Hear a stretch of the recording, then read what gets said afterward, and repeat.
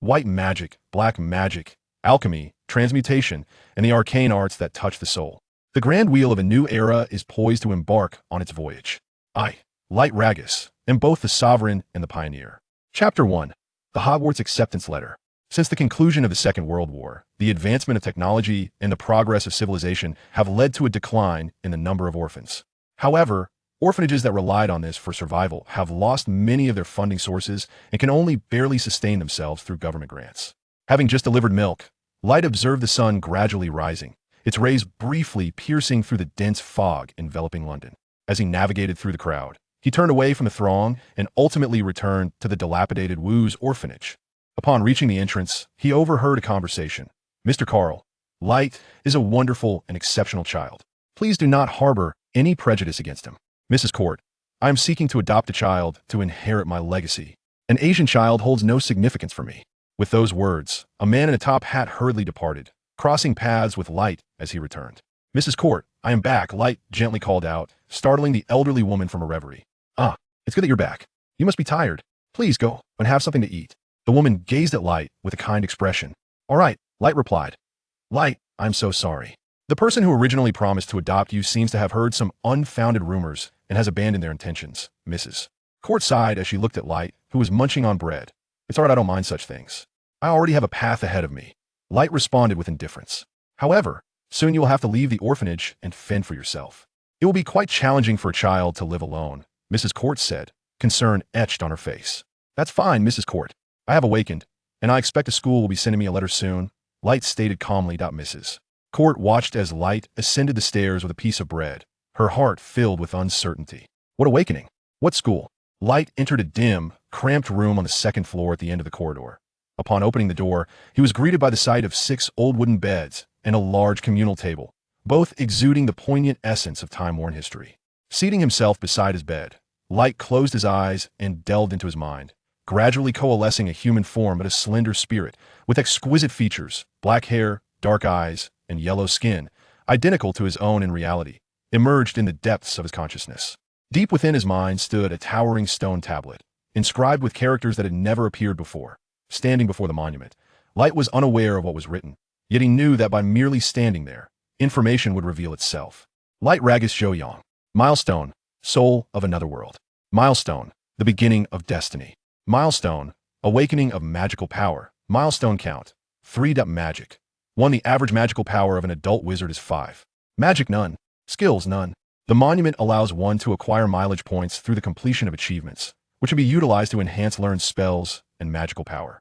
Light withdrew his consciousness from the depths of his mind.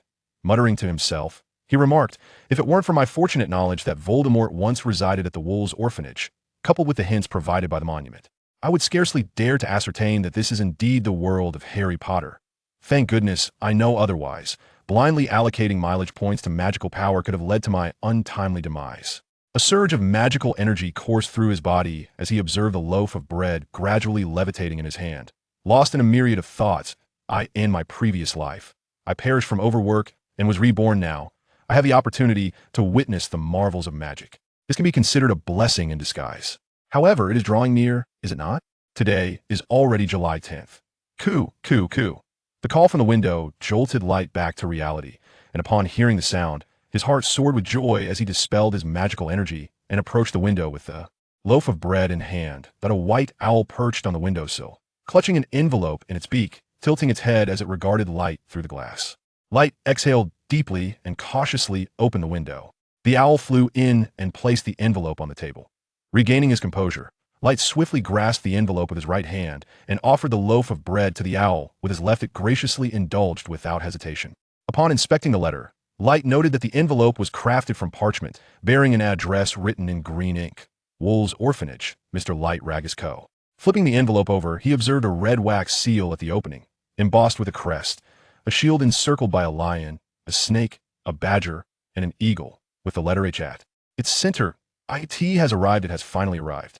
Suppressing his excitement once more, he carefully opened the envelope. The first page read, "Hogwarts School of Witchcraft and Wizardry, Headmaster Albus Dumbledore, President of the International Wizarding Federation, President of the Wizarding Association, First Class Grand Sorcerer of the Order of Merlin. Dear Mr. Largus, We are delighted to inform you that you have been granted admission to Hogwarts School of Witchcraft and Wizardry. Enclosed is a list of required books and equipment. The term is set to commence on September 1st.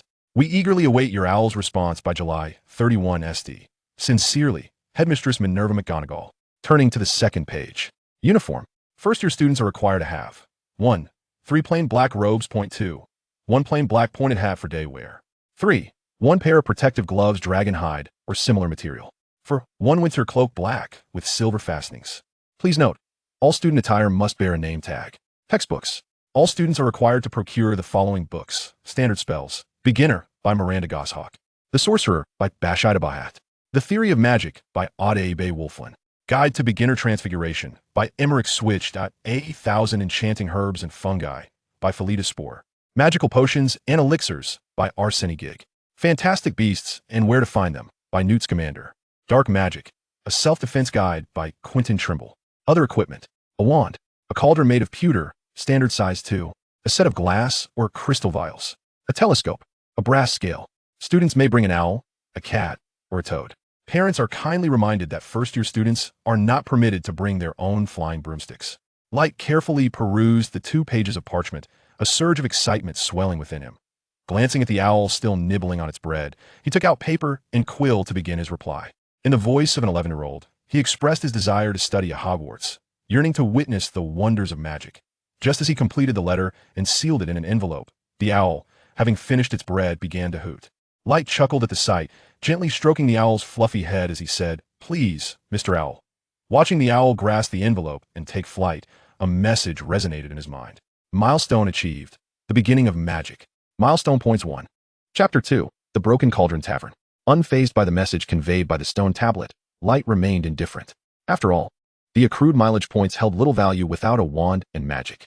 Uncertain of the relationship between the quietly formed conditions and magical power, he chose to exercise caution. After watching the owl soar into the distance, Light prepared to continue his part-time work delivering newspapers. Although he knew he could enroll in school, he still needed to work. Otherwise, Mrs. Cott would worry. Upon descending the stairs, he encountered Mrs. Cott just as he was about to step outside, and he informed her. Hogwarts School of Witchcraft and Wizardry has sent me a letter of acceptance. If you happen to see some peculiar individuals visiting, please do not be alarmed. Just wait for my return. Mrs. Cott responded with a nod, but her heart sank with concern, fearing that Light might be disheartened. Light continued his routine as before, delivering milk in the morning, newspapers at noon, and collecting milk bottles in the afternoon, demonstrating a composed demeanor shaped by the trials of life. Days passed, and upon returning to the orphanage after finishing his milk deliveries, he spotted a figure at the entrance that was so colossal it seemed inhuman. Instantly recognizing the giant, Light hurried towards him, thinking, "It's Hagrid. I expected Professor McGonagall or Professor Flitwick, but certainly not Snape. I am not a pureblood." Mrs. Cott, having already learned about this disheveled half-giant who exuded an imposing presence, was aware that Light was to study magic at Hogwarts. Just as she was about to invite Hagrid inside, Light had already reached the door. Mrs. Cott waved at Light as he approached. "Hello, I am Light Ragsley," he said, stepping before Hagrid. He gazed at the giant's face, partially obscured by a beard, revealing a round visage and bright, twinkling eyes. Hagrid chuckled heartily. "Hey there, I'm Hagrid, the keeper of keys and grounds at Hogwarts. This is Harry, your future classmate."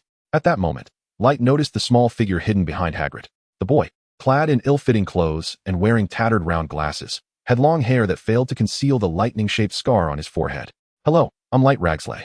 You can call me Light," he introduced himself, extending his right hand towards the prophesied savior. "Hello, I'm Harry Potter," Harry replied shyly, extending his hand in return. Just then, the stone tablet within Light's mind trembled, delivering a message. Complete the prophecy of the savior, gain 1 mileage point. Maintaining his composure, Light shook Harry's hand. Seeing that everyone was acquainted, Mrs. Cott beckoned them to enter. However, Hagrid repeatedly declined, his deep voice resonating, "We're running out of time. I got delayed while searching for Harry. We still need to gather his school supplies." With that, he affectionately ruffled Harry's hair with his large hand. At that moment, Mrs. Cott expressed her concern, inquiring about the cost of the items they were about to purchase. "We are facing some difficulties," she lamented. Hagrid, with his characteristic simplicity, chuckled softly and replied, "Students like Wright are sponsored by the Ministry of Magic, though repayment is required after graduation, so there is no need to worry at this moment." Mrs. Cott sighed in relief, exclaiming, "That is truly wonderful. We shall take our leave now." Hagrid then led Harry and Wright to the nearest bus stop. Mrs. Cott watched them depart with a sense of unease. Hagrid, along with Harry and Wright, traversed the River Thames by bus, and subsequently took the underground train through half of London.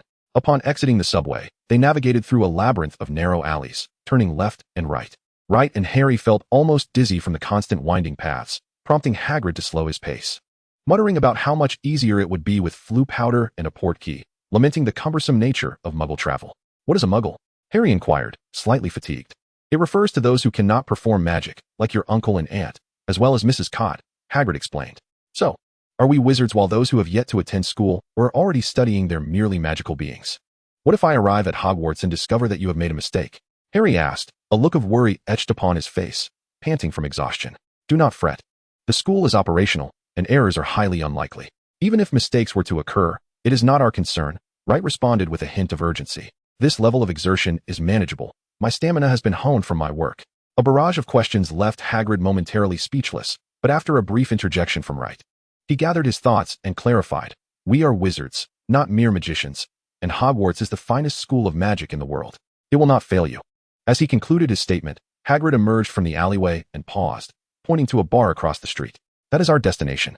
Wright and Harry turned to gaze at the bar, whose dusty and grimy sign proclaimed the Leaky Cauldron, hanging above an aging building. This establishment was flanked by a bookstore and a record shop, yet patrons of these stores seemed oblivious to the bar's presence, instinctively steering clear of it. Hagrid led Wright and Harry across the street, pushing open the door to the bar. Upon seeing Hagrid's companions, the once boisterous bar gradually fell silent. An elderly woman, resembling a witch, approached with a trembling voice, asking, "Which one is Harry Potter?" Harry instinctively shrank back. Hagrid gently patted Harry's shoulder and said, "This is he." Suddenly, a cheer erupted, and the quiet bar regained its lively atmosphere, now chanting Harry's name as if he were a celebrated idol. The elderly woman pulled Harry close, exclaiming joyfully, "Harry Potter, we have awaited your return." Harry was taken aback by the scene, gazing vacantly at Hagrid and Light. Light remained silent, an amused expression on his face as he observed the cinematic spectacle unfolding before him, as if witnessing a legend. As the crowd around Harry swelled, Hagrid pushed his way through, calling out loudly, "We have matters to attend to today, we must leave now." While speaking, he guided Harry through the throng. Still reeling from the experience, Harry nervously inquired, "Light, do you know what's happening? Why are they all fixated on me?" Light, with an air of mystery, replied, "It's not something that can be explained at the moment. You will understand in due time." Hagrid led the two towards the bar, where a middle-aged man greeted him warmly. "Welcome to the Leaky Cauldron. I am the owner. Just call me Tom." Light and Harry politely introduced themselves to the proprietor. Tom then asked Hagrid, "What would you like to have?" Hagrid waved his hand. "Next time. We have business to attend to." With that, he began to lead Light and Harry towards the back door. Suddenly, the stone tablet trembled, and Light received a notification from it. Milestone achieved. Dark Lord's attention. Point 1. Chapter 3, Diagon Alley. Upon receiving the message, Light instantly became alert, though he maintained his composure, as he silently braced for any potential threat from the Dark Lord. A pungent smell of garlic wafted through the air, intensifying as a young man, his head wrapped in bandages, approached. Hagrid, either sensing the odor or noticing the individual, cheerfully called out, "Professor Quirrell, long time no see." The bandaged Professor Quirrell greeted Hagrid in a hushed tone, then fixed his gaze on Harry, stammering with excitement. Harry Potter. Be very pleased to meet you." Harry, feeling somewhat anxious, replied, "Me too, Professor. It's a pleasure to meet you." Light, observing this peculiar interaction, couldn't help but smirk, greedily wishing for another milestone point for the first encounter between the Savior and the Dark Lord. Suddenly struck by an idea, he proactively greeted Quirrell, saying, "Hello, Professor. I am Light Largus." He extended his hand for a handshake. Quirrell, appearing anxious, rubbed his hands together before wiping them on his dark robe and then shook Light's hand, seemingly apprehensive. At that moment, the stone tablet chimed again. Milestone achieved. Contact with the Dark Lord. Point 1. After shaking hands with the smiling Light, Quirrell continued to stutter. "I am your defense against the dark arts teacher this year." Sensing that Quirrell wished to say more, Hagrid interjected, "I'm sorry, Professor. Let's discuss this in detail after the term begins. We are pressed for time." Quirrell, interrupted, hurriedly replied, "Of course, you carry on. See you at the start of term." With that, he turned and departed. Upon observing the scene, Harry, feeling a twinge of concern, quietly inquired of Layton, "Layton, this professor seems rather peculiar. I have an unsettling feeling. Surely not all the instructors at the Magical Academy are so strange?" In response to Harry's apprehension, Layton, unperturbed, replied, "Not at all. It's merely this Professor Quirrell who is like that." However, recalling the ever-challenging Snape, Layton amended his statement, "I cannot say for certain. After all, I am just a freshman myself." While Harry and Layton engaged in conversation, Hagrid unexpectedly produced a small floral umbrella and addressed the two. The entrance to Diagon Alley is right here. It is the primary location where wizards procure their supplies. To enter Diagon Alley, one must touch these bricks in a specific sequence, like this.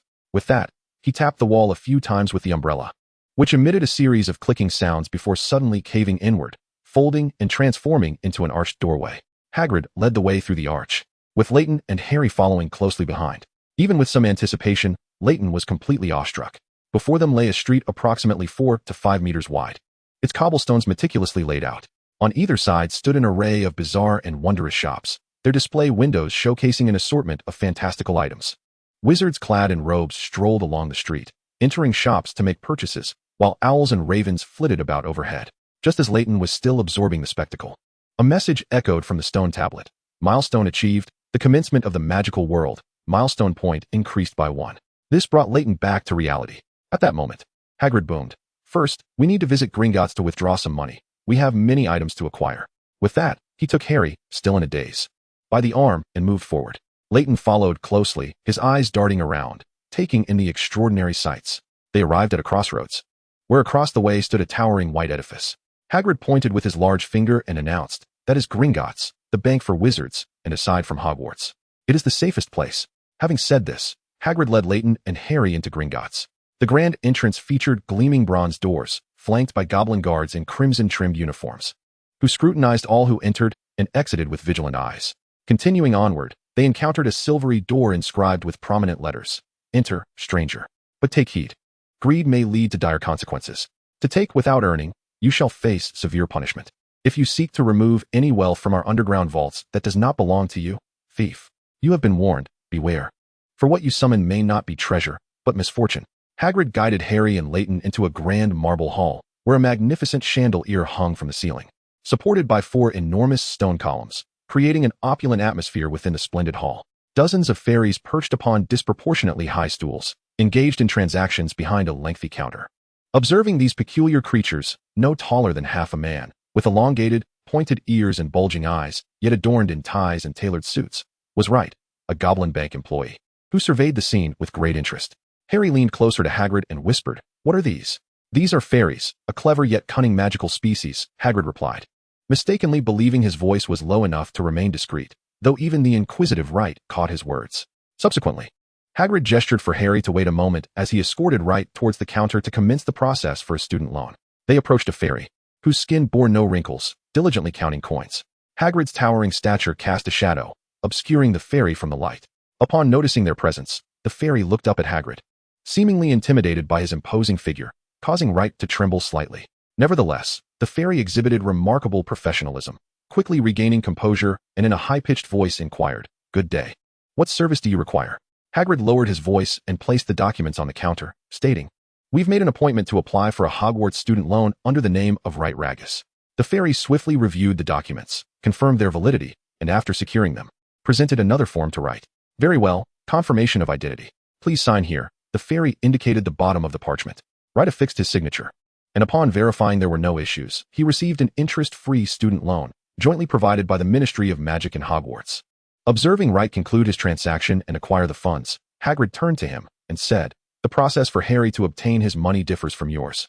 Wait here while we finish, and then we shall proceed to purchase supplies." After signaling for Harry to join him for his own transaction, Wright acknowledged with a nod, watching them head towards the vault belonging to the Potter family. Chapter 4, Ollivander's Wand Shop. Wright observed as Hagrid and Harry were escorted into the vault by a fairy. Reminiscing about the original storyline, he recalled the towering piles of gold coins, a sight that was simply enviable. As Wright's thoughts wandered, he suddenly remembered Quirrell, possessed by Voldemort, appearing at the Leaky Cauldron. Was he planning to make a foray into Gringotts soon, in preparation for seizing the Philosopher's Stone? With this thought, Wright's curiosity piqued further, and he began to speculate whether the Philosopher's Stone might offer him reward points. "Wright, we have collected our items," Hagrid called from the entrance, beckoning them to join him for shopping. Harry's voice roused Wright from his reverie, and after responding affirmatively, he made his way towards Hagrid at the door. As Hagrid observed the two approaching, he began to speak. "The first step to becoming a wizard is to acquire a wand. This is also the most crucial reason for our visit here." While he spoke, he led them to a shop with a weathered and narrow faade, where a wand rested upon a velvet cushion in the window. The sign above the entrance read Ollivander, proclaiming the establishment's excellence in wand-making since 382 BC. Hagrid pushed open the shop door and bent to enter. The bell chimed, and with the melodious sound, Light and Harry followed him inside. The interior was modest, consisting of a counter and a long bench, with the remainder of the space filled with thousands of slender boxes containing wands. The boxes stacked upon the shelves reached the ceiling, appearing as if they had not been meticulously arranged. At that moment, an elderly man with a shock of white hair silently emerged from behind the shelves, seeming to emanate a faint glow in the dimly lit shop, as if he were the sole source of light. Upon the owner's arrival, Hagrid boomed, "We've come to buy wands. Both are new students at Hogwarts." He then introduced Harry and Light, saying, "This is Mr. Ollivander, the proprietor of the wand shop." Ollivander regarded Harry and Light, who were nearly squeezed together by Hagrid, and remarked, "Hagrid, you can wait at the door. I will find them suitable wands." Hagrid complied without objection and bent to exit. With Hagrid gone, Light and Harry were no longer pressed together. The two greeted Ollivander. "Hello, sir. I am Light Largus." "Hello, I am Harry Potter." Ollivander nodded and inquired, "Who shall go first?" Harry glanced uneasily at Light, who, sensing his discomfort, spoke up, "I will go first." Ollivander smiled at this and said, "Very well, Mr. Largus. You may proceed. Do not worry, it is perfectly safe. Now, extend your hand." At Ollivander's command, a measuring tape flew from Light's pocket, commencing various measurements, first the arm length, then the leg length and waist size, eventually even the distance between his eyes and the measurement from his neck to the crown of his head. Once the measurements were completed, Ollivander began to inquire, "Which hand do you favor?" "The right," Light replied. "Let us try this one." A box floated over, 11.5 inches, made of walnut, with a core of unicorn tail hair. As Light touched the wand, Ollivander swiftly snatched it back. "Not this one. How about this?" He offered another wand, with a willow wood body and a dragon heartstring core. Light took it and, reminiscent of a scene from a film, waved it. Sparks erupted from the tip of the wand.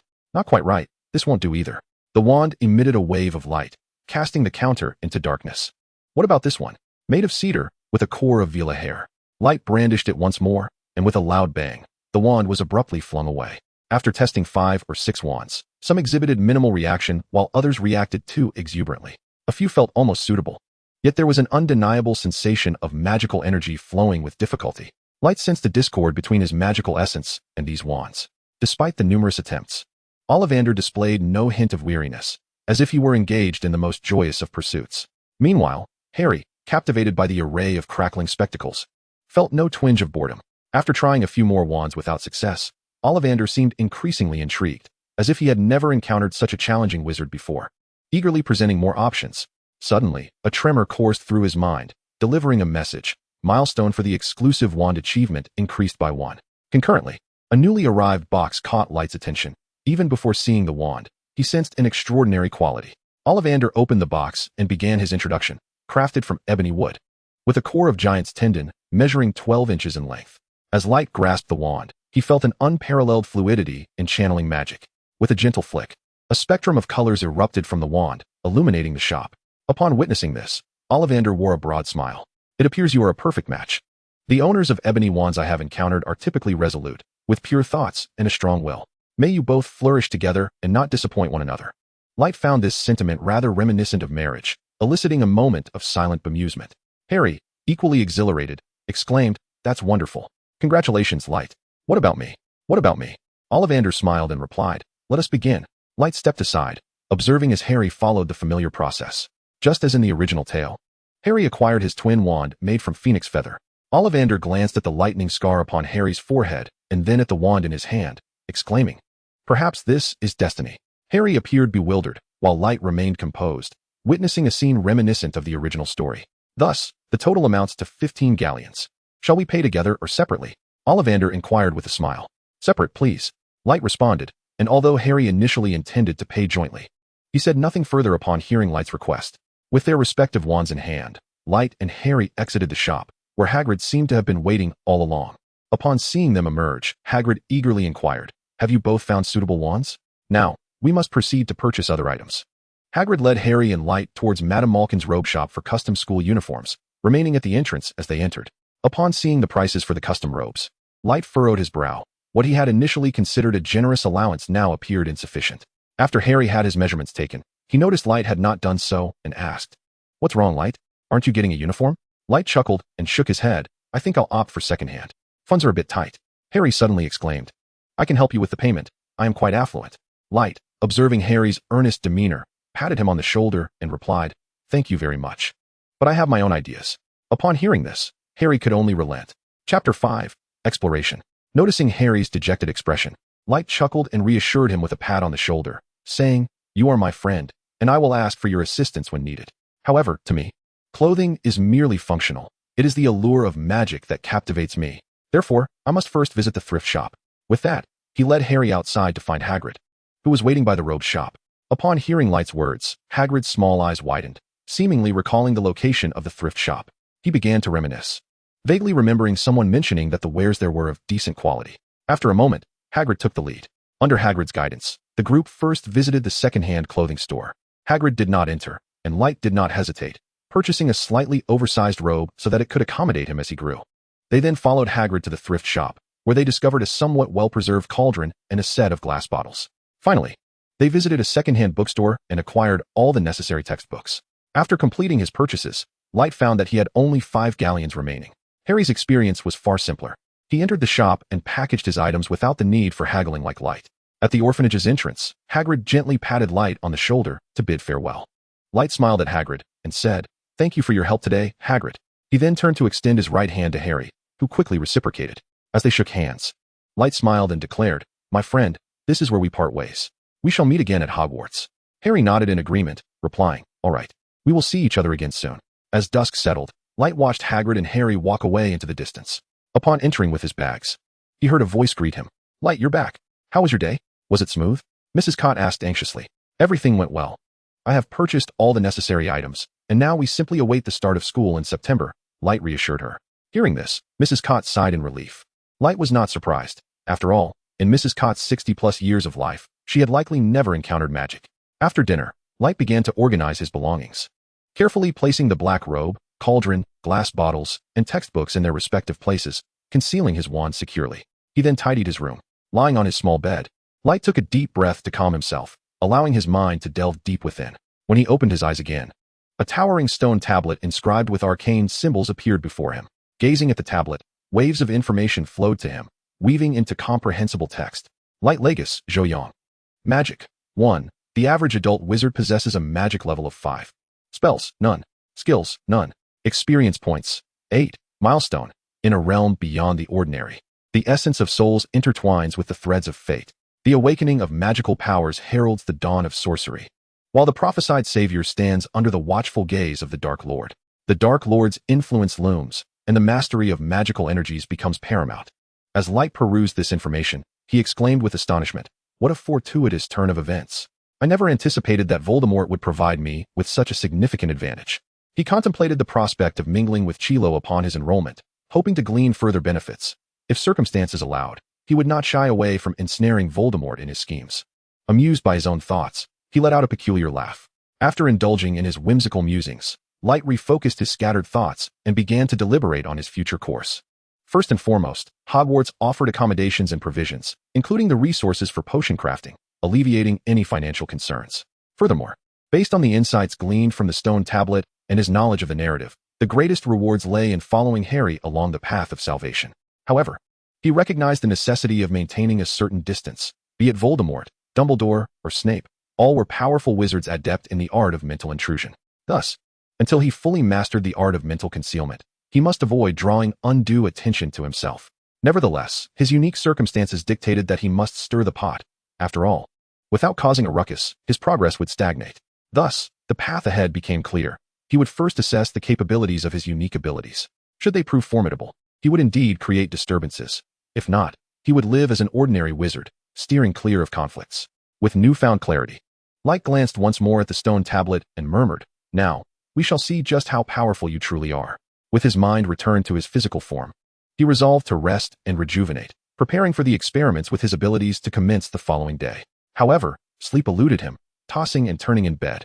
He realized he was afflicted by insomnia. Perhaps a brief nocturnal venture is in order. Despite having faced dire consequences in his previous life from sleepless nights, he remained unrepentant in this one. Quietly, he rose from his bed, ensuring not to disturb others, and procured a small flashlight along with his textbook, Elementary Spells. Nestled beneath his covers, he opened the pages and began to study intently. Preface: this book does not encompass dark curses or hexes. Such incantations are categorized as dark magic. It solely includes minor spells conducive to learning and daily life. On the first page, Wingardium Leviosa. Light opened to the initial page, which detailed the essential levitation charm. It documented the pronunciation, gestures, and all necessary precautions for casting the spell. At that moment, the stone tablet in his mind resonated, delivering a message: acquire white magic. You may allocate points to the white magic category using mileage points. Upon receiving this revelation, Light suppressed his excitement and focused intently, delving into the depths of his consciousness. Light Largus. Magical power. 1. The average adult wizard possesses a power level of 5. Magic, white magic, 0. Skills, none. Mileage points, 8. Light's spirit focused, lightly tapping the newly added white magic option. The information before him momentarily distorted before returning to normal. He observed a slight increase in white magic and a small decrease in mileage points. Light Largus. Magic, 1. The typical adult wizard possesses a magic level of 5. Magic, white magic, 1. Skills, none. Mileage points, 7. Light's awareness returned to his body, yet he found no significant changes within himself.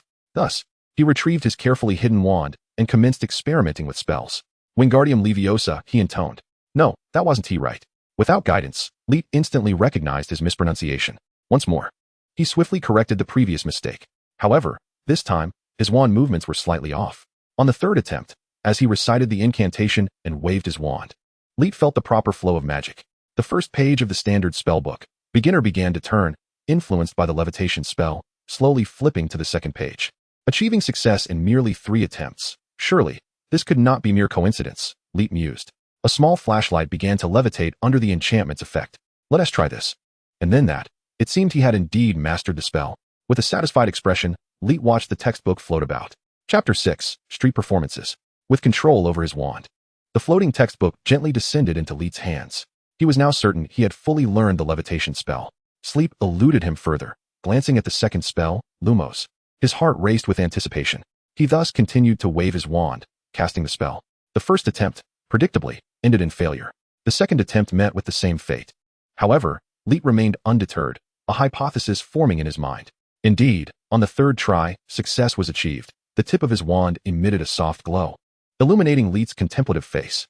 It appeared that the increase in mileage points did not pertain to his proficiency with spells. Rather, it enhanced his innate aptitude for a particular type of magic. The higher the aptitude, the easier it became to learn spells, akin to Hermione in the original narrative, who self-taught magic without any guidance. Now, with a slight improvement in white magic, according to the standards of an average wizard at level 5, he could essentially self-learn the beginner spells recorded in this book. Thus, it seemed his advantage was indeed formidable, as long as he accumulated sufficient mileage points. His potential was limitless. Clearly, he could not remain a mere bystander. He must engage in the unfolding narrative and devise ways to acquire more mileage points. While Light was still deep in thought, the glow from his wand suddenly faded, and he felt a wave of weakness wash over him. Out of magic, he instantly grasped the gravity of his situation. Realizing he could no longer delve into the mysteries of magic, he tucked the textbook and wand beneath his pillow and succumbed to a deep slumber, utterly exhausted from depleting his magical energy. Rise and shine. Time to get to work. A loud voice jolted Light from his peaceful slumber. The effects of last night's late hours, coupled with his drained magical energy, had begun to take their toll. Weakened in body and spirit, Light endured the arduous day, collapsing onto his bed, fully aware that he could not persist in this manner. Such a state would render him incapable of practicing magic. He began to contemplate his forthcoming endeavors. First and foremost, he must be judicious with his mileage points, for there were numerous areas in dire need of enhancement. His magical prowess required augmentation, as did his transfiguration and dark art skills.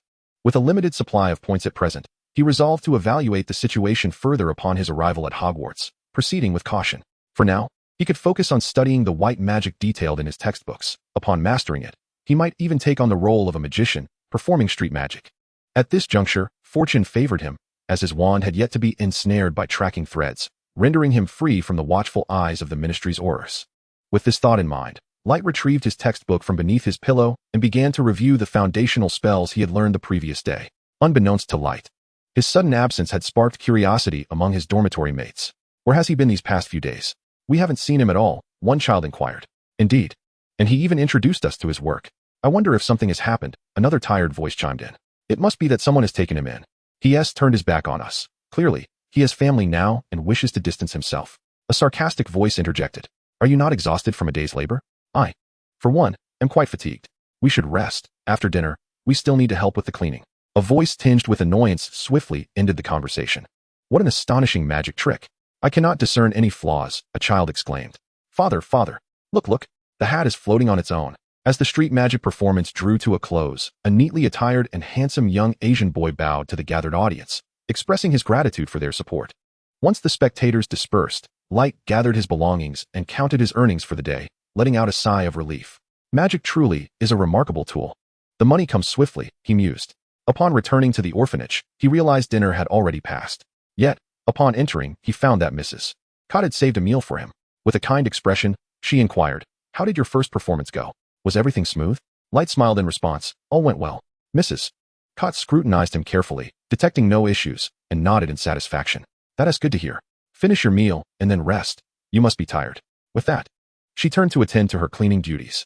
As Light chewed on his bread, he pondered, "I have now fully mastered these foundational spells.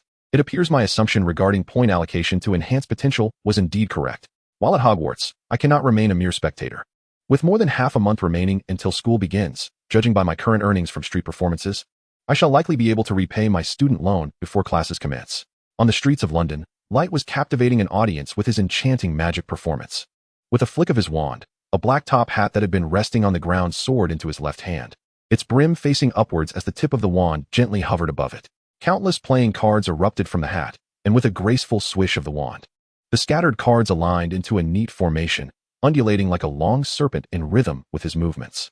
As Light lowered the hat with his left hand, he delicately tapped it with his wand, and the cards arranged themselves into a tidy stack within his palm. The audience, mesmerized by this seemingly magical spectacle, erupted into applause, tossing tips into a prepared box. As the sun began its descent, Light bowed to the crowd, expressing his heartfelt gratitude for their support. Announcing that it was his final performance of the day, he raised his clenched left fist and tossed it into the air, releasing a flurry of golden petals that danced in the twilight. With a flick of his wand, the petals sparkled with a luminous white glow, swirling and twirling in the night like ethereal sprites. Subsequently, Light retrieved his top hat, sweeping his wand over it as the floating petals gracefully cascaded into the hat. Before the audience could fully comprehend the spectacle, he swiftly gathered his belongings and made his escape, a lesson learned from past experiences of being cornered. On his way back to the orphanage, Light began to reflect on the magic he had just performed. The levitation spell for retrieving the cards and petals had worked splendidly, though controlling such an array with the floating charm had proven somewhat taxing. After finishing dinner at the orphanage and retreating to his small bed, he began to tally the funds he had accumulated, amounting to over £1,000 when combined with the currency he had exchanged earlier. Light mused to himself, wishing that all this money could be converted into galleons, allowing him to clear his debts. He maintained a belief in the virtue of living debt-free, akin to the philosophy of his homeland. Gazing at the money in his hands, he contemplated the challenges he had faced during his fortnight of street performances. Chapter 7. King's Cross Station. Before the sun had risen, Light arose in the orphanage, completing his morning routine and packing his belongings into a small bag. Ready to embark on his journey to Diagon Alley, he boarded a bus, then a subway, passing through the leaky cauldron. With a tap of his wand, an archway leading to Diagon Alley materialized before him. Upon his second visit to this magical street, Light felt no shock as he had upon his first encounter. Yet his heart fluttered with excitement. After a leisurely stroll, he arrived at his destination, Gringotts. "Hello, I would like to exchange for galleons," he stated. Without Hagrid's assistance, Light utilized the levitation charm to hoist himself onto a stool nearly his height before addressing the goblin behind the counter. The goblin squinted, asking, "Do you have any identification?" "We cannot proceed with the exchange without it." Light's heart sank. The original text had merely indicated that pounds could be converted into galleons, but he had not anticipated this additional requirement. After regaining his composure, he inquired, "Can the loan agreement I signed earlier serve as proof?" "Yes, as long as it verifies your identity," replied the fairy. Upon hearing this, Wright produced the loan agreement intended for repayment and handed it to the fairy. He then asked, "What is the current exchange rate for galleons?" £9 for 1 galleon. The fairy responded while examining the loan document. Wright counted out £900 and softly remarked, "Also, please consider this as repayment for the loan." The fairy said little more and swiftly completed the transaction, providing Wright with a bag of galleons and a repayment receipt. Upon exiting Gringotts, Wright tossed the bag of coins lightly in his hand, delighting in the crisp sound it made. Hogwarts offered meals and accommodation, thus requiring minimal expenditure. The funds should suffice for next year's book fees. After securely stowing the bag, Wright made his way out of Diagon Alley, keen to avoid the temptation of spending his hard-won galleons. Having left the leaky cauldron, Wright, with just over £100 remaining, proceeded to his next destination, the supermarket. He sought essentials such as a suitcase, quill, ink, and parchment. Purchasing these items in the Muggle world proved far cheaper than in Diagon Alley, and change was readily available. It was a mystery how 1 galleon equated to 17 sickles and 493 nuts in this wizarding world. After completing his shopping, Wright returned to the orphanage by evening. Following his evening routine and tidying up, he lay in bed, his mind drifting into contemplation. Before him loomed a towering stone tablet, displaying information. Light Largus, Zhoyong. Milestone points, 7. Magic, 1. The average adult wizard's value is 5. Magic skills, white magic, 1. Transfiguration, 0. Skills, potions, 0. Magical creatures, 0. Milestone, omitted. As he perused the displayed information, he felt an urge to allocate points but restrained himself, preferring to gather more knowledge before making enhancements. After all, the most potent dark magic had yet to be acquired. He would likely need to locate and study a book dedicated to dark magic. Accessing the library at Hogwarts would allow for such resources without concern. After a lengthy period of reflection, his mind returned to the present. Filled with anticipation for the morrow, the arrival of September 1st. The following morning, Mrs. Cotter observed as Wright, wheeling his suitcase, bid her farewell, her eyes glistening with tears.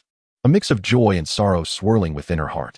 The joy stemmed from the knowledge that the child had found his purpose and belonging, while the sadness arose from his impending departure. Once, she had worried about Wright's future. Now, he was off to school, embarking on his journey towards what lay ahead. Study diligently, and do not worry about this place. All will be well, Mrs. Cotter kindly advised. Wright bowed deeply in gratitude, acknowledging her support. Mrs. Cotter nodded gently, urging, "Off you go. Don't be late." With a final wave, Wright took his suitcase and boarded the bus bound for King's Cross Station. King's Cross Station buzzed with a throng of people, among whom were some eccentrically dressed individuals. Light donned a second-hand wizard's robe, concealing his wand against his left hand while dragging a suitcase with his right, a backpack perched atop the suitcase, and a one-way ticket tucked into his pocket. At that moment, Light noticed a slight boy ahead, pushing a luggage cart, on which perched a white owl, curiously surveying its surroundings. "Hello, Harry." The boy, startled by the call, flinched slightly. "Are you waiting for me? I've been wandering around." Light approached briskly to inquire. "Yes, but I'm also searching for platform 9 3/4. It seems to be missing." Harry replied, somewhat awkwardly. Light chuckled at this. "Perfect, I know where it is. Follow me." With that, he led the way. After walking a short distance, Light halted between platforms 9 and 10, pointing at a stone pillar marking the junction. "There it is, platform 9 3/4, just behind this. You need to run straight through it." Harry stared in astonishment at the wall, then back at Light. Sensing Harry's hesitation, Light elaborated. "It's mentioned in our history of magic textbooks that this platform is protected by Muggle repelling, disillusionment, and barrier charms. It's invisible. You must run directly into it, or you won't get through."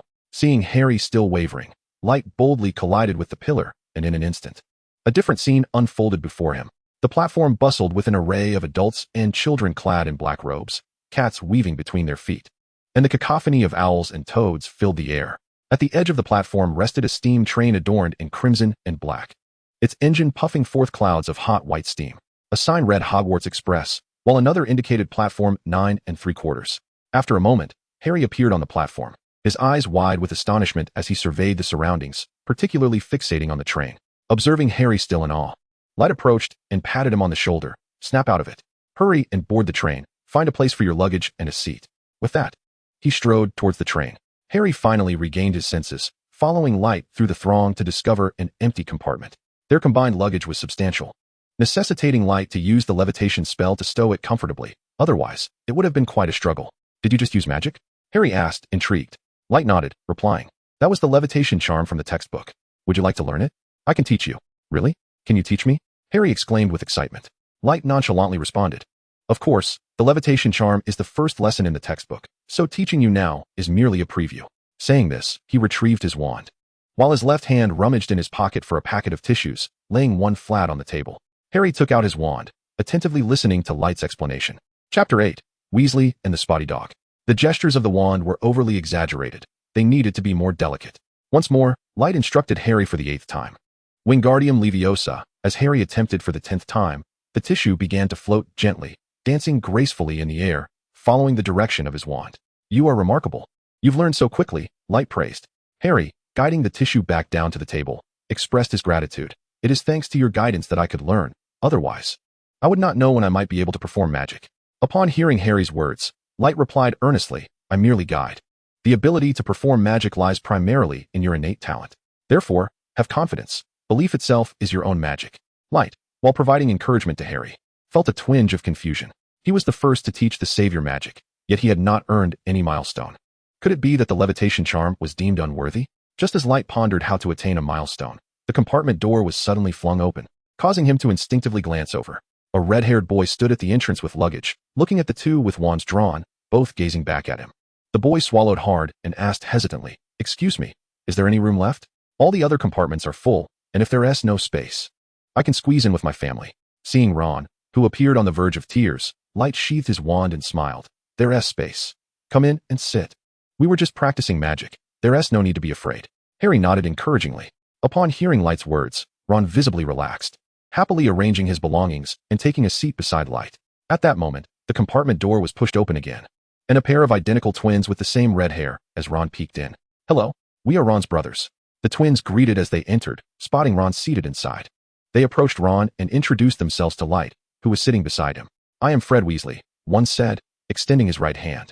"I am George Weasley," the other added, gesturing towards Ron. "And this is Ron Weasley, our little brother." "Hello, I am Light Largus," he replied, shaking hands with Fred and George. After their introductions, the twins turned to Ron and said, "Ron, let us go to the middle compartment. Lee Jordan has managed to get a huge paper bag spider." Just as the twins were about to whisk Ron away, Fred, noticing Harry, suddenly shouted in excitement. He abandoned Ron, pointing animatedly at the lightning-shaped scar on Harry's forehead that was not concealed by hair. George, following Fred's gaze, looked at Harry. Seeing this, Harry skillfully swept his hair aside, revealing the scar as he introduced himself. "I am Harry Potter." Ron, who had been hoisted and then unceremoniously dropped by the twins, exclaimed in disbelief, "You are Harry Potter, the legendary savior who vanquished the Dark Lord." The three Weasleys gazed intently at Harry, whose discomfort grew under their penetrating stares. He awkwardly remarked, "I only remember a lot of green light. Everything else is a blur. The rest I learned from Hagrid."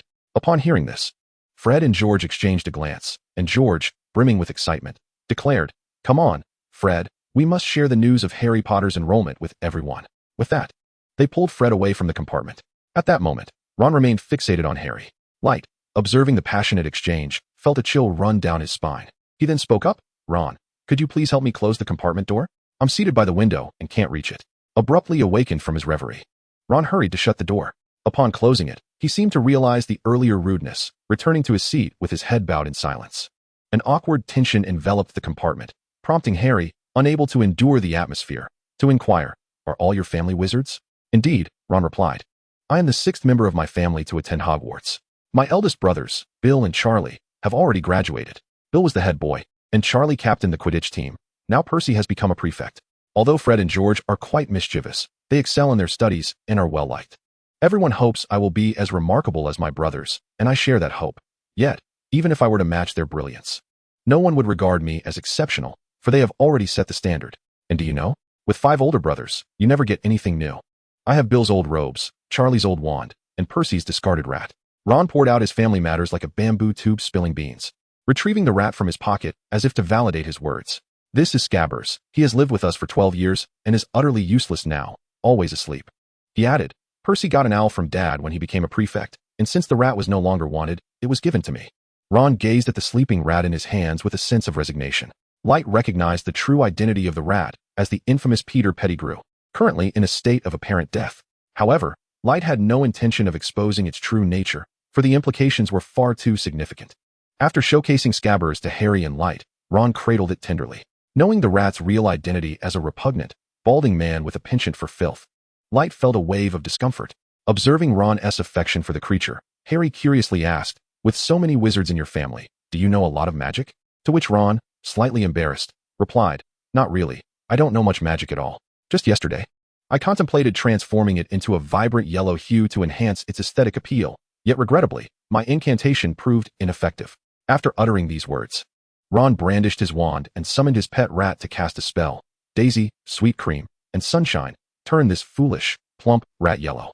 The once gray rat, held firmly in Ron's grasp, began to take on a yellowish tint, only for the color to gradually fade, reverting to its original state. Disheartened, Ron remarked, "Just like that. It shows a hint of effect, yet it returns to its former self." Observing this scene, Light began to speculate. It seemed that prolonged transformation into an animal would gradually erode one's human consciousness. The magic Ron employed was rather feeble. It was unlikely to affect an animal that had once been human. However, it had manifested some effect, albeit fleeting, indicating a shift towards the rat form. Drawing upon his knowledge in the original text, Light formulated a rudimentary hypothesis regarding the animagus magic that enables a person to transform into an animal. In Chapter 9, Hermione and Neville, Harry found himself inspired by Ron's candid demeanor and began recounting his experiences with his aunt and uncle, along with their treatment of him. Sharing it all with Ron. Ron, in turn, expressed his bewilderment. I truly don't understand why they entrusted you to muggles, with your lineage. Numerous wizarding families would be eager to adopt you. Just as Harry and Ron engaged in fervent conversation, the train began to whistle and set in motion. As it departed, a series of buildings emblematic of Muggle civilization flashed by Light's window, while the alluring world of magic gradually drew near. Leaning against the window, Light observed the scenery outside in serene silence, while Harry and Ron continued their lively discourse. Amidst their chatter about family matters, a knock resounded from outside the carriage, followed by the door's gentle opening. A cheerful voice floated in. Would you like to purchase something, children? A plump vendor, pushing a cart brimming with an assortment of magical treats, smiled warmly. Thank you, but I'm fine. I brought my own, Light replied with a smile. Me too. I have my own, Ron added, eyeing the delectable offerings on the cart and swallowing hard as he lifted his sandwich. Harry, noticing his new friend's envious gaze, reached into his pocket and produced a handful of galleons, declaring to the vendor, I would like to buy. The vendor, pleased by the prospect of a sale, inquired, Of course, what would you like to purchase? I have chocolate frogs, pumpkin pasties, cakes, Bertie Bott's every flavor beans, and super bubblegum. I'll take it all, Harry replied, raising his hand full of galleons towards the vendor. Oh, just a moment, the vendor exclaimed, her delight evident as she placed a mountain of snacks onto the table in the carriage and took 2 galleons from Harry's hand. As the vendor closed the carriage door, revealing a table overflowing with an array of wondrous magical treats, Ron could no longer contain his excitement and exclaimed, with so much, can you possibly finish it all? Harry generously invited him to share. Ron gazed at Harry with glistening eyes, as if yearning to offer himself in gratitude. Noticing Ron indulging heartily, Harry turned to Light and inquired, Light, aren't you going to eat? Light took a pie and said, Thank you. I do not particularly enjoy overly sweet confections, so I will stick with this. Harry, indifferent, soon began to savor these marvelous magical snacks, just like Ron. What is this? It can't possibly be a real frog. Ron, happily indulging, lifted his head upon hearing Harry's inquiry. Seeing the chocolate frog in Harry's hand, he responded with a non sequitur, I still need one more of Agrippa. Noticing Harry's puzzled expression, he continued, This is a chocolate frog. Crafted from chocolate, it may resemble a frog and even move, but it is indeed chocolate, fit for consumption. Additionally, each chocolate frog comes with a collectible card featuring renowned wizards. I have amassed nearly 500 cards, but I still lack Agrippa and Ptolemy. Upon hearing Ron's words, Harry opened the packaging and extracted the card. The card depicted a kindly old man, a male, aged visage adorned with half-moon spectacles, behind which sparkled a pair of cerulean eyes. His hooked nose supported a silver beard that cascaded down to his waist. At the bottom of the card was inscribed the name, Albus Dumbledore. The most remarkable aspect was that the image on the card was animated. Harry gazed at the card, recalling the man whom Hagrid often mentioned, and turned it over to read the text on the back. Albus Dumbledore, current headmaster of Hogwarts. Acknowledged as the greatest wizard of our time, Dumbledore is most renowned for his contributions, including the defeat of the dark wizard Grindelwald in 1945 and the discovery of 12 uses for dragon's blood. He collaborated with Nicholas Flamel in alchemical pursuits, achieving numerous accomplishments. Professor Dumbledore's hobbies include indoor music and tenpin bowling. At the mention of Dumbledore by Harry, Light reflected on the wizard's illustrious yet tumultuous life. In his youth, his father was imprisoned, followed by the tragic accidental death of his mother at the hands of his sister. In his young adulthood, he became estranged from his brother, resulting in the unintended death of his sister. In his prime, he imprisoned his beloved for eternity. What thoughts must have occupied the mind of this greatest wizard when making such fateful decisions? The train had distanced itself from the city, and the fields outside gradually faded with the rumble of the train, revealing dark green hills and meandering rivers. Light quietly observed the shifting scenery outside, while Harry and Ron continued to relish their magical treats. The compartment door was knocked upon once more, and it swung open to reveal a round-faced boy with tear-filled eyes standing timidly at the threshold. The boy inquired, Hello, excuse me. I'm sorry to intrude. I wanted to ask if you have seen a toad? Harry and Ron paused their eating upon hearing the boy's question, exchanged glances, and simultaneously shook their heads. We haven't seen any toads, but could you tell me what your toad's name is? Perhaps I can assist you, Light said kindly, regarding the awkward boy. Just as the boy was about to respond, a female voice called out, Neville, where are you? I have found Trevor. I am here, Hermione, Neville replied excitedly. Just then, with a sound of heavy footsteps, another figure appeared at the car door. This newcomer had a thick mane of brown hair, an attractive visage, and a pair of prominent front teeth that drew attention. Hermione handed the toad she had been clutching to Neville, politely greeted the group, led by Wright, and then attempted to pull Neville away. As Neville, who was inspecting the toad for injuries, was suddenly tugged, he lost his grip. The toad broke free and leaped directly at Harry's face. "Ah!" Harry exclaimed in terror. Instinctively, Neville lunged for the toad, while Ron hurried to protect Harry. And Hermione tried to restrain Neville. The compartment was instantly thrown into chaos. "All right, it's fine now," Wright said, his wand in hand, controlling the levitating toad. And he looked with annoyance at the four who were in a tangle and the scattered snacks on the floor. "Here, don't lose it again," Wright said, glancing pointedly at the already upright Neville.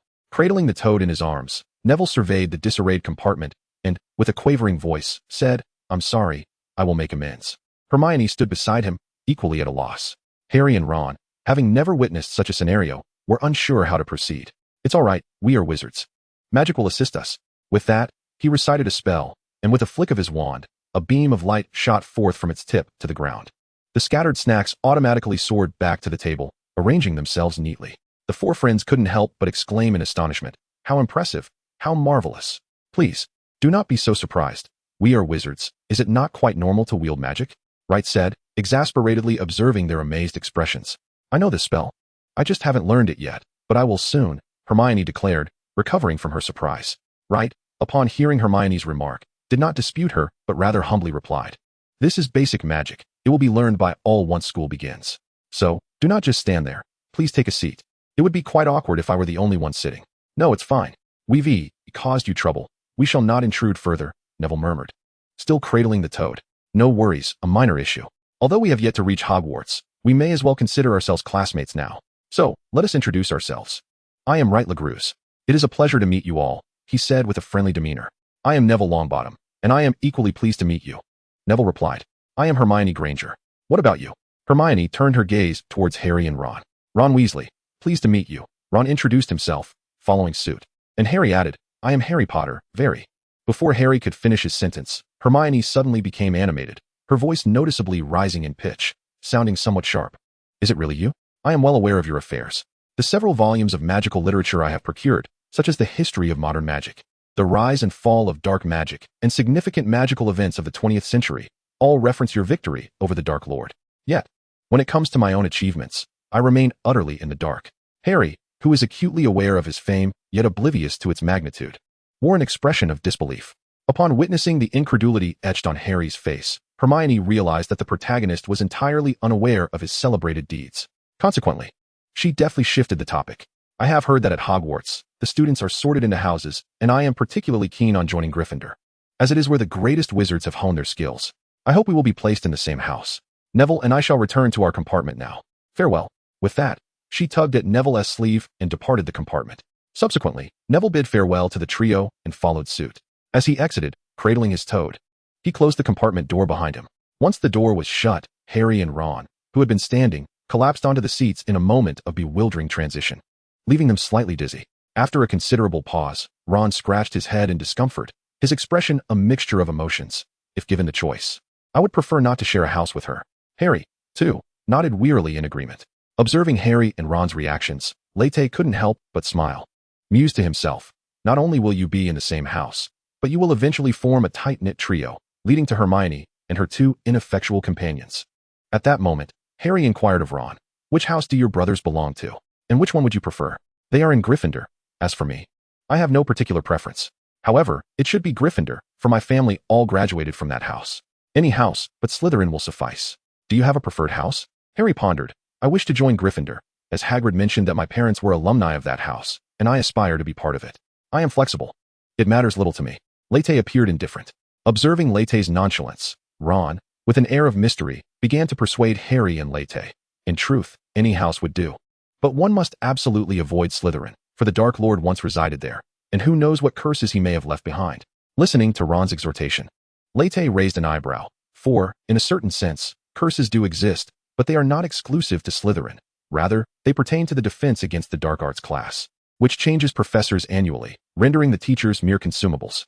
As Ron, engrossed in conversation, recounted his experiences at school and trips with his family to watch matches, the compartment doors swung open once more.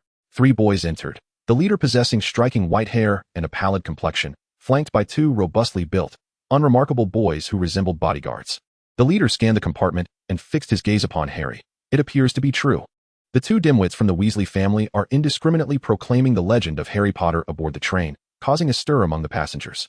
They chatter away, their eyes fixed on Harry. Harry, in turn, gazes at the trio before him, unperturbed, and boldly declares, "I am Harry Potter." The lead boy, upon hearing Harry acknowledge his identity, begins his introduction. "I am Draco Malfoy, and these are Crabbe and Goyle." Malfoy casually presents his lackeys. Light, observing Harry's demeanor, cannot help but admire his courage in the face of provocation, a stark contrast to his own childhood bravado. At this moment, Malfoy surveys the carriage once more, adopting an air of arrogance as he states, "Look here, a mud-blood, and a fallen pureblood who cannot even afford to raise his own children. Potter, you ought to associate with more affluent pureblood wizards. Befriending these lowly individuals will not benefit you.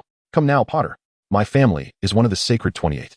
I can be your friend, and only I can assist you." With that, Malfoy extends his right hand, awaiting Harry's response. "Not necessary. It is my prerogative to choose my friends, and I have no desire to befriend you," Harry replies resolutely, his tone rife with displeasure. Malfoy, seemingly insulted, flushes with indignation, retracts his hand, and ominously threatens, "You ought to be more courteous, or you might meet the same fate as your parents. They were ungrateful, just as you are now, mingling with the likes of the Weasley family and Hagrid. If I were you, I would choose my friends wisely." Malfoy's gaze sweeps over Ron, whose face is flushed with rage, before finally settling on Light, who frowns at him. "Mudbloods have no place at Hogwarts. You should kneel and offer everything to us purebloods." "What did you say?" "I will not allow you to insult my friends." Harry and Ron rise abruptly, glaring at Malfoy like two young lions ready to pounce. "What do you intend to do about it?" Malfoy sneers. Suddenly, a piece of black cloth descends upon the heads of Malfoy and his companions, enveloping them swiftly. Chaos ensues as they flail about. Harry and Ron are momentarily taken aback when they feel a weight upon their shoulders. Light has leapt between them, delivering a swift kick to the head of the cloaked Malfoy. In an instant, Malfoy and his two lackeys collapse to the ground. Light continues to pursue the fallen trio, kicking them while exclaiming, "That's what you get for your insolence." The train carriage is soon filled with the anguished cries of Malfoy and his companions. Chapter 11. The train arrives. "Get this damn thing off me. Ouch, stop hitting. It hurts, it hurts." The trio, ensconced in the black cloth, cries out in pain and struggles to free themselves from their shroud. Yet the black cloth remained under the control of an unseen force, rendering their struggles futile. Harry and Ron, momentarily taken aback by the scene before them, had just been boasting moments ago, only to find themselves now subject to the whims of the enigmatic Light. As they exchanged glances, ready to intervene, Light swiftly approached them, deftly grasping both by their arms and pulling them towards the seat. His expression grave as he whispered a warning. "Someone is coming. Remain silent. I will handle this." After seating them, he drew his wand and cast a restoration spell upon the three still writhing in distress.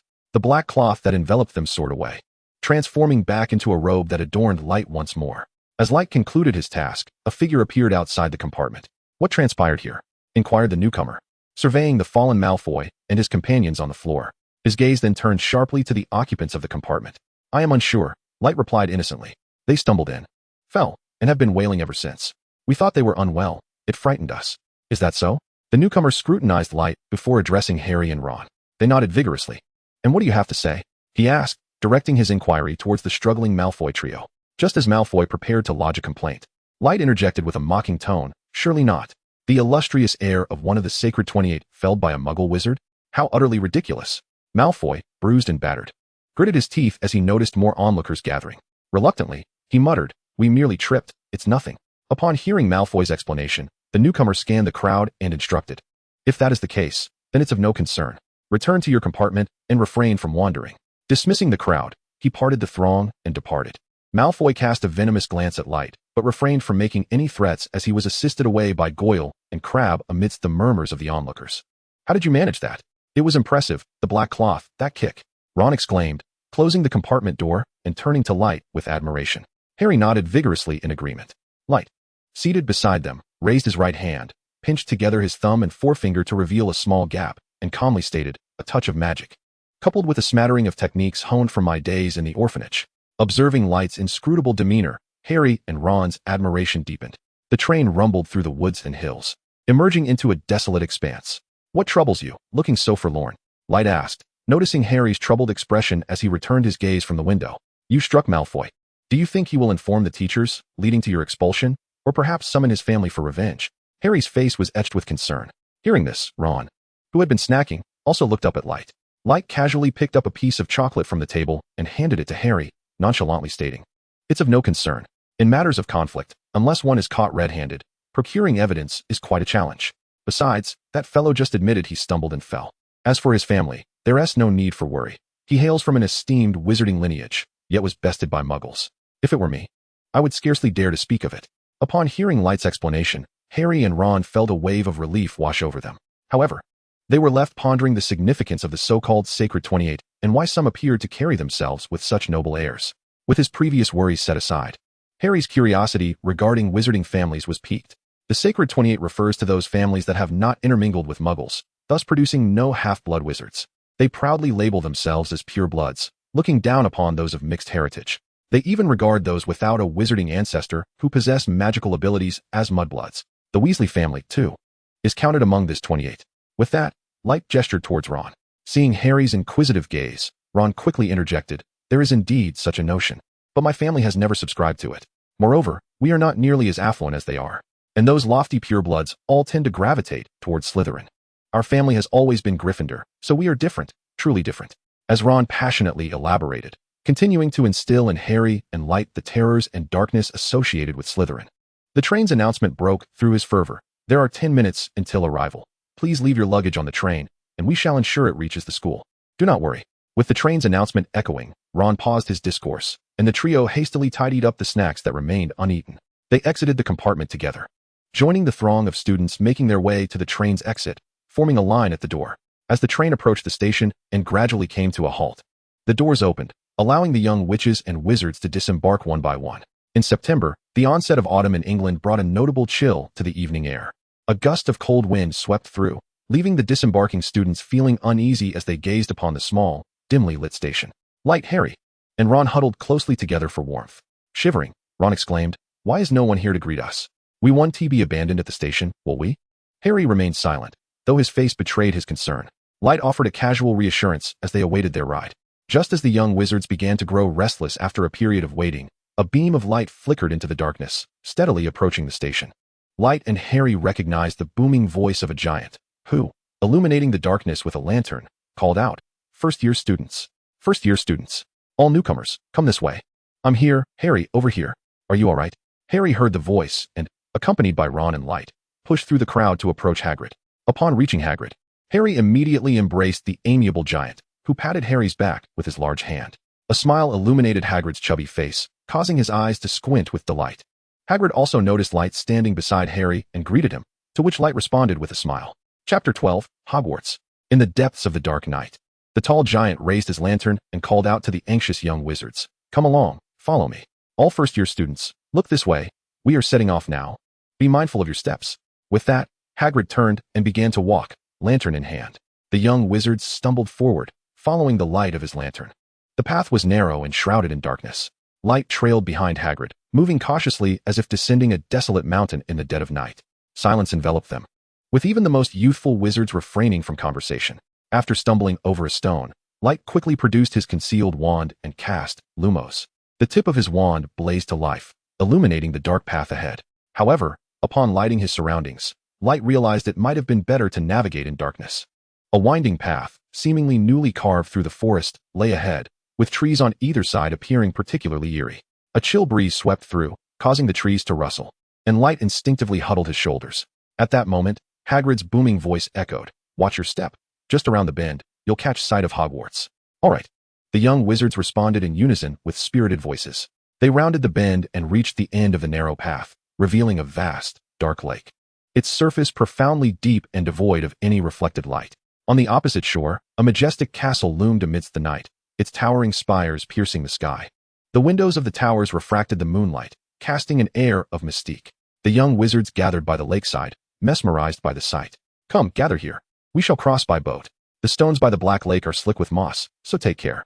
Watch your step, don't slip," Hagrid cautioned in his rugged voice. Each boat could only carry 4 individuals, no more. Light, Harry, and Ron boarded the same vessel. Once Hagrid ensured all the young wizards were aboard, he climbed in as well, his considerable size dominating the boat. With a call to set off, Hagrid signaled, and the boat laden with young wizards glided away from the shore in an orderly line. Each boat carried a lantern, illuminating only its immediate surroundings. unable to cast light far beyond. Light gazed into the depths of the black lake, where the inky waters mirrored the moon and the stars above. Yet the surface of the lake emitted not a glimmer of light, as if the moon and stars within were mere illusions. Light extended his right hand, cautiously probing the inky waters. He recalled a vague notion from a certain disgraced author. Beneath the black lake resided a colossal squid, which would, during the arrival of new students, propel small boats with its immense tentacles. Its true form, perhaps, was that of Godric Gryffindor, the original headmaster from a millennium ago. Only during the students' vacations could it revert to human form and wander the halls of Hogwarts under the cover of night. As Light pondered this, he stirred the lake's surface with his hand, his thoughts meandering. If this were true, it would imply that the pinnacle of transfiguration, becoming an animagus, rendered it increasingly challenging to revert to one's human shape over time. At that moment, Light's right hand seemed to brush against something, though it might have merely been the flowing water. The milestone of witnessing 1,000 years of greatness had been achieved, the counter incremented by 1. The message from the stone tablet confirmed to Light that his tactile sensation was no mere illusion. Turning a corner, he was jolted back to reality by Hagrid's robust voice. "Take a good look. This will be an unforgettable memory of your life," Light softly uttered to Harry and Ron, almost as if speaking to himself. As they rounded the cliff, the towering silhouette of the castle emerged, faint lights seemingly guiding the small boat's course. As they drew closer, all the young wizards fell silent, gazing intently at the castle that soared into the clouds. Illuminated by the lights, the castle appeared both grand and majestic, mysterious and splendid. Witnessing this scene, Light felt an even greater anticipation for the magical journey that lay ahead. The boat carried the young wizards through the cliffs, arriving at a concealed, enormous entrance. It glided into a pitch-black tunnel, reaching a hidden dock. As the boat slowly approached the shore, the young wizards disembarked onto a rocky bank. Hagrid raised his lantern, his deep voice guiding the young wizards. "All down, follow me." The young wizards followed Hagrid up a steep, winding staircase, ultimately arriving at an open courtyard. Surrounding the square were columns, and at its far end stood the grand entrance to Hogwarts. Hagrid, lantern in hand, strode briskly to the door. He raised his fist, the size of a sandbag, and knocked 3 times with force. The resounding knocks echoed, and amidst Light and the young wizard's eager anticipation, the door began to creak open. 2 figures materialized before them, a witch clad in emerald robes, her aged countenance exuding a demeanor of sternness, and a wizard with greasy black hair, a hooked nose, and sallow skin, appearing rather unapproachable, even acerbic. At the sight of these seemingly unfriendly wizards, nearly all the young wizards were taken aback. Light observed with keen interest as Snape's hollow eyes fixated on the anxious Harry. "The first-year students have all arrived," Hagrid respectfully reported to Professor McGonagall, casting a glance at Snape, who was intently observing Harry. Perceiving Hagrid's gaze, Snape withdrew his attention from Harry and resumed his expressionless stance. "Thank you, Hagrid. Leave the young wizards to me and Snape." McGonagall dismissed the subtle exchanges between Hagrid and Snape. Upon hearing this, Hagrid instinctively glanced at Snape, greeted Harry, and then departed. "Welcome, young wizards. Now please follow us." As McGonagall's words echoed, the great door behind them swung open of its own accord. Subsequently, McGonagall and Snape turned and entered through the doorway, leading the young wizards. Light took the lead, guiding Harry and Ron through the entrance first, prompting the other young wizards to follow suit. As they passed through the door, they found the hall to be as expansive as the courtyard outside. The ceiling towered several stories high, and the stone walls on either side were adorned with blazing torches, dispelling the darkness and chill. With little time to marvel at their surroundings, they were soon led by McGonagall and Snape to the far end of the hall, entering a small room. Once everyone had gathered, McGonagall addressed them. "Welcome to Hogwarts, young wizards." The milestone of entering the magical academy had been achieved, marking an increment in their journey. As McGonagall concluded her welcoming remarks, they received a message from the stone tablet. Chapter 13, The Sorting Ceremony. The opening feast was about to commence. However, prior to taking their seats in the dining hall, it was necessary for each of you to ascertain which house you would enter. After pausing briefly to survey the attentive young wizards, McGonagall continued, "Hogwarts comprises 4 houses: Gryffindor, Slytherin, Ravenclaw, and Hufflepuff.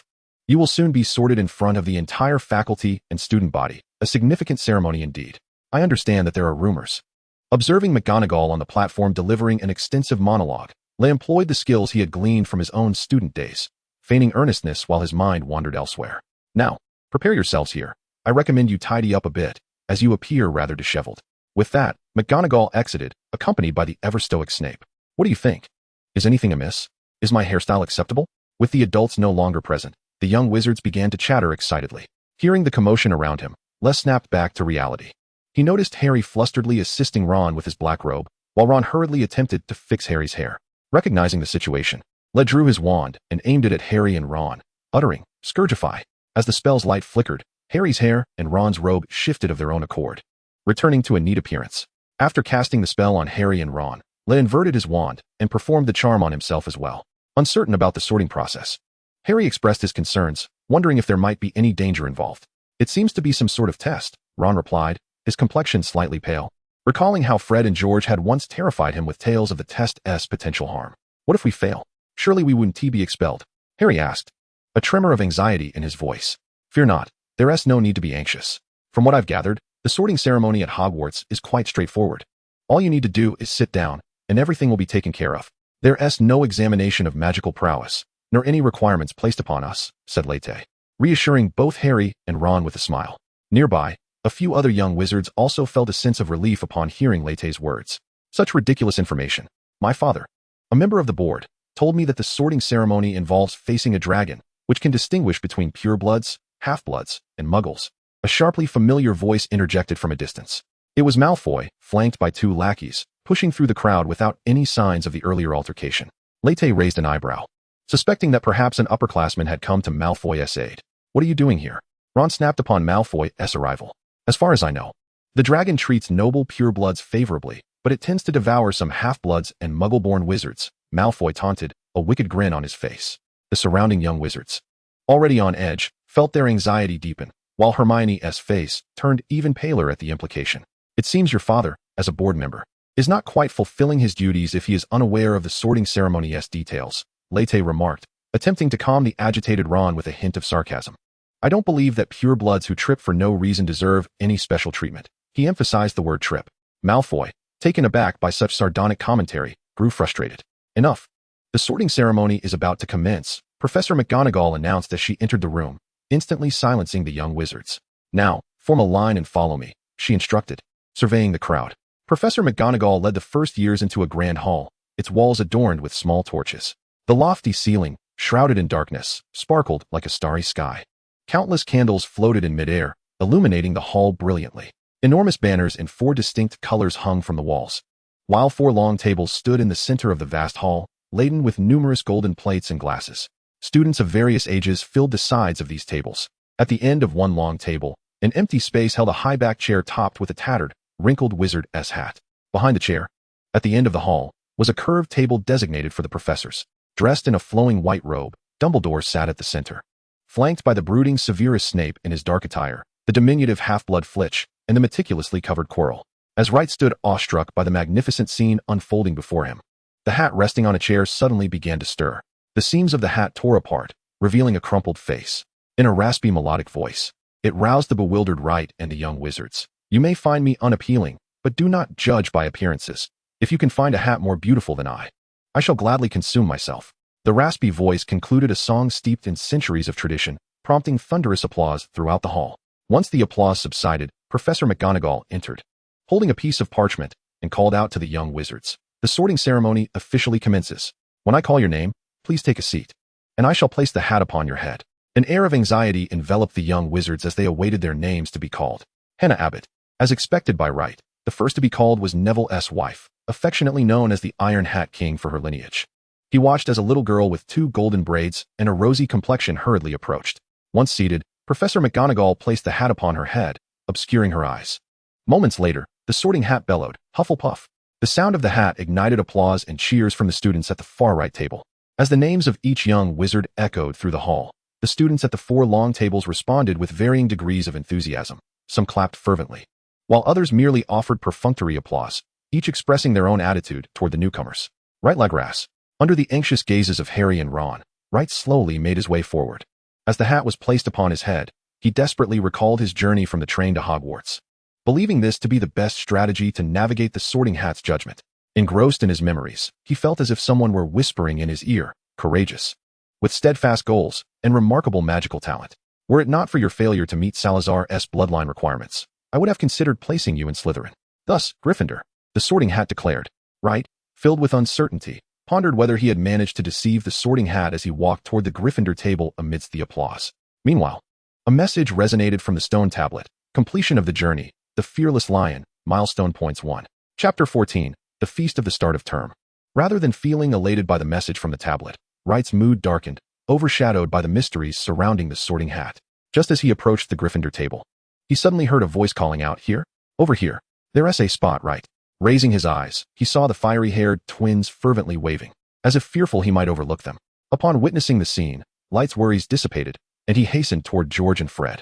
As he approached, the twins suddenly posed a question. "Which one of us is George?" "You are George," Light replied as he settled down, addressing the inquisitive George. "Incorrect, I am Fred." "He is George." The George who posed the question retorted with a mischievous grin. Just as Fred was about to interject, Light, with a serious demeanor, declared, "I have not mistaken you. The 162nd hair on George's left ear is standing up, while Fred's is not. I noticed it while on the train." Upon hearing Light's words, the brothers exchanged glances, and George, slightly astonished, inquired, "Is that true?" Meanwhile, Fred curiously leaned toward George's left ear. "False. I was merely teasing you. I cannot tell you apart, but it seems I have not erred." Light chuckled as he finished his statement. The twins then exchanged another glance and erupted into laughter, exclaiming, "It seems we have a new companion." Just as the twins contemplated welcoming Light into their fold, he raised his hand, gesturing for Ron, who had been sorted into Gryffindor, to come over. Shortly after Ron sat down, a sudden round of applause erupted as Harry donned the Sorting Hat amidst raucous cheers. After a long moment, the hat proclaimed Gryffindor, igniting a wave of jubilation among those surrounding Light. The entire Gryffindor table erupted in cheers, with George and Fred embracing each other in excitement, shouting, "Potter! We have Potter!" In contrast, the Slytherin table responded with half-hearted applause upon hearing the Sorting Hat's declaration of Harry's refusal to join their ranks. The prefects seated at the head table, upon hearing such a provocative statement from the Sorting Hat, displayed their displeasure, showing little interest in maintaining a facade of indifference. Unbeknownst to them, the long-standing rivalry was about to commence. Light silently observed the scene, reflecting, with Hagrid and Ron both trying to influence Harry. It would be a miracle for him to end up in Slytherin. After removing the Sorting Hat, Harry made his way to the Gryffindor table. Percy Weasley, the prefect of Gryffindor, was the first to approach Harry, eager to engage him before the other young lions could. Even George and Fred rushed over to join the fray. Light glanced at Harry, now surrounded by a throng of admirers, but chose to remain seated quietly, awaiting the meal. Just as Light found himself growing weary of the wait, a disconcerting message resonated from the monument. Completion of the strongest gaze, mileage point increased by 1. Light swallowed hard, forcibly suppressing his rising fear, and cautiously lifted his gaze to Dumbledore. To his relief, Dumbledore's eyes were not fixed on Light, but rather warmly observing the crowd surrounding Harry. This sight somewhat assuaged Light's anxiety, prompting him to contemplate, the Sorting Hat must not possess the ability to read memories. Otherwise, those pureblood families harboring a multitude of secrets would not entrust their offspring to Hogwarts. They have done so for a millennium. If there were such a lurking danger, it would have surfaced long ago. Dumbledore's gaze was fixed upon me, possibly due to my boldness in confronting Malfoy aboard the train. Or perhaps he was scouting for teammates for Harry. These two possibilities seemed most plausible. If Dumbledore had discerned through the Sorting Hat that I possessed knowledge of the future, the expression on the stone tablet would not have been one of mere observation, but rather astonishment. With this thought, a significant weight lifted from Light's heart. As Professor McGonagall rolled up the parchment and departed with the Sorting Hat, the headmaster, Albus Dumbledore, rose to his feet. With a beaming smile directed at the students who had returned to their seats, he opened his arms and joyfully proclaimed, "Welcome to Hogwarts. The new academic year commences. Before the feast began, I wish to share a few words. Fools, crybabies, remnants, twist. Thank you, everyone." Amidst the bewildered expressions of all present, Dumbledore announced the commencement of the feast.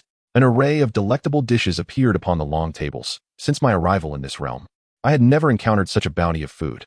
In an instant, it was as though I had not eaten in days, and I indulged heartily. George and Fred observed Light and Ron, who were devouring their meals with great fervor, marveling. Who would have thought there would be someone who eats like Ron? How amusing. As Light, with a belly full of food, remarked that he could eat no more, he saw Dumbledore wave his wand, causing the food on the table to vanish instantaneously. Ron, similarly bloated, lamented his failure to save any for later. At this moment, Dumbledore slowly stood, capturing everyone's attention.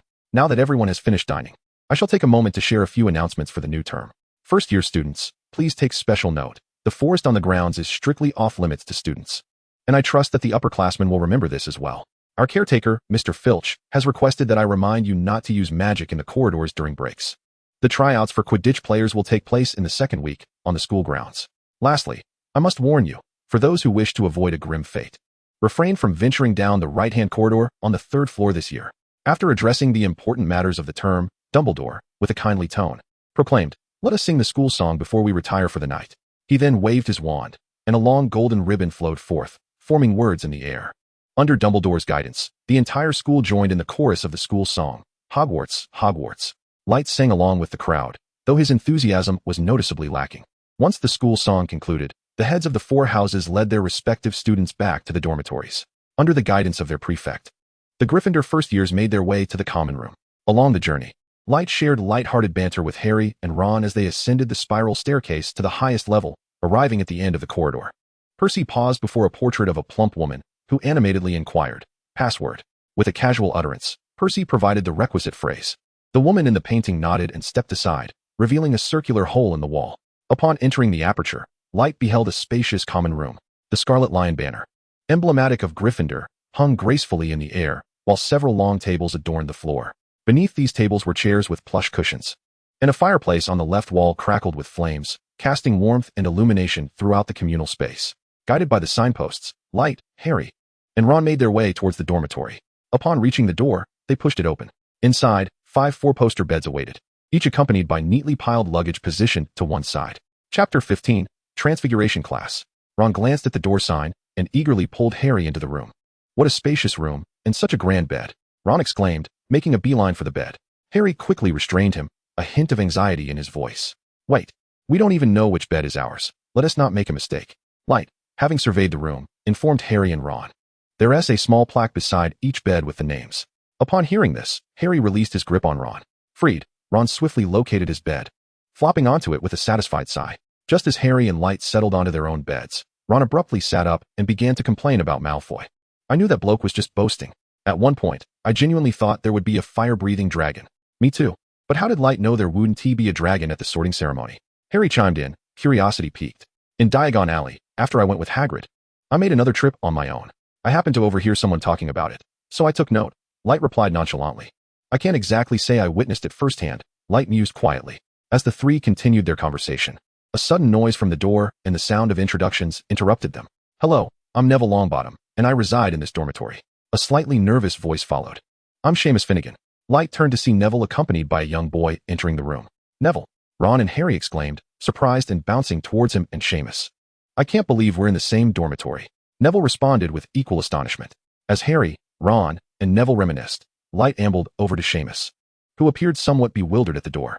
Hello, Seamus. I'm Light Largus. Just call me Light. I hope you don't mind if I call you Seamus. No, it's all right. Just call me Seamus, Seamus stammered in response. After Harry and Ron concluded their nostalgic conversation, they proceeded to introduce one another. Leith greeted Neville and then led them to his bed. As Harry yawned, the chatter in the room dwindled, leaving only the sound of breathing. Today had been overwhelming. But Hogwarts, here I come. Lying in bed, Leith drifted into a deep slumber, lost in prolonged contemplation. Where am I? Leith murmured, still a bit dazed upon waking. Leith, you're awake. I was just about to call for you after I finished washing up, Neville said, emerging from the washroom and noticing Leith sitting on the bed in a stupor. Yes, I'm awake. Where's Seamus? Leith rubbed his eyes and glanced at Harry and Ron, who were still sound asleep. He's in the bathroom. Come wash up quickly. We can't be late, Neville urged. All right, I'll head over now. After waking Harry and Ron, Leith began his morning routine. It's still early. Should we grab some breakfast? Ron suggested once he was done. Perhaps we should skip it and head to class instead. It's the first day, and I don't want to be late. Leith recalled the original plot where Harry and Ron had been tardy. Fair enough, Ron reluctantly agreed. The group gathered their textbooks and made their way to the classroom. By the way, do you all know where the classroom is? Leith inquired, prompting the 5 of them to exchange puzzled glances. After asking for directions and narrowly avoiding losing Neville when the stairs vanished, they finally made it to the classroom just in time. It seems we haven't arrived too late. The professor isn't here yet, Harry remarked, glancing at the empty podium. I'm certain those stairs are intentional. They've disappeared so many times. Neville nearly got lost, Ron grumbled. At least we aren't late, Neville replied, looking on the verge of tears. Let's find our seats before something surprises us, Leith suggested, glancing at the podium, which was unoccupied but had a cat on it, speaking to Harry and the others in a rather cryptic manner. Although Harry and the others were bewildered, they managed to find their seats. Once everyone was settled, the tabby cat that had been on the podium suddenly leaped forward and transformed in midair. In the blink of an eye, it morphed into Professor McGonagall, who had conducted the sorting ceremony for the young wizards the day before. Before we begin, I must remind you, transfiguration is one of the most challenging and perilous forms of magic taught at Hogwarts. Anyone who misbehaves in my class will be promptly dismissed, Professor McGonagall declared, waving her wand. transforming the podium into a pig before reverting it back. Her display of magic elicited astonishment and eagerness from the students. Leaf watched intently, captivated by the entire process. Swift, effortless, devoid of any superfluous movements, she transformed an inanimate wooden podium into a living entity with a mere flick of her wrist. Just as a creator alters matter and bestows consciousness, I ponder how far I am from achieving such a state. In that instant, Light was utterly captivated by the mystique and might of magic. Professor McGonagall raised her hand to quell the astonished murmurs of the young wizards and commenced her discourse on the origins of transfiguration and the incantation of spells. After elucidating the transfiguration charm, Professor McGonagall distributed a matchstick to each student. Transform the matchstick I have given you into a silver needle. Let the practice commence. I shall guide you, she stated with utmost seriousness. Light continuously waved his wand, casting spells at the matchstick before him. Yet he lacked the effortless finesse he exhibited while practicing white magic. Mr. Light Largus, you must not rely on mechanical incantation. Focus your mind and visualize the form of the silver needle before attempting the spell, McGonagall admonished, her tone firm. And you, Mr. Ron Weasley. Hearing Professor McGonagall's guidance, Light paused, rubbing his hand, which had waved the wand countless times, as he fixated intently on the matchstick lying quietly on the long table. This is impossible. I had succeeded in self-studying white magic after only 3 attempts, instinctively grasping the reasons behind each failure. Even with knowledge of the spell's incantation and technique, innate limitations restrict ordinary wizards, compelling them to practice arduous repetitions. In light of this, my external advantages seemed formidable, sparing me the tedium of repetitive practice and granting me the potential to become a prodigy. However, I must now endeavor to learn transfiguration through my own efforts without any enhancements. If I cannot succeed, it would signify my dependence on this stone tablet. With that thought, Light gritted his teeth, suppressing the urge to enhance his abilities, and continued to cast spells at the matchstick before him. Chapter 16, The Library. On the gray long table, a matchstick was animated by the power of magic, its exterior gradually twisting and transforming. Just as it began to resemble a silver needle, it suddenly seemed to be interrupted, trembling momentarily before reverting to its original form. Light gazed at the matchstick on the table, exhaling a deep sigh. Another failure. The breakthrough from 0 to 1 in transfiguration is indeed arduous. After a prolonged period of spellcasting, Light felt exceedingly fatigued. Nevertheless, he had somewhat discerned the level of his abilities without enhancements, realizing that even without them, he could still rely on his own efforts to improve. Stealing a glance around the classroom, he observed the progress of his fellow wizards and concluded that his innate talent was likely below average. Just as Light was surreptitiously monitoring the advancements of others, he was suddenly poked, and he heard Harry exclaim excitedly, "Light, look, I've already completed half." Turning to see Harry's peculiar creation, a half needle, half matchstick, Light could not help but express his admiration. "Indeed, you possess remarkable talent. It is truly impressive. I just quietly observed others' progress, and few have achieved what you have."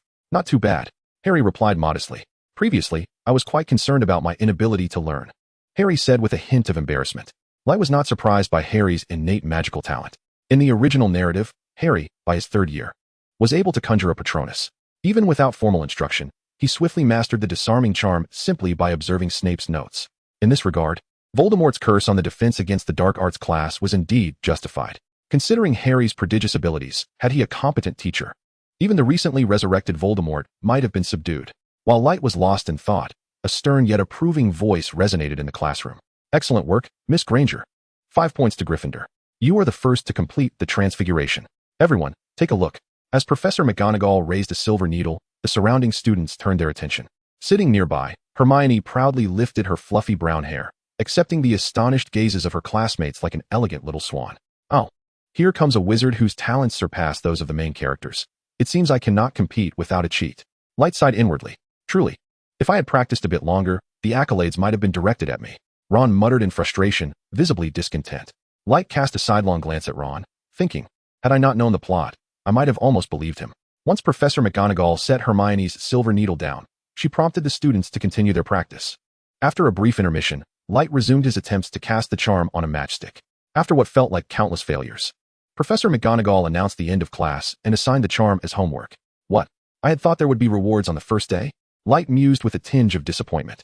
Just then, as the classmates chatted and frolicked during the break, a ghost floated into the classroom, eliciting shock and fear among the students. "Return to your seats. I am your history of magic teacher. You may call me Professor Binns. Class is now in session," he urged in a rasping voice. The young wizards hurried back to their seats, retrieving their textbooks. "Do not practice transfiguration during my class," Pay attention. During the lesson, Professor Binns, perhaps disturbed by Light's wand waving, specifically admonished him for his magical practice. After delivering his warning, he continued with his lecture, which was so dry it nearly lulled the students to sleep. The final morning class on spells was taught by the half-blood elf, Professor Flitwick. Having practiced beforehand, Light and Harry easily executed the levitation charm. After class, Ron, clutching his book, vented to Harry about Hermione's difficult nature, completely oblivious to Hermione walking past. Light, where are you off to after lunch? Would you like to return to the dormitory for a game of wizard's chess? If you don't know how to play, I can teach you, Ron inquired while eating. Since I have no classes this afternoon, I'm heading to the library. Would you like to join me? Light inquired of Ron and Harry. As the school year commences, I shall forego a visit to the library. Ron promptly shook his head, and Harry, perceiving this, remarked that after attending classes in the morning, he felt too fatigued to go as well. After finishing his meal and tidying up his dishes, Light bid farewell to Harry and Ron before departing. Ron gazed at Light's retreating figure, a wave of inexplicable sadness washing over him. It felt as though a friend was secretly engaging in a competition of sorts. Contemplating this, Ron, with tears welling in his eyes, consumed 2 more chicken legs. Upon his inaugural visit to the library, Light was astounded by the vast array of books before him. Rows of neatly aligned bookshelves were filled to the brim with tomes on magic, leaving no visible gaps. This was the foundation of Hogwarts, boasting an extensive collection of magical literature. From the ordinary levitation charm to the intricate crafting of Horcruxes, the library housed it all. Even the Dark Lord Voldemort must have once diligently studied within these very walls. Shaking off his reverie, Light sought out volumes on dark magic. He wandered among the shelves until he stumbled upon the category of dark arts in a secluded section, fortuitously positioned adjacent to the restricted area. Light silently committed this location to memory, his gaze involuntarily drifting towards the forbidden section, where powerful spells resided, beckoning him. Hello, have you found the book you were seeking? I noticed you circling the shelves for quite some time, inquired the librarian, Elma Pins, as she approached Light. I seek a book to aid me in mastering transfiguration. My aptitude is rather lacking, Light replied with a composed demeanor. Very well, please follow me, the librarian instructed, leading Light to a specific shelf. For a novice in transfiguration, this book should prove suitable. She then extracted a volume from the shelf and handed it to him. Light glanced at the title, his lips twitching involuntarily. Transfiguration, 3 years of practice, for years to master. If you require assistance, feel free to seek me out. Please remember that noise and food are prohibited within the library. The librarian cautioned before hastily departing. Cradling the book, Light made his way to the reading area, intending to finish the book before returning it, and subsequently retrieving volumes on dark magic. He quietly flipped through Transfiguration, 3 years of practice, 4 years to master. The only sound in the reading area being the rustle of pages. This magical tome, not overly ancient, was filled with data and validations akin to academic papers. Before long, Light discerned the reason for the challenges associated with learning Transfiguration. He believed that the essence of Transfiguration lay in belief, believing that the object before him could transform into something else. Closing the book after his reading, Light murmured, Understanding the essence of transfiguration has led me to speculate. While complex transformations remain beyond my current capabilities, the fundamental switch from a matchstick to a needle should be feasible. At that moment, a message from the stone tablet echoed in his mind. Magical Transfiguration, Chapter 1. Learning Magic. Light picked up the book and returned Transfiguration, 3 years of practice, for years to master to its rightful place on the shelf. Without hesitation, Light approached Madame Pants, the librarian, to inquire about books on spell classifications. Spell classifications? Follow me. Madame Pants led Light to the section dedicated to white magic. She retrieved a book titled White Magic and Black Magic from the shelf and handed it to him, stating, This book may be somewhat obscure for novice wizards. Feel free to ask me if you encounter anything unclear. Thank you very much. Light expressed his gratitude, to which Madame Pants responded with a gentle nod and a smile. As he watched her depart, he took the book and made his way to the reading area. White magic encompasses all spells intended for the protection of oneself and others, essentially categorized by the complexity of the spells.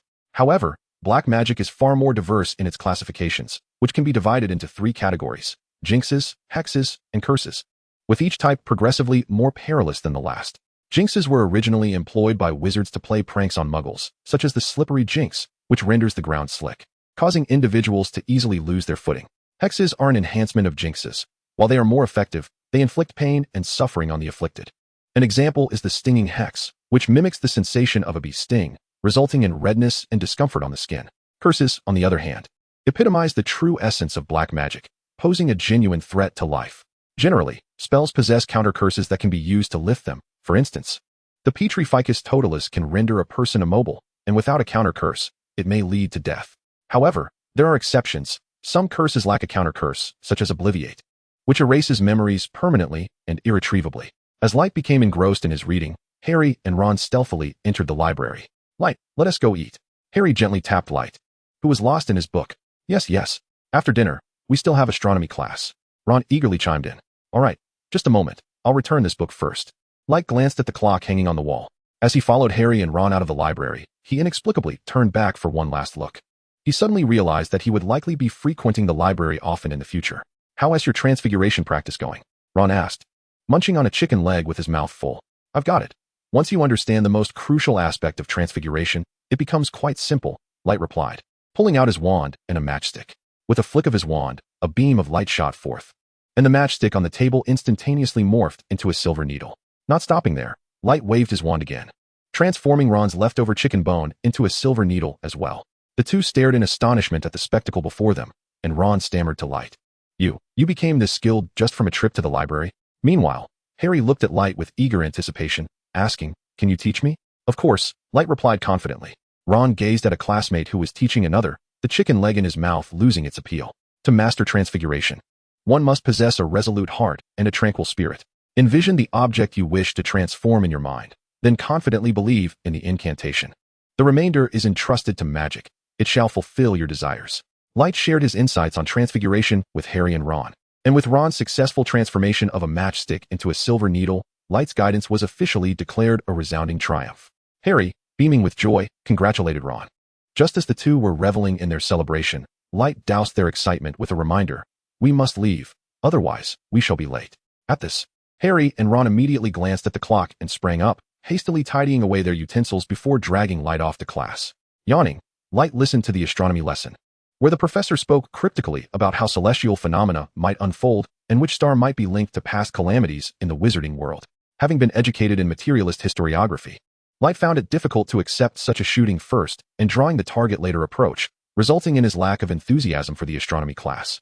Later, in the dormitory, Neville exclaimed, "You're such a loser, giving up so quickly," while looking at the wizard's chess. "That means you're quite brave." Ron grinned at the chess-playing Seamus. "Of course, I'm incredibly brave," Seamus replied confidently. "Then why not give it a try?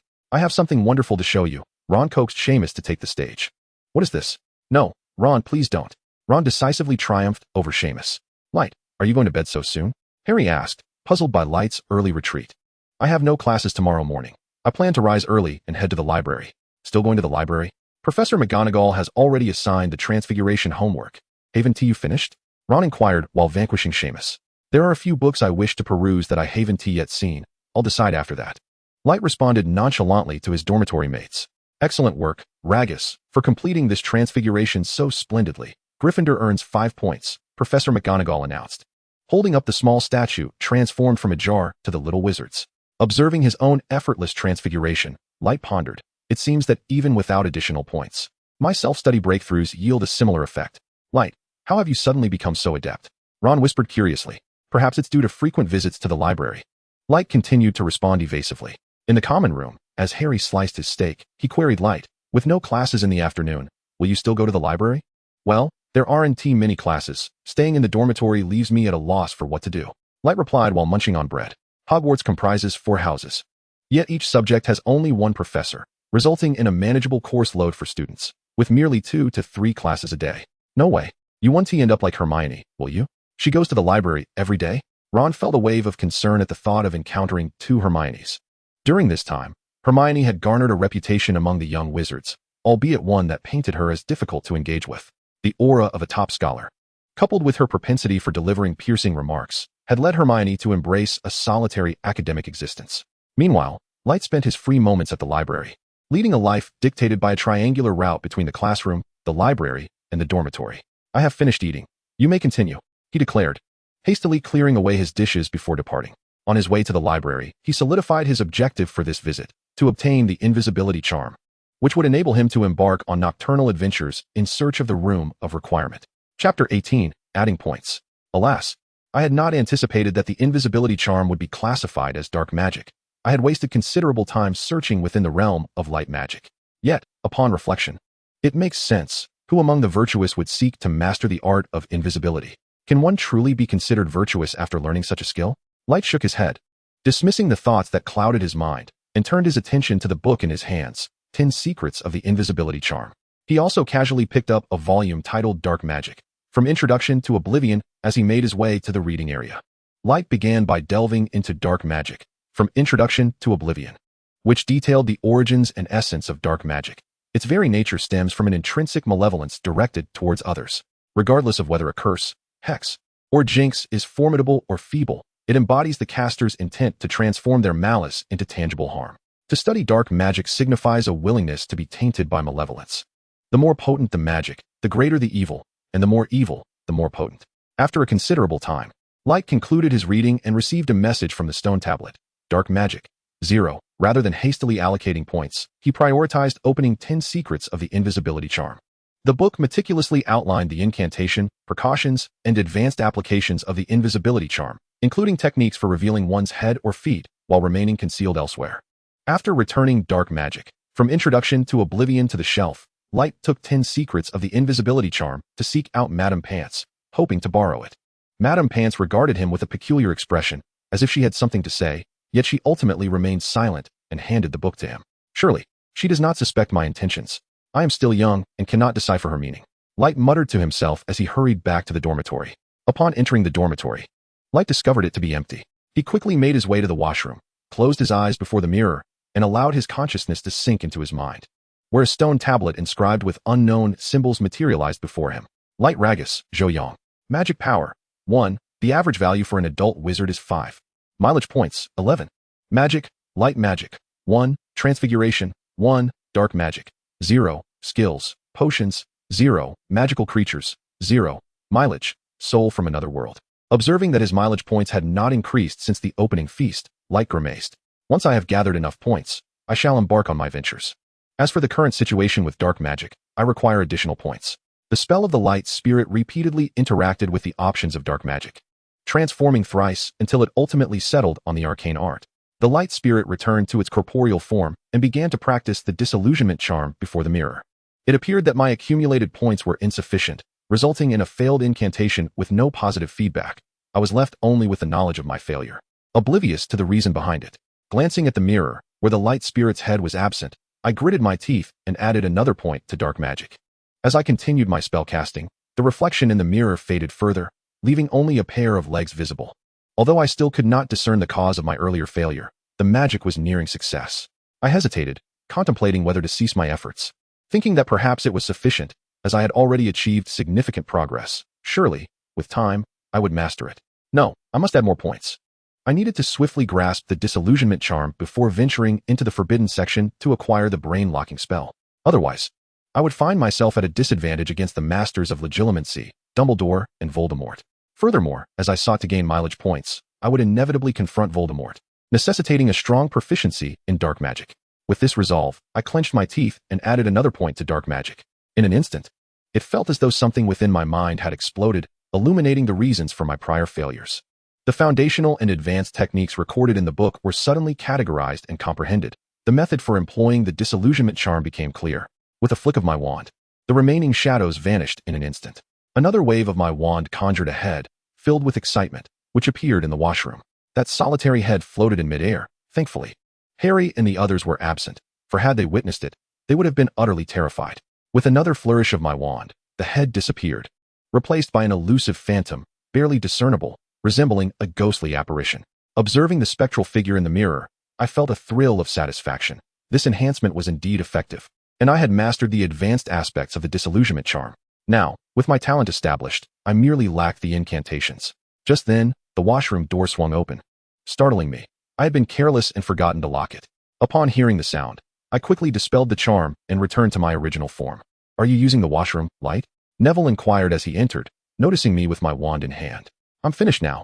I'm heading out," I replied, gathering my belongings before departing. Exiting the washroom, I exhaled a sigh of relief and proceeded to the library to return my book, while also replenishing my knowledge of dark magic. In the library's reading area, I selected a tome from the corner, delving into its contents titled Controllable Dark Magic. This book contained spells meant for mischief and analyzed the emotional influences on dark magic. As I perused the pages, the material continually synthesized with the knowledge I had previously acquired and the books I had read. Upon completing the reading of a book, A profound understanding dawned upon me at that very moment. Is this the essence of genius? How marvelous. It feels as though the act of reading has transformed into an extraordinary delight.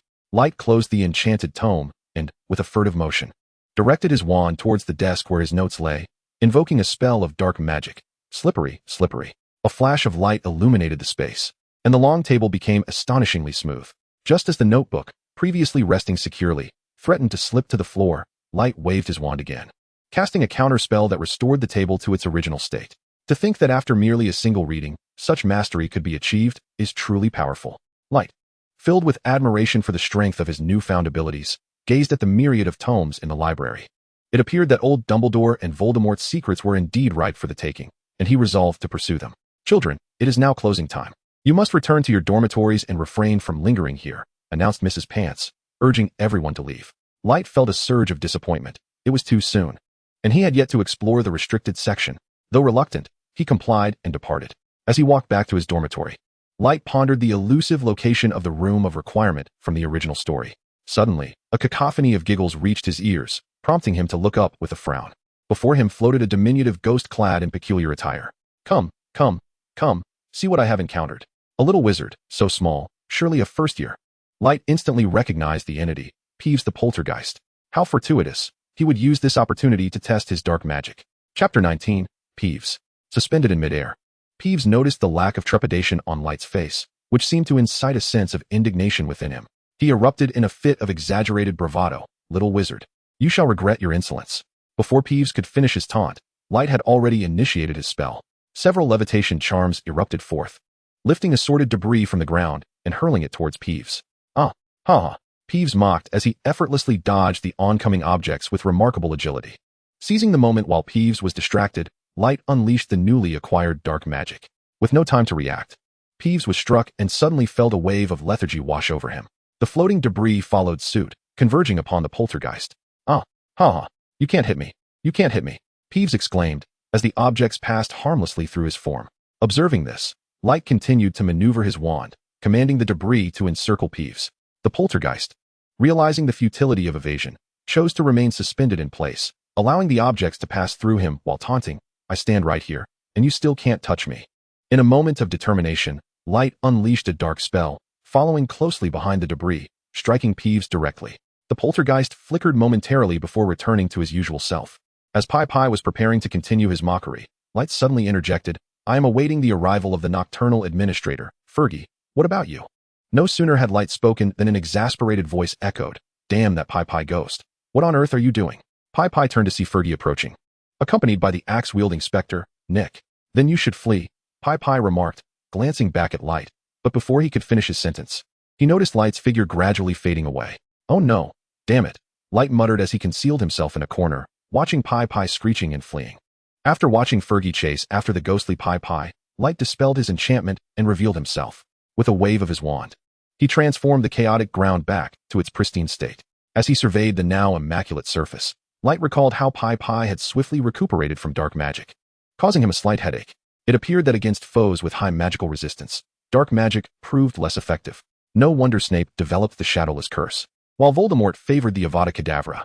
When facing opponents with formidable magical defenses, employing such specialized spells is particularly advantageous. However, the Shadowless Curse likely holds little efficacy against a ghost like Pi.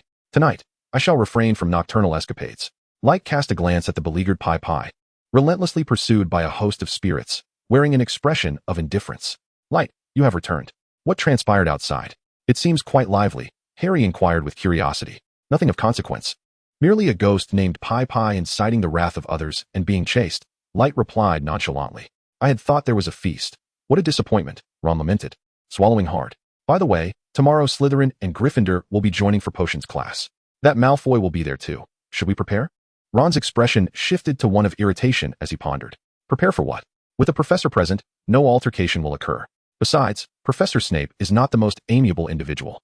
Rather than devising strategies against Malfoy, we should contemplate how to handle him, Light remarked lazily, having experienced a day of turmoil as he lay in bed. Professor Snape? Harry murmured, touching the lightning-shaped scar on his forehead, seemingly lost in recollection. Weary, Light gradually succumbed to slumber amidst the chatter between Ron and Harry. Is this the potions classroom? It looks rather intimidating, Ron observed. eyeing the classroom filled with jars containing various peculiar limbs, swallowing hard. It's fine. You'll get used to it with time, Light reassured, his lips twitching slightly as he surveyed the ominous classroom. A moment later, as the students from both houses settled into their seats, the classroom door was abruptly flung open, and a slender figure swiftly entered. The dark curtains obediently drew closed at the command of the newcomer. A figure clad in a flowing black robe stood at the dimly lit podium of the classroom, resembling a colossal humanoid bat, casting a cold gaze over the students.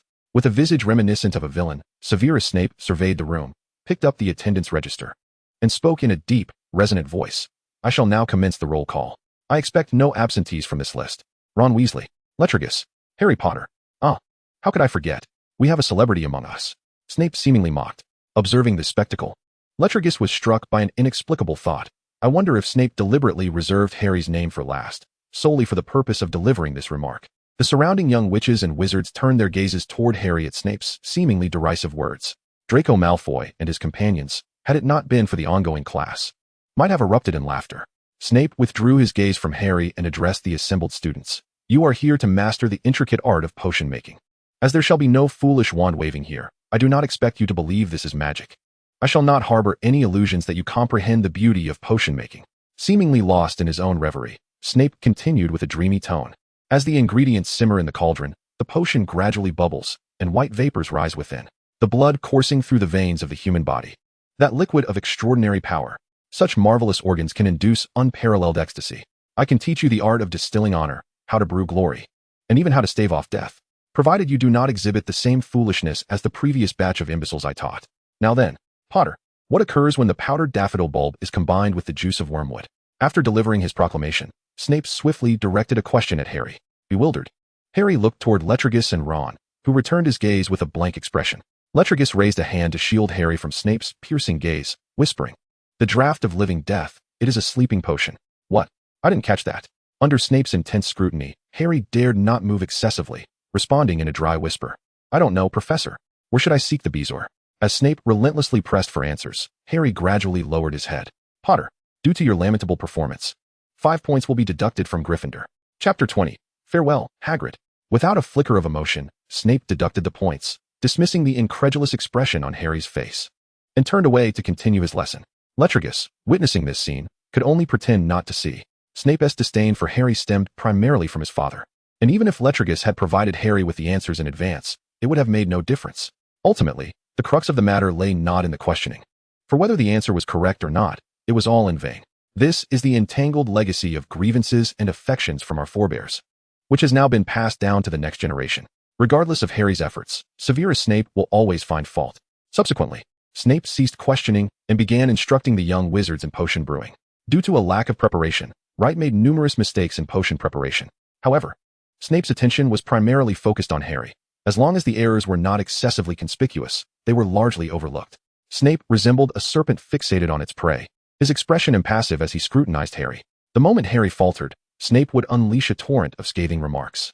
Had it not been for Neville inadvertently burning through his cauldron, causing Snape to divert more of his attention to the other young wizards, it is likely that Harry would have endured a relentless barrage of criticism throughout the entire class. You have passed, albeit barely, Snape stated expressionlessly to Wright after examining the yellow potion. Upon hearing Snape's verdict and receiving the information transmitted from the stone tablet, Wright momentarily found himself at a loss. Having made numerous errors while handling the raw materials, he harbored little hope, aiming merely to survive the lesson. Unexpectedly, during the potion brewing process, he managed to control the heat exceptionally well, resulting in the creation of a passable potion despite the subpar handling of the raw ingredients. Perhaps the elevated dark arts points have enhanced my perception and control, Wright speculated internally. In this potion class, the majority of the young wizards failed in their attempts and faced Snape's merciless reprimands. By the end of the lesson, every face bore the expression of those who had narrowly escaped disaster. Good heavens, how could the school employ Snape as a professor? He spent the entire class berating us. Ron fumed, his right hand clenched into a fist. Harry, feeling somewhat grateful, patted Ron on the shoulder while simultaneously ruminating over what he could have possibly done to offend Snape, who seemed to have taken a particular dislike to him. Harry, couldn't you have reviewed some books before class? If you answered the questions correctly, wouldn't that suffice? Hermione interjected, radiating the aura of a top student. Hermione, not everyone possesses the capability to memorize the potion textbook within mere days of the term commencing, Wright responded pointedly. Moreover, it appears that Snape harbors an aversion towards Harry. Hermione, upon hearing this, refrained from further comment, acknowledging that Snape's behavior during class was certainly not indicative of a typical teacher-student relationship. Wright glanced at the still despondent Harry and suddenly proposed, "Would you like to visit Hagrid? Perhaps he might shed some light on why Snape seems to disfavor you." Upon hearing this, Harry lifted his head, his spirits brightening as he exclaimed, "That sounds great. I haven't seen Hagrid in ages. Let's go find him." "Hagrid?" Ron and Hermione exchanged puzzled looks. "He," the giant who escorted us to Hogwarts when we arrived by train, Wright reminded them. "Oh, him. I want to go too," Ron declared excitedly, raising his hand. "I think I'll pass. That's your friend," Hermione said hesitantly. "Let us all go together. Hagrid is truly wonderful. And he will be delighted to see Harry surrounded by so many friends," Light encouraged with a beaming smile. "Indeed. Let us go together," Harry echoed in agreement. Under Light's persuasion, Hermione hesitantly decided to join them in seeking out Hagrid. "It is puzzling. I facilitated the formation of this trio. Yet why am I not rewarded with any experience points? Are they not worthy enough? How strange," Light mused, glancing at the three beside him with a hint of confusion. "Hagrid, we have come to visit you," Harry called out as he approached a stone house topped with an oval roof, knocking on the door. It wasn't long before the heavy door swung open, revealing a massive figure accompanied by a large dog. "Harry, Light, you're here.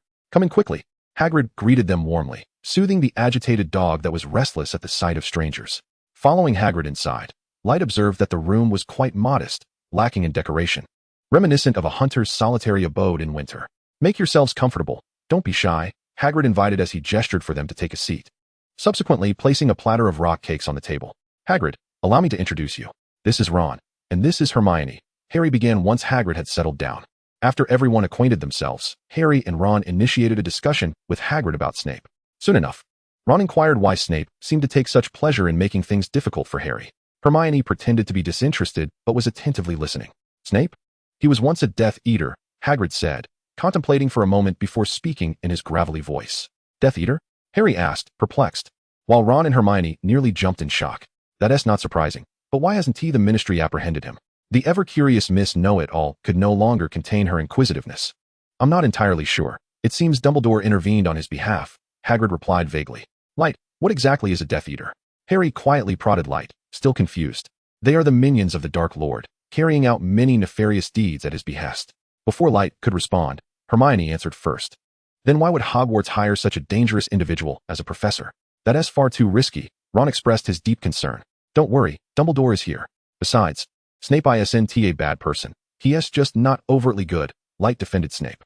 Harry rubbed his forehead, pondering. "The Dark Lord, you say?" "Indeed, with Dumbledore around. Nothing will go awry, so fret not. Let us not dwell on unpleasant matters." "Harry, do eat some cake," Hagrid said, attempting to steer the conversation away as he noticed Harry still wanting to inquire further. Hagrid warmly encouraged them, and the unsuspecting trio took a bite, nearly damaging their teeth on the rock-hard cakes. Light held the rock cake in his hand, beckoning the large dog that was lounging by the fireplace. As he stroked the dog while feeding it, the creature, with its remarkable appetite, devoured the biscuit in mere moments. When it was time for the group to depart, Hagrid warmly insisted on gifting them more biscuits. Although all four politely declined, he nonetheless managed to slip several into their pockets. Upon returning to the castle, they parted ways at the staircase. Hermione headed to the library while Harry and Ron made their way back to the dormitory. Light concocted a casual excuse, but in truth, he was determined to seek out the Room of Requirement. Chapter 21, The Forbidden Section. I recall that the Room of Requirement is located on the 8th floor. As Light navigated through the castle, he reminisced about the unfolding narrative in his mind. This must be the place. He stood before a blank wall, with a tapestry depicting a giant hanging behind him. "I need a library." Light concentrated on his desire. After pacing back and forth 3 times in front of the wall, a door materialized where there had once been none. Upon pushing the door open, it closed behind him. Before Light's eyes stood rows of neatly arranged bookshelves. Yet they were all devoid of books. He sighed, his hopes dashed. Was it truly a mere fantasy? I had assumed that the founder of Slytherin left behind a basilisk. So surely Ravenclaw would have left numerous tomes symbolizing wisdom. Or perhaps there are specific conditions I have yet to fulfill. Next, I must scout the area, preparing for a nocturnal escapade to steal a book.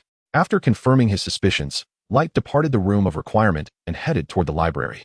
Arriving at the dark arts section, he casually picked up a book to mask his expression and began to observe the adjacent forbidden section. A rope hung in front of the restricted area, and according to the information Light had gathered, it was enchanted. Unauthorized individuals could neither cross it nor damage it.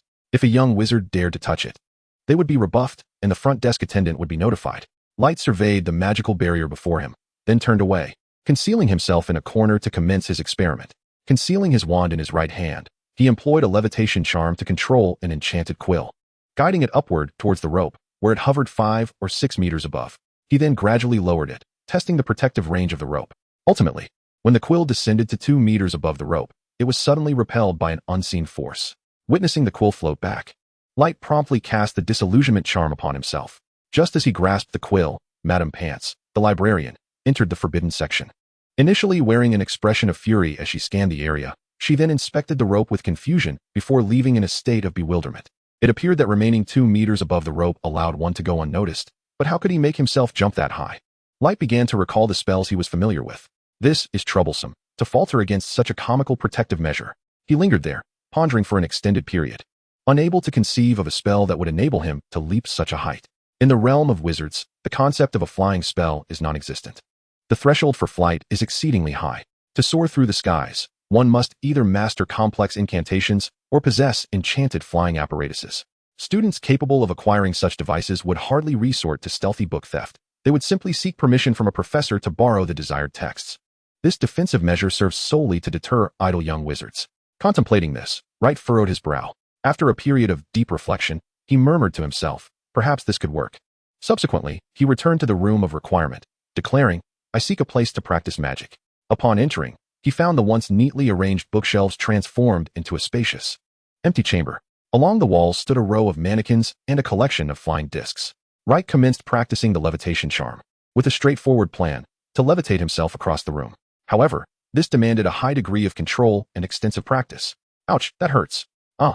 His cries echoed through the vast expanse of the room of requirement as he stumbled and fell.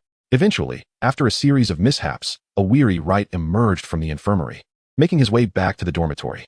After a brief exchange with Ron and Harry, he reclined on his bed to rest, preparing for his nocturnal endeavors. At midnight, Wright quietly rose from his bed. Noticing his roommates deep in slumber, he cast a disillusionment charm upon himself and stealthily exited the dormitory. As he traversed the Gryffindor corridor, he glanced at the portrait and observed that the fat lady had closed her eyes, seemingly asleep. Her laxity was anticipated. After all, nocturnal excursions are a Gryffindor tradition. He made his way toward the library, the midnight Hogwarts enveloped in profound silence. The corridor lay in darkness, illuminated only by the sporadic flicker of candlelight. Barely revealing the path ahead, Wright navigated through the hall, shrouded by the disillusionment charm and his deliberately slowed footsteps. The portraits lining the corridor remained oblivious to the presence of a young wizard passing beneath their noses. Alohomora, he whispered, unlocking the library's grand entrance before closing the door behind him. The nighttime library differed markedly from its daytime counterpart, devoid of the rustle of turning pages. It exuded an eerie tranquility. Inside, darkness prevailed, rendering visibility nearly impossible. A flicker of luminescence from his wand illuminated the way forward. Wright hastened to the restricted section. Pausing before the rope barrier, the light from his wand flickered out, and moments later, he began to levitate unsteadily. He glided over the rope and gently descended. Gazing into the restricted area, he noted little distinction from the outside. The books were meticulously arranged upon the shelves. His wand glowed once more, casting light upon the orderly volumes. Titles such as The Process of Becoming an Animagus, Mystical Alchemy, and Dark Magic. The Fiendfire Curse caught his eye. As he surveyed these tomes, he involuntarily swallowed, suppressing the restlessness within him as he sought the book he required. The correlation between the Patronus charm and brain closure. At last, he found it. Upon seeing this book, Wright felt a surge of joy. He pulled it from the shelf, eager to open it and discover the spells he desired. However, to his bewilderment, the book suddenly flipped open of its own accord. The pages turned incessantly, drawing Wright's gaze as if his very spirit were being ensnared within its depths. Startled, Wright dropped his wand and, with both hands, forcefully closed the tome. After catching his breath, an unsettling chill coursed down his spine, leaving him drenched in cold sweat. Certain forbidden knowledge possesses a terrifying power. He could only wonder what might transpire if his consciousness were drawn into that book. With a wry smile, Wright gazed at it, contemplating his next move. He decided to first master this book before pursuing others. Holding the tome tightly, he steeled himself, resolved to learn the brain-closing spell. Yet, his destination was not the dormitory, but rather the room of requirement. If he could master the brain-closing technique, he would be prepared to showcase his skills before Voldemort the following day. Filled with ambition, Wright found himself in the transformed reading room of the Room of Requirement, immersed in study. Gradually, he opened the book, suppressing its mischievous intent with his preparedness. With a flick of his wand, he rendered the book momentarily incapacitated. After casting his spell, the book lay powerless, revealing all its secrets to Wright's scrutiny. What on earth? The brain-closing spell is white magic, and it must be learned in conjunction with the legilimency technique. Upon finishing the text, an expression of astonishment crossed Wright's face. Chapter 22. Learning. After absorbing the information, it dawned on him that this was not entirely surprising. After all, in the original narrative, Snape had used legilimency to compel Harry to learn the brain-closing spell. This clearly indicated a connection between the two. Wright calculated the mileage points he had remaining. Pondering his predicament, the brain-closing spell being white magic posed a significant challenge. After a moment's reflection, he resolved to first learn legilimency. If he had sufficient mileage points left, he would endeavor to master both spells at the fastest possible pace. With determination, he drew his wand, aiming it at his own head. In the next instant, the tip of the wand emitted a faint, ethereal light, and a memory concerning a stone tablet was gradually extracted. With a cry of pain, Wright interrupted the spell. No, he lacked that intuitive understanding. The release felt convoluted. He estimated that he would require 1 or 2 more mileage points to learn it swiftly. Grasping his throbbing head, Wright calmly assessed the situation. Once the pain subsided, he delved into the depths of his mind, once again encountering the stone tablet inscribed with various texts. The information shifted, revealing dark magic. 7. When Wright's consciousness returned to his body and he looked at the book resting on the table, he was astonished to feel a faint magical energy emanating from it. According to the information provided by the stone tablet, his aptitude for dark magic now seemed comparable to that of an elite Auror's proficiency in white magic. After a moment of contemplation, Wright comprehended the reasons behind his previous failures. With a renewed determination, he waved his wand once more, pulling forth the memories inscribed upon the stone tablet. Just as he was about to extract the memory, a flash of light emanated from his wand, and once again, the spell faltered. He was too hasty, and his magical energy remained somewhat unstable. However, with his enhanced aptitude, Wright instantly grasped the cause of his failure. Once the headache induced by the spell subsided, he endeavored again. A beam of golden light streamed from the tip of his wand, steadily distancing itself from his head. Success! A smile graced Wright's face as he observed the memory that had just been extracted. The next step involved the brain closure technique. He first augmented his white magic skill, then commenced his learning. By extracting past memories and reconstructing them with the current imagery, he created a new memory that continuously cycled within his mind, thus evading mind reading. With a gentle tap of his wand, he edited the recently extracted memory light. How smooth! Remarkably, he succeeded on the first attempt. It seemed that the most challenging aspect of the brain closure technique was memory extraction, a delightful surprise. Retrieving the modified memory light into his mind, an idea suddenly sparked within Wright. Perhaps he could utilize the thought extraction technique to reveal the information bestowed by the stone tablet. Without hesitation, he waved his wand and initiated the operation. Soon, the desired result manifested before him, and he gazed with excitement at the information box floating in front of the stone tablet. Light Largus, Joyang. Mileage points, 2. Magic power, 1. The average value for an adult wizard is 5. Magic, white magic, 3. Dark magic, 7. Transfiguration, 1. Skills, potionology, 1. Magical creatures, 0. Milestone, soul of another world. He could extract information from his mind through the thought extraction technique without having to invest all his mental energy. Wright exhaled a sigh of relief. Moreover, this was a semi-passive skill that allowed for the presetting of memories, enabling others to access the pre-configured memories even if he himself did not actively employ the brain closure technique. This effect was understandable. In the original narrative, Harry learned the brain closure technique out of fear of the connection with Horcruxes. If it weren't a passive skill, Harry would be incapacitated while asleep. Tomorrow, he would meet Voldemort to test the efficacy. Wright casually tucked away the book and strolled to the library. He felt exhausted and longed for a nap. After returning the books, Wright lay on his bed, murmuring a few words before falling into a deep slumber. Wright, rise and shine. Today is Defense Against the Dark Arts class. Hurry up. Ron exclaimed with enthusiasm. Isn't it just a Defense Against the Dark Arts class? Why the excitement? This isn't like you, Ron, Wright replied, rubbing his eyes. This is Defense Against the Dark Arts. Who knows, we might learn how to deal with Snape. Wright glanced at the exhilarated Ron and then at Harry, who also appeared somewhat excited, and couldn't help but temper their enthusiasm. Don't hold such high hopes. Harry, do you remember Professor Quirrell from the Leaky Cauldron? Do you remember him? Harry hesitated for a moment, as if lost in recollection, and then, suddenly recalling something, his expression shifted to one of mild astonishment. It must be him. He appeared rather ill-suited for the Defense Against the Dark Arts class. Upon hearing the confirmation from Wright, Harry's countenance fell. What are you all talking about? Don't keep me in the dark, Ron exclaimed, anxiously observing the two of them as they engaged in cryptic exchanges. It's fine, Ron. Don't get your hopes up too high. What if he doesn't meet your expectations? Wright comforted them while preparing for class. Come on. After finishing his grooming, Wright led the bewildered Ron and the dejected Harry to their lesson. Greetings, everyone. I am your Defense Against the Dark Arts instructor. when Ron and Harry beheld Quirrell, who was swathed in a turban and emanating an odd odor while stammering. Their hearts sank. Quirrell did not disappoint in his portrayal. The lesson consisted of him stumbling through the textbook. Ron's face was ashen, and Harry's expression mirrored his. Hermione continuously frowned in dismay. If they were unaware that Snape had once been a Death Eater, their disappointment might not have been so profound. Observing the trio's reactions, Wright shook his head. But this is just the beginning. Next year will be even more arduous. Leaning on his desk, Wright watched as the students desperately tried to cover their noses, murmuring to himself. Typically, such a teacher would be subject to ridicule, yet his peculiar odor rendered them speechless. Professor, I'm curious about the type of magic that the Dark Lord excels at. Do you happen to know?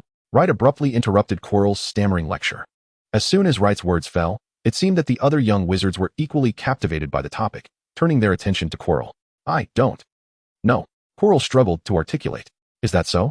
Professor, you are rather inept. Even I am aware of the magic he employs. Moreover, I know that the break-in at Gringotts was orchestrated by him. Wright, drawing from the original narrative, continued to intimidate Quirrell. Quirrell appeared genuinely shaken, his stammering momentarily ceasing as he inquired, "Where did you acquire this information, young wizard?" In a contrarian vein, Wright asserted, "But I can assure you that it is false. The Dark Lord has long since perished. The grass on his grave must be 2 meters high by now. How could it possibly be him? Even if he were alive, he would never stoop to robbing Gringotts. How utterly disgraceful, ha ha ha. What do you think, Professor?" Wright laughed as he posed the question to Quirrell, all the while employing his mental sealing technique to the fullest. "Indeed, this student speaks the truth," Quirrell replied, enunciating each word as though he were in considerable agony. Just as Wright sensed the false memories being extracted from his mind, a message resonated from the stone tablet, completed the task of instilling the Dark Lord's murderous intent. Experience points 1. Chapter 23, Voldemort. Students, I feel somewhat unwell and must step out for a moment. Please continue your self-study. Quirrell appeared to be enduring excruciating pain, stuttering as he explained to the students in a trembling voice before staggering out of the classroom. Observing Quirrell's hasty exit, Wright couldn't help but smile. It seems that Mr. Voldemort possesses a rather fragile constitution. However, it is rather petty to become irate merely from absorbing my synthesized memories of Dumbledore, Minister Fudge, and the absurdity of the coffee hero theory. If he were to discover the myriad of parody videos from my previous life, he would surely lose his composure entirely. A peculiar chuckle escaped as he contemplated his synthesized recollections. As Quirrell stumbled away, the young wizards initially fell into silence, only to erupt into chaos moments later. "Ah, Master. Please, have mercy."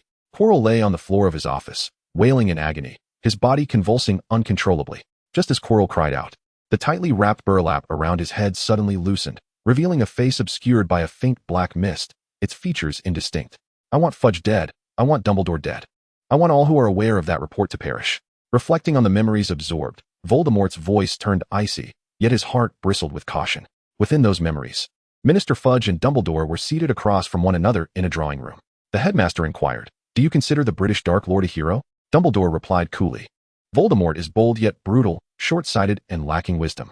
He sacrifices his life for trivial gains and is cautious when it comes to grand endeavors, merely a fool. Akin to the bones of a grave." Fudge paused his movements, pouring Dumbledore a cup of coffee. "Oh, then who do you believe is worthy of the title of hero?" Dumbledore glanced at the coffee, but refrained from drinking.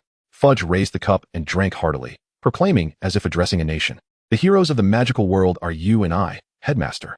I shall concoct a scheme to resurrect Voldemort, and then you shall vanquish him. Thus, you gain renown. I secure re-election, and we all enjoy a splendid future." The memory abruptly ceased, and though Voldemort was displeased with Fudge's assessment of him, it was Fudge's next words that ignited a murderous intent within Voldemort. After drifting as a wandering soul for a decade, he had just reattached himself to Hogwarts, only to learn that someone intended to use him as a pawn. This could not help but breed suspicion. The Philosopher's Stone must be acquired with utmost haste. Once I regain my strength, I shall fear no one. Moreover, I want you to investigate the identity of that young wizard."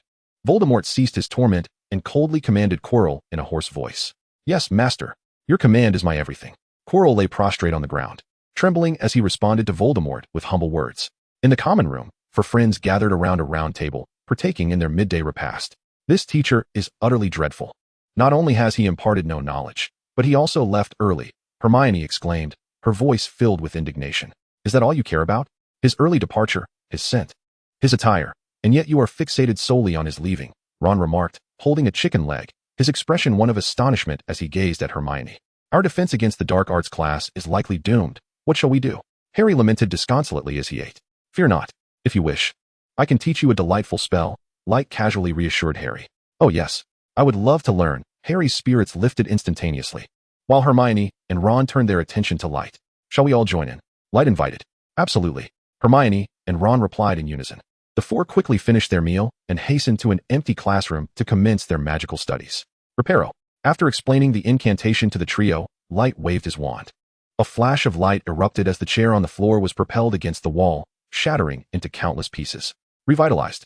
The scattered fragments of the chair returned to their original form under the influence of the restoration charm. Now, you practice while I guide you, Light instructed the three. Promptly, they drew their wands and each selected a chair, while Light continuously cast the restoration spell, allowing them to practice magic without hesitation. After an afternoon of diligent practice, Light glanced out the window and called to the trio still immersed in their magical endeavors. All right, that should suffice for now. You may return. We have herbology class this afternoon. I will restore the classroom. Although the trio felt a hint of reluctance, they obediently complied and departed. Once they had left, Light waved his wand, mending the damaged chairs and filling in the holes created by the impact. Phew, all done. Satisfied with the restored classroom, Light turned to leave. Excuse me, but do you know where I might find that report you mentioned? I was unable to locate the article you referred to. A sinister voice echoed as Light exited the classroom. What report? Oh, that one. Of course, it cannot be found just yet. It will take some time. Light initially paused, then responded candidly. What do you mean? Are you toying with me? Quirrell, lurking in the shadows and emanating a peculiar odor of garlic, stepped into Light's view. Not at all. Occasionally, I see strange visions in my dreams, which is why I inquired about the Dark Lord during class. Light replied with a knowing tone. What else do you know? Quirrell asked, a hint of excitement in his voice. Why would I share that with you? Light retorted. What must I do to learn this from you? Quirrell's breath quickened, and he suppressed his anger to pose the question. I shall not tell you. I relish in your frustration, Light declared before swiftly making his escape. As Kylo sought to follow, a hoarse voice reached his ears. There is no need to pursue. I have already obtained what I desired. Simultaneously, Light received a notification. Deceive the Dark Lord, mileage point increased by 1. He had cleverly created a disparity in information to raise Voldemort's suspicions, enticing him to seek him out. Then, Light would allow him to perceive a fabricated memory of a confrontation between Dumbledore and the resurrected Voldemort. After all, human nature is inherently lazy. When the outcome is advantageous to oneself, compliance is almost inevitable. Moreover, having once fallen victim to a prophecy, Voldemort would undoubtedly exercise greater caution this time. Satisfied that Kylo had not pursued him and aware that Voldemort had been deceived, Light smiled broadly. He had garnered a mileage point. Voldemort had experienced delight, and all seemed to be headed towards a promising future. Light hummed a tune as he strolled towards the library. Upon arriving, he pulled out on the rational configuration of wizard duels from the shelves in the white magic section and began to read. As he perused the pages, a surge of inspiration flooded his mind, prompting him to devise his own combat strategies. He realized he still required a decisive, lethal move. After closing the book, Light summarized all the spells he had mastered. Chapter 24, Flying Lessons. Indeed, it would be the blasting curse. In the future, he would rely on it to obliterate Voldemort's Horcruxes. After shutting the tome, he cast his gaze towards the restricted section. Caution was essential. Although Voldemort temporarily believed his words, he would undoubtedly test whether Light was aware of his possession of Kylo. However, there was no need for excessive concern, based on his calculations. Kylo would soon be preoccupied with seeking the Philosopher's Stone, likely to be caught by the three-headed dog Fluffy, and then deceive the unsuspecting Hagrid, leaving him little time to search for Light. Having concluded his thoughts, Light withdrew his gaze from the restricted section, returned the book, and headed to class.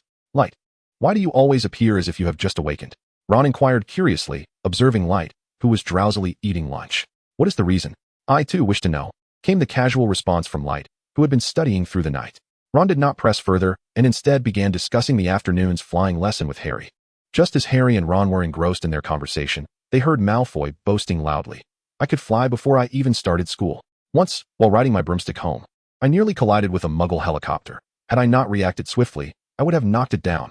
Hearing someone bragging, Ron also began to boast. Back in my day, with no one to guide me, I flew around the town on my broomstick countless times. As Light poked at his stake, listening to their exaggerations, he resolved silently, I shall never pull an all-nighter again. If I do, I will become a fool. The flying lesson soon arrived, and Harry and Ron hurriedly pulled the rejuvenated Light towards the lesson's location. Upon arrival, they found all the Slytherin students already gathered. Once all the students had gathered, Madam Hooch, the flying instructor, instructed the students from both houses to stand facing each other, with a broomstick positioned beside them. Wright cast a glance at the broomstick beside him, noting its age and the evident signs of long use.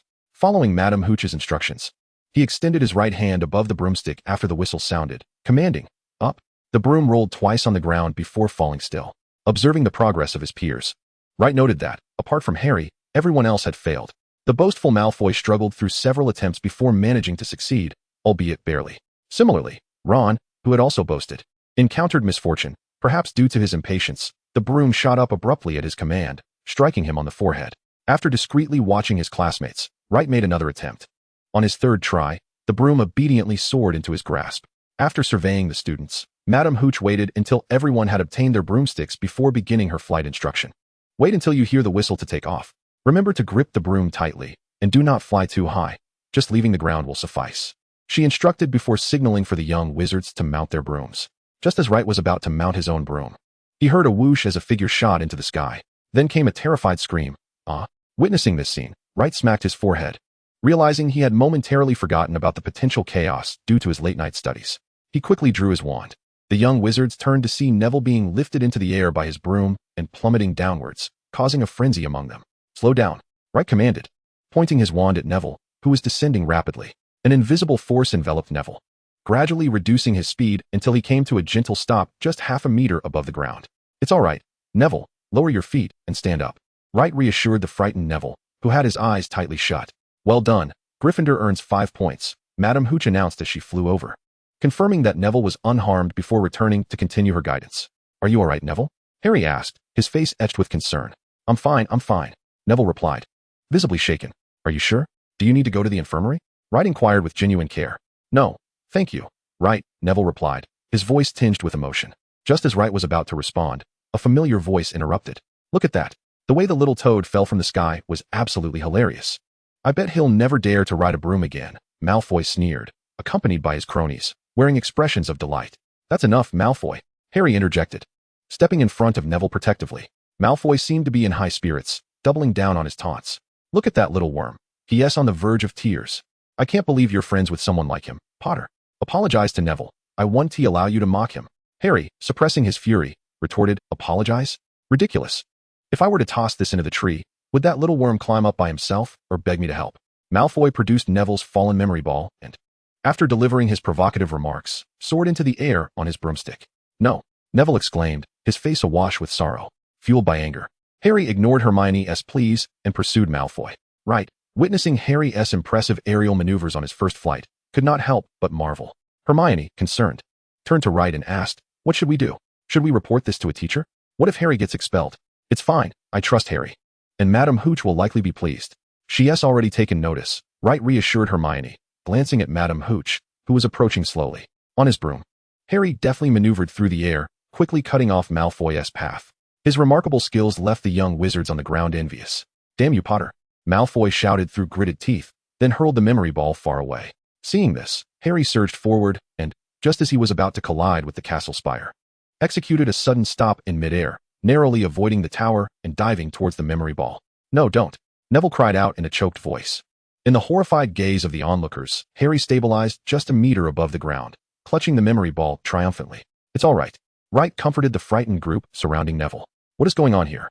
Madame Hooch glared at Malfoy, who had initially thought it was merely a playful scuffle among the novice flyers, not realizing it nearly resulted in an accident. Upon seeing Madame Hooch approach, Hermione immediately began to complain. "No, we were just playing." Before Malfoy could defend himself, Wright's sarcastic voice interjected, "No way. The son of a board member daring to shirk responsibility? How utterly disgraceful." "It's true," Malfoy spat, shooting a resentful glance at Wright before begrudgingly conceding. "In that case, Slytherin loses 20 points, Madame Hooch declared, her gaze directed at the slowly descending Harry. Chapter 25, The Duel That Will Not Happen. Wright, stroking his chin as he observed Malfoy being reprimanded by Madame Hooch, silently criticized, "I feel just like a second-rate villain from a low-budget soap opera." Simultaneously, he flashed a smile at Malfoy, who was glaring daggers at him. Just as Madame Hooch concluded her reprimand of Malfoy and turned her attention to Harry, Professor McGonagall arrived. "Madame Hooch, could you please hold on a moment? May I borrow Mr. Potter?" "This is indeed not a problem. However, Mrs. Hooch conveyed the circumstances to Professor McGonagall and expressed her hope that she would properly educate Harry. Professor McGonagall nodded and gestured for Harry to follow her. Thus, the oblivious Harry was taken away by Professor McGonagall.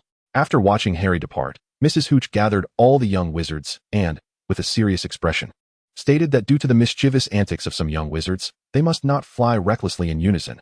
Only one could fly at a time. Under Mrs. Hooch's vigilant supervision, no further incidents occurred among the young wizards. However, Wright did not exhibit any particular talent for flying. Like most young wizards, he wobbled through a brief ascent, completing a couple of circles before landing. Nevertheless, having experienced flight, Wright felt the allure of soaring through the air. The cool wind whistled past his ears, and the sensation of unrestrained movement in the sky was undeniably captivating. Once all the young wizards had completed their flights, the lesson came to an end. After the flying lesson, Wright returned to the castle with Hermione, Ron, and Neville, preparing for dinner. Along the way, Hermione was incessantly murmuring about whether Professor McGonagall would expel Harry, questioning why Harry was taken away when it was clearly Malfoy's fault. Listening to Hermione's anxious chatter, Neville's face grew increasingly pale, and Ron appeared quite flustered. Observing the trio's tension, Wright paused and turned to address them, saying that there was no need to worry. Such trivial matters would not lead Professor McGonagall to expel Harry. If it were Professor Snape, however, the possibility might be more plausible. Perhaps Professor McGonagall sought to commend Harry for his bravery, or maybe his remarkable flying skills and talent could earn him a place on the Quidditch team. That seemed plausible, as while Professor McGonagall was strict, she would not punish without cause. After hearing Wright's explanation, combined with Snape's fearsome reputation, the trio found his reasoning quite sound, and their anxious hearts were somewhat pacified. However, the notion of Harry joining the Quidditch team directly seemed rather exaggerated, considering that one typically had to be in at least the second year to qualify. Hermione remarked skeptically as they walked. Wright, with a smile, casually replied that Harry's skills were quite impressive. Moreover, no young wizard had ever performed such difficult maneuvers upon first encountering a flying broomstick. As the four continued their conversation while walking, they soon arrived at the Great Hall. Just as they stepped through the doors, they saw Harry running towards them. "You finally made it," Harry exclaimed, somewhat bewildered, as he relayed that Professor McGonagall had selected him for the Quidditch team as a seeker. "You guessed correctly." Neville and Hermione looked at Wright in astonishment, while Ron exclaimed excitedly, "That's fantastic." Wright was right. The professor truly invited you to join the Quidditch team. You are now the youngest seeker at Hogwarts. It remains uncertain whether the team requires additional members, be it a keeper, beaters, or even logistical support and substitutes. Ron gazed at Harry with eyes alight with enthusiasm. "This is it," he exclaimed, having heard from Wood that the team was not short on players. Harry, feeling somewhat embarrassed, responded to Ron's eager anticipation. "You ought to temper your impulsiveness. It could be perilous if Professor Snape catches wind of it." As Harry and Ron engaged in lively conversation, Hermione interjected, "But that scoundrel Malfoy is bullying Neville. I cannot stand idly by." Harry felt no remorse for his stance.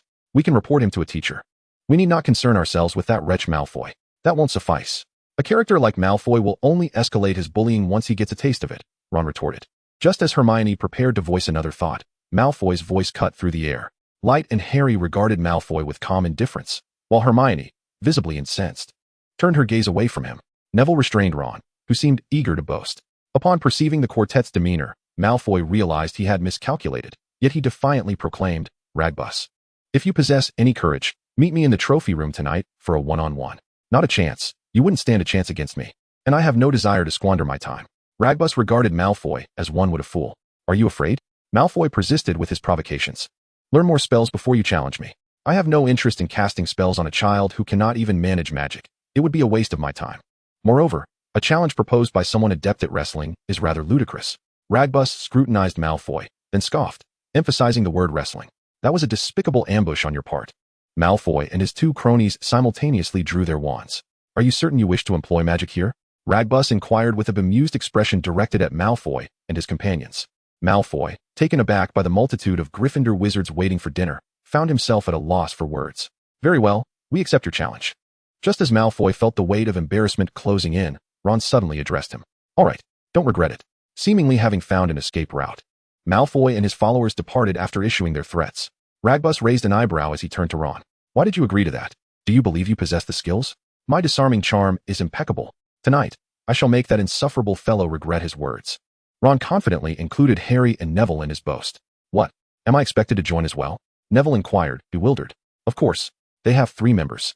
We must outnumber them to intimidate them." Ron urged Neville onward. "I shall not participate. I have little faith in Malfoy. What if he fails to show and then reports us for roaming the night, summoning Filch to capture us? That seems unlikely." Harry and Ron exchanged a hesitant glance. Light was correct. This was a violation of school rules. They had been apprehensive all afternoon. What if they were caught by Filch and expelled? Hermione began to ramble anxiously. Listening to Hermione's incessant chatter while observing Harry and Ron's far-off gazes, Light realized that the two of them were succumbing to their rebellious instincts. Chapter 26. The Three-Headed Dog. Harry, are we truly going to confront Malfoy tonight? What if they are deceiving us? Neville asked Harry with a worried expression in their dormitory. Of course we must go. What if they spread malicious rumors about us if we don't? Ron interjected before Harry could respond. Can the three of us really stand against Malfoy and his two burly companions? Neville expressed his concerns. Fear not. We have learned some formidable magic, Harry replied, confidence radiating from him upon hearing Ron's words. Light, not wishing to dwell too much on the matter, prepared to continue studying for the night. As the moon reached its zenith, Light was roused from a light slumber by a rustling sound. Realizing it was Harry and the others heading out, he got out of bed and stealthily made his way to the restricted section of the library. With a copy of the detailed explanation of the blazing fire spell in hand, he departed the library and proceeded towards the room of requirement. Just as he ascended a staircase, he heard a cat's meow. It seemed he had narrowly avoided being caught. Sighing internally, he cast a disillusionment charm on the book and moved towards the source of the sound. Oh, Light dispelled the charm, revealing himself to Harry, Ron, Neville, and Hermione, who were in a state of panic.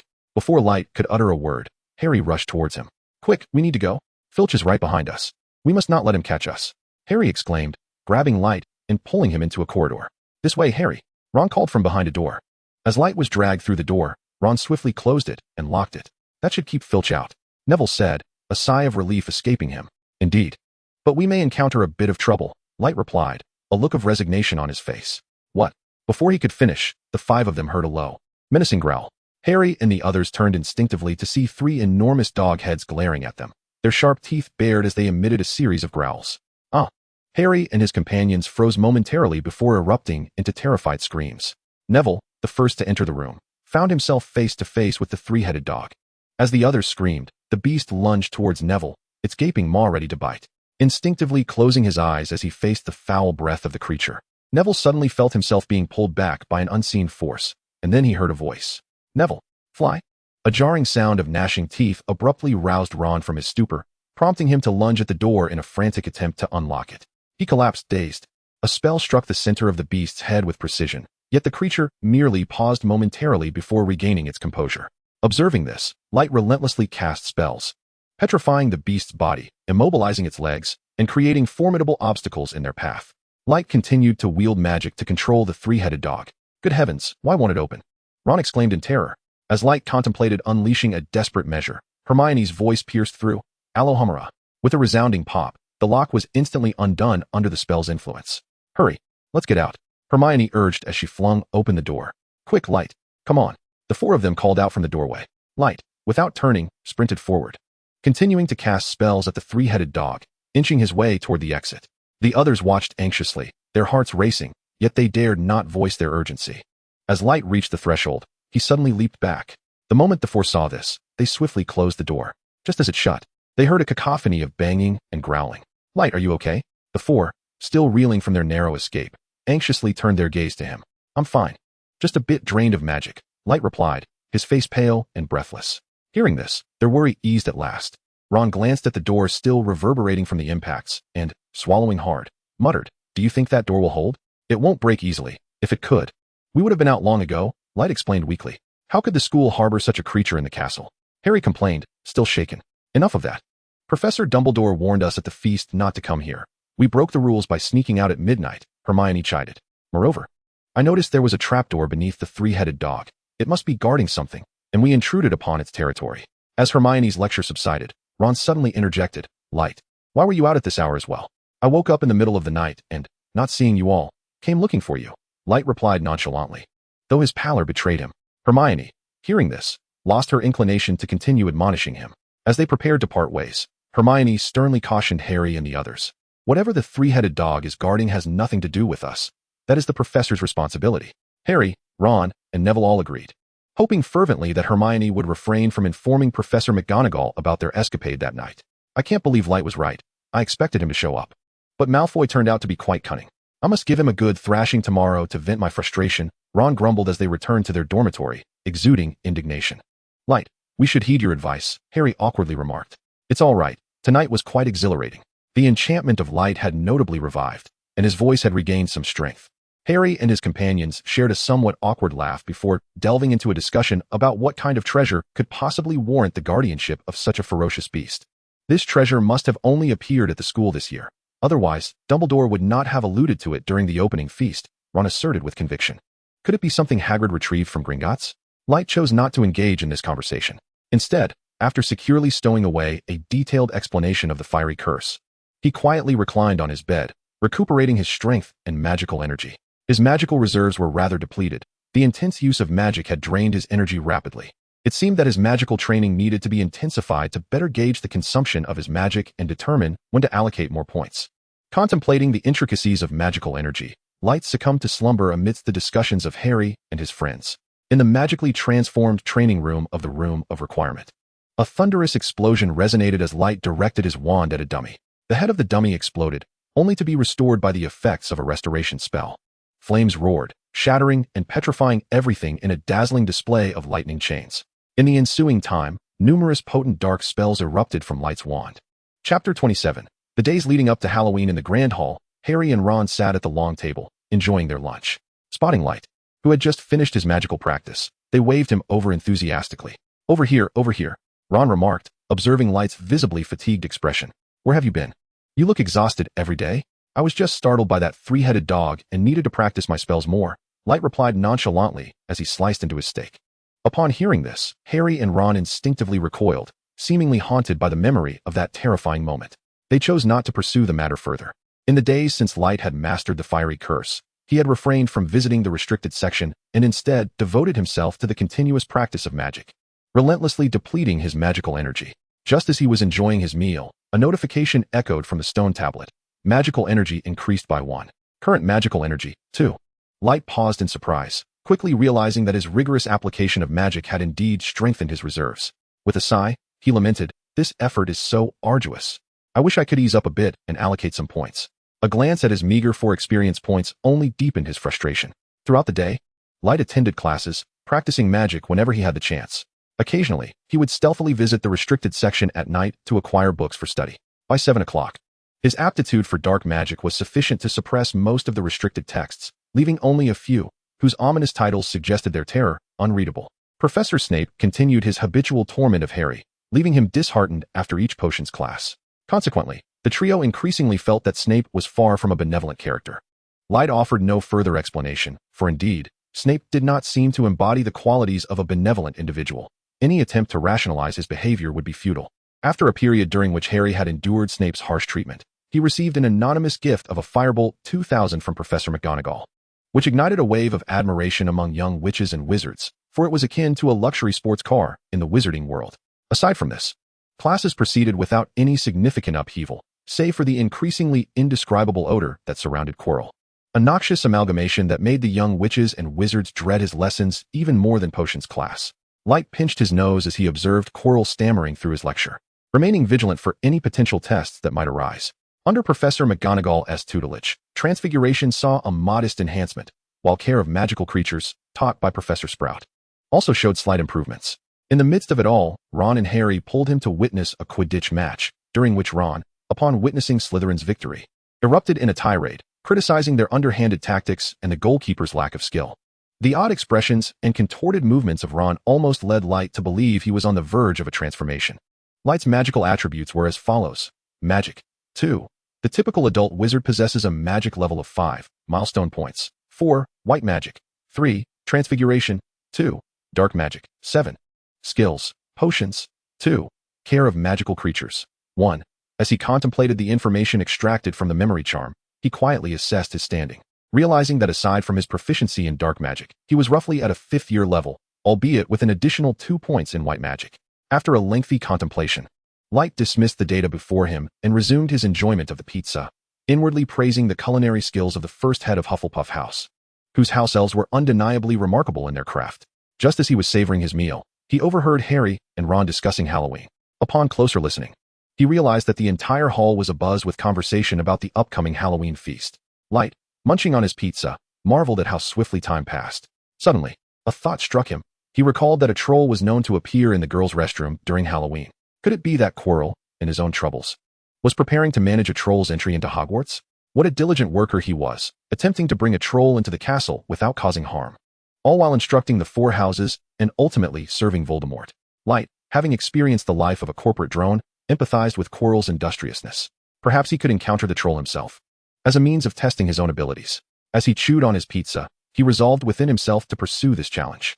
Time flowed onward, and soon it was October 31st, the eve of Halloween.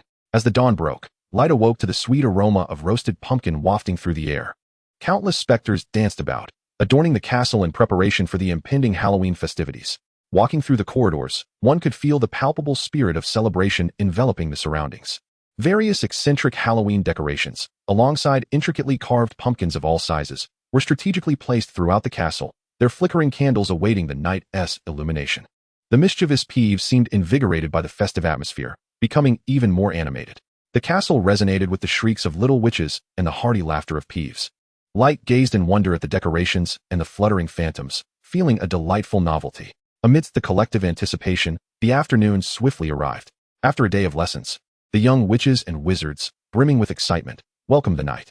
As darkness fell, the pumpkins adorned across the castle flickered to life, casting a bright, yet shadowy glow. The spirits appeared to have donned new attire, with several familiar ghosts adorned in unusual garbs.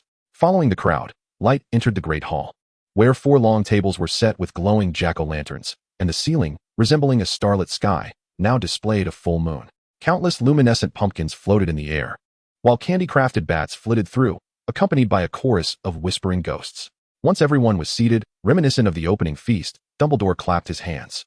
In an instant, a plethora of delectable dishes appeared on the tables, and drinks materialized in front of each guest. "Where's Hermione? Isn't she joining you?" Light inquired curiously to Harry and Ron at the Gryffindor table, just as the meal was about to commence.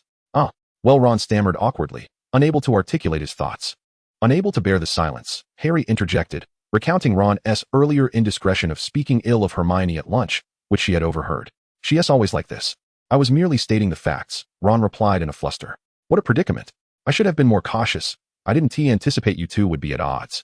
Light frowned. Just then, the great hall doors burst open with a crash. Quirrell, appearing as though pursued by some dreadful creature, rushed breathlessly to Dumbledore's table. Panic etched on his face. "Troll, in the dungeon. I thought you ought to know," he gasped before collapsing to the side. Chapter 28, Confronting the Troll. Witnessing Quirrell's fall, many students sprang to their feet in alarm.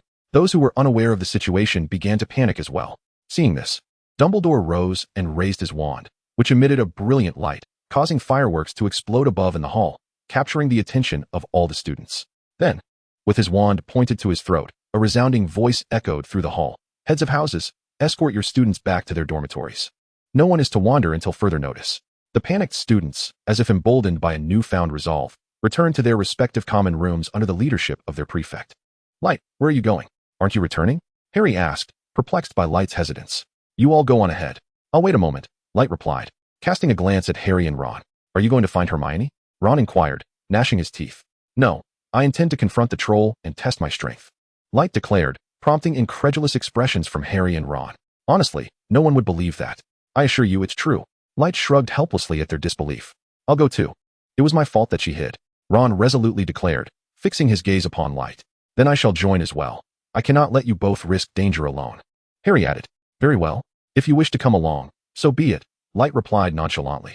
Having made their decision, the trio trailed at the rear of the group, and, when the larger assembly rounded a corner, seized the opportunity to slip into a hidden passage.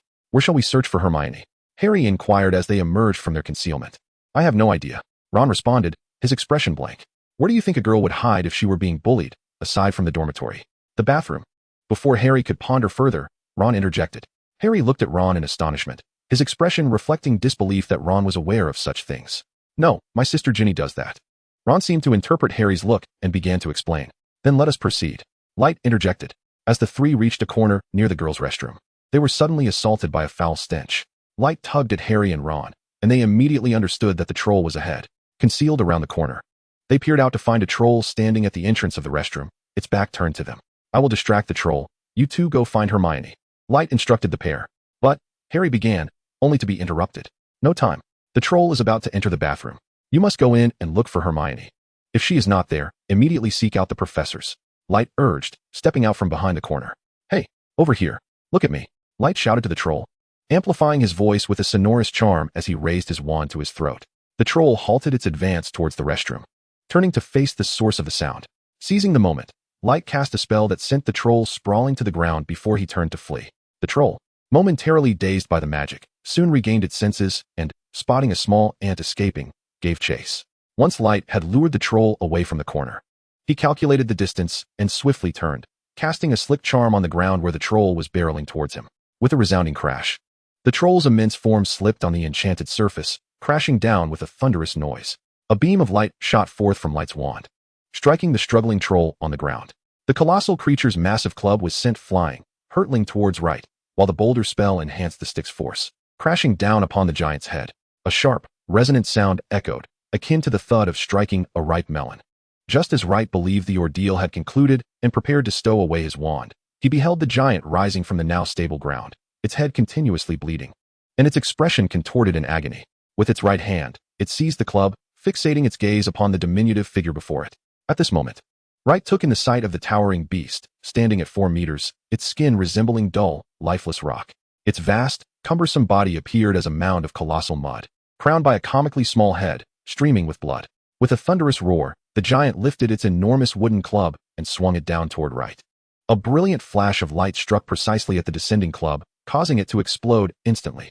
"Lie down obediently, and you may yet retain your life," a voice echoed amidst the chaos. Before the giant could comprehend the vanishing of its club, a deafening explosion erupted, creating a gaping hole in its abdomen. In excruciating pain, the giant flailed wildly, seeking the creature responsible for its injury. 2 successive spells detonated, the blasts tearing into the giant's chest, simultaneously ripping open its wounds, and causing blood to surge forth. The severely wounded giant emitted a primal howl and instinctively lunged toward Right. A bolt of silver lightning severed its left foot, throwing the giant off balance, causing it to crash once more to the ground, its limbs straining to rise as it let out a more anguished wail. The shattering spell struck the giant's head with precision, producing a sound reminiscent of a watermelon bursting, as the struggling giant fell heavily to the earth, generating yet another muffled thud. The mingled scent of blood and the creature's foul odor, combined with the recent demise of a humanoid being, made Right's stomach churn violently, threatening to expel its contents. Having achieved the first blood of the journey, an alert registered, incrementing his progress. Just as Right suppressed the urge to vomit, a message from the stone tablet startled him. "Right, are you all right? We have summoned the professors." The iron triangle, accompanied by 3 professors, hurriedly approached. A flurry of footsteps echoed behind Right. Professor McGonagall and Snape led the way, with Flitwick bringing up the rear. The 3 professors formed a protective triangle around Harry and his companions. The dismembered corpse of the giant lay sprawled on the ground, blood pooling beneath it. Right, wand in hand, stood transfixed before the lifeless body. "This is," Flitwick murmured, his brow furrowing at the gruesome scene. Ugh. The iron triangle, upon witnessing the sight, was the first to retch, followed by Right, who couldn't hold back any longer. Having skipped dinner, he only managed to expel a bit of bile when he heard Professor McGonagall's concerned voice. "Right, are you all right?" "I'm fine. I'm perfectly well, thank you," Right replied, suppressing the nauseating sensation. Snape and Flitwick scrutinized the body of the troll for an extended period before they began their examination. Once Snape finished inspecting the troll's remains, he approached the unscathed Right, who was being attended to by Professor McGonagall. "Mr. Rags, your magical prowess surpasses that of the troll. However, this does not excuse your recklessness. Therefore, Gryffindor loses 20 points, Snape stated in a frigid tone. The 3 young wizards surrounding Right exchanged glances with Professor McGonagall, hoping she would intervene on their behalf. "Indeed, you should remember this lesson," McGonagall remarked, ignoring their hopeful gazes. Chapter 29, Dumbledore. "You are being excessively harsh, Severus, Minerva. Shouldn't we first inquire why they are here?" A gentle voice resonated from behind the gathering. "Albus, has everything been settled in the Great Hall?" Professor McGonagall asked the suddenly appearing Dumbledore. "All is calm now. The students are mostly awaiting news in their respective common rooms, and Sprout is tending to Quirrell. So, could you explain why you found yourselves here?" Dumbledore inquired, shifting his focus to Right and his companions. "I wanted to test my strength against a troll, so I sought it out. Harry and the others were worried about me and decided to follow," Right answered first. "Is that so?" Dumbledore's gaze then shifted towards Harry and the others. "Not quite. They came to find me, Headmaster. I sought the troll because I had read about its weaknesses and thought I could handle it, so I came. Right and the others followed me, so the blame rests with me," Hermione interjected anxiously, taking the responsibility upon herself. "Very well, let us proceed with Severus's punishment. However," Dumbledore paused slightly before continuing, "due to your courageous actions in protecting your classmates, I shall award Gryffindor an additional 20 points. At this, Harry and his companions breathed a sigh of relief. Headmaster, is this not a bit lenient? Snape remarked darkly. Hearing Snape's words, Harry's heart sank once more. No young wizard has ever defeated a troll shortly after enrollment. He deserves those points. With this, Snape refrained from making further objections. Thank you immensely for your leniency. I also appreciate the professor's swift arrival, Wright expressed with a grateful smile. Just as Wright concluded his polite exchange with the professors, Dumbledore interjected, Minerva, Phileas. I need your assistance in escorting Wright and his companions back. Please notify the students that the crisis has been averted and they may resume their feast. Severus and I will handle matters here and join you shortly.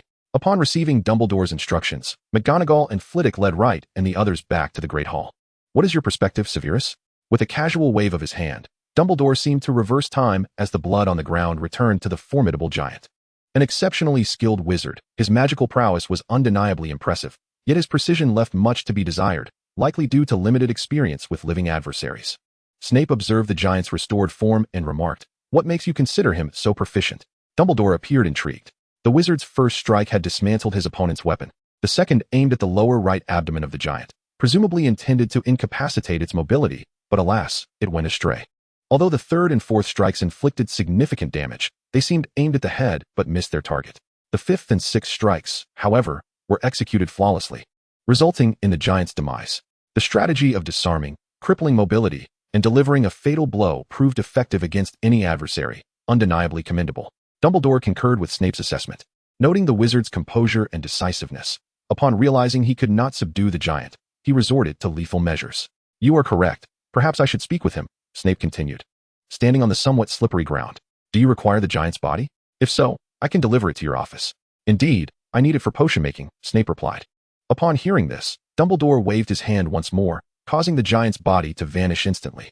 Very well, let us resume the banquet. As Wright sat at the Gryffindor table reflecting on the recent battle, he received a message from the stone tablet. You have earned the highest commendation for completing the milestone. You gain 1 milestone point. Once all the students returned to the hall, Dumbledore appeared and announced the continuation of the feast. While indulging in the banquet, Wright sensed someone watching him. Upon lifting his gaze, he discovered Dumbledore observing him intently. Unfazed, Wright smiled and resumed his meal. After satisfying his appetite, as he prepared to depart, a bat landed beside his ear and whispered, I wish to speak with you. Could you come to my office later? I will be waiting there. Nodding slightly, Wright watched as the bat flew away. Bidding farewell to his close friends, he made his way to the headmaster's office, taking deep breaths along the way to bolster his courage. With a mixture of anticipation and trepidation, Wright traversed the campus, illuminated by the floating pumpkin lanterns. He arrived before an exceedingly grotesque stone beast. Taking a deep breath, he recited the incantation provided by the bat, Lemon Snowball. As the words left his lips, the stone creature animated, leaping aside to reveal a concealed wall. The wall parted in the center, unveiling a hidden spiral staircase. Stepping onto the staircase, Wright ascended, and as he took several steps, the wall behind him thunderously sealed shut. The spiral staircase ascended automatically, twisting until Wright felt a wave of nausea. Gradually, the staircase slowed and finally came to a halt. A resplendent wooden door materialized before Wright, who approached and grasped the brass knocker shaped like a griffin, striking the door. No sooner had he knocked than the door swung open automatically. Observing this, Wright stepped inside, entering a room aglow with brightness. The circular chamber housed a shelf upon which a bird dozed peacefully.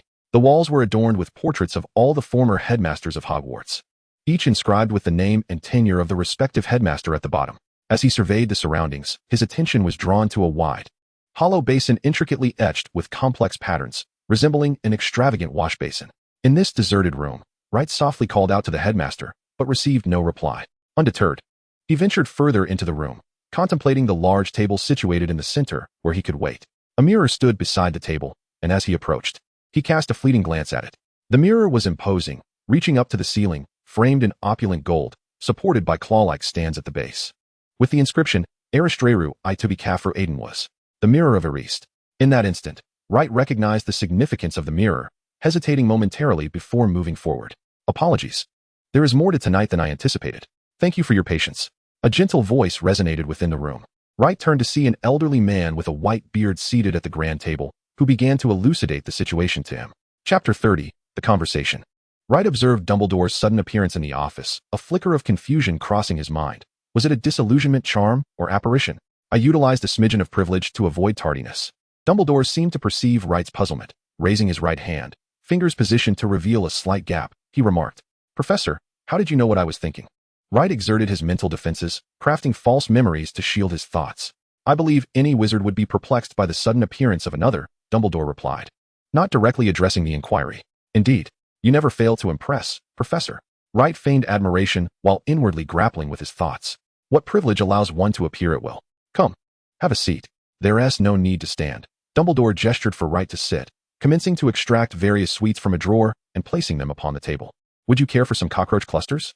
Perhaps a new flavor of Bertie Bott's every flavor beans?" No sooner had Wright settled in than Dumbledore presented him with a plethora of candies. "All right, thank you." Wright graciously accepted a Bertie Bott's bean, ignoring the cockroach clusters entirely. "The orange flavor is quite delightful," he remarked, savoring the treat. "Could you share the particulars of the events?" Dumbledore inquired, pouring a glass of water for Wright with a smile. "Certainly. Before the commencement of the Halloween feast, I did not see Hermione. I was acutely aware that Ron's words had wounded Hermione, just as Professor Quirrell announced that the troll had been set loose.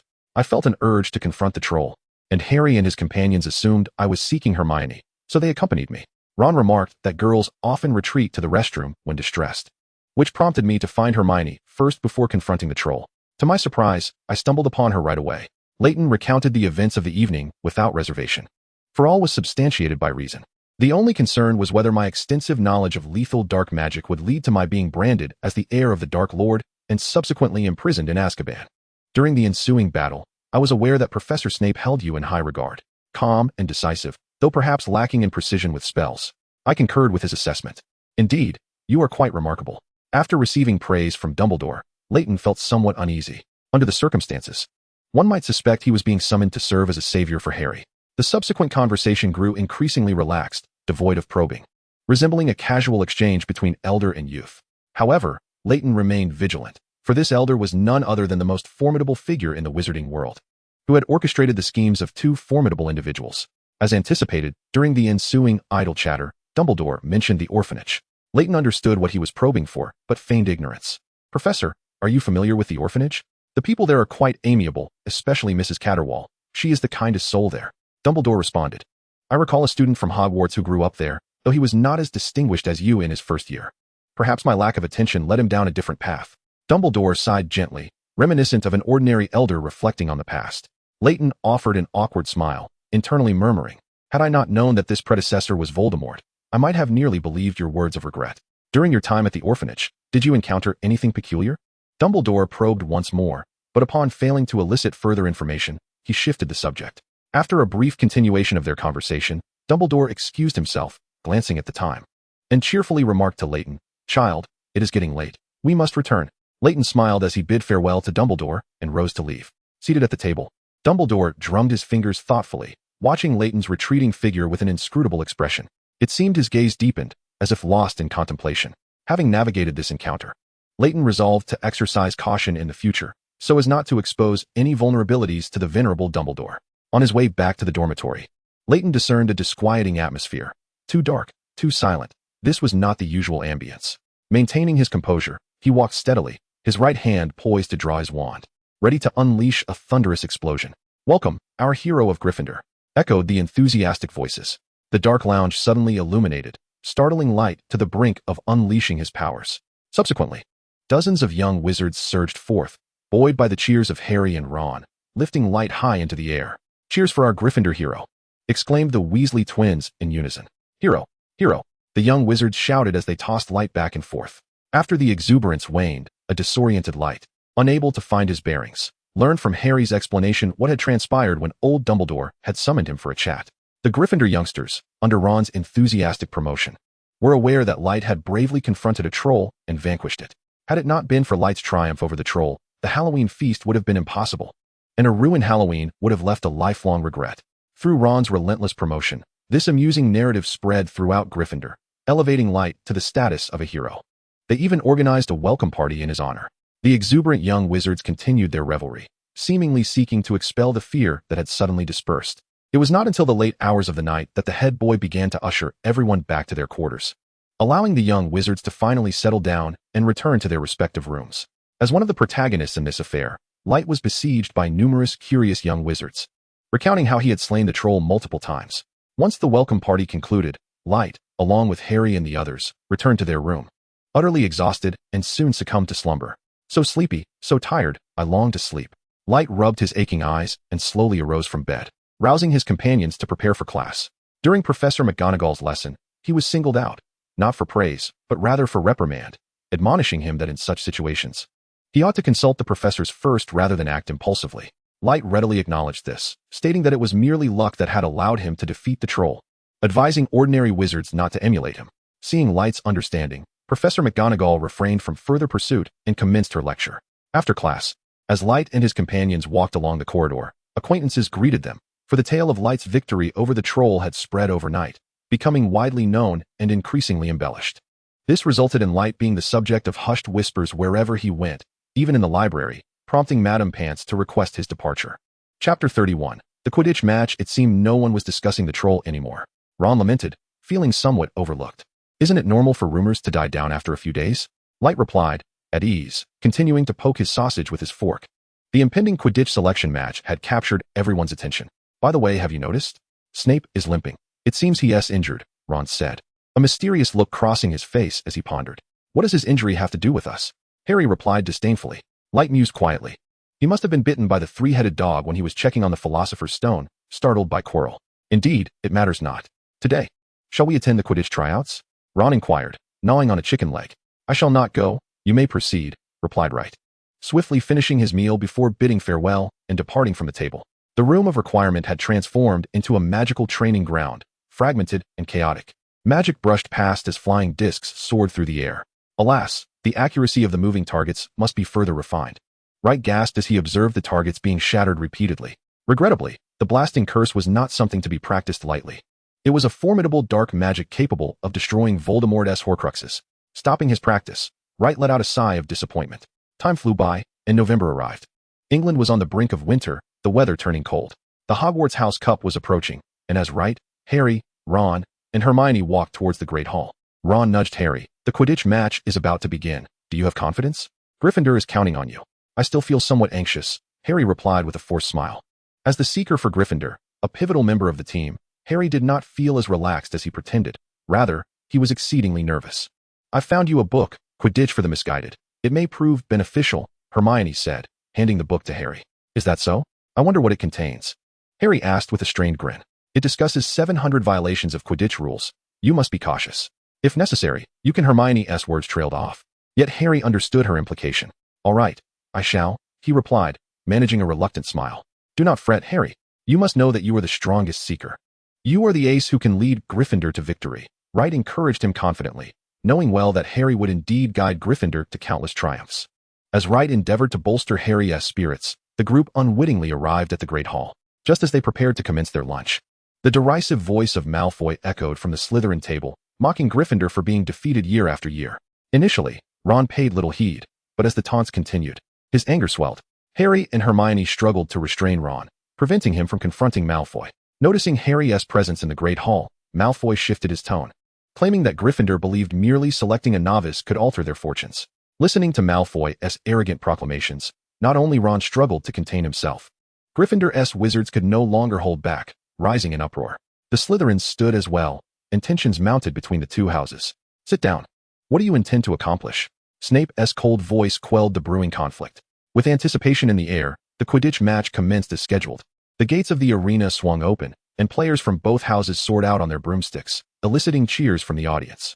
Ron and Neville held aloft a tattered, oversized banner, enchanted to shimmer in midair, proclaiming Potter for the win.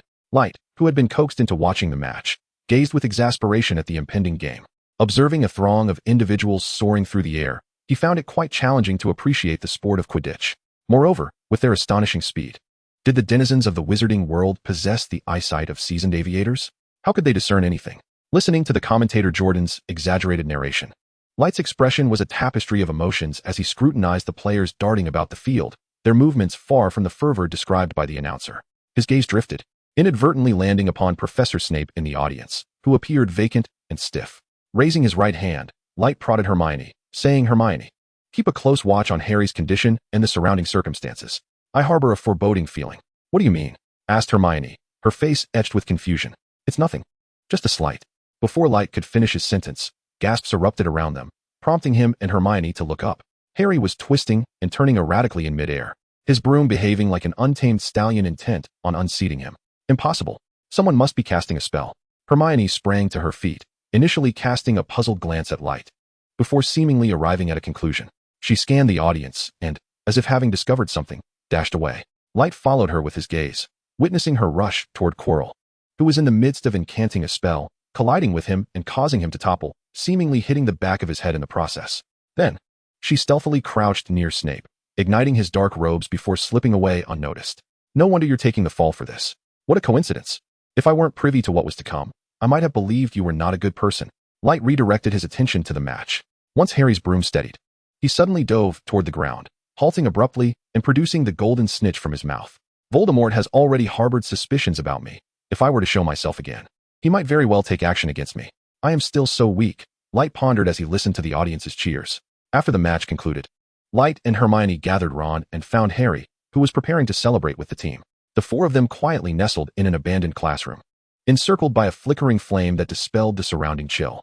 It must have been Snape, Ron exclaimed after hearing Hermione recount the events. I believe so too. When Harry's broom went haywire, Snape was chanting spells. After I set his robes ablaze, Harry's broom regained control. Hermione concurred, asserting that Snape was indeed nefarious. What are your thoughts, Light? You were the one who warned me that Harry might encounter trouble, she said, turning her attention to him, as did Harry and Ron.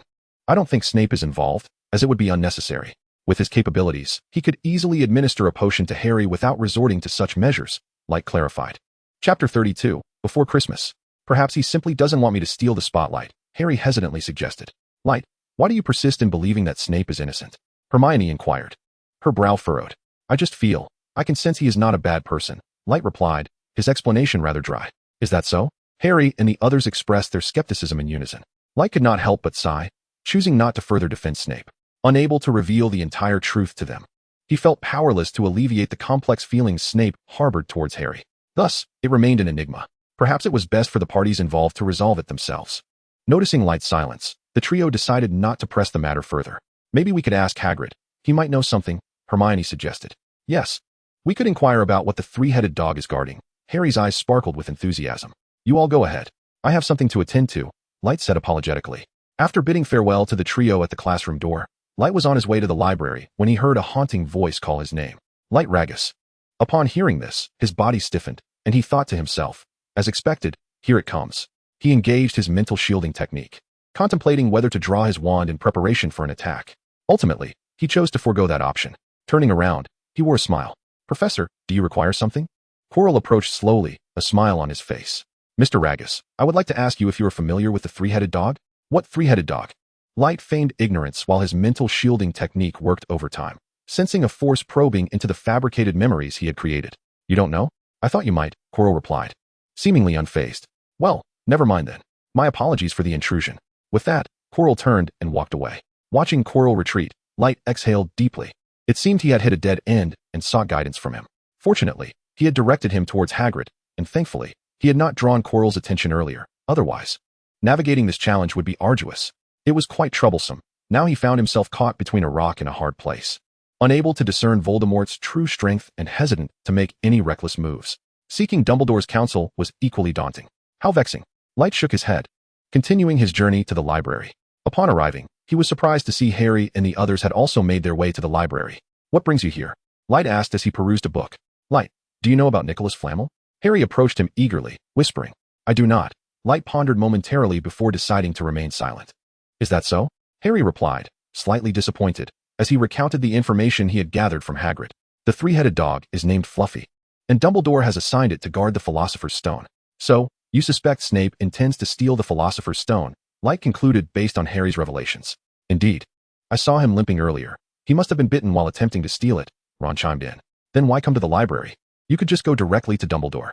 Light feigned ignorance, pretending to be unaware. We can't. We spoke with Professor McGonagall, and she didn't believe us. She questioned how we learned about the Philosopher's Stone. So, we came to investigate the stone's purpose. Hermione approached with a stack of books, her expression one of indignation. Fine. Let us read together, she exclaimed. Whatever, replied Light with an air of indifference. As night fell, before the tapestry of the giant troll, outside the room of requirement, Light declared, I need a place to practice the Fiendfire curse. He pushed the door open, revealing stones floating in midair, spaced far apart. It seemed that only a daring approach would suffice. Initially, he had intended to take his time, but Voldemort had completely fixated on him. With no option to recklessly add to the mileage, he had no choice but to practice the Fiendfire curse. Fully focused, Light waved his wand, unleashing a violent burst of Fiendfire toward the suspended stones. The flames consumed the stones in an instant, which then transformed into a lion that lunged at him. All curses must end, Light murmured, his expression grave. The magic collided with the oncoming fire lion, and for a moment, they were locked in a stalemate. As Light intensified his efforts, a flash of light erupted, and the fire lion dissipated into nothingness. This is exceedingly difficult, he thought. Relieved that he had managed to grasp all curses must end, or else he would have been consumed by the backlash. Let us continue. He mused that the night had not been in vain. At least after the Fiendfire burned, it no longer rebounded upon him, allowing him to extinguish it at will. Exhausted, Light returned to his dormitory. In the following days, whenever he had the opportunity, Light relentlessly practiced the Fiendfire curse, barely managing to control its range and extinguish it on command. I haven't seen you around lately. Where have you been? Ron inquired during a meal. Indeed. I didn't spot you in the library either, Hermione added.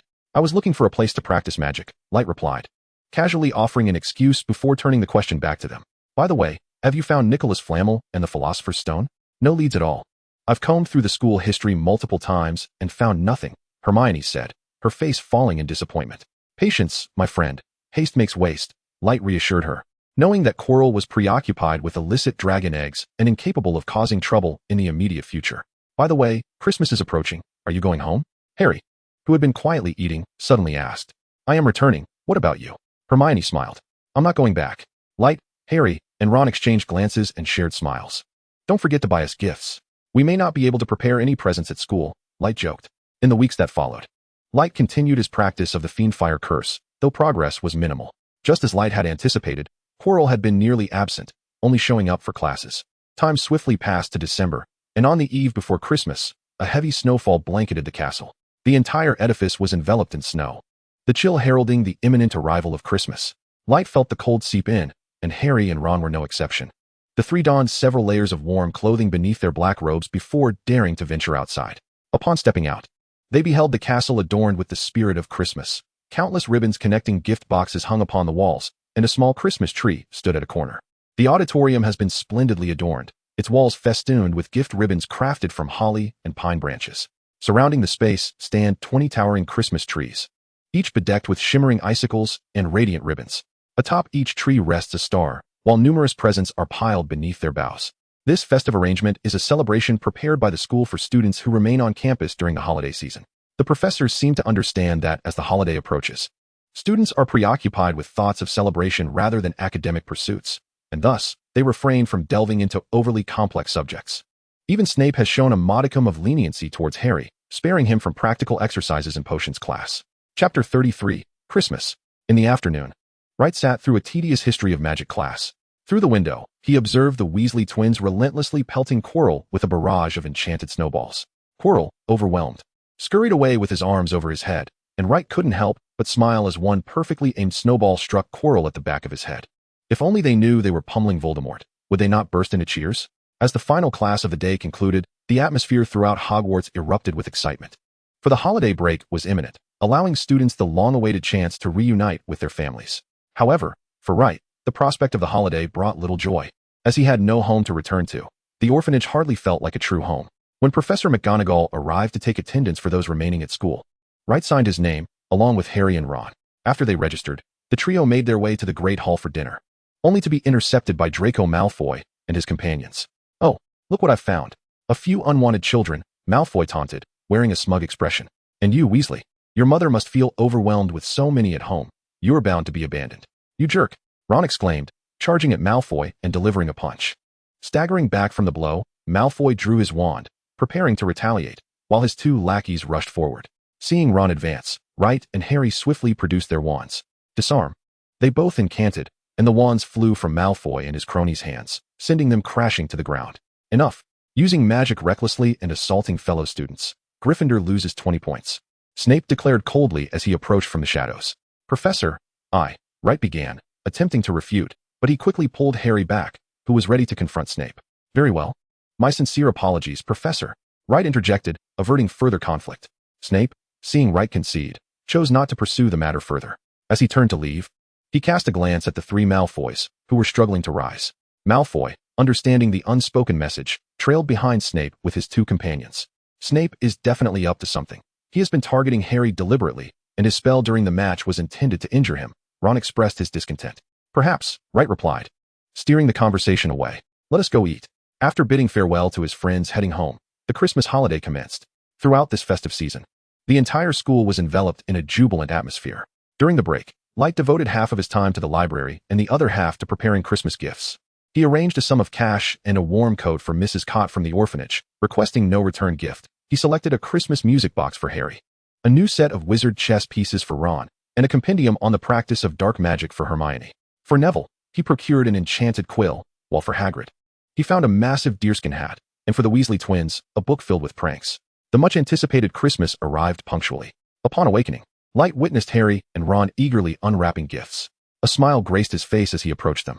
As he drew near, he saw Ron fiddling with the new wizard chess set. At that moment, Harry unveiled Light's present, opening the music box, which revealed 3 figurines that danced to a melodious Christmas tune. Harry gasped in delight, swaying in rhythm with the music. Ultimately, he extracted a shimmering, silvery fabric from the box, which resembled flowing liquid. Hesitant, Harry glanced at the gift in his hands. It was an invisibility cloak. May I try it on? Light inquired with keen interest, leaning closer. Of course. Harry handed the cloak to Light. Upon receiving it, a message resonated. 1/3 of the mystery of death's mileage completed. Mileage point 1. Light raised an eyebrow, realizing he could earn 2 more mileage points. He then donned the cloak. When Harry saw Light vanish upon wearing the garment, he couldn't resist reaching out to touch it, feeling its smooth, flowing texture. After experiencing the cloak, which felt akin to the disillusionment charm, Light posed several questions to Harry and Ron, learning that the cloak could muffle certain sounds and odors. He then removed it and returned it to Harry for him to experiment as well. While Harry and Ron reveled in their fun, Light began to unwrap his own gifts. Ron gifted him a bag of sweets, Harry presented a notebook, Hermione offered her notes, and the Weasley twins contributed some prank items. Finally, he opened Hagrid's gift, which nearly startled him, a unicorn horn, worth a fortune in the marketplace. The Christmas feast at Hogwarts was exceptionally festive. All students who remained on campus gathered at a long table, setting aside their usual rivalries and grievances to collectively savor the holiday spirit. After the banquet, Light sat by the edge of the castle, observing a group of young wizards engaging in a snowball fight, a delightful blend of magic and camaraderie that intrigued him. Suddenly, a flurry of snowballs emerged from behind, interrupting his spectators' reverie as they struck him repeatedly. Light turned around and saw the Weasley twins laughing heartily while holding snowballs. With a swift motion, he launched 2 snowballs that accurately struck the twins, causing them to exchange glances before bursting into laughter once more. Thus began an intense skirmish. Light's precision clashed with the twins' sheer numbers, resulting in a fierce battle. As Harry and Ron joined Light's side, victory seemed imminent, yet the twins also summoned reinforcements, escalating the conflict into a full-scale showdown between the two factions. Eventually, all the young wizards who had participated in the snowball fight found themselves buried beneath heaps of snow, erupting into collective laughter. After dinner, the chill in the air deepened. Exhausted from the day's tumultuous battle, the little wizards returned to their dormitories in small clusters. Hey George, did you enjoy my Christmas gift? Light inquired cheerfully. I'm not George, I'm Fred, came the reply. No, you are George. I left a hidden mark on your gifts. Whenever I encounter George, my right hand will twitch, and conversely, my left hand will move for you. That's impossible. I didn't notice any mechanism, Fred and George exclaimed simultaneously. Astonished. All right, I was joking. Your sweaters merely have the initials of your name stitched on them. Another defeat. The twins exchanged knowing glances and chuckled. It appears you both are quite fond of my gift. Light replied, grinning. Chapter 34. The Mirror of Erased.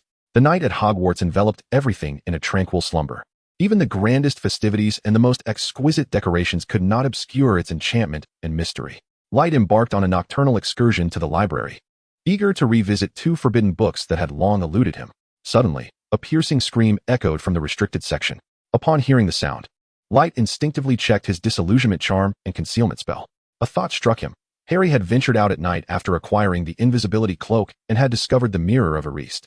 The last time, a sudden appearance by old Dumbledore had thwarted his attempt to approach the mirror. Perhaps this time he could seize the opportunity and earn a milestone. With this intention, Light patiently awaited the commotion to subside before stealthily making his way toward the library. He vaguely recalled that the magical artifact was housed in an abandoned classroom, the door of which stood ajar. Drawing upon his frequent visits to the library, Light quickly located the dilapidated classroom. He gently pushed the door open, carefully stepped inside, and restored the door to its previous state. Inside the forsaken classroom, desks and chairs lay haphazardly piled in a corner, while the center of the room was cleared to reveal a vast open space. At the heart of this clearing stood a beautifully adorned mirror, the very mirror of Eris that Light had previously encountered in Dumbledore's office. However, before the mirror stood a slight figure. Light recognized it to be Harry. Clutching the invisibility cloak he had just removed, Harry gazed intently at the mirror, while Light chose to remain silent, observing from a distance. "I will return," Harry murmured. "Dad, Mom." After a considerable time, Harry, with a lingering glance at the mirror, donned his invisibility cloak and turned to leave. Once Harry exited the classroom, Light dispelled the disillusionment charm and slowly approached the enchanted mirror, extending his guilty hand. Upon completing the enigmatic mirror's task, his milestone incremented by 1. After receiving the message from the stone tablet, Light intended to withdraw. However, upon reflection, he cautiously stepped closer to the mirror, fully exposing himself to its reflection. Gazing into the mirror, Light found himself momentarily entranced. The mirror revealed the visage of his previous life, handsome and spirited, adorned with a gentle smile, exuding an aura of warmth and vitality. Staring at the elusive figure within the glass, Light murmured, "This is the adult I once aspired to be. A person who is correct and radiant, confident and exuberant, capable of resolving any issue, undeterred by adversity, and resolute in decisions without regrets. Yet, it seems I have never become such a person, even until death." Observing his reflection in silence, Light's eyes brimmed with profound disappointment. "Perhaps I now comprehend why this mirror is so captivating. It manifests the unattainable. The dreams one knows are beyond reach. Harry's lost family, Dumbledore's woolen socks, Ron's grand ambitions. They become enraptured by the mirror's illusory scenes because they realize they cannot reclaim what was lost. I am acutely aware that I cannot become the person I yearn to be. Thus the mirror unveils the visions of my longings." Despite unraveling the mirror's secrets through his magical knowledge, Light felt no joy. Only a deep sigh escaped his lips. "So what do you see?" "Why the sigh, Mr. Rags?" A gentle voice resonated from behind Light. Anticipating the presence, he turned to face the newcomer. Dumbledore, having arrived unbeknownst to him, was smiling warmly at Light, seemingly having stood there for quite some time. Looking at the elderly figure before him, Light offered a bittersweet smile and replied in a dry, stiff tone, "I beheld the most exceptional person in the world, someone I could never become, much like yourself." "I am unworthy of such praise," Dumbledore said. "Shall we converse, Mr. Rags?" With a subtle gesture of his right hand, tables and chairs floated into the classroom, landing gently on the ground. The dust vanished, replaced by an array of candies, cookies, and sweets, alongside pumpkin juice. "Please, take a seat. If you don't mind, you may enjoy some refreshments. The night has grown late." Dumbledore invited as he sat down first. Light, swallowing hard at the sight of the bountiful spread, expressed his gratitude and settled into a chair, indulging in the delightful treats laid before him. "Professor, when did you arrive?" Light inquired, savoring a small cake. "This enchanted mirror, I have made a few adjustments, for it possesses a certain danger. Mr. Rags, the mirror of Eris reveals the deepest and most fervent desires of the human heart. It is not as innocuous as one might assume. It harbors peril." Dumbledore, with a tone laced with caution, warned Light, who had just gazed into the mirror. "I understand that what it depicts will never come to fruition. I am fully aware and shall not succumb to obsession." Light replied with an expression that suggested he had seen through the ways of the world. "Is that so? You are even more remarkable than I had imagined." Dumbledore, casting a meaningful glance at Light, who had set aside his utensils indicating he was well fed, spoke slowly. "Since you have dined sufficiently, it is time for you to retire, for the night has grown late." Dumbledore glanced at the time and, with a kindly voice, began to usher his guest out. Without any intention of lingering, Light immediately rose upon hearing this, bid farewell to Dumbledore, and set off on his way back to the dormitory. Once back in his room, as he lay upon his bed, Light couldn't help but reflect on his earlier conversation with old Dumbledore. He surmised that Dumbledore must have arrived when Harry did, and he might suspect a connection between himself and Voldemort. After all, everything seemed too coincidental, especially since he had been near Harry all evening, compounded by his origins from the Weasley orphanage. Even he began to doubt himself, let alone the astute Dumbledore. However, the matter was not overly concerning. Although Dumbledore was not a conventional good man, as long as one did not infringe upon his principles, he was inclined to adhere to the rules. After much contemplation, Light gradually drifted into slumber, turning restlessly for some time. During the ensuing Christmas holiday, Harry visited the mirror of Eris twice more, each time returning dejected and sorrowful. Throughout this period, Light refrained from venturing into the restricted section. Instead, he continued to practice magical combat, for a particularly dangerous individual was lurking nearby. The remaining days of the Christmas holiday were spent in a tranquil routine of practicing magic, whether there were pressing matters or not. The results of his practice were quite remarkable, aside from the fiendfire curse, which remained difficult to control, only manageable in a limited scope. All other spells were no longer problematic.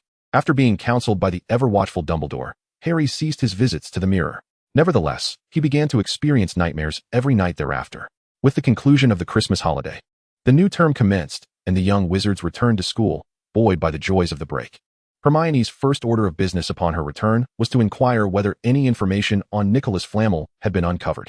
Harry took the blame upon himself, recounting the events of the 3 nights of nocturnal escapades to Hermione. Knowing the whole story, Hermione felt a tumult of emotions. She was both anxious for Harry's reckless ventures and disheartened by the absence of any information regarding Flamel.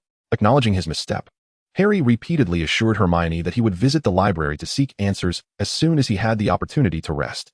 However, with the students back in session, Harry, being the star player of the Quidditch team, found himself swept into training whenever he had a spare moment, leaving little time for leisure. Time flies, and in the blink of an eye, 5 days of the new school term have passed. So, who exactly is Nicodemus? Ron leaned over the library's study table. I feel like I've seen him somewhere, but I just can't place it. Harry frantically flipped through the pages of a book. Found it. Is this the one? Light set down his copy of A History of Alchemy and pointed to a specific passage. What? Let me see. Hermione swiftly snatched the book away. Yes. The Philosopher's Stone, Immortality, it's him. Hermione whispered excitedly to Harry and Ron. Chapter 35, The Dragon Egg. We must go find Hagrid. Ron exclaimed with enthusiasm. No. Hagrid has forbidden me from investigating this matter. The professors also wish for us to remain uninformed. Hermione immediately countered. True. And all we know is that Snape might be after the Philosopher's Stone, but we lack further information. Harry concurred with Hermione's assertion. Perhaps we needn't seek out Hagrid. He may very well present himself to us. Light raised his right hand, pointing to a tall figure within the library. The 3 turned in the direction of his finger and beheld a towering giant stealthily roaming the library, seemingly searching for a book. Hagrid, what are you doing? The sudden voice startled Hagrid, causing the books in his arms to nearly tumble to the ground. Harry and you all. Hagrid turned to see Harry and Light waving from the study area. So, why have you come to the library? Ron inquired curiously as Hagrid took a seat. Hagrid placed his books on the table, his tone slightly excited. I'm here to gather some information, hoping to learn a few things. What kind of information are you seeking? Perhaps I can assist you. Hermione looked at Hagrid with eager eyes. Are you interested in hatching a dragon egg, or in caring for a hatchling? Light observed the book Hagrid had placed on the table. Upon hearing Light's inquiry, Hagrid's voice grew a bit animated. Of course, I want to do both. Do you know? I've dreamed of raising a dragon. Light suddenly turned to the excited Hagrid, keenly identifying the missing piece. But where did your dragon egg or hatchling come from? Of course. What dragon egg? I don't quite understand what you're saying. Hagrid stammered. Oh, so, you managed to acquire a dragon egg. Harry and the others instinctively gasped at the revelation Light had just made. Calm down, the librarian is approaching. Light cautioned. The trio apologized to the approaching librarian, smiling as they watched Madame Pants depart. Hermione then lowered her voice and asked Hagrid, what do you mean? You've hidden a dragon egg and intend to hatch it? Having just been warned by Madame Pants, Hagrid quickly hushed her. Shh, don't let it slip. If others find out, that little one will be taken away. It's still so small, it's just an egg. However, should anyone discover that you are secretly hatching a dragon egg, you would undoubtedly find yourself imprisoned in Azkaban. Hermione cautiously surveyed her surroundings, her voice tinged with urgency. No, we cannot allow that. We are the best of friends. Hagrid gazed at the 4 with tearful eyes, pleading earnestly. After a hushed discussion among themselves, the quartet turned to Hagrid and said, in that case, we shall pay a visit tonight to ascertain the situation and see if we can devise a solution. Indeed, I shall await your arrival this evening. Come directly to my home, Hagrid exclaimed, nearly leaping with joy at the prospect, eagerly inviting the 4 to his abode. This is acceptable, isn't it? Hermione's concern deepened. Oh, it's just an egg. What could possibly go wrong? Was Lady's nonchalant response. Finally, night fell, and the 4 stealthily slipped out of the castle, making their way to Hagrid's residence. Following a path overgrown with wild grass, they quickly arrived at his dwelling. Lady boldly approached and knocked on the door, while Harry and Ron cast furtive glances around, as if they were thieves. Who is it? Hagrid, ever vigilant, cracked the door open slightly, upon recognizing the quartet. He swung it wide and urged, You've come. Come in. As they entered, Lady was immediately enveloped by waves of heat. Harry and Ron frowned in discomfort, and Hermione appeared to struggle for breath. Harry, panting, inquired of Hagrid why it was so exceedingly warm. Ron, drenched in sweat, wholeheartedly agreed. The dragon egg must be kept at a high temperature to incubate properly, Hermione explained, then, in disbelief, added, So, you genuinely possess a dragon egg? Indeed. Right here, Hagrid declared, pointing to a dark egg nestled in the roaring flames of the hearth. Is this truly a dragon egg? May I touch it? Lady inquired, leaning closer to the fire with intent. You may, but be cautious of burns. The egg must remain at a high temperature until it hatches, Hagrid warned. Scratching his head morosely. Let us give it a try. Lady cast a protective charm upon himself and reached toward the dragon egg. The shell was not overly hot, merely warm, likely due to the heat being absorbed. Regrettably, there was no indication of life within. Lady withdrew his hand, disappointed. Hagrid, could you share how you came into possession of this dragon egg? As Harry and the others gathered around the hearth, they turned their attention to Hagrid upon hearing Lady's question. Of course I won it. Just a while ago, I was playing cards with a stranger at the pub, and he lost to me, Hagrid replied with unabashed honesty and pride. What was this individual like? Did he show a particular interest in your three-headed dog? Lady asked, with subtle implication. That seems to be the case, but who wouldn't he be interested? It's a three-headed dog. How often does one see such a creature? Hagrid responded, looking somewhat baffled. Did you mention what Fluffy likes or fears? Hermione interjected, connecting the dots. I had a bit to drink and told him that Fluffy loves music. As long as there's music, Fluffy will fall asleep, Hagrid recounted. Hagrid's typically earnest face finally showed signs of panic. He realized that he had inadvertently revealed something significant. Who is that person? Harry inquired anxiously. I do not know who he is. I only remember he wore a black cloak, and his hood obscured his face, Hagrid stammered. But I vaguely recall his voice being quite hoarse, not like that of an ordinary person. As he spoke, Hagrid became acutely aware of the gravity of the situation. That cloaked figure must surely have been Snape. We had seen him limping earlier. Not only did he wish to harm Harry, but he also sought the Philosopher's Stone. Ron was as excited as a detective who had just uncovered the truth. The Philosopher's Stone? How do you know about this? Hagrid exclaimed incredulously. You don't think your secrecy is impeccable, do you? Hermione retorted. Listen, the matter of the Philosopher's Stone does not concern you. Dumbledore will handle it. Hagrid stated gravely to the four of them. Len nodded in agreement, indicating that such serious matters should be left to the professors and did not require their concern. That won't do. We spoke with Professor McGonagall earlier. They are utterly unprepared for Snape, who has even learned about the weaknesses of Fluffy. The Philosopher's Stone is in grave danger, Harry urged anxiously. Then we must seek out the headmaster. He will undoubtedly resolve this, Hermione concluded after a moment of contemplation, presenting the most viable solution. This proposal received unanimous support from everyone except La. Indeed, it is the best course of action, provided the headmaster himself is not compromised. I have no desire to continue playing games with old Dumbledore, La sighed. I still won't go. I find the dragon egg far more enticing. You all may proceed.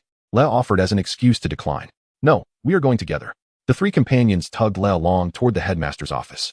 Chapter 36, the third meeting with Dumbledore. Chilled lemonade. Before the immense stone beast, La recited the password provided by Hagrid, and the passageway appeared before the four of them.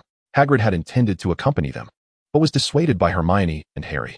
Harry expressed concern that Hagrid might inadvertently divulge secrets, noting that privately keeping dragons was illegal. Exposure would lead to a sentence in Azkaban. It seems Professor Dumbledore is not here, Harry remarked as he scanned the office, finding no one present. Then we should. Hello? Students. What brings you here? A kindly voice interrupted Lem mid-sentence from behind him. Professor. We unexpectedly learned from Hagrid that a cloaked figure has discovered Fluffy's weakness and is likely to attempt to breach the trapdoor to steal the Philosopher's Stone. Harry immediately responded upon seeing Dumbledore. Ron and Hermione quickly added details about the peculiar occurrences they had encountered, including Harry's broom going haywire during the match and Snape sustaining his leg injury after Halloween. Do not rush. Take your time. Please, sit down and we shall discuss this. Dumbledore replied without any sign of surprise. Instead, he waved his hand, conjuring 4 chairs and inviting the group to take a seat. Where did you learn about the Philosopher's Stone? Once seated, Dumbledore began to inquire. Light fully engaged his mind in a state of closure, refraining from speech to avoid the absorption of information. We learned from Hagrid that the object protected by Quirrell was the Philosopher's Stone, and subsequently researched its purpose and origins. Who do you think could be responsible for such actions? After hearing Hermione's explanation, Dumbledore countered with a question. We suspect Snape. His behavior is quite suspicious. Harry boldly stated his conjecture. Upon hearing Harry's words, Dumbledore remained silent, instead turning to Light and inquiring. Mr. Rags, who do you believe desires the Philosopher's Stone? Quirrell. Light, momentarily lost in thought, instinctively responded. Upon realizing his outburst, he was taken aback but quickly regained his composure. Why do you say that? Dumbledore continued to probe, observing the puzzled expressions of Harry and his companions. It is merely a simple conjecture. The strange occurrences this year began only after Professor Quirrell arrived at Hogwarts. Such events did not transpire prior to his arrival, Light stated with forced nonchalance. Dumbledore did not respond this time, seemingly contemplating the possibility of Light's assertion. Professor, Do you not believe us? Harry asked, feeling somewhat disheartened by Dumbledore's apparent indifference. No, I certainly trust you. However, I also have faith in the professors. I cannot believe they would act in such a manner. Before Harry and the others could retort, Dumbledore continued, the protection of the Philosopher's Stone is not solely the responsibility of the three-headed dog. Several professors have also established protective measures. Your Professor Sprout and Professor Flitwick have both contributed to its safeguarding, ensuring the stone's security. Furthermore, to my knowledge, those seeking the Philosopher's Stone are not Snape and Quirrell, but rather an exceedingly dangerous individual. With that, Dumbledore rose and issued a dismissal. I shall be vigilant. You may return now. Should you discover anything further, do not hesitate to come to me. Very well. Professor, I apologize for the intrusion. Harry began to speak, but ultimately said nothing as he departed the office with Light and the others. Severus, could you come here? I have matters to discuss with you.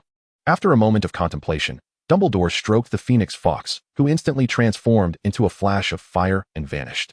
What is it, Headmaster? Soon, amidst the flames of Fox, Snape materialized. It is as follows. Dumbledore gestured, and the earlier scene reappeared in the office. Snape furrowed his brow as he observed the unfolding events. What do you think? Severus? After a brief reflection on the entire sequence, Snape replied coldly. Light Rags is suspicious. He remains unervingly calm, as if detached from the situation, yet intricately involved. Moreover, his spellcasting ability is exceedingly abnormal. I share your concerns, yet I believe he is not implicated. Dumbledore articulated his stance. Are you then choosing to remain passive? Snape retorted after a moment of contemplation. Dumbledore remained silent, lost in thought. It is utterly laughable, whether it is Quirrell or Lockhart. You clearly possess the knowledge and capability to resolve these matters, yet you choose to remain a mere spectator, Snape exclaimed with anger. Faced with Snape's fury, Dumbledore could only respond with resignation. Severus, we are all aware that these challenges must be confronted by Harry alone. We cannot perpetually shield him. Furthermore, why must it be Harry who faces Voldemort? You understand this better than I do. It is absurd to send a handful of first-year wizards to confront the Dark Lord. Albus, this is not an adventure tale. It is a grim reality filled with despair and suffering. Snape's voice grew increasingly somber, barely able to contain his rage. Dumbledore, observing the anguished and furious Snape, spoke in a low and weary tone. I am deeply sorry, Severus. I can only act as I must, doing my utmost to nurture Harry while I still possess the ability, as the prophecy dictates that only he can vanquish Voldemort. Then why must you insist that Harry undertake this task? You, who possess the Philosopher's Stone, need not fear anything. Snape gazed at Dumbledore with profound disappointment. I could certainly suppress him, but what then? When he returns, will the Wizarding World once again live in perpetual dread? We must eradicate him completely, and we have yet to reach the worst of it. Noticing Dumbledore's weary visage, Snape refrained from further entanglement and darkly inquired, I only hope you remember our agreement. Is that why you summoned me? I wish for you to cultivate Lockhart. He possesses significant potential, yet I am deeply concerned about his current state. Dumbledore implored Snape in turn. After a prolonged silence, Snape's expression remained grim as he replied, I understand. With that, he turned and departed from the headmaster's office. Lockhart, do you truly believe there is something amiss? Harry finally asked as they walked back. Yes, do you not find him peculiar? It is more accurate to say he is quite off. Lockhart continued to persuade the three with his intuition. That is true. Lockhart is indeed somewhat strange. Ron recalled Lockhart's behavior and agreed with his assessment. However, we cannot suspect him solely for that. Every professor at this school has their quirks, to some degree, Hermione interjected. Exasperated. Whatever the case, we have already informed Professor Dumbledore. We shall leave it to the professors to handle. Lockhart began to shift the blame. The three nodded in agreement, laughing and chatting as they made their way back to the dormitory. Unbeknownst to them, a shadow lurked in the darkness, fixated on Lockhart with a brooding gaze. Chapter 37, Snape. Mr. Lockhart, do not delude yourself into thinking that slaying a foolish troll is a significant achievement. Instead of concerning yourself with such ludicrous matters, you would do better to utilize your troll-like intellect to diligently study what you ought to learn. Snape suddenly unleashed a torrent of venomous words upon Lockhart during potions class. From his meticulous handling of materials to his adept use of tools, he was incessantly nitpicking. Under his scrutiny, Light could barely concoct a potion for treating boils. Snape, with a look of disdain, awarded him a 0 and launched into a sharp-tongued ridicule. By the end of the process, Light was utterly bewildered. Had this individual not always fixated on Harry? Harry himself was taken aback, for Snape typically directed his ire towards him, yet today he was seemingly spared. However, perhaps due to a habitual exposure to such vexations, Harry found himself momentarily unaccustomed to this unexpected leniency. Regrettably, Snape's next remark snatched that thought away. Harry Potter, your friend is not paying attention in class. 5 points deducted from Gryffindor. Having deducted the points, Snape turned to Light and continued, Light Largus. Your potion fails to meet my standards. Report to my office at 6 this afternoon. I shall instruct you thoroughly." The other young wizards, excluding Light, involuntarily shivered at this pronouncement. After class, as the four made their way to the Great Hall, Light addressed his three companions, who wore expressions of inquiry. "Feel free to ask. Do not suppress your curiosity." "Light, have you offended Snape? Is he planning to target you? Should we inform Dumbledore?" The trio bombarded him with questions like a barrage of cannon fire. "No need. He likely desires to cultivate my talents, given my charming appearance." Light deflected with a jest. His reaction was rather subdued. In fact, he surmised that something had been uncovered about him, prompting Snape's attention. "Surely not. I refuse to believe that Snape wishes to mentor anyone. He must have ulterior motives," Ron asserted with conviction. "Not to worry. Snape is not inherently malevolent. His goodness simply remains obscured. Do not fret excessively," Light reassured the visibly restless Harry and Ron. "Indeed, do not be overly concerned. We have already spoken to Dumbledore. He should be monitoring Snape's actions." Hermione, possessing ample confidence in the professors, aligned herself with Light's perspective. Together, Light and Hermione managed to dissuade Harry and Ron from pursuing their intentions to seek out Dumbledore. After a sumptuous dinner, Light bid farewell to Harry and his companions and, guided by the rays of the setting sun, made his way to the office. Standing before Snape's door, he knocked nervously. Snape opened the door with a dark expression and, as Light stepped inside, tossed him a potion formula. "Memorize this now and begin the preparation. I shall supervise you." Light dutifully read the instructions and commenced the potion making under Snape's watchful eye. What a catastrophic failure. I have never witnessed such a foolish method of failure. When you incorporate the mooncap, ensure you scrape away its spores. Remember, while stirring the potion, maintain focus and channel your magical energy to synchronize. In the dimly lit office, Light meticulously analyzed the potion under Snape's guidance, establishing a theoretical foundation for potion brewing, rather than mechanically concocting potions as one might in a classroom setting.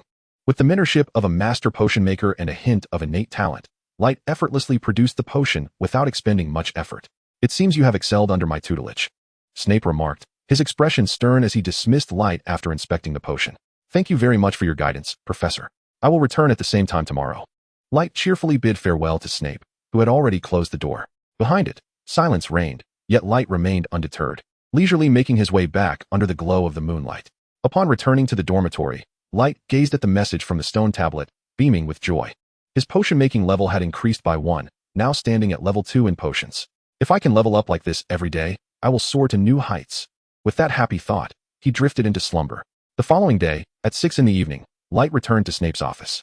"Remember this," Snape declared, tossing another recipe his way. "Today, your techniques and tools were satisfactory. Should you perform as inadequately as yesterday, you may as well forfeit your claws." He continued, "Do not employ your superficial knowledge to question my recipe. Grasp the root of the scream flower. Extracting its juice while it cries will yield better results. Stir slowly, aligning your meager magical energy and scant spirit with the potion S formation." "Professor, I have read about automatic cauldrons in my books. Why must we stir manually?" Light inquired as he glanced at Snape, who was inspecting the potion. Snape paused, placing the potion aside, and replied with a frosty tone, "Ridiculous. Do you think potions are mere assemblages of various ingredients? These materials inherently possess magical properties. To comprehend their characteristics and compatibility, the potion maker must harmonize their magical energy and spirit with the ingredients. This process allows the creator to perceive the formation of the potion, enabling them to refine existing recipes or devise new ones. If you foolishly choose to abandon your future, believing you cannot delve deeply into potion making, then by all means, utilize that absurd automatic cauldron. That will not happen. With a master potion maker like you guiding me, why would I seek shortcuts?" Light responded, bowing in contrition. Observing Light's compliant demeanor, Snape's tone softened slightly, laced with praise. "Very well, it appears your colossal brain is capable of making the right choices. Now, assist me in brewing a potion. I shall take on the role of instructor." After collaborating with Snape to concoct a potion, Snape presented Light with a reading list. "You must complete these books within a week. I shall not wait for you indefinitely." "Understood, Professor. I will do so promptly." After expressing gratitude to Snape, Wright was about to leave the office. "Wait, I have something for you," Snape called out just as Wright was about to step through the door. Blood possesses formidable magical properties and holds an extraordinarily significant position within dark magic. As he spoke, Snape retrieved an ancient notebook from a corner and handed it to Wright. Blood originates from the marrow, yet its essence embodies the intertwining of soul and vitality. Thus, the decay of the body inevitably impacts the soul, and vice versa. Consequently, any potion related to healing, the body, or the soul is inextricably linked to blood. This book is entrusted to you. Your task is to engage in continuous study and develop your own theories. Though it may seem early, One must cultivate this mindset. I understand, Professor. Wright solemnly accepted the notebook, expressing his gratitude to Snape. Are you present, Dumbledore? Snape suddenly inquired after Wright had departed. I am here, Severus. How do you assess his progress after a month of instruction? An elderly man clad in white robes appeared in the office. He is indeed remarkable, though perhaps not as perilous as you anticipated. The potions he concocted exhibit minimal aggression, indicating he is not an extremist. Snape replied coolly to Dumbledore's inquiry. That is splendid news. It appears he may become a formidable ally in the fight against Voldemort, Dumbledore remarked with a smile. Meanwhile, Wright, unaware that he was the subject of discussion, was in his dormitory, nearly bursting into laughter at the notification that read, Alchemy Level 1, Alchemy, 5. Chapter 38, The Guardian Call. In the library, Wright perused the notebook provided by Snape in the reading area, surrounded by a plethora of reference books. Blood is the product of the amalgamation of soul and body, and an ancient dark magic. There exists the practice of utilizing blood to convert both the soul and body entirely into blood, thereby acquiring blood imbued with immense magical power. Conversely, blood can also be employed to influence the soul and body, achieving therapeutic effects. Upon reaching this point, Wright instinctively rubbed his eyes, weary from extensive reading. No wonder Voldemort could continually fragment his soul to create Horcruxes, and even a mere remnant of his soul could be fully resurrected. It appears he discovered a method to repair his soul using blood imbued with formidable magical power. Thus, the underlying principle of Snape's Sectum Sempra becomes clearer. It disrupts the connection between soul and body, allowing vitality, blood, to escape without limit. Consequently, the damage inflicted by Sectum Sempra is irreparable, as the afflicted individual is, in essence, in a state akin to having sustained no injury at all. It resembles the condition of a person born with a disability. Therefore, no treatment is effective, necessitating a counter-curse to restore the connection between the two. Wright closed his densely scribbled notebook. The book bestowed by Snape was truly invaluable. It contained records of numerous methods for extracting and analyzing the magical properties of blood, representing the culmination of Snape's lifelong studies. Moreover, this book constructs a potion system grounded in blood, linking the soul with the body. Indeed, the adage holds true, comparison breeds discontent. While others are still in their youth, establishing their own magical systems, I find myself still grappling with the intricacies of dark magic. A sigh escaped from Light. At 6 in the evening, he arrived punctually at Snape's office. Before he could even knock, Snape opened the door, ushering him in, and then fixed his gaze upon him. Is something wrong, Professor? Light inquired, his expression somewhat stiff, shifting his body awkwardly. Unfazed, Snape addressed Light directly. Today, I shall not teach you potions. Instead, I will impart a spell. Follow me. After uttering this, Snape stepped out, with Light hastily trailing behind. The two walked in tandem until they reached an abandoned classroom. Today, I shall teach you the Patronus charm. Once you have mastered it, I will conduct surprise assessments at any time, Snape stated, his hollow gaze unwavering upon Light. Very well, I understand, Light replied obediently, inwardly lamenting. If I fail the assessment, will he reduce me to mincemeat with the severing charm? As Light silently scoffed, Snape commenced explaining the conditions and effects of casting the Patronus charm. The crux of releasing this spell lies in focusing your mind and conjuring your happiest memory. This magic is typically employed to fend off Dementors, but for me, it holds another significance. This charm symbolizes an untainted heart. As Snape spoke, an unusual smile crept across his otherwise somber visage, prompting a chill to run down Light's spine. Snape possessed an unparalleled professionalism, indicating his profound understanding of this magic. This advanced white magic was beyond the grasp of many Aurors, yet Snape was able to elucidate the Patronus charm intricately based on the happiness charm. The more Light listened, the more he felt an illusory ease regarding the Patronus charm. Demonstrate it for me. Extracting a joyful memory should not pose a challenge for you, Snape urged, his gaze penetrating. All right, I will. Light realized, from Snape's expression, that he was already aware of his mental block. Lost in reminiscence, Light recalled his past life, reflecting upon the two existences he had traversed. In his previous life, he realized he hadn't experienced much joy. Born into a traditional family with parents who harbored lofty aspirations for him, his youth was consumed by relentless studying. He was not particularly bright, merely scraping by to gain admission to university. He chose a random major, aimlessly drifting through 4 years, ultimately becoming an ordinary cog in the corporate machine. When family pressures for marriage arose, he met a girl during an arranged encounter, culminating in a chaotic conclusion. Upon deep reflection, he recognized that his life had indeed been hollow and uninspired. Even after his transference into this new world, his initial reaction was not one of exhilaration at being alive again. Instead, one must once again endure the trials of life, until the moment one receives the message from the stone tablet, awakening to the realization of the extraordinary magic that resides here. The exhilaration and elation that surged through one's entire being and into one's mind at that instant remain unforgettable to this day. Additionally, the thrill upon receiving the letter of acceptance from Hogwarts, the awe upon first glimpsing the castle, the fervor of Halloween, and the joy of unwrapping gifts on Christmas. All of these experiences are a testament to the enchantment of this magical world. The multitude of joyous and exhilarating memories are drawn forth and converge. Expecto Patronum. With a flourish of the light wand, countless silver wisps emanate from its tip, forming a halo of silvery orbs that dance around him. The scattered lights coalesce within the dim classroom, taking on the shape of a bird-like apparition before dispersing once more. Observing as Light inches closer to successfully casting the Patronus charm, Snape nods with faint approval, stating, "Indeed, it is taking shape. Now, it is simply a matter of rigorous practice to fully manifest the Guardian." "Understood, Professor Snape," Light replies eagerly. As soon as he finishes, Snape leads the way out of the abandoned classroom. "Who is there? Step forward." Snape's voice booms as they approach a secluded corner, followed by an abrupt, sharp command. "Come out, I see you." He directs his wand toward the shadows. I'm coming out. Please, don't be rash." A timid Quirrell emerges from the darkness. "Why were you lurking in the shadows? Were you planning to ambush me?" Snape questions coldly. "I wasn't. I merely passed by, with no intentions." Quirrell stammers in denial. "I am well aware of your motives, and I shall not allow you to succeed. Your demeanor is far too conspicuous, be it the troll or your own behavior." Snape retorts, advancing on Quirrell with his wand raised. "What troll? What behavior? I do not comprehend your meaning." Quirrell stumbles back as he attempts to explain. "You know precisely what I mean. Your little schemes cannot elude my perception." A cold smirk graces Snape's lips as the tip of his wand begins to glow ominously. As Snape's menacing words echo, Quirrell trembles uncontrollably, feeling the weight of the activated wand pressing down upon him, forcing him to retreat incessantly. In this moment, Snape embodies the archetype of a villain, oppressing the innocent. Witnessing this unsettling scene, Light involuntarily twitches at the corners of his mouth. Just as Snape intends to further intimidate Quirrell, he seems to catch sight of something, his eyes beginning to scan the vicinity. After a final warning to Quirrell, who is nearly cornered, he hastily departs with Light. Has Quirrell encountered another obstacle? Is he seeking my guidance? Yet, this scene is somewhat melodramatic and oddly fascinating. Could it be? Following closely behind Snape, Light intentionally glances back, noticing a figure materializing around the corner not far from Quirrell, a person who has just removed their invisibility cloak. None other than Harry. Upon seeing Harry's appearance, Light's mind races in astonishment. What a coincidence! There are hidden agendas and mysteries afoot.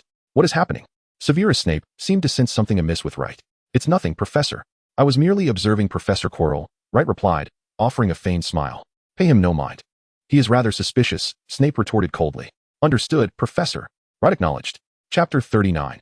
Hatching the dragon egg. "Would you like me to escort you back?" Snape inquired, standing at the doorway of his office, addressing Wright behind him. Professor, I would like to inquire about the mind-blocking charm," Wright began hesitantly. "I know what you wish to ask. Memories altered by the mind-blocking charm will create subtle discrepancies between magical ability and mental state. When brewing potions, this can lead to slight variations in the potion, though it will not affect its efficacy or form, akin to an acceptable margin of error. However, such discrepancies are glaringly apparent to me." Snape interrupted Wright's tentative questioning. "I am unaware of how you acquired knowledge of the mind-blocking charm or why you possess it. I care little for that. I only know that should the day come when you fail to summon your Patronus, I will not hold back. Now return." After issuing his command, Snape entered his office without awaiting Wright's response, closing the door firmly behind him. Wright, observing this, shook his head softly and returned to the dormitory. Finding Harry's bed empty indicated that he had yet to return. Without further contemplation, Wright hurried through his ablutions before reclining on his bed, feeling a sudden, throbbing headache. Truly, he was but a double agent loyal to Harry's mother. Old Dumbledore likely knew as well, yet my preference for anonymity spared me from his wrath. Indeed, those who have weathered the trials of blood and fire are not easily deceived. They are seasoned warriors, while I, a novice, remain confined to the beginner's arena. With a soft sigh, Wright succumbed to slumber, his mind awash with myriad thoughts. "Wright, are you not attending remedial lessons with Snape today?" Harry remarked, noticing Wright's uncharacteristically leisurely demeanor. "There's no need to go every day. I shall visit him only on Saturday afternoons," Wright explained as they walked. "That is splendid. Let us go and observe the dragon eggs tonight. Hagrid mentioned they are due to hatch soon," Ron exclaimed with excitement at Wright's words. "You should finish your homework first. The end of term is fast approaching, and I do not wish for you to fail," Hermione interjected, casting a disapproving glance at Ron. "It has only been a little over a month since school commenced. There's no need to fret about the finals just yet," Ron replied, instantly dispirited. But, it's a fire dragon. How often will we have the chance to see it?" Harry said, brimming with enthusiasm. "We cannot go too frequently. If anyone discovers what Hagrid is doing, he will be in far worse trouble than we, Wright interjected quietly, cutting Hermione off before she could speak further. The three turned to follow Wright's gaze, only to see Malfoy lurking around a nearby corner. Seemingly aware of their scrutiny, he hurriedly departed. A few individuals exchanged glances. Realizing that it was imperative to inform Hagrid, their discovery could not be delayed. The dragon egg needed to be dealt with swiftly. Hermione instantly grasped the gravity of the situation. Surely, Malfoy didn't overhear us? Harry hesitated to voice his concern. Regardless of the circumstances, they had to alert Hagrid about the potential risk. After stating this, Light strode purposefully towards the castle's exit, with the others following closely behind. The quartet arrived at Hagrid's quaint hut, where he greeted them with an exuberant warmth that was palpable. It was evident that he was in unusually high spirits today. Could it be that the hatching is imminent? Hermione inquired, noting Hagrid's decidedly different demeanor. Very soon, indeed, Hagrid replied, ushering them inside. The interior of the hut was shrouded, with doors and windows sealed tight, leaving only a few ventilation openings. A crackling hearth burned against the wall, radiating warmth throughout the room. Upon entering, Light's gaze was immediately drawn to the dragon egg resting atop the table. A deep fissure had appeared on its surface, and the egg was intermittently quivering. As Light leaned closer, he observed the crack widening, and, to his astonishment, a crisp sound emanated from within. From the fissure, a bald, lizard-like triangular head emerged. As the egg continued to tremble, a slender, dark body crawled out, its long limbs wobbling as it stood on the table. Its spiky wings were disproportionately large compared to its slender frame. Light gazed at the creature, which was scarcely the size of a kitten, and couldn't help but feel a twinge of doubt. Yet, a fiery spark expelled from its elongated snout dispelled any uncertainty. "It is quite beautiful, is it not?" Hagrid exclaimed, brimming with excitement. He extended his right hand to stroke the young dragon's head, only to be met with a snap from its toothy maw. Ignoring the minor bite, Hagrid's robust hand was impervious to the creature's feeble attempt to assert itself. Seizing the moment while the dragon was preoccupied, Light reached out and felt the reassuring presence of the stone tablet, affirming their situation was stable. "Look, it seems to adore me," Hagrid observed, increasingly enamored by the dragon's antics. "How about we name it Norbert? It must see me as its mother." Hagrid's joy was evident as he gazed fondly at Norbert. Just as Harry and the others were eager to pet Norbert, the young dragon, sensing an inability to evade their advances, disregarded Hagrid's playful gestures and unleashed a burst of flames directed at Hagrid's face. Had Hagrid not reacted with remarkable agility, his beard and hair might have been singed. "Are you all right?" Harry asked, concern etched across his face as he witnessed Hagrid's flustered state. "No worries. Norbert is just a tad too clever and spirited, breathing fire right after hatching." Hagrid seemed unfazed by Norbert's fiery display, instead praising the creature's spirited nature. Light, however, was momentarily at a loss for words, staring at the young dragon's sharp teeth and its capacity for fire. "This cannot continue. We must find a way to send it away. It poses too great a danger," Hermione warned, casting a wary glance at the beast atop the table. "No, we cannot do this. I am his mother. He is still so fragile. What if he is sent out into the wild and bullied? We cannot be separated." Hagrid exclaimed anxiously. "No, it's Nobby, right? He might be discovered." It seemed like Malfoy overheard us discussing the dragon. Hermione interjected with urgency. "Surely not." Harry and Ron exchanged glances, their expressions tinged with hesitation. Light cast a sidelong glance at Malfoy, who was lurking outside the window. "There's no time. He is right outside," Light declared, dashing out without hesitation. Hagrid quickly followed suit, turning to rush outside as well. As Light exited, he spotted a figure stumbling toward the castle. Seizing the moment, he drew his wand and petrified the intruder. Malfoy's body stiffened before he fell straight to the ground. Hagrid hurried toward the downed Malfoy, while Harry and the others emerged, their expressions turning to shock upon seeing Hagrid carrying the rigid Malfoy. "What should we do? He saw us. Is there any way out of this?" Ron fretted, pacing anxiously. "We must reverse his spell. Let us see what he has to say. If he can be reasoned with, that would be ideal. If not..." Hermione's voice trailed off ominously. Chapter 40. The Departure of the Dragon. "Indeed.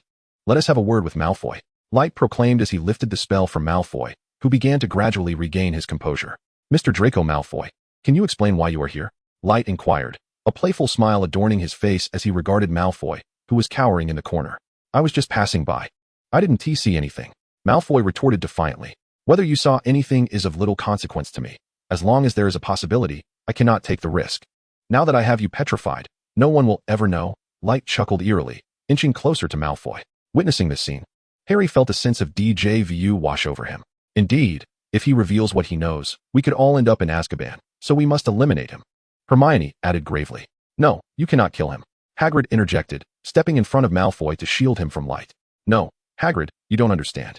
If we spare him, and he brings the professors, it would be disastrous. As a Slytherin, he would not merely bring the professors, Light countered. Exactly. He cannot be allowed to live. If he slips even a little information, we are all in peril, Hermione chimed in. But, Hagrid's eyes brimmed with tears, desperation evident in his voice. At that moment, Harry seemed to grasp the gravity of the situation. Yes, Hagrid. If we do not get rid of him, he will surely seek revenge against us. Ron stared at the three, astonished at their fierce demeanor. No, you absolutely cannot harm him. Hagrid gritted his teeth, unwilling to budge an inch. However, there may be another way, Light declared, casting a knowing glance at Hermione. I recall there is a spell that can erase memories. But I don't know how to perform it. Hermione responded, catching on to his suggestion. Neither do I, and learning it now would take too long. What if, while learning magic, we inadvertently leave behind some clues for Malfoy? That would be troublesome. Light pondered momentarily. However, it matters not. Once we send Norbert away, any clues left by Malfoy during our magical studies will be rendered moot. Harry comprehended this entirely. Yet, Norbert is still so young, then we must deal with Malfoy. Light interrupted Hagrid decisively. Just send him away. Hagrid lamented with a sorrowful expression. Ron observed the bewilderment on Hagrid's face as the trio manipulated him into understanding. And he too began to grasp the situation. Ron, you mentioned that you have an older brother who is a dragon tamer, right? Could you contact him to take Norbert away? I can, but I'll need to ask him when we return home, Ron replied, looking somewhat dazed. Excellent. It is settled then. Light disregarded Hagrid, who still looked despondent and wished to protest. Now, Malfoy, let us be on our way. Without waiting for Malfoy to respond, they caused him to fall stiffly to the ground. Hagrid, we must contact him now, and we will inform you as soon as we have news. The four of them collaborated to lift the petrified Malfoy, making their way back to the castle. Are we really just carrying Malfoy back? Hermione inquired. Certainly not. Hagrid can no longer see him here. Let us leave him be. I will perform a spell on him right here. Upon hearing this, the trio promptly abandoned Malfoy. In a moment of total oblivion, Light's wand emitted an ethereal mist that enveloped Malfoy's head.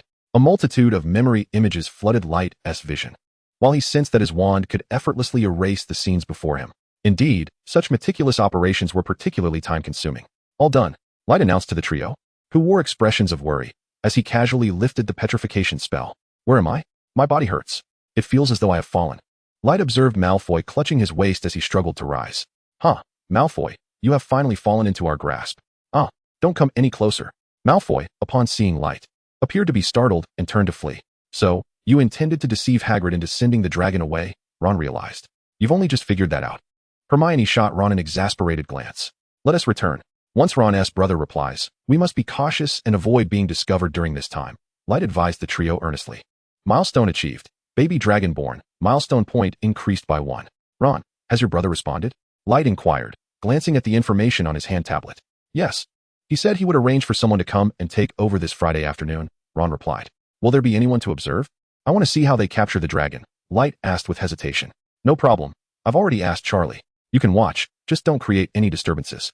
Harry, Hermione, will you be joining? Ron questioned. I can't. I have Quidditch practice that day, Harry replied, looking disappointed. What a pity. We shall go. Ron felt sorry for Harry upon learning that Hermione would also attend. On Friday afternoon, after finishing their meal, the trio stealthily made their way to Hagrid's dwelling.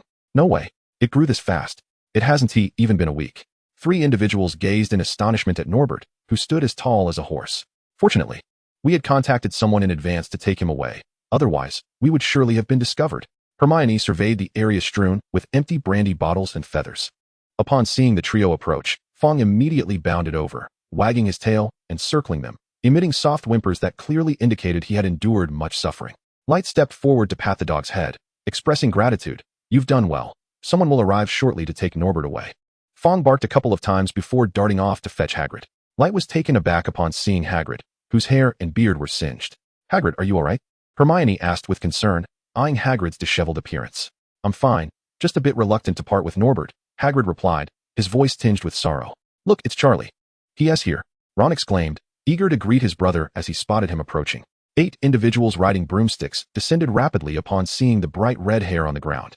Leading the group was a robust figure with a shock of red hair and a freckled face, exuding an air of capability. Greetings. I'm Charlie, Ron's brother. These are my friends, here to assist in taking the dragon.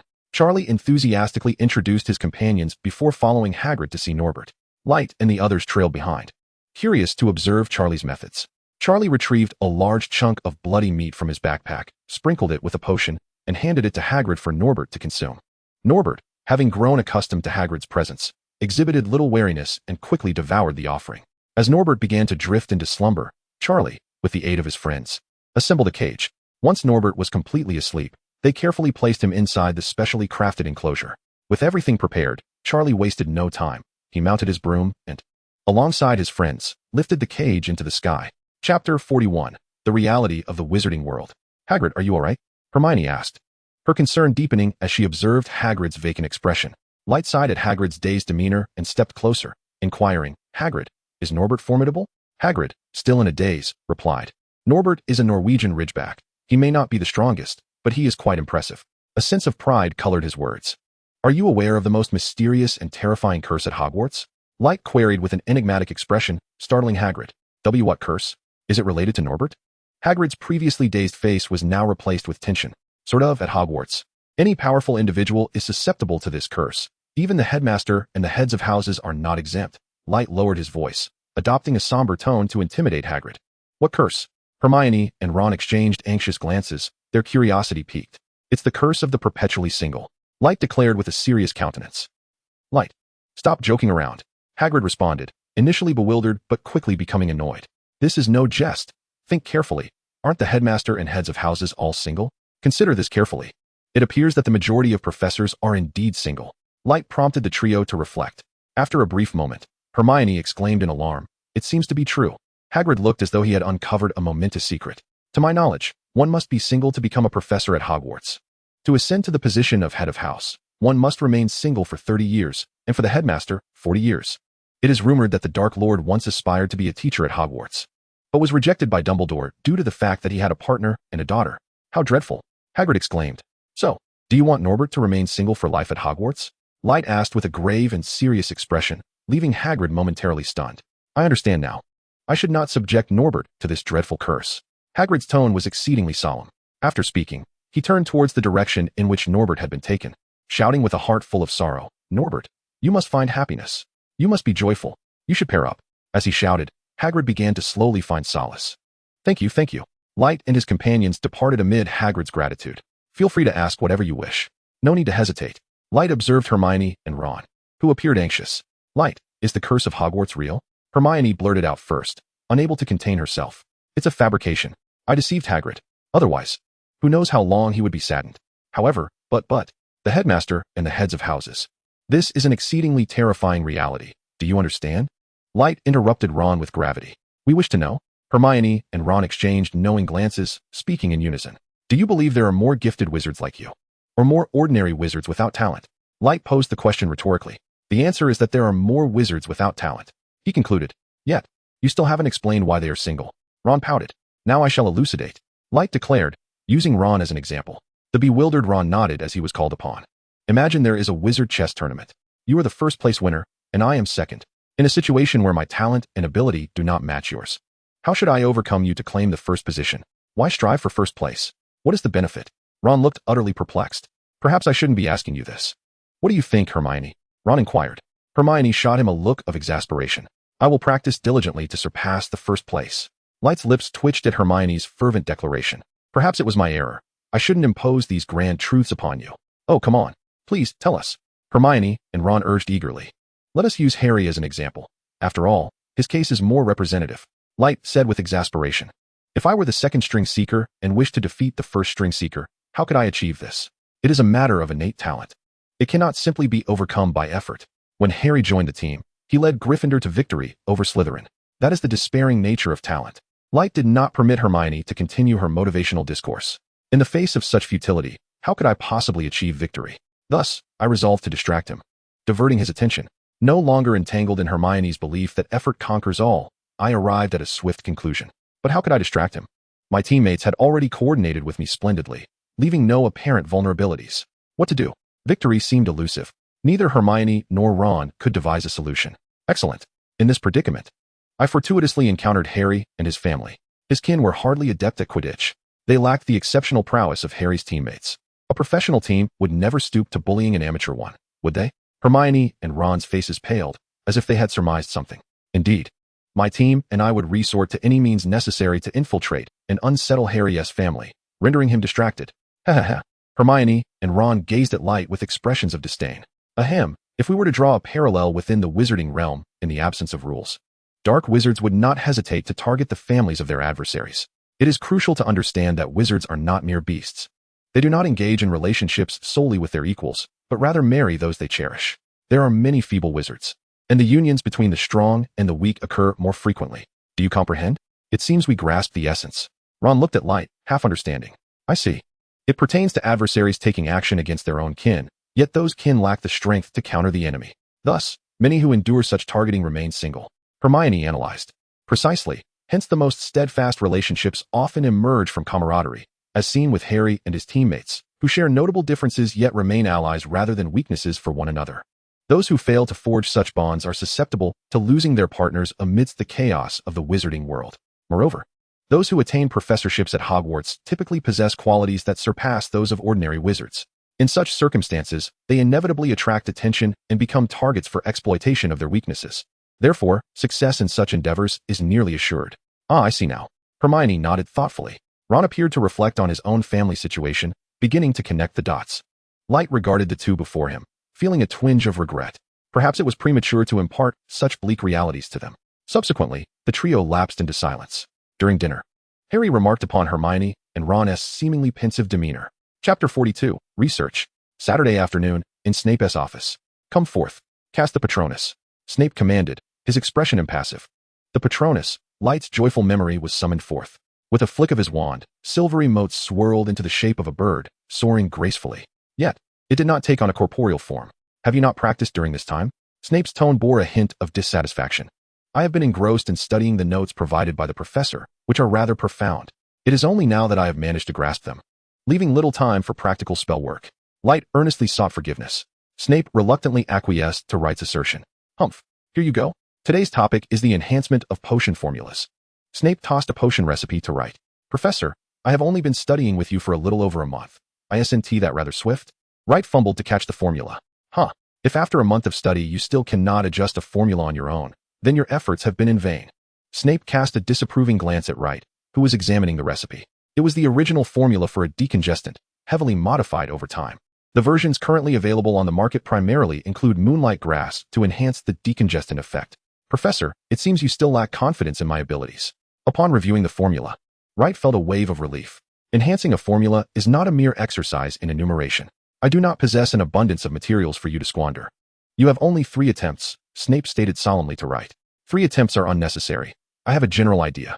Wright replied, immediately beginning to heat the cauldron and prepare the ingredients. Snape observed Wright's adept movements, a flicker of pride crossing his features, only to be replaced by a frown. Why perform the operation this way? What purpose do the spores of the sunshroom serve? Professor, I have completed it. As Snape was still mentally processing Wright's actions, he heard the sound of the potion being finished. Wright held up a bubbling black potion. What is this? What have you modified? Snape took the potion for analysis. I enhanced its flavor and taste. The efficacy has been reduced to 1%, leaving only the stimulating and tingling sensations of consumption. Thus, Snape halted his examination, realizing, indeed, this resembles a beverage. I call it chubby happy water. It will bring joy to those who partake. Wright beamed, giving a thumbs up. Indeed, after completing the analysis, Snape, holding the bubbling black potion, felt a mix of amusement and exasperation. Very well, you possess quite the inventive spirit. The difficulty of crafting this has been minimized. The flavor and taste are commendable, truly impressive. Under Wright's eager gaze, Snape took a sip of the happy water, savoring it momentarily. However, this also implies that the formula can be easily replicated. Moreover, the value of potions does not correspond with their efficacy, leading to substantial waste. Snape set down the happy water as he shared his critique. Nonetheless, there remains merit in further enhancement. A commendable product indeed. Do you have ideas for subsequent improvements? Perhaps concerned about discouraging Wright, Snape unusually refrained from his customary sharp tone. I might have a few. I plan to substitute the ingredients with more cost-effective options, or create a high-concentration essence that can be diluted with water later. Wright scratched his head as he articulated his thoughts. Excellent. Your direction and reasoning are sound. Subsequently, Snape engaged with Wright in a discussion on how to refine the formula for the chubby happy water, from raw materials to techniques, and then to more precise ratios. I am immensely grateful to you, Professor. Wright closed the notebook filled with various data. You should head back now. It is getting late. Snape, seated in his high-backed chair, rubbed his forehead with his right hand and glanced at the darkening sky before speaking to Wright. Professor, I actually have another question. May I inquire? Wright sat upright across from Snape, his expression grave. What is it? Snape, noticing Wright's seriousness, straightened in his seat and regarded him with equal gravity. In the book you provided, there is a description of a concept wherein blood serves as the link between soul and body, suggesting that when the soul and body converge, blood, life force, emerges. Can I also interpret this as magic being a manifestation of the convergence between the soul and some other entity? Wright presented a notebook adorned with intricate patterns to Snape. So you have been studying this for days? Snape picked up the notebook and began to read it with great scrutiny. The only sounds in the quiet office were the occasional rustle of pages turning. The birth of magic is indeed the overlap of soul and spirit, a splendid notion. It seems you have thoroughly absorbed the texts I provided. Snape closed the notebook and placed it on the table, tapping his fingers thoughtfully as if pondering something. After a long pause, the tapping ceased. Snape raised his hands, intertwining his fingers to cover his mouth, and spoke with utmost seriousness regarding his conclusion. I have entertained this idea as well and conducted experiments, but they were all in vain. I have persistently stimulated Muggle minds, yet none have awakened their magical potential. Overly aggressive experimentation has only severed the connection between soul and spirit, resulting in mere living corpses. Furthermore, I have studied many magical creatures. Their spirits are exceedingly frail, utterly incomparable to those of wizards. Yet they still possess magic and, in both spellcasting and physical prowess, often surpass wizards.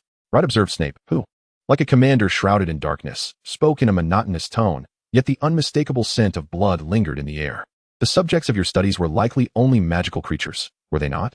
Wright clenched his fists slightly beneath the table, his voice trembling as he asked. Experiments necessitate sacrifice. The requirements extend beyond merely magical creatures.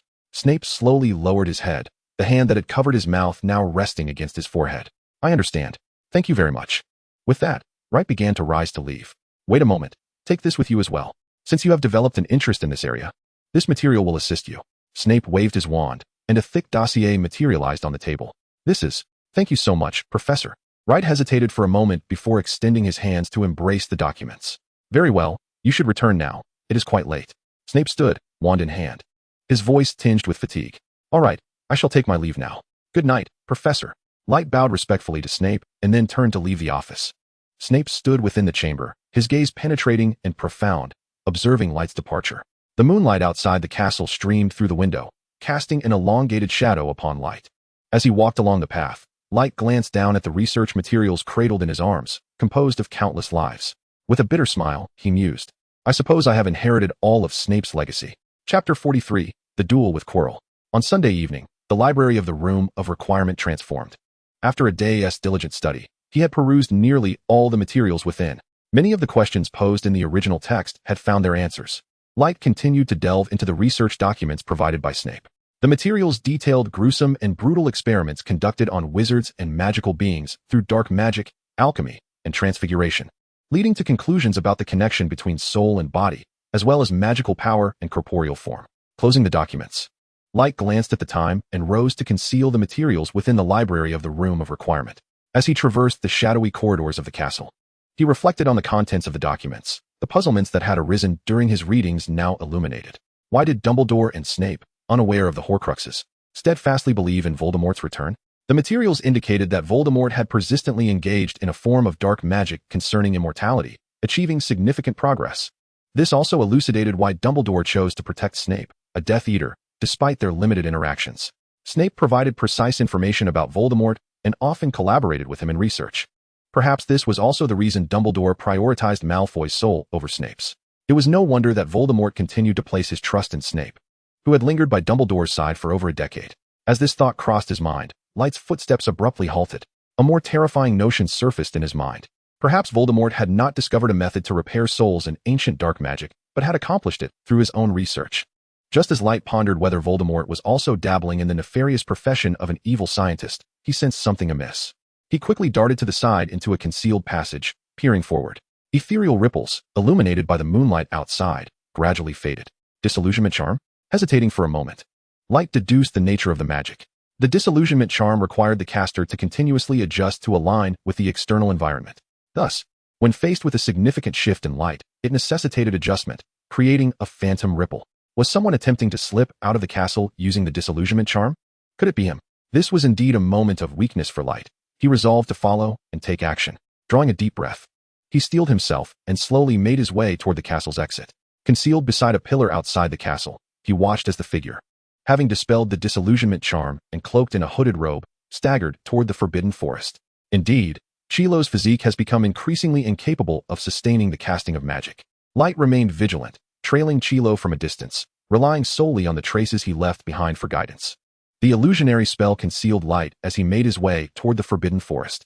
The revealing spell unleashed a radiant glow, illuminating the very ground Chilo had just traversed. While ethereal footprints extended into the depths of the forest, heavy breaths echoed through the woods, reminiscent of a dying beast, foreshadowing his demise. Observing Chilo deftly maneuvering through the forbidden forest, Light realized this was not Chilo's first venture into this domain. The forest was dense with foliage, its terrain intricate, dotted with bizarre creatures obstructing the path. Had it not been for Light's dedicated study of the revealing spell to prepare for such encounters, Chilo would have easily eluded him. As Light delved deeper into the forbidden forest, the interplay of shadows among the trees became increasingly pronounced. Under the moonlight, the scene resembled a haunting tableau of specters. Distant howls further intensified the feeling of stepping into a den of demons. My goodness, Chilo is exceedingly difficult to pursue, never pausing for a moment. At this rate, I may lack the stamina to engage in battle. Light, panting heavily, leaned against a tree. A mournful wail resonated through the woods. Upon hearing this lament, Light's expression shifted dramatically, driving him to sprint towards the source of the sound, fervently urging himself to catch up. By the time Light arrived, the event had already concluded. The unicorn lay quietly on the ground, its body shimmering in the darkness of the forest, surrounded by patches of silvery blue blood, as Chilo bent over, drinking the creature's life essence. Realizing he was too late, Light chose to remain hidden rather than reveal himself. After finishing the blood, Chilo began to howl, a sound that was both ecstatic and anguished. Chilo wiped the silvery blue blood from his lips and slowly rose, his pallid complexion appearing corpse-like under the moon's glow. Concealed in the shadows, Light took a deep breath, fully steadying his previously labored breathing. He pointed his wand skyward, unleashing a crimson beam that illuminated the forbidden forest canopy with a burst of red fireworks. Chilo immediately turned towards Light's concealed position, raising his wand in response. Thunderous explosions ensued. Seizing the initiative, Light launched an attack against Chilo. The spell struck true, and the ensuing explosion engulfed Chilo's figure in a blaze of light. As the smoke billowed, Light did not relent, continuing his assault. Yet, the magic pierced through the haze without hitting its intended target. Seeing the impenetrable armor surrounding Chilo, Light swiftly cast a protective spell and scanned his surroundings with caution. In the next moment, a voice laden with murderous intent emerged from Light's right side. In an instant, brilliance erupted from the darkness, shattering Light's defenses. Thunderous explosions followed, but Light disregarded the magic that had been deflected by the Iron Shield spell and pressed on with his attack against Chilo. The fierce explosion sent the armored Chilo hurtling through the air. Fragmented and beset by obstacles, clad in thunderous armor, Light pressed the advantage, unleashing two formidable spells towards Chilo while simultaneously reinforcing his own defenses. Just as the spells were about to make contact, a warm orange light emanated from Chilo's wand, spreading out like a delicate web. This wave of energy was familiar to Light. He had used it to extinguish flames during his practice with the fierce fire. Though he had not anticipated such a defensive maneuver, the orange web ensnared the imminent spells, neutralizing both with ease. Before Light could launch another assault, Chilo's form suddenly contorted and vanished from sight. On high alert, Light scanned his surroundings until a message from the stone tablet eased his tension. He had completed the mission against the Dark Lord, earning an additional milestone point. The chaos left in the wake of their swift and perilous battle was evident on the ravaged ground. Without pausing to reflect on the encounter, Light rushed to the fallen unicorn. As he approached, he beheld the unicorn, glowing faintly, lying helplessly on the ground, its barely perceptible breaths indicating it was not yet entirely deceased. A grievous wound sliced through its abdomen, accompanied by a gash that extended to its hind leg.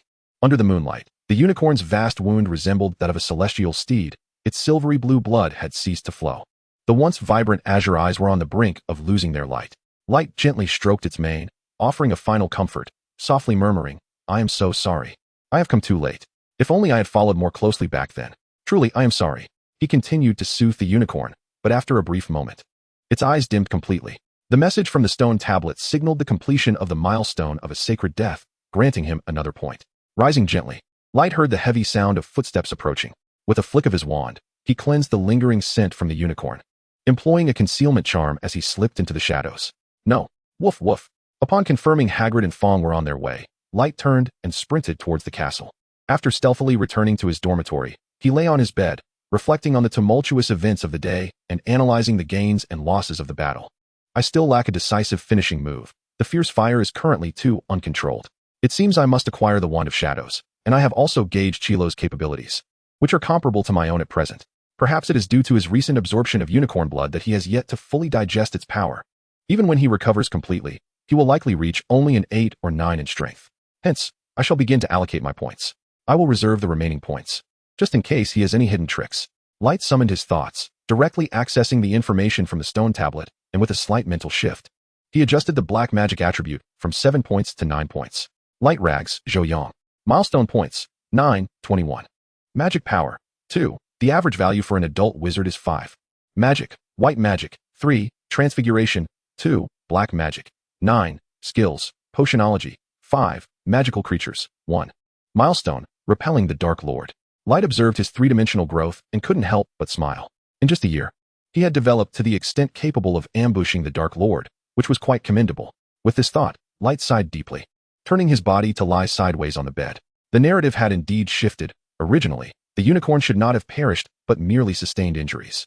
With the finals still some time away, the unicorn blood absorbed by Chilo might suffice, yet he would undoubtedly seek more. Now that a unicorn had already died, the Forbidden Forest would surely be under lockdown, searching for the perpetrator.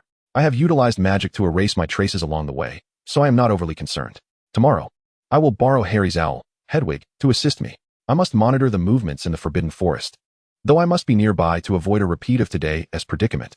Having formulated a plan, Light drifted into a peaceful slumber. Moonlight streamed through the window into Chilo's office, where Chilo knelt on the ground, trembling incessantly, his posture contorted. Foolishness, to be driven to such an extent.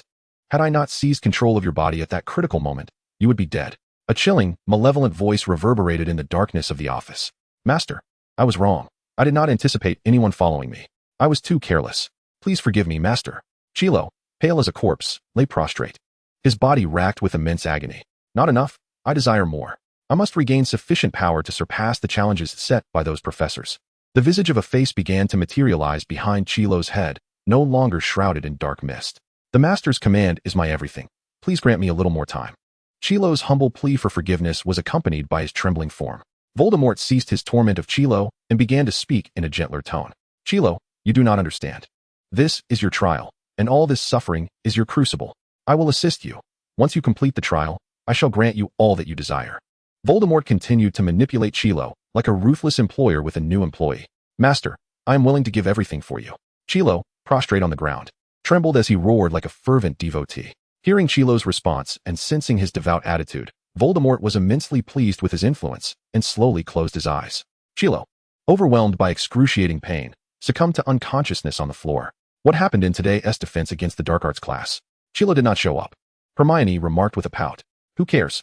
It's better that he didn't come. It means less homework. Ron exclaimed, furiously scribbling notes, his quill nearly smoking from the effort. Exactly. And we don't have to endure that strange odor. Harry added, matching Ron's pace in completing their assignments. It's all good. Finals are approaching.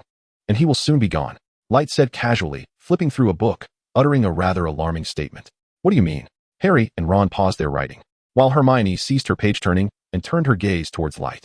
It was said that the Dark Lord had placed a curse on the defense against the Dark Arts class, ensuring that no one could teach for more than a year. The consequences could be dire, even life-threatening. How terrifying. Harry's pen came to a halt as he unconsciously swallowed hard. Pausing, Ron and Hermione exchanged glances. Hermione, recalling Light's earlier antics with Hagrid, asked skeptically, You didn't make this up, did you? Of course not. Do I strike you as a deceiver? Light replied with feigned righteousness, giving a thumbs up. Impressive. Harry and Ron praised enthusiastically, while Hermione rolled her eyes dramatically. All right, enough of this. Let's get back to our homework. The exams are approaching, and you need to review. Hermione interrupted their playful banter, her urgency palpable. We're trying, but the assignments from the professors are overwhelming. They're on an entirely different level. Ron complained incessantly, his pen moving as quickly as his mouth. That won't do. We must pass the exams to advance to the second year. I should have urged you to start studying earlier. Hermione lamented, clenching her fist in regret. Upon hearing her words, Harry and Ron's hands trembled slightly as they copied their assignments. Don't worry. You both have been diligent in class. Relax, you'll surely pass. Light reassured the beleaguered duo. Under Hermione's persistent encouragement, Harry and Ron diligently tackled their hefty homework. Finally done. Help, Ron exclaimed, flinging his pen aside and collapsing onto the table, utterly drained. Harry leaned back in his chair, looking feeble, and raised his hand. My hand is about to give out. Stop pretending. It's time for dinner. Light said, exasperatedly observing the two who were feigning exhaustion. All right, let's go, Ron said cheerfully, assisting Harry to their meal alongside Light. Chapter 45, The Owl. After dinner. In the Gryffindor common room, the warm yellow light illuminated the space where everyone relaxed and chatted. Harry, is your owl free? I'd like to borrow it for a task. Light inquired, addressing Harry, who was engrossed in a game of wizard chess. Sure, it's not busy at the moment. What do you need Hedwig for? Harry replied, keeping his eyes fixed on the chessboard. Snape had previously let slip that someone was hunting unicorns in the Forbidden Forest. And I fear Hagrid might be in danger. Since Hedwig was a gift from Hagrid, she should be more perceptive. Light casually attributed the information to Professor Snape. Knowing Harry wouldn't verify it. All right, what? Hagrid is in danger? Harry initially brushed it off, but then realized the gravity of the situation, nearly jumping up. I must go now, he declared, standing abruptly. Hold on. First write a letter to Hagrid. Ask if this is true. Light quickly pressed Harry back into his seat. Besides, the poachers have only just struck. There shouldn't be any immediate danger in the next few days. Write to Hagrid first. Don't rush. Right. Light is not wrong. Hermione advised Harry, her eyes glued to her book, and the heads are already aware of this matter. They can handle it. Let's not complicate things for them. All right. I will write to Hagrid first, Harry replied, gritting his teeth as he stood up abruptly and exited the common room. Ron, seated across from Harry, furrowed his brow, observing their nearly victorious wizard's chess game, feeling as though something was amiss. Shall we have a round, Light? A thrilling, intense game of wizard's chess, he inquired, blinking eagerly at Light. No, I am not particularly skilled at wizard's chess. Wait until Harry has finished his letter. Light waved his hand in refusal. Harry is not that quick. Hermione, would you care for a game? Ron, seeing Light decline, turned to invite Hermione. No. I still need to review today's lessons and prepare for tomorrow's. Hermione declined Ron's invitation, chiding him to prioritize his studies. A moment later, how is it going, Harry? Light closed his book, watching as Harry took a seat opposite Ron. I've already finished writing and sent it to Hagrid. I asked Hedwig to stay there until a reply arrives and keep an eye on the situation, Harry said, a worried expression on his face. Do not fret.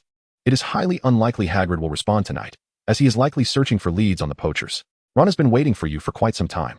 You should spend some time with him, Light said, resuming his reading after confirming Hedwig's assistance in monitoring the situation. Harry, how about another thrilling game of wizard's chess? Ron set up the pieces, waiting for Harry to do the same. Light, where did you acquire that book? I have never seen it before, Harry asked curiously, glancing at the book in Light's hands while arranging his chess pieces.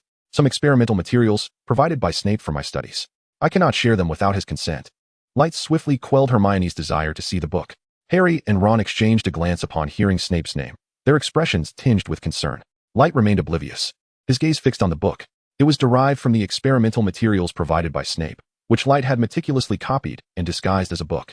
Its contents could only be revealed through a specific spell. Light reread the materials given by Snape, his enhanced aptitude for dark magic allowing him to discern more and comprehend the more nefarious applications. It appeared that Voldemort's method of soul restoration was indeed a product of his own research. The dark resurrection spell he later employed must have been modified as well. Otherwise, the entire ritual seemed too simplistic. Father's bone, servant's flesh, enemy's blood. All of this was arranged stealthily under Dumbledore's watchful eye, and even with a low completion rate, it could achieve nearly perfect resurrection. It seemed Voldemort also held the esteemed title of an evil scientist. He was not as easy to deal with as one might imagine. I seem to have a general understanding of the methods of soul restoration and the resurrection ritual. It seems that my accumulation of knowledge and innate talent for dark magic may not quite match that of Voldemort, though I do not fall far behind. Light closed his eyes and gently pinched the bridge of his nose, alleviating his fatigue. Upon opening them, he noticed that the common room was now sparsely populated. Observing this, Light shut his book and waited for Harry and Ron to finish their chess game before bidding farewell to Hermione. Shortly after returning to the dormitory, he spotted Hedwig, the owl, returning with a letter in her beak. Harry, filled with joy, eagerly caught the letter she brought. What does Hagrid say? Does he need assistance? Light retrieved a small snack, feeding and petting the owl simultaneously. Harry opened the letter, and Ron squeezed in to read along. Hagrid mentioned that indeed a unicorn had been slain, and he had informed Dumbledore as well. However, no clues had been found. The only known fact was that the creature had been killed, with only its blood taken. He also reassured them not to worry, stating he would continue patrolling until the vile poacher was captured. After reading the letter, Harry handed it to Light, asking, "What do you think?" Light replied, "I prefer a seated position for reading." He took the letter, passed the owl to Harry, and inwardly scoffed as he opened it. "I believe we should enlist Hedwig's help to keep an eye on the Forbidden Forest. If a poacher can kill a unicorn, it's likely that Hagrid may not be able to find him." Light furrowed his brow as he contemplated the letter. "Why?" Harry asked, feeding Hedwig while looking at Light with confusion. Ron paused his playful antics with the owl, turning his gaze to Light as well. Unicorns are ethereal beings of nature, blessed with immense magical power and luck. They also possess a curse. If their blood is taken involuntarily, it can condemn the perpetrator to a half-life, tormented by their own soul. The means to kill such a creature are certainly not simple, and there must be a deeper conspiracy at play. Light explained to Harry and Ron. Upon hearing Light's elucidation, Harry and Ron appeared perplexed. Who would dare to harm a unicorn in such a thankless endeavor? Could it be Snape? He is adept at potion making. Is there a horrific potion that can be concocted using unicorn blood? Ron speculated, his imagination running wild with this intriguing conclusion. That is indeed a possibility, Harry exclaimed, his eyes lighting up at Ron's theory. Light, utterly bewildered, looked at the two, who seemed convinced of their own deductions. He could not help but interject, to think you would drag Snape into this. Not every misdeed can be attributed to him. Although, it is true he does not seem to be a man of virtue. Moreover, as a professor and one who teaches potions, Snape must be aware of the unicorn's vulnerabilities. Given his past as a Death Eater, there is no telling what heinous acts he might be capable of. Ron grew increasingly animated, gesturing wildly as he attempted to persuade Harry. Swayed by Ron's impassioned argument, Harry, embodying the characteristics of Gryffindor, declared, I must seek out Dumbledore. After being thoroughly convinced, Harry was ready to charge ahead. No, that won't do. Dumbledore has great trust in the professors. Approaching him would be futile. Before Layton could intervene, Ron had already stopped Harry. What shall we do now? Harry lamented as he was held back. We can go directly to Hagrid. Once we uncover evidence of Snape's wrongdoing, Dumbledore will surely take action against him. Ron wisely persuaded Harry. You are right. Let us seek out Hagrid at once. Harry responded, reaching for the invisibility cloak. Layton, are you coming? Ron inquired while putting on his shoes. No, I shall go another day. I am rather fatigued today, Layton replied slowly, his lips twitching. Moments later, Harry called out at the door. All right, let's depart. Layton watched in silence as the two donned the invisibility cloak and slipped out. Standing at the door, Layton, with a helpless expression, shrugged his shoulders. I merely wished to borrow an owl, yet instead of the owl being dispatched, its owner has set forth. How perplexing. Shaking his head, Layton turned and retrieved paper and quill, composing a letter for Hedwig to deliver to Hagrid. Essentially, it read, Harry and Ron have come to visit. Please do not act hastily upon seeing them, lest you mistake them for intruders. Watching Hedwig soar into the distance, he felt no concern for Harry and Ron's safety. After all, a unicorn had been slain just yesterday. Numerous professors were likely patrolling the Forbidden Forest, ensuring safety. As long as Voldemort and Quirrell were not seeking their own demise, they would not choose today to act. Then it is time for me to commence my own endeavors, Layton thought, grabbing his concealed documents and casting a disillusionment charm before leaving the dormitory. Like a specter, he began to wander the castle once more. He recalled that the notebook containing the elusive notes was located on the old bookshelf of the 6th-year potions classroom. As he meandered through the castle, he narrowly avoided encounters with the night custodian, Filch, on several occasions. The staircases of Hogwarts shifted more rapidly at night than during the day, making even the known location of the 6th-year potions classroom somewhat elusive. As he descended further, Layton entered the dungeons, unable to suppress a quip about how, with higher years, the potions classrooms descended deeper. This should be it, he declared, invoking Alohomora to unlock the door and stepping into the 6th-year potions classroom, illuminated as if it were day. The wand's bright light filled the darkened room. It appeared quite spacious, adorned similarly to the 1st-year classroom, with various jars containing all manner of peculiar organs. After a thorough inspection of the classroom, Layton located the cabinet housing the old texts. This must be it, he thought, sifting through several books until he discovered the tattered tome titled Advanced Potion Making. As he randomly opened a page, he noted numerous alterations and extensive annotations throughout. Realizing he had accomplished his goal for the night, Layton felt a surge of satisfaction.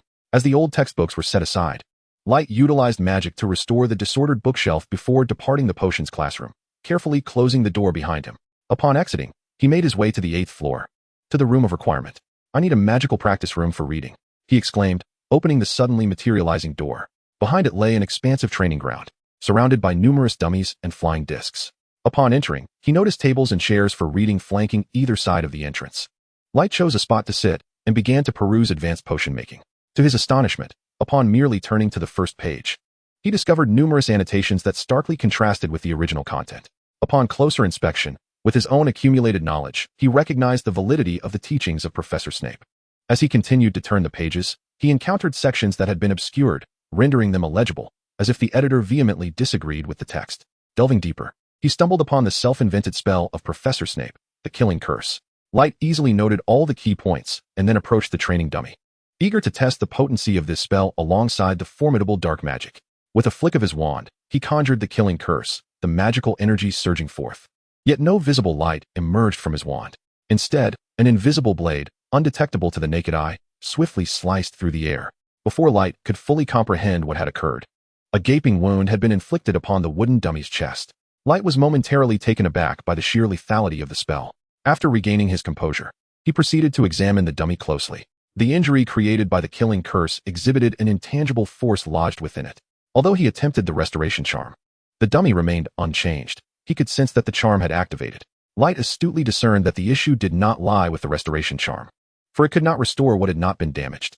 The wound produced by the killing curse appeared as if it were an inherent feature of the dummy, devoid of any actual harm, thus rendering the charm ineffective. It seemed his suspicions were confirmed. Professor Snape had uncovered a deeper, more profound power, one so profound that it could interfere with the bonds of the soul. Regrettably, the countercharm to the killing curse remained with Professor Snape, leaving him unable to draw further conclusions. However, he resolved to practice diligently, striving to master this profound force. With that thought in mind, Light resumed his practice of the killing curse. As he continually waved his wand, countless training dummies were manipulated to soar through the air, only to be shredded into pieces. Each minute, a dummy met its demise. The myriad remains scattered across the ground floated upward, then abruptly converged into a massive sphere, suspended in midair. Exhausting all his magical energy, Light waved his wand once more, unleashing a tremendous, invisible wave that cleaved the floating sphere in two, the cut remarkably smooth. As the sphere, deprived of magical support, crashed to the ground, it stirred up a cloud of dust.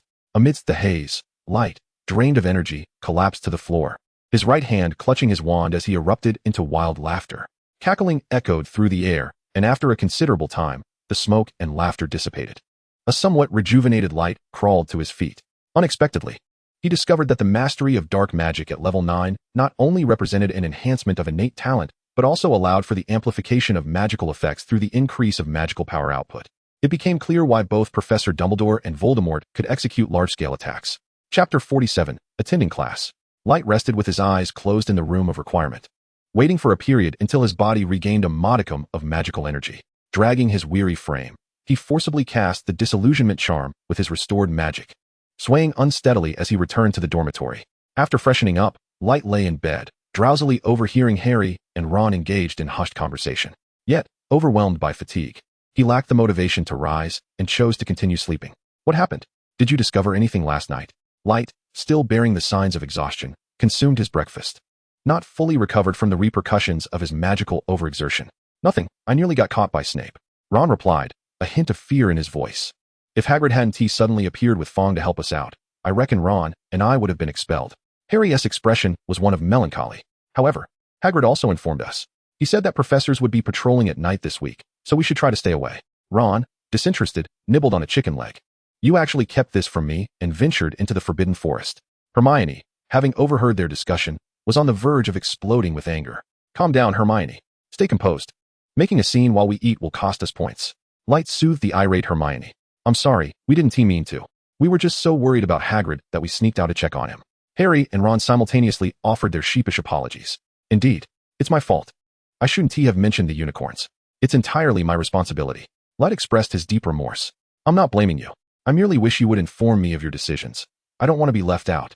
Hermione softened her tone upon witnessing the trio's contrition. Next time, I'll definitely let you know. Light chuckled. I plan to wait until the professor stops assisting before seeking out Hagrid. Harry shared his intentions with the group. Me too. Ron mumbled in agreement while gnawing on his chicken leg. All right then, I'll join you when the time comes, Hermione said resignedly. Do you know when Quirrell will be coming to help? Light suddenly inquired. Professor Quirrell? I believe he has scheduled to arrive next week. For the next few days? It's Snape assisting. Harry recalled while responding to Light's question. Light, why are you so concerned about Quirrell? Do you suspect him? Hermione asked, puzzled. I just sensed something amiss with him. Light replied dismissively. Is that so? I can't shake the feeling that something isn't quite right, Hermione remarked. Enough overthinking. We still have transfiguration class, and Professor McGonagall is quite strict. Light awkwardly shifted the subject. Diverging from the topic, Light gazed at the sumptuous breakfast before him, feeling somewhat unappetized. Asking Chilo to assist in the patrol was akin to catching a mouse in a rice bin. Chilo would undoubtedly take matters into his own hands during the task. No, in a couple of days, he needed to have a conversation with Hagrid. Once Light made his decision, he began to devour his breakfast heartily. He resolved to rest well over the next few days in preparation to confront Voldemort once more. On Saturday afternoon, in Snape's office, Light inquired, "Professor, may I learn some magic today?"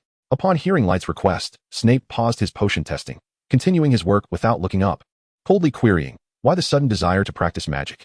I have unexpectedly acquired a remarkable spell that I cannot fully control. Hence I seek the guidance of a professor with exceptional magical prowess." "So, Professor Snape, could you instruct me?" Light asked with a cheerful demeanor. "What spell?" Snape, having completed his task, lifted his gaze, his eyes devoid of emotion, to regard Light. "It is a spell known as Sectum Sempra, invented by the Half-Blood Prince," Light replied nonchalantly, feigning ignorance. "Elaborate," Snape commanded, his face twitching slightly at the mention of the Half-Blood Prince. Light swiftly retrieved an old textbook, which Snape took and began to peruse. Light silently chuckled to himself, pondering how it felt for the individual himself to have his teenage username recognized and called out by a student. "I believe I understand why you feel unable to control it," Snape remarked after a cursory examination of the text, closing it and fixing his gaze upon Light. "I have attempted to restore objects that were attacked by Sectum Sempra, yet they remain irreparable. There exists a peculiar force that hinders their restoration," Light explained earnestly, noticing Snape's attention. "Can you perceive that peculiar force?" Snape asked, crossing his arms and thoughtfully tapping his lips with his index finger. After a lengthy pause, when Light thought all hope was lost, Snape suddenly spoke. "Follow me." He then exited the office, prompting Light to follow suit as they swiftly traversed the castle. Snape opened the door to an abandoned classroom and stepped inside, with Light trailing behind. Upon entering, Light observed Snape waving his wand, causing numerous discarded desks and chairs to levitate under his control, twisting and contorting into training dummies. "Cast it on them, Sectum Sempra. I wish to ascertain your level of proficiency," Snape declared, retracting his wand and turning to face Light. Light adjusted the spell to its lowest output and cast Sectum Sempra. A deep wound was inflicted upon the chest of the dummy before him. "Continue," Snape coldly commanded. "Sectum Sempra. Continue." "Sectum Sempra. Can you adjust the output of your magic?" Snape inquired, surveying the chaotic classroom. "Indeed," Light replied, slightly breathless yet composed. "No wonder you can sense that peculiar force." Snape's gaze deepened significantly. "I am familiar with the counterspell for this incantation, yet I shall not impart it to you. Instead, I will teach you how to wield this power." The instructor, Sijiao, did not grant Light the option to refuse and commenced to dissect the very essence of magic. A wizard's talent is innate, yet it is not immutable. The wizard's emotions and perceptions of life continuously shape and refine their inherent abilities. Sijiao raised his wand, and the scattered remnants of severed limbs swiftly assembled into 2 chairs that glided to his side, beside Light. Benevolence towards others cultivates the gift of white magic, while malice shapes the affinity for black magic. A desire for oneself fosters proficiency in transfiguration. The essence of transfiguration, as well as black and white magic, is an extension of emotion. Light took a seat and nodded in reluctant agreement. The mere ability to sense that power indicates a profound affinity for black magic, which is perilous, allowing one to manipulate magical effects freely. One may become entranced, intoxicated by power, ultimately becoming its slave. A flicker of nostalgia briefly crossed Sijiao's hollow gaze. Chapter 48. The Speculation of Magical Energy. Light encountered a high-level magical course for the first time, where someone was willing to share their insights with him. Thus, he listened with utmost attentiveness. "What should I do?" Light inquired earnestly, gazing intently at Sijiao, who adjusted his posture, appearing more solemn. "Your potential is remarkable. If I am not mistaken, you have ventured into the forbidden section. No need for elaboration. I am unconcerned." Sijiao waved his hand, interrupting Light's attempt to speak, and continued. "To be able to suppress and read forbidden tomes is a testament to your own capabilities. However, you should not merely seek to acquire powerful magic. You must ponder the very existence of magic itself." Sijiao lifted his wand, a glimmer of light appearing at its tip. "This represents an alternative application fraught with obstacles. If you do not release it but allow it to linger upon the wand, it will attract incoming magical attacks and deflect them." Sijiao extinguished the light on his wand, his stern demeanor beginning to relax. "The spell I previously taught you, the Guardian of Invocation, carries special significance. Have you devoted your entire being to magic? Can you feel the power it bestows upon you? The longer you immerse yourself in a spell, the greater the feedback it will provide." Upon finishing, Sijiao rose, waving his wand. The disheveled dummies that Light had previously scattered with his spells began to coalesce and transform, a massive square iron block suddenly materializing in the abandoned classroom. The shadowless blade embodies the creator's frustration and hatred. To master it completely, one must comprehend its entirety, pouring one's heart and soul into it. With your talent, you can certainly achieve this. Sijiao's raspy voice softened, his hollow eyes shimmering with hope as he gazed at Light, reminiscent of his younger self. "How does it feel? What is the sensation?" Light pondered, struggling to find clarity, involuntarily recalling Si Jiao's experiences in the original narrative. The Shadowless Blade was created in the 6th year. What emotions did Si Jiao harbor when he brought it into existence? At that moment, Snape personally pushed away the girl he cherished. Watching helplessly as she drew closer to someone he loathed with a passion, Light gradually closed his eyes, grasping his wand. His formidable talent for dark magic seemed to awaken, unleashing a torrent of melancholic thoughts, aiding him in his magical exploration. What was this emotion? It must be hatred. Hatred for himself, for James Potter, and even for Lily. It was a sense of resentment, against himself, against James Potter, and against Lily. Moreover, there lingered a deeper, concealed emotion, the true essence that commanded the killing curse. As Light's thoughts delved deeper, the magic within him surged and boiled. What was it? Regret? Despair? Longing? No, it was love. The purest, most earnest, and fervent love of youth. This profound wound that pierced the soul could only be healed by love. Avada Kedavra! Light abruptly opened his eyes. His wand sweeping through the air, and the massive iron block in the classroom was instantaneously shattered into countless fragments. Just as the debris was about to crash to the ground, Snape waved his wand, transforming the falling shards back into desks and chairs. You did it. Even better than I had imagined. Snape gazed at Light with sorrowful eyes, his tone tinged with bitterness from the past. Light did not respond. He remained lost in that complex emotion, staring at the classroom ceiling with a dazed expression, murmuring, it hurts so much. A love that cannot be conveyed, offered to everyone. This feigned atmosphere of bitterness seemed to envelop Snape, who also succumbed to a melancholic mood. If anyone had entered at that moment, they would have witnessed the usually impassive Snape displaying a wealth of emotion on his face. Light exhaled deeply, his mind suddenly clearing. Wait a moment. Why was I indulging in this naive, innocent first love? What does it have to do with me? I am well over 40. And my first love was merely an arranged match. It ended in failure. I have never tasted the bitterness of love. Regaining his composure, Light exhaled softly, dispelling the melancholic emotions. Thank you very much, Professor. Light approached the now expressionless Snape and bowed. Now, you should be able to cast the counter curse, right? Snape responded without acknowledging Light's gratitude, his voice barely above a whisper. I think I understand, but I still need to find a suitable spell to match this emotion. You might try the Patronus charm. Perhaps it has a unique affinity with both. After speaking, Snape waved his robe and hurriedly left the abandoned classroom. Light watched Snape depart in haste and glanced at the dimming sky, realizing he was off to work in the Forbidden Forest. Stimulated by emotions, his magical power increased by 1, bringing his total to 3. Light observed the message from the stone tablet, feeling not particularly elated, but rather pondering more about the source of his magic. The magical training ground of the Room of Requirement awaited his exploration. The invisible blade cleaved through the training dummy, and Light approached the figure, crouching beside it to touch the severed wound. Hiss! The lethality had intensified, and this force was now more deeply concealed. With his wand directed at the gaping wound, Light began to chant a melody of unattainable affection, invoking the guardians. He concentrated intently on the variations as the invisible blade was repelled, feeling the power within the wound gradually diminish. The extreme emotional energy that diffused around him sliced through his psyche like a sharp knife. It seemed evident that the source of magic was intimately linked to the mind and soul, with extreme emotions serving as a requisite catalyst for magical prowess. Yet, why do muggles exist? What are the squibs? And why do magical creatures inherently possess magic? After much contemplation, Light, whose legs had grown numb from squatting, reluctantly abandoned further thought and slowly rose to leave the Room of Requirement. In just 2 days, it would be time for the Chiron to patrol the Forbidden Forest. He wondered if Dumbledore had a plan in place. Surely, they wouldn't allow Chiron to feast on their students. Or were they simply choosing to ignore the matter? Regardless, he was determined to go, for Voldemort was the best source of experience points for him. Sensing the advantages brought by his exceptional talent in dark magic, Light had no intention of giving up. As he navigated the dimly lit castle, he hesitated for a moment, opting not to venture into the restricted section of the library. Instead, he chose to return and rest, conserving his energy. Later, he could stay up late to track Chiron. Upon entering the dormitory, he was swiftly pulled aside by Harry. Something's happened. I saw Snape threatening Professor Chiron. Harry whispered conspiratorially to Light. What? Chapter 49, Chiron on duty. How do you always manage to encounter Snape? Is it deliberate or purely accidental? Light could not resist teasing Harry. Neither. I'm telling you, Snape is threatening Professor Chiron, and it's dangerous for him to venture into the Forbidden Forest. We must inform Dumbledore or Hagrid, Harry explained earnestly. But Chiron is the real danger. It would be a miracle if he didn't harm others. Light suppressed his urge to sarcastically retort and begrudgingly replied to Harry. Right. We might need to take action. Exactly. Let's find Hagrid first, and then he can inform Dumbledore. With Hagrid's testimony, Dumbledore will surely address Snape. Harry confidently shared his perspective with Light. All right. You make a good point. Light responded dismissively. Tonight, you can go with Ron and Hermione to speak with Hagrid. Yay. What about you? Aren't you coming along?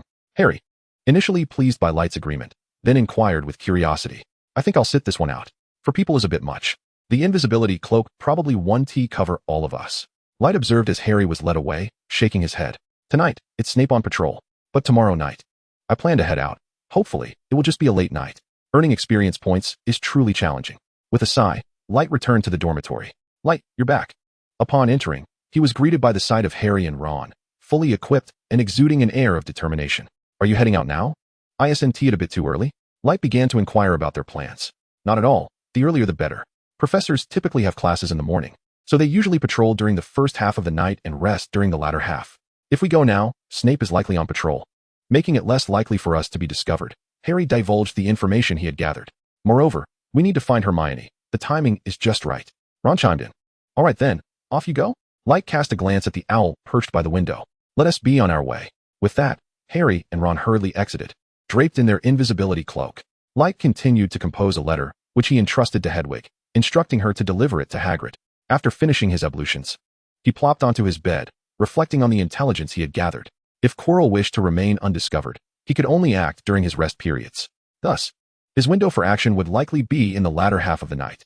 The good news, no need for an all-nighter. The bad news, it would be an all-nighter nonetheless. How tiresome.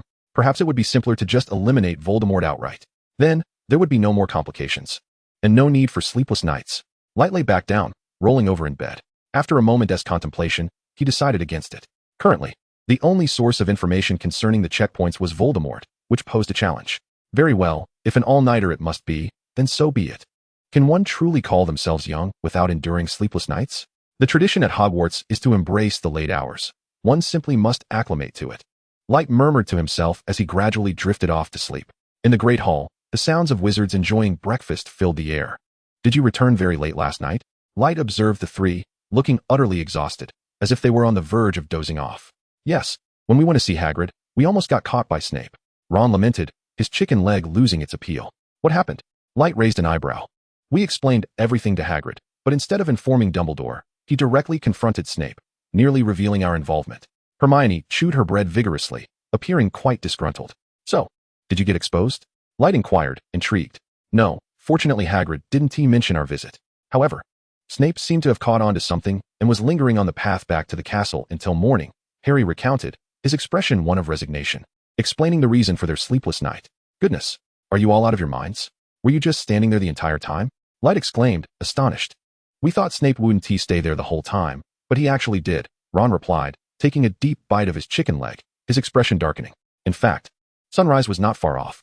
Hermione, noticing Light's incredulous expression, couldn't help but clarify. So, are you going again tonight? Light casually brushed aside the topic, picking up a piece of cut steak. Not going. I've already warned Hagrid to be cautious of Snape. There's no point in going again. Perhaps influenced by Hermione's previous admonitions, Harry refrained from shouldering the blame this time. Very well. May I borrow Hedwig? I wish to use her to contact Hagrid. After enduring 2 beatings, Harry wearily acquiesced. As the silver moon began to rise, Light released Hedwig, instructing her to deliver a message to Hagrid, stating that he would visit him this evening. Stepping out of the castle, the dark country path was illuminated by the bright moon above, and he quickly arrived at Hagrid's hut. Upon arrival, Light noticed Quirrell departing the hut with Fong, prompting him to knock on the door. Ah, Light, you've come. Hedwig is inside, Hagrid welcomed, opening the door to usher Light in. As Light entered, he was greeted by a peculiar stench. The windows were fully opened, allowing fresh air to flow in, yet it failed to entirely dispel the odor. Have you noticed anything unusual these past few days? Light inquired, wrinkling his nose at the scent, while offering some snacks to Hedwig. I've found no leads. That poacher is quite experienced, Hagrid replied glumly, visibly frustrated. I'll take a look around the vicinity while you prepare to leave. And one more thing, don't tell Quirrell that I came. After chatting with Hagrid for a while, Light exited with Hedwig in his arms. Can you help me find that individual from earlier? Light asked the owl nestled in his embrace. Who? Hedwig hooted, flapping her wings twice in affirmation. Thank you. If he sneaks out of the hut, come find me immediately. Light cast a disillusionment charm on Hedwig and returned inside. Time slipped away swiftly. A stuttering voice awakened Light, who had been dozing in concealment due to the charm. Hagrid, I've finished my patrol. All right, I'll go patrol now. With that, Hagrid moved aside, standing for a moment. As Hagrid approached to gather his weapon, Light nestled beside him, successfully slipping out of the hut beneath Hagrid's massive shadow. Chapter 50, Quirrell? Voldemort. Light, are you there? Hagrid, shouldering a massive crossbow and sporting a pink umbrella at his waist, peered around curiously. I'm here. Tonight may prove quite lengthy. Light dispelled the charm, appearing next to Fong, who was squatting at the door, and spoke with a significant tone. What do you mean? Hagrid scratched his head in confusion. Nothing much. I sense the poacher will make a move tonight. I can feel his hunger. Light, now afflicted with the cryptic demeanor of a riddle maker, spoke mysteriously. Light, you sound just like Dumbledore now. Everything seems so profound. Hagrid called Fong over and affectionately patted his head. I shall take that as a compliment. Let us go.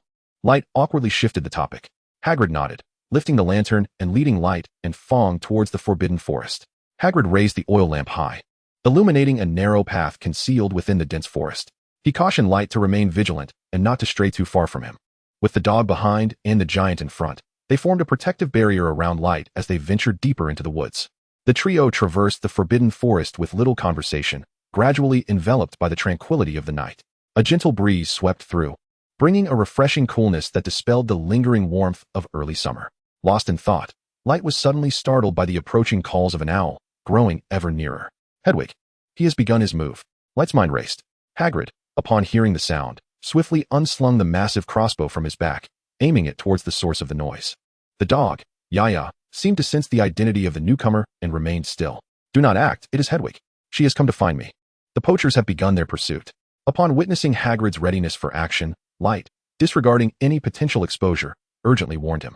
Hagrid's eyes turned crimson as he heard those words, and he dashed towards Hedwig. The owl, upon spotting Hagrid, gradually descended and perched upon his shoulder. Lead the way, Hedwig. Light, Yaya, stay here and do not run off. Without waiting for a response from Light, Hagrid charged forward, following the owl. My goodness, how reckless. Aren't you going to ask for help? Light lamented, watching Hagrid vanish into the darkness. Yaya, we must follow. The loyal dog, initially tasked with guarding Light, quickly joined the chase after seeing him dash forward. Light trailed closely behind Yaya, pursuing the rapidly retreating figure of Hagrid. A mournful howl echoed ahead from Yaya. Light's heart clenched, prompting him to quicken his pace. Upon arriving at the source of the sound, he found Yaya circling anxiously around Hagrid, who lay on the ground. Light rushed forward, flipping Hagrid onto his back to assess his injuries. A gaping wound marred Hagrid's abdomen, blood flowing profusely from the injury, with even the sight of his intestines writhing within. Thankfully, it was not the Avada Kedavra curse. Quickly, Light's wand illuminated the wound, and with concentrated effort, he began the healing process. Hagrid awoke, startled to see Light tending to his injuries. Do not concern yourself with me. A unicorn is being pursued, and Hedwig is in danger. Go assist them, I can manage. Hagrid, ignoring his unhealed wound and enduring excruciating pain, struggled to convey his urgency to Light. But I do not know. Light began, yet was interrupted by a clear voice that seemed to guide him. He glanced at Hagrid's wound, which was nearing completion of its healing. Hagrid, I have nearly finished with your injury. Bear with me. Go, quickly. I am fine. Hagrid persisted in his struggle to rise, urging Light onward. Determined, Light gritted his teeth and pursued the voice that had suddenly whispered in his ear. Not far ahead, by a small stream, he spotted a unicorn, glowing faintly in the darkness, its hind legs ensnared by ropes, helplessly struggling on the ground. Not far from the unicorn, a mysterious figure clad in a black robe and hood raised his wand and approached the creature. Thunder roared, just as the swift lightning was about to strike. The enigmatic figure abruptly turned, deflecting the spell with his wand, shattered into fragments. The moment the spell was repelled, the mysterious man immediately counterattacked. Obstacles abound, armored for protection, shattered into fragments. As the magic surged towards him, Lete swiftly established a dual layer of defense and launched a counterstrike. The cloaked figure deftly dodged behind a tree, evading the incoming spell that could have obliterated him. Lete glanced at the wavering ironclad incantation and, with a quick roll, narrowly escaped the magic. Following a swift maneuver, he unleashed a thunderous explosion towards the figure hidden behind the tree. With a resounding crash, the massive tree splintered and fell, yet when Lete looked closely, he found no one there. Armored for protection, Lete fortified himself with an additional layer of defense, vigilantly scanning his surroundings. After a prolonged period of alertness, there was still no movement. However, Lete dared not relax. Without receiving any signal from the stone tablet, that person was surely still present. A chilling voice echoed behind Lete, Avada Kedavra. His mind raced, confirming that his suspicion was indeed Voldemort. Instantly, he spun around to cast a spell, the disarming charm. An invisible wave surged toward the lethal green light. The ethereal wave collided with the killing curse, unleashing a multitude of sparks at the point of impact. As the green light drew near, Lete gritted his teeth, channeling nearly all his magical energy. invigorating the invisible wave that forcefully pushed back. With the disarming charm advancing relentlessly, the killing curse contracted until it reached its limit. Buzz! The killing curse was shattered by the disarming charm, scattering green sparks that illuminated the dark forest. A sharp strike surged toward Voldemort, who appeared to contort and collapse, vanishing from sight. The strike swept past where Voldemort had stood, tearing open a gash several meters wide. With a flicker of the apparition spell, Layte's eyes narrowed as he hurled his weary body to the side. Flames roared. The scorching fire swept over the very spot where Layte had just stood. Before he could revel in his fortune, the inferno on the ground surged upward, transforming into a fiery serpent that lunged toward him. Thunderous explosion. Layte summoned his remaining magical power to obliterate the fiery serpent. The flames, once blasted apart, reformed and charged at him again as a colossal snake. Gritting his teeth, Layte invoked the stone tablet, replenishing his magic. All spells shall cease. A deep, resonant voice extinguished the flames before him, quelling his intentions to augment his power. Layte, are you all right? The elderly figure with a white beard appeared before him. Layte looked at the timely arrival of old Dumbledore and weakly replied, I'm fine, really. Hagrid was injured. He over there. He slightly raised his hand to point into the forest. As long as you're unharmed, that's what matters. Hagrid has already been taken for treatment, so there's no need to worry. Old Dumbledore examined Layte closely, noting that he indeed bore only minor abrasions, and he sighed in relief. Chapter 51, An Uneasy Power. Dumbledore observed the disheveled Layte, slumped on the ground, and subtly raised his hand. Tattered garments restored, covered in dust shed away. A complete transformation ensued. My heartfelt gratitude to you, Professor. How fares the unicorn? Have the poachers been apprehended? Despite his freshly cleaned robes, Wright chose to remain seated on the ground, resting momentarily while still catching his breath. No, as soon as I appeared, he fled. The unicorn is unharmed. I came here first, so I have yet to rescue it. Professor Dung replied while surveying the remnants of the battlefield. You seem quite fatigued. Do you require assistance to the infirmary? Professor Dung gently inquired, observing Wright struggle to rise. No need, Professor. I merely exhausted my magical energy, leading to physical weakness. Can you take me to see the unicorn? I cannot help but worry. Wright stammered as he stood up unsteadily, addressing Professor Dung. Very well, I shall escort you. But do refrain from speaking. You might bite your tongue. With a playful remark, Professor Dung approached Wright and placed a supportive hand on his back. Before Wright could comprehend the situation, darkness enveloped him momentarily, and after a slight sensation of swaying, he found himself beside the softly glowing unicorn. He gazed at the creature, still bound by ropes, lying on the ground. The unicorn, with its sky-blue eyes, curiously regarded the sudden appearance of Wright and Professor Dung. With a gentle lift of his right hand, Professor Dung loosened the bonds restraining the unicorn, freed from its constraints. The unicorn struggled briefly before rising to its feet. It stood without fear, tilting its head to observe Wright, its azure eyes brimming with curiosity. Go on. You are its savior, it knows. Professor Dung smiled and patted Wright's shoulder, encouraging him to step forward and embrace the honor that was rightfully his. Seeing the encouragement, Wright tucked away his wand and extended his right hand, signaling his benign intentions as he approached the unicorn slowly. The unicorn seemed to perceive Wright's slow advance and began to walk toward him. Wright, taken aback by the unicorn's approach, instinctively glanced back at Professor Dung, who maintained his cheerful demeanor. Just as Wright stood in a state of uncertainty, the unicorn gracefully approached him, gently guiding his right hand to the nape of its neck behind its spiraled horn. Realizing the moment, Wright caressed the unicorn softly and spoke in a gentle tone. Without that unfortunate unicorn leading me here, I would have arrived too late. Having said this, he wrapped both arms around the unicorn's neck. Leaning in closer, he whispered, Next time, do not allow yourself to be captured. The unicorn nuzzled against Wright vigorously, letting out a few cheerful whinnies. Let us part now, until we meet again. After stroking the unicorn a few more times, Wright released it. The unicorn took a few steps back, lifting one leg slightly off the ground and nodding its head, as if bowing like a noble before turning and trotting gracefully into the forest. Isn't it delightful to have protected the innocent from harm? Professor Dung's gentle words roused Wright from his blissful reverie. Indeed, this feeling is quite special and brings me immense joy, Wright replied cheerfully. Indeed. How fortunate it is to have saved such a spirit, Professor Dumbledore remarked as he approached Light. However, Light did not respond, his brow furrowed as if deep in thought. Is something amiss? Dumbledore inquired, noticing Light's unusual demeanor. I just recalled something that feels rather off, Light mused, tapping his forehead with his right hand as he reflected on the recent battle. What do you mean?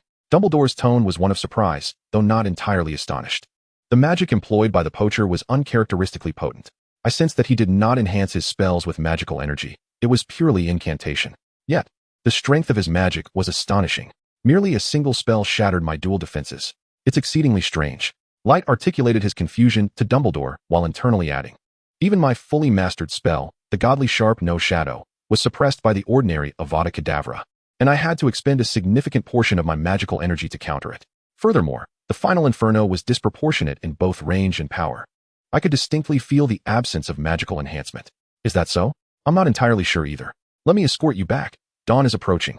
Dumbledore replied to Light's perplexity with an ambiguous tone, deftly changing the subject. May I visit Hagrid? I wish to check on his injuries and inform him that the unicorn is safe, Light inquired without pressing further. Of course. Dumbledore's words barely left his lips when a burst of flames illuminated the air, revealing a majestic red bird above him. Let us depart. He steadied Light's shoulder as the bird unfurled its wings, and in a flash of fire, they vanished from their location. Light felt a momentary jolt as they arrived in the infirmary in the blink of an eye. Hoot! Hoot! Hedwig exclaimed joyfully upon seeing Light and Dumbledore, while Fong, perched at the bedside, wagged his tail in excitement.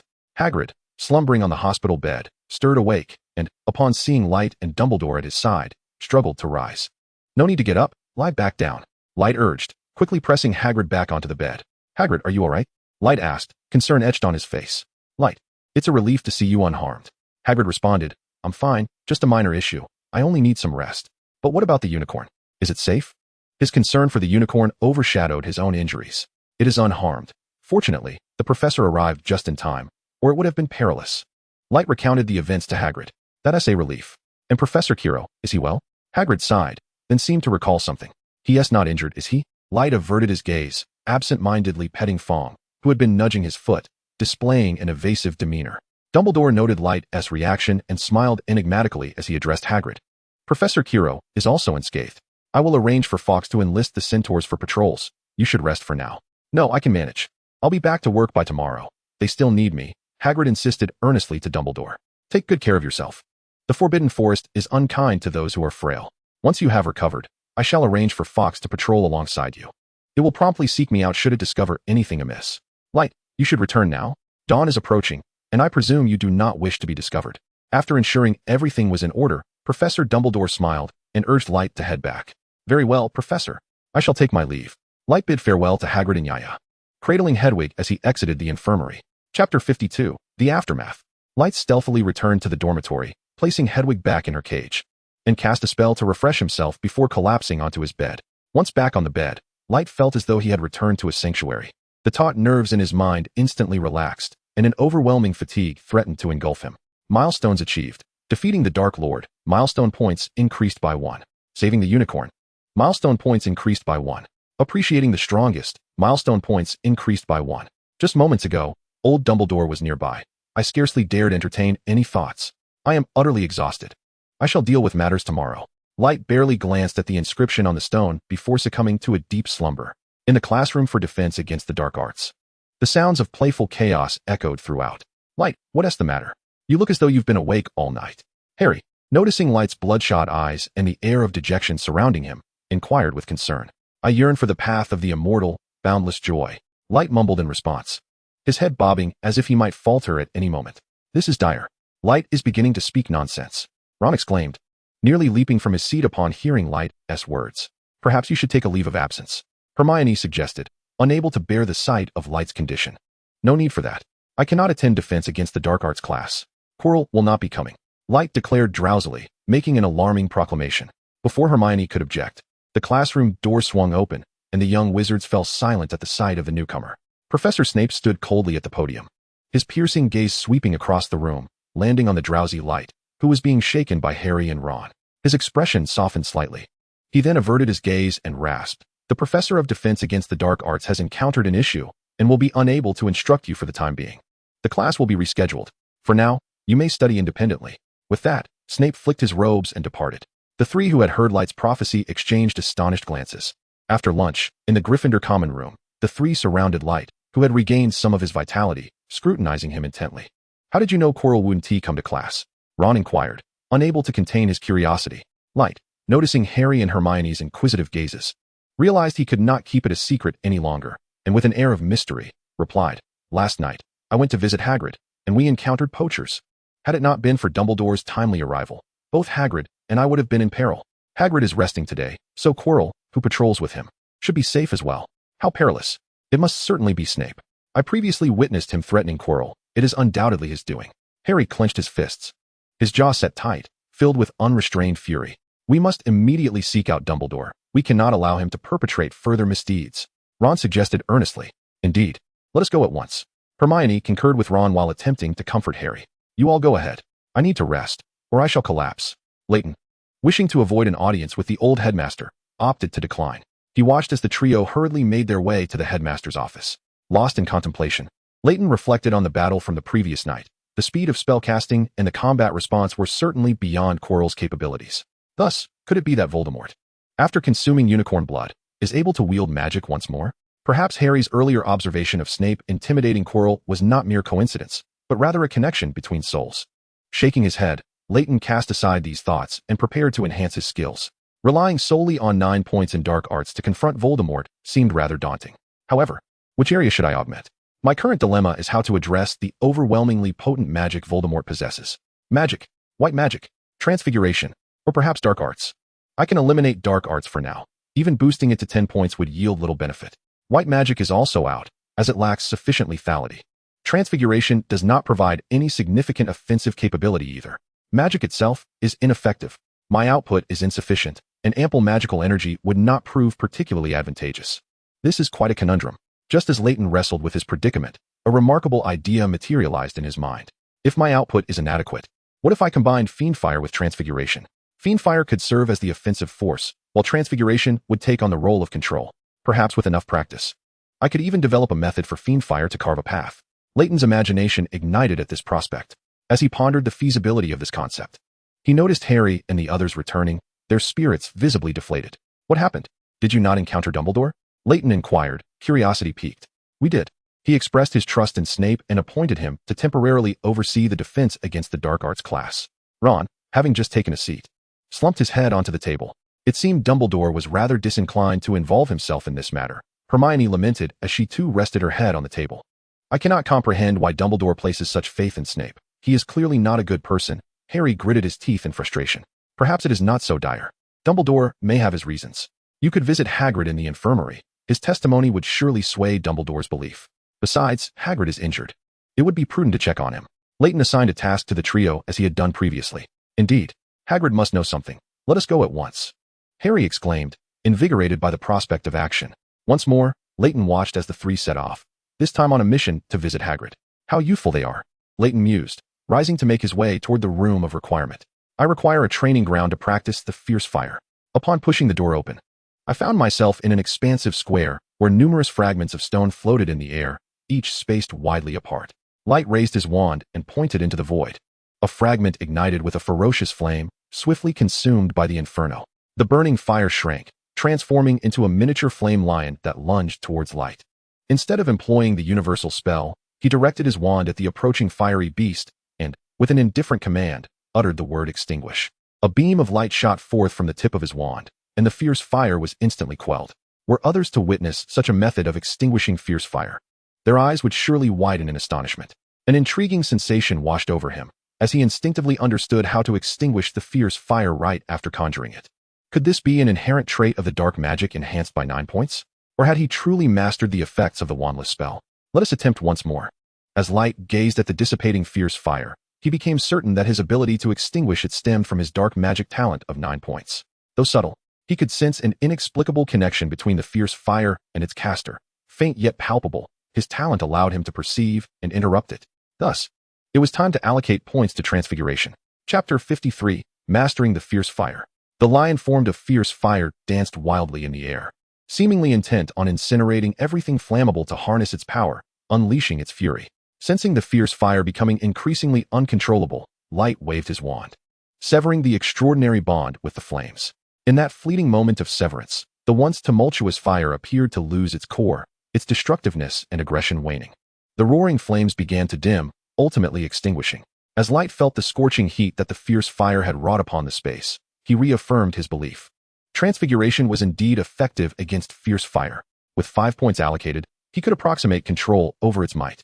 To fully master it, he surmised that, like dark magic, it would require 9 points for complete dominion. After much contemplation, he steeled his resolve and made a decision. Indeed, the potential of Transfiguration was immense. The ability to transform inanimate objects into living beings through sheer will and belief in the power of magic was a capability akin to that of a creator. This magic must be fully developed. It was only a matter of time. Thus, the stone tablet activated. Light's spiritual entity once again approached the stone tablet inscribed with unknown characters. Intricate information materialized before his eyes, and upon viewing his own details, a smile crept across his face. After the joy subsided, he concentrated his spirit upon transfiguration, and the recently augmented 5 points began to blur. With a shift of intent, the vague numerical display crystallized into 9 points. Observing the information before him, Light nodded in satisfaction. His once meager attributes had now transformed into something splendid. Light Largus, Joyong. Magic power, 3. The average value for an adult wizard is 5. Mileage points, 6. Magic, white magic, 3. Black magic, 9. Transfiguration, 9. Skills, potion making, 5. Magical creatures, 1. Milestone, the soul of another world. The pinnacle of appreciation. Alas, the points accumulated over such a long time are nearly depleted. Life is not easy, sighed Light. Currently, the source of my milestone points largely relies on contributions from my comrade Voldemort. I wonder if the 7 killings Voldemort will grant me an additional milestone? Light shook his head, dispelling the chaotic thoughts, as his mind returned to his body. In that fleeting moment of clarity, Light felt as though something within his brain had exploded.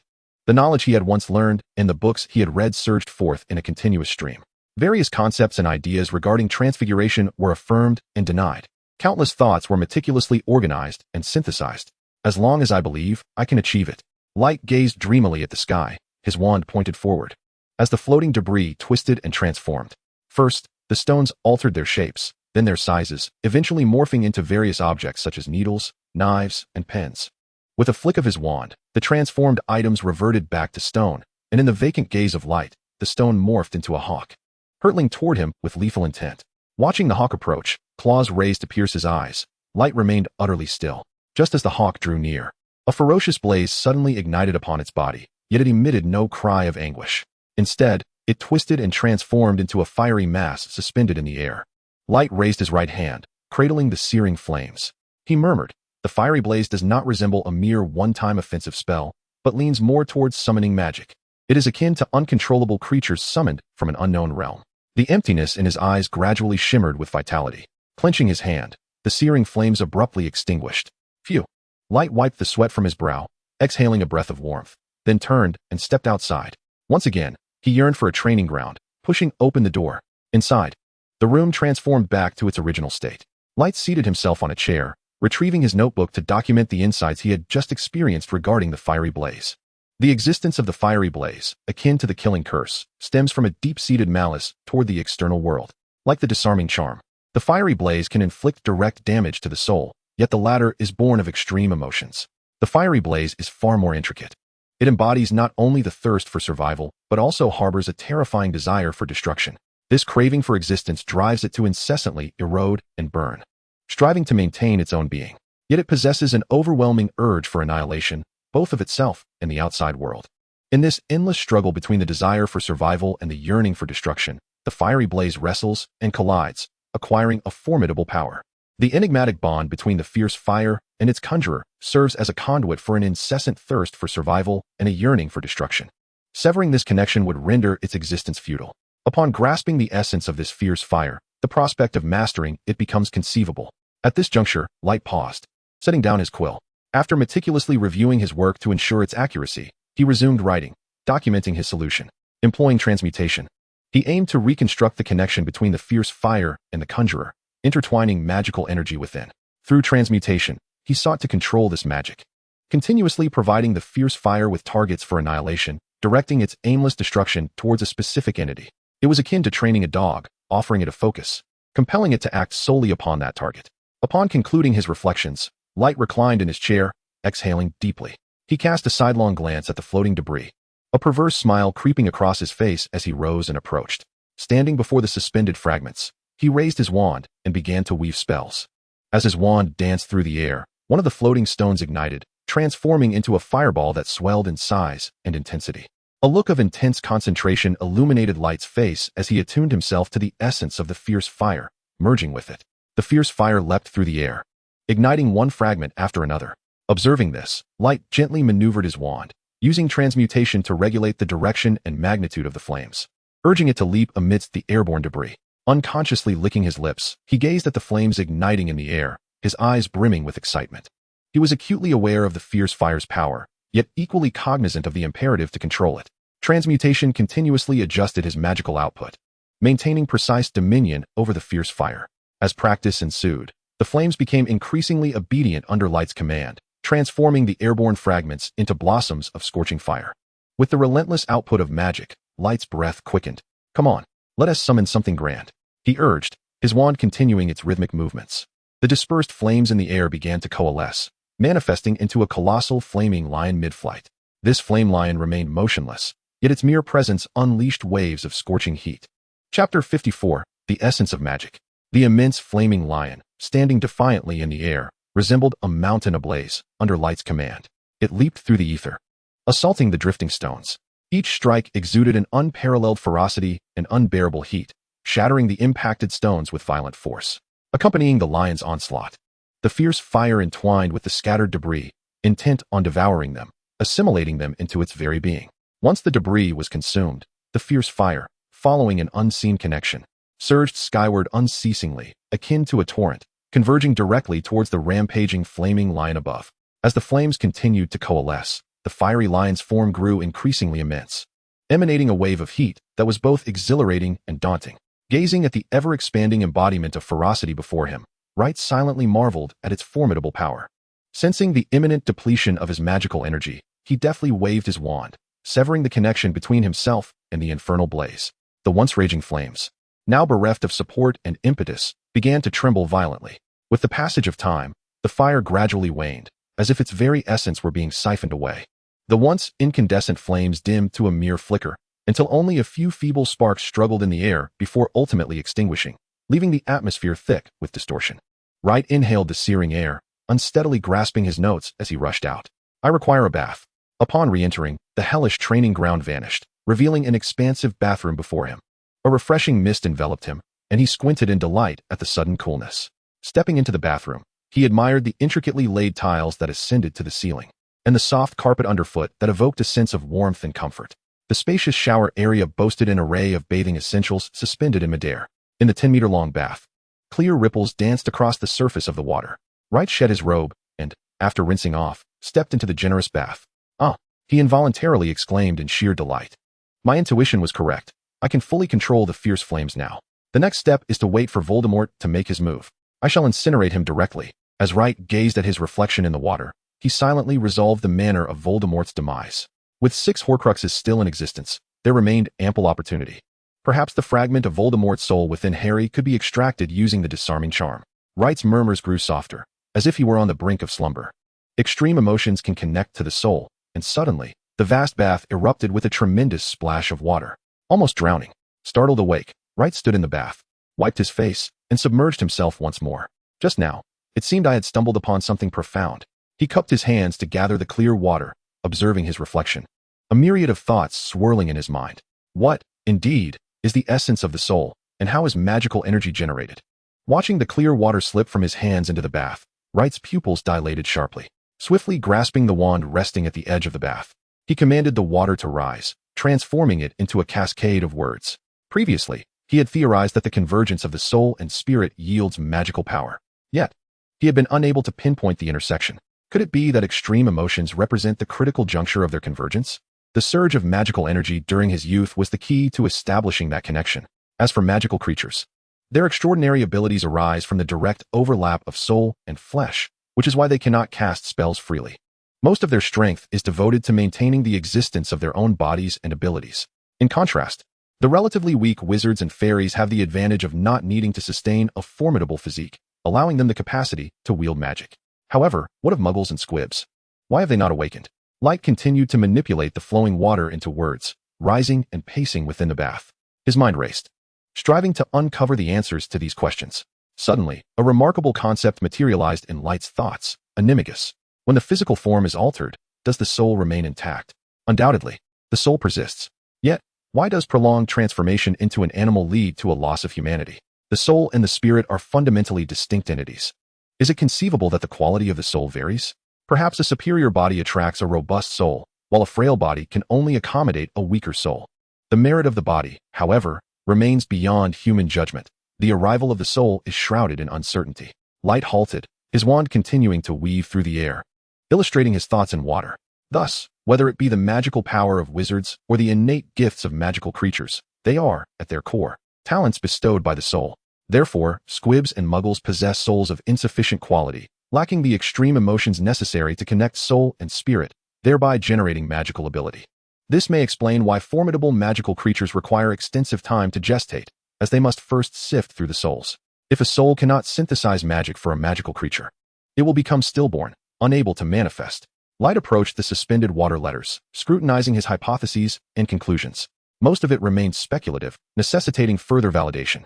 However, in comparison to his earlier confusion, this was indeed something that could be tested. Yet, measuring the soul poses a challenge. If my conjectures hold true, then all magic claiming to affect the soul merely influences the human spirit. Such magic cannot truly reach the soul, making verification exceedingly difficult. With a flick of his wand, the suspended letters sank back into the bath. If my theory is correct, could I not produce wizards in bulk? A mysterious smile crept across Light's face at the thought. To eradicate human tyranny, the world belongs to wizards. After indulging in this whimsical notion, he donned his freshly cleaned robes, gathered his notes, and cast a lingering glance at the opulent bathroom before closing the door behind him. Upon entering the Gryffindor common room, he overheard discussions about the change in the defense against the dark arts professor, now Severus Snape, who would be co-teaching with Slytherin. Light, what do you think? Ron suddenly appeared. It's no big deal. It's not as terrifying as you all imagine. Snape is quite competent as a teacher. In these past 2 years, he has been the only one who conducts his classes properly. However, what shall we do if he makes things difficult for us? He certainly does not seem like a benevolent individual, Ron said, scratching his head with concern. No need to fret. The end of term is fast approaching, and he can only impose upon us for so long. By the way, where is Harry? Light waved his hand dismissively, shifting the topic. Chapter 55, The Approaching Final Exams.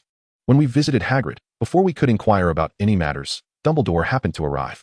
Subsequently, Harry was summoned away by Dumbledore. Hermione and I were unable to extract any information from Hagrid. Ron animatedly recounted the day's events to Light. Indeed, your experiences are rather extraordinary. Light responded nonchalantly, yet his mind was racing. Dumbledore must have perceived something and grown cautious. Hence he sought Harry to arrange some contingency plans. Harry, over here. While chatting idly with Light, Ron spotted Harry entering the common room and stood up to greet him. Upon seeing Ron's gesture, Harry couldn't help but smile and briskly approached. Harry, what did Dumbledore say when he called you? Did he discover something and summon you for confirmation? Ron eagerly pulled Harry down to sit beside him and began to inquire with urgency. Upon hearing Ron's question, Harry's expression instantly fell, revealing a look of uncertainty as if he wished to speak but was at a loss for words. What's the matter? Speak up.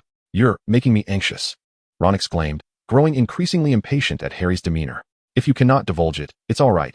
No need to share, Light interjected, observing the two in their back and forth. There isn't anything I cannot say. It's just that Dumbledore's words are somewhat perplexing to me. Before Ron could press further, Harry relayed Dumbledore's message. When you find yourself powerless, consider embracing your enemy. What? What are you saying? What on earth did Dumbledore mean by that? Ron repeatedly scratched his head, appearing utterly bewildered. I am equally unsure. I wore the same expression when I first heard those words, Harry remarked, shrugging his shoulders in resignation. Unlike the confused Harry, Light instantly grasped the underlying implication. It seemed that Voldemort's display of formidable power had instilled a sense of caution in Dumbledore, preventing him from allowing Harry to act recklessly. Once Light had pieced it together, he looked at the two still lost in thought and said, perhaps Harry possesses a latent power to counter his enemies, and embracing them is the key to unlocking that strength. That makes sense, but I don't feel any such power. Harry exchanged a puzzled glance with Ron before expressing his doubts. It may be hidden within you, Ron suggested, unable to resist the urge to reach out and explore Harry's person for any signs of that power. What are you doing? Stop that, Harry exclaimed, swatting Ron's hand away. Come now, let me take a look. Ron persisted in his quest to investigate. No, Ron, please stop. Harry continued to struggle against Ron's playful probing. Witnessing this scene, Light could not help but twitch the corners of his mouth and voiced a reminder. Many eyes are upon you. Do restrain yourselves. Upon hearing Light's admonition, the two turned their gaze towards their surroundings, noticing that indeed, a portion of onlookers had been drawn by their antics. Let us return to the dormitory, Light sighed, shaking his head as he addressed Harry and Ron. All right, Harry and Ron replied, a hint of embarrassment in their voices. In the quiet defense against the dark arts classroom, students from Gryffindor and Slytherin sat silently in their seats, with little mischief among them. Light quietly perused the borrowed tome, Advanced Transfiguration, feeling the distinctly different atmosphere enveloping him. He could not help but silently marvel at the formidable reputation of Professor Snape, which had thoroughly intimidated the mischievous young wizards. Just as Light set aside his book, a figure clad in a black robe swiftly entered the classroom. Professor Snape approached the podium and commanded, "Put down your textbooks." His hollow gaze surveyed the young sorcerers. Lingering momentarily on Harry before he spoke, "I shall temporarily oversee your defense against the dark arts. I must impart a small caution. Beware of those whose actions seem peculiar, for their intentions may not be pure." Knowing that Snape's words were directed at Harry, Light discreetly cast a glance at him, only to find Harry looking at Snape with a hint of wariness. Clearly, he had not absorbed the warning. "Silence." Snape raised his voice to quell the restlessness among the students. "Now, open your textbooks. Today, you shall learn to identify curses and their counterspells." Listening to Snape's lecture, Light, perhaps due to his own high aptitude for dark magic, felt that Snape's explanations were somewhat lacking in depth, yet he remained silent. The lesson was sufficient for the first-year students. As Snape continued to pose questions, the atmosphere in the classroom began to grow more animated. Strangely, Snape did not challenge Harry throughout this lesson. After Hermione answered Snape's final question, he glanced at the clock and declared, "Well, class is dismissed." Without a moment's hesitation, he turned and exited the classroom. Time flew by, and the final exams were drawing near. Under the urging of Hermione and Light, Harry and Ron diligently engaged in review sessions, hoping to make a final surge at the last moment. Amidst the students' anxious anticipation, the exams commenced. Professor Flitwick for Charms had the students queue up to enter the classroom, and in the midst of their tense gazes, he announced the incantation that made a pineapple dance across the desks. In herbology, Professor Sprout focused on identifying the properties of herbs and whether mushrooms were poisonous. Light and Hermione completed their tasks with ease, while Harry and Ron stumbled through, ultimately finishing the exam. Compared to the even poorer performances of their peers, Ron and Harry felt a certain relief, with Ron confidently believing he could excel in the examination. During the potions examination, Ron found himself lacking in confidence. Professor Snape frequently hovered near Harry, causing Ron to feel utterly paralyzed with fear. In contrast, Harry maintained a steady performance, preventing Snape from seizing any opportunity to attack. In the subsequent transfiguration exam, Professor McGonagall instructed the students to approach her one by one to transform a small piece of wood into a button. Achieving the transformation would be deemed satisfactory, while altering the size and shape of the wood would earn an outstanding mark. When Professor Binns announced the conclusion of the History of Magic class, the young wizards collectively set down their quills, rolled up their parchment filled with exam questions, and submitted their work to Professor Binns. Almost all the young wizards laughed heartily, for the completion of the exam signified their liberation. In the week leading up to the results, they could frolic freely. On the final day, when the results of the House Cup would be announced, they could finally return home. Observing the bustling crowd, Wright did not immediately seek out Harry and the others. Instead, he returned to the Gryffindor common room to await their return. Wright raised a hand to rub his forehead, closing his eyes to alleviate the fatigue brought on by the examinations. Chapter 56, The Challenge Game. Why haven't they returned yet? As Wright watched the increasingly lively common room, a sense of foreboding began to stir within him. Just as he felt something was amiss, an owl, mottled gray and white, carrying a small satchel, flew up and hovered before him. Upon seeing the owl holding a letter, Wright furrowed his brow and asked, "Is that for me?" The owl, noticing Wright had not taken the letter, promptly thrust the envelope closer to his eyes. Reluctantly, Wright accepted the letter and began to read it. "Mr. Rags, Harry needs assistance. Please take the music box from the owl's satchel and go help him. Dumbledore." Glancing at the hurried and scrawled handwriting, Wright realized the letter had been written in great haste. Blast, that old man truly knows everything. Wright cursed under his breath, quickly stashing the letter away, and retrieved a music box from the owl's satchel before hastily exiting the common room. When Wright reached the corridor on the 4th floor, he noticed the door to Fluffy's room was ajar. Opening the music box, he stepped into the room as soothing music filled the air. Upon entering, the initially fierce expressions of the three-headed dog began to soften, ultimately succumbing to slumber upon the floor. Seeing that Fluffy had collapsed, Wright swiftly opened the trapdoor and tucked the music box away. He peered into the darkness beyond the door, where no stairs were visible to assist in descent. Gritting his teeth, Wright shut his eyes and stepped through the door. Suddenly, he felt a sensation of weightlessness, and then he plummeted. The damp air rushed past his ears. As he fell rapidly, Wright forced himself to suppress his terror, continuously adjusting his position in midair while casting a spell upon himself. Slow fall. Thanks to the spell's effectiveness, the speed of his descent gradually diminished. The slowly descending Wright came to a steady halt just half a meter above the ground.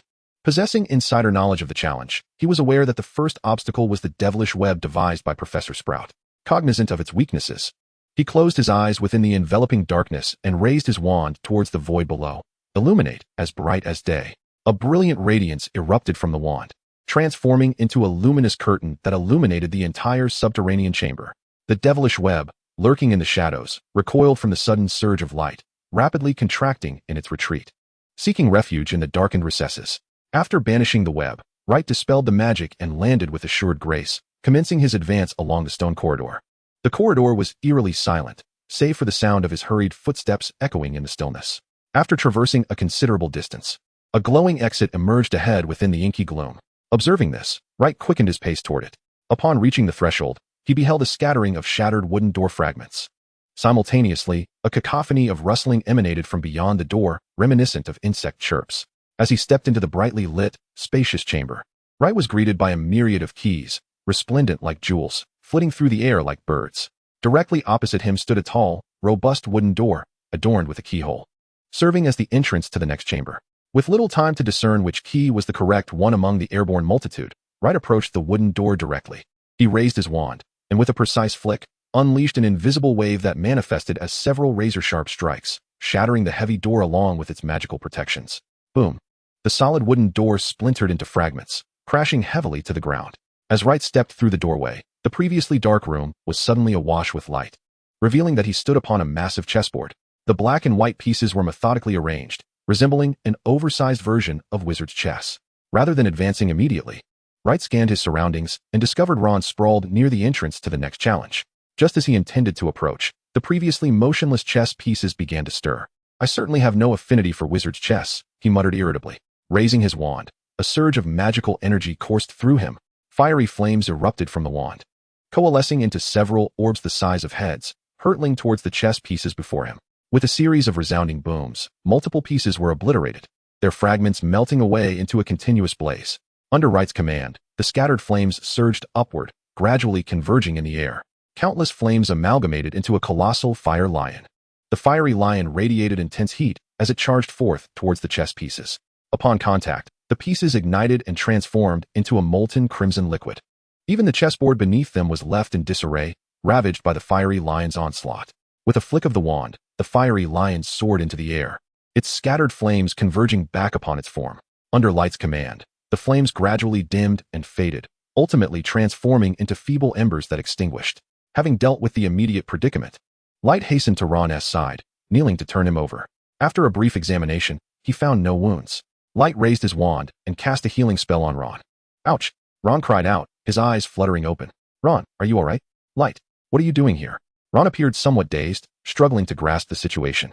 "I received a message from Dumbledore. He instructed me to come here to find you." Light explained his presence. Regaining his composure, Ron sprang up anxiously, exclaiming, "Light, Harry and Hermione are in danger. We must help them." "I know. I'll go right away," Light replied, assisting Ron to his feet. Just as Ron began to voice another thought, the door to the next chamber suddenly swung open. Hermione rushed out in a panic, her face lighting up with joy upon seeing Ron unharmed. "Hermione, how is Harry?" Without waiting for Hermione to respond, Ron interjected with urgency. "Harry has gone to the next chamber. We must find the professor immediately. I fear Snape may pose a threat to Harry." "Snape? What on earth has happened?" Light interrupted Hermione. "There is no time to explain. We must seek out the professor at once," Hermione urged, her anxiety palpable. "Very well. You two go find the professor. Take this."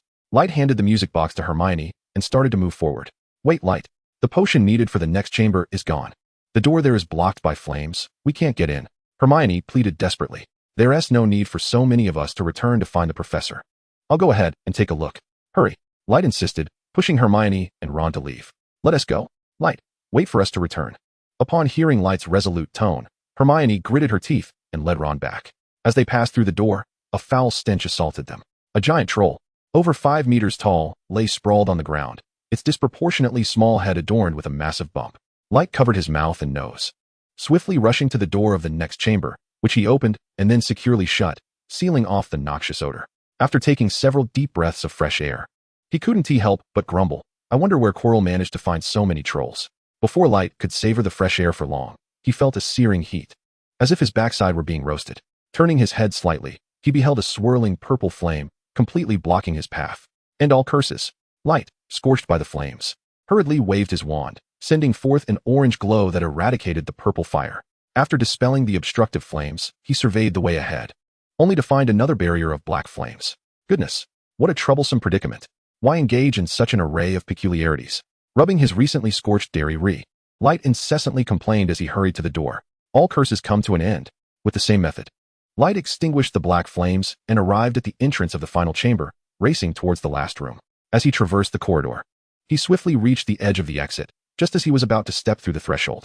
A voice, as if spoken by two individuals in unison, echoed in Light's ears, causing him to halt involuntarily, his brow furrowing in concern. Clearly sensing that something was amiss, he stealthily concealed himself at the edge of the exit, peering into the room. Inside, Harry was bound by ropes, ensnared before the grand and ornate mirror of Ariste. However, it was not Harry's predicament that astonished Light, but rather the figure standing beside him, Quirrell, or more accurately, Voldemort. At that moment, Quirrell stood bare-chested, resembling a desiccated corpse, his neck grotesquely contorted, and the back of his head twisted unnaturally to the front. From Light's vantage point, he could clearly see Quirrell's face, drained of vitality and blood, as if he were a withered tree, forcibly turned to reveal the visage of Voldemort. Witnessing Quirrell in such a state, Light deduced the dire circumstances. Quirrell had been utterly consumed by Voldemort, his spirit now under Voldemort's control, with his emaciated form barely sustained by the remnants of magical energy. "Harry Potter, behold what I have become." The voice emanating from Quirrell was a haunting amalgamation of both him and Voldemort, resonating with despair. Voldemort's crimson eyes fixated on the bound Harry, a mocking smile gracing his serpentine face. "Ah, they say you are my nemesis. I killed your parents. Your father foolishly attempted to thwart me." Voldemort's chilling and eerie words dripped with sadistic delight as he relished the torment of others. "And your mother, she knelt before me, pleading for your life, standing in your way, ha ha."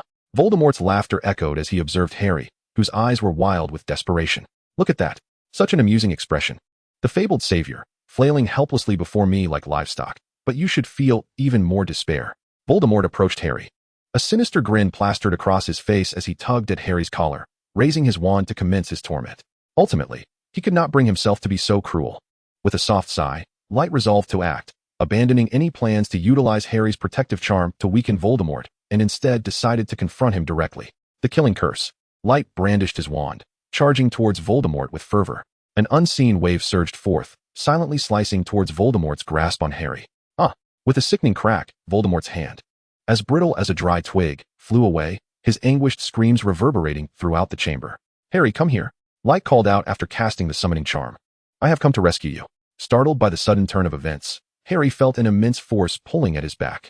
Just as he contemplated struggling against it, he heard a voice amidst the wails, calling out to him. "Are you all right, Harry? Quickly, leave this place and seek the professors." Light caught Harry, who was being pulled, and with a flick of his wand, he untied the ropes binding him, urging him to flee. "But there are no buts. Get out of here. I do not wish to be distracted in battle." Light tightened his grip on his wand, fixing his gaze on the recovering Voldemort, compelling Harry to depart. "Do not think of escaping. All of you shall perish. Avada Kedavra." The cold, trembling voice resonated alongside the deadly green curse. "Transfigure into a rooster." With foresight, Light hurled the rope in his hand, transforming it into a rooster to deflect the lethal curse. Stupefy. The invisible wave morphed into a blade, hurtling towards the adversary once more. Breathing heavily, Voldemort waved his wand, lifting bricks from the ground to form a massive iron block for defense. Shatter. With a thunderous explosion, the fragmented iron block crumbled under the onslaught as Voldemort grunted, deflecting the second spell, a violent blast erupting nearby. "It appears your condition is rather poor," Light remarked nonchalantly to Voldemort, his eyes continually signaling Harry to escape. "You truly know who I am. I should have killed you from the very beginning." The cold, steady voice emanated from Voldemort, as if he had grown accustomed to the agony of his severed arm. "Indeed, but it is unfortunate that you have squandered your best opportunity to eliminate me." Stupefy. Shatter to pieces. Voldemort's voice dripped with venom. In the instant their spells collided, Light's Stupefy was immediately suppressed, being forced back. Light's pupils contracted as he increased his magical output, temporarily restraining Voldemort, his mind racing with countless thoughts. Something is amiss. Indeed, something is off. The power of the magic and the hidden force within do not align. There was no other choice. It was time to execute the plan. Light lightly tapped his wand, retracting the Stupefy that was contending with the opposing magic. In the next moment, the unimpeded dark magic, imbued with terrifying intent, surged toward Light. The tip of Light's wand gleamed with radiance. A low growl escaped him as the incoming spell was deflected, crashing against the adjacent wall, which was instantly obliterated. "It seems you have realized the sheer magnitude of my magic, haven't you? Now, should you choose to submit to me, I would not mind imparting my knowledge." Voldemort's raspy voice lost its somber tone, taking on a hint of elegance. Huh, you think I would be swayed by your calmness? Do you believe I am unaware of your intentions to exploit me? Light replied with a light-hearted chuckle, and considering we have come this far, is there any turning back? Then you shall perish. Avada Kedavra. The flat voice, radiating a sickly green light, surged toward Light. Harry, witnessing the approaching curse, seemed to recall the horrific scenes from his memories, trembling uncontrollably. Stay calm, Harry. I can handle this. Fiendfire. A fierce blaze erupted from his wand, meeting the oncoming curse head-on. Useless. You cannot suppress the fiendfire. Indeed, as Voldemort's words fell, the deadly flames met momentarily, but were soon scattered, dissipating throughout the room. Light. Harry cried out in terror. I have triumphed. Voldemort cackled grotesquely, loudly proclaiming his victory. Opening champagne mid-battle is hardly a commendable habit. Fiendfire, transform. The scattered flames instantly coalesced, morphing into a majestic lion that lunged at the killing curse, shattering it in an instant. Chapter 58, The Philosopher's Stone. How is this possible? You actually. Voldemort gazed incredulously at the lion of fiendfire standing before him. Nothing is impossible. What you see is reality. Light commanded the fiendfire lion to charge at Voldemort. Ridiculous and naive.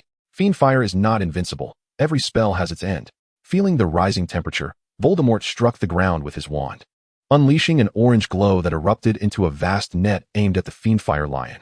Having previously engaged in battle, Light swiftly enacted his devised countermeasure, waving his wand as he called out, Fiendfire, separate. The fiendfire lion instantly divided into several fireballs, its essence enveloped by the orange net and rendered void. The smaller fireballs, under Light's control, successfully maneuvered through the gaps in the net. He then poured all his magical energy into the remaining flames, causing them to converge once again behind the net, transforming into a smaller fiendfire lion that charged directly toward Voldemort. The scattered fiendfire reformed into the fiendfire lion, now resembling a freight train, hurtling toward its adversary. The furious flames and the escalating heat approached Voldemort, infusing even his cold, sinister soul with a long-forgotten warmth. As he prepared to wave his wand to extract more magical energy to fend off the fiendfire, both his withered body and shattered soul seized with pain. It is over. Your body and magic are insufficient to contend with the fiendfire. Otherwise, why am I only using it now? Gasping for breath, nearly depleted of magic, Light gazed coldly at Voldemort, who was being consumed by the fiendfire. No, I am immortal. I will not perish here. Voldemort wailed amidst the flames. After a moment, Light, nearly drained of his strength, noticed Voldemort still struggling, and his pupils narrowed in alarm. How is this possible? How can he endure within the fiendfire for so long? In Light's incredulous gaze, Voldemort, dancing wildly within the flames, abruptly halted and bowed his head. At that moment, the fiercely burning fiendfire began to shrink around him, vanishing as if the flames were being swallowed into his body. Simultaneously, a plume of black smoke erupted from Voldemort's form, drifting towards the wall behind him. Harry, get down. Seeing this, Light reacted, dragging his weakened body toward the bewildered Harry. What transpired? Unprepared, Harry was abruptly tackled, unable to resist glancing towards Voldemort. He beheld the decayed figure suddenly lift its head, revealing Quirrell's countenance, which bore a peculiar smile, one that seemed to embody both agony and liberation. Boom. A colossal fireball erupted within the chamber, accompanied by a thunderous explosion, sending a shockwave of debris and scalding winds that shattered the walls and ceiling, creating a myriad of grotesque fissures. Cough, cough, cough. Amidst the ruins, a sound of coughing echoed. Light brushed aside the rubble that had engulfed him and rose to his feet, casting a glance at the unconscious Harry. With a flick of his wand, he dispelled the severely damaged protective enchantments, surveying the scattered flames throughout the room. With a wave of his wand, Light commanded the errant fire to ascend and coalesce in midair, gradually dimming until it extinguished. Observing the scene reminiscent of devastation and glancing at the inscription on the stone tablet, he noted, mission completed, defeated the Dark Lord, mileage .1. A bitter smile crept upon Light's face. Had it not been for his last-minute infusion of magic that restored his spellcasting ability and fortified his defenses, he would have surely perished in that moment. The increase and decrease in mileage points bore little significance. Voldemort had likely allowed him to escape. Otherwise, he would have received a notification regarding the Dark Lord's demise. This encounter could be deemed a minor setback, perhaps. However, as Light stroked his chin, he turned his gaze towards Harry, who still lay within the pit. What had just transpired? Dazed from the explosion, Harry struggled to rise from the crater, surveying the room that resembled a battlefield, his steps faltering momentarily. Observing Harry's ascent from the pit, Light approached him, asking, "Are you all right, Harry? It seems Voldemort has fled." Nevertheless, the situation appears to be temporarily resolved. Everything is fine, but what exactly happened? Why did it explode so suddenly? Harry inquired. After gingerly testing his body for injuries and finding none, Voldemort temporarily inhabited Quirrell's body and soul to harness the flames, seizing the opportunity to escape. Quirrell, being utterly inept, could not control the flames, which ultimately led to his explosion. After explaining the cause of the detonation, Light countered, "But how did you all end up here so suddenly?" "After my exam, I was struck by a sudden, severe headache and found myself in the fourth-floor corridor. I thought I would investigate, and coincidentally, Ron and Hermione were there too. Upon reaching the fourth floor, we discovered the door ajar, and the three-headed dog was asleep. So, we ventured down." Listening to Harry's account, Light surmised that Voldemort had entirely dominated and consumed Quirrell through some dark sorcery. With the remnants of Voldemort's soul bolstered by newfound power, he had grown stronger, allowing Harry, as a Horcrux, to establish a connection with Voldemort. It was indeed perilous. "Had you not arrived in time, I might have faced grave danger." Harry expressed his profound relief. Light did not engage in conversation, instead turning his head away with a hint of guilt. "If it weren't for my presence, perhaps the situation wouldn't be so perilous." Then, Harry produced a stone from his pocket, lifting it for display. "I acquired this from the Mirror of Erist. I am uncertain why the mirror entrusted it to me, but I am grateful it did. Otherwise, the Philosopher's Stone would have been destroyed." Harry felt relief that the stone was unharmed, even as he lamented the destruction of the mirror. "May I take a look?" Light, intrigued by the Philosopher's Stone in Harry's hand, felt a tingle of desire. "Go ahead." Harry, with no reservations, handed the stone to Light. Milestone achieved. Philosopher's Stone, Milestone Point 1. As soon as Light grasped the stone, he received a message from the tablet. But he paid it little heed, instead beginning to scrutinize the stone. Examining the seemingly ordinary rock, Light suddenly felt his consciousness being irresistibly drawn into it. Before he could react, the Philosopher's Stone engulfed his entire essence. It was like plunging into an abyss, as his spirit descended. He was enveloped by an enigmatic and profound power. He sensed that this force was even more extraordinary than magic, imbued with an inexplicable vitality that continuously nourished his spirit, rendering him so comfortable that he was reluctant to awaken. A sudden violent jostle and calls pulled Light from his trance. "Light, Light, are you all right?" Harry anxiously shook his shoulder. "I'm fine, Harry. Stop shaking me, or I might be sick." Light extricated himself from Harry's grasp, gasping as he returned the Philosopher's Stone. "No, this is too much for me at this moment." Recalling the sensation of nearly succumbing to the stone's allure sent a chill down his spine. "When Dumbledore arrives, I will hand this over to him. Remember, do not gaze at it. It is dangerous." Light cautioned Harry. Before Harry could respond, a resonant and gentle voice echoed. "I believe I overheard someone discussing me. Is it you, Mr. Largus?" Chapter 59, The Horcrux. "Professor, you've arrived." Upon hearing that familiar voice, Harry was initially startled, then quickly approached Dumbledore with joy. Light, facing away from Dumbledore, couldn't help but grimace slightly. "Harry, could you explain what transpired?" Dumbledore inquired gently as he accepted the Philosopher's Stone from Harry. Observing the harmonious interaction between the elder and the youth, Light ambled over slowly, clearly feeling reluctant to confront the most formidable figure in the wizarding world. "Voldemort has possessed Quirrell, seeking to seize the Philosopher's Stone. I comprehend the situation now. But where is Quirrell?" Dumbledore's gaze swept across the wreckage of the room after hearing Harry recount the events. Quirrell exploded. The place is a mess." Light interjected, providing an explanation for Quirrell's demise. "Fiendfire, please grant me a moment." Headmaster Dumbledore vanished in an instant from Wright's sight, appearing at the edge of the crater caused by Chilo's explosion, observing intently. The old headmaster must have sensed the peculiar aura lingering within the pit. Wright squinted, gazing at the spot where Dumbledore had abruptly disappeared. Wright was jolted from his reverie by a gentle poke from Harry, who seemed poised to speak when hurried footsteps echoed nearby. Professor McGonagall emerged with a throng of individuals, each gripping their wands with readiness for battle. "Mr. Largus, Mr. Potter, are you unharmed?" Upon seeing the two standing by the door, Professor McGonagall rushed forward, shielding Wright and Harry behind her. Her gaze fixed warily on the figure meandering near the crater. "Minerva, please escort the students back. The situation has been resolved. Severus, I need you to stay behind. I require your assistance in tidying up." Dumbledore's resonant voice filled the room, dispelling the professor's tense demeanor. They exchanged glances, perplexed by the unfolding events, but did not linger on their confusion, sheathing their wands. After confirming Dumbledore's identity through some means, McGonagall led Wright and the other professors out of the room, leaving behind Professor Snape. "Severus, can you sense it?"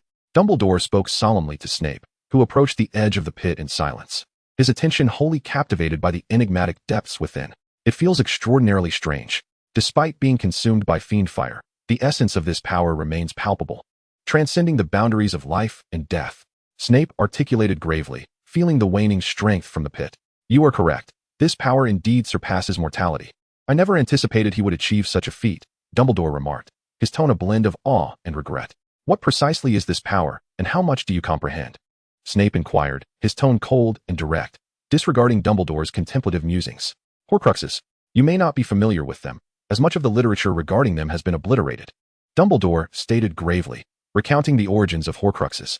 Through nefarious rituals, one can fragment their soul, concealing it within objects, thereby obtaining the power to transcend death and time. With his left arm crossed over his chest, Snape tapped his lips thoughtfully with his right index finger, quietly summarizing Dumbledore's revelations.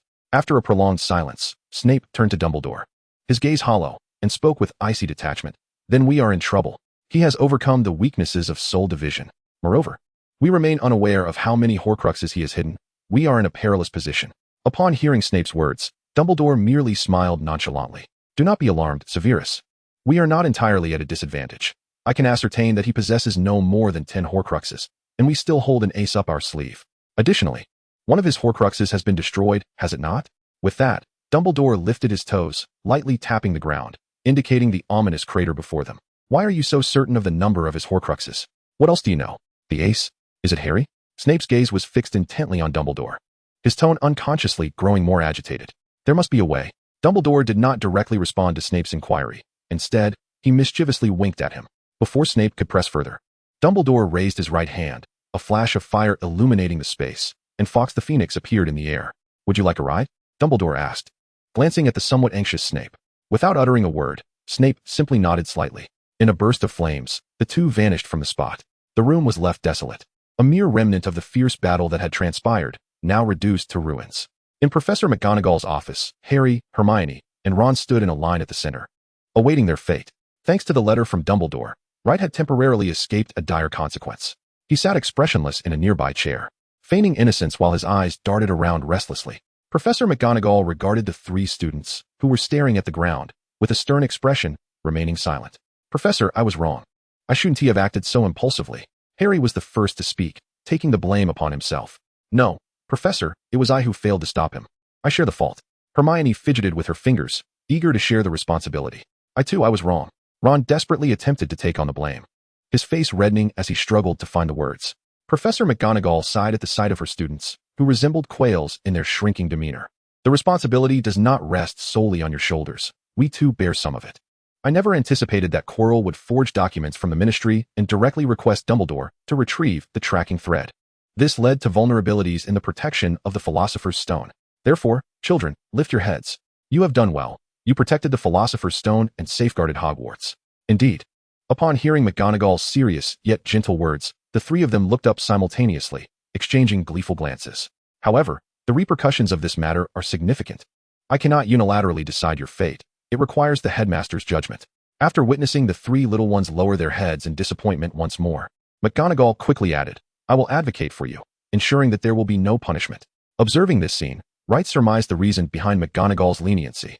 She likely believed that old Dumbledore had returned just in time, engaging in a fierce battle with the enemy, and that they were merely collateral damage.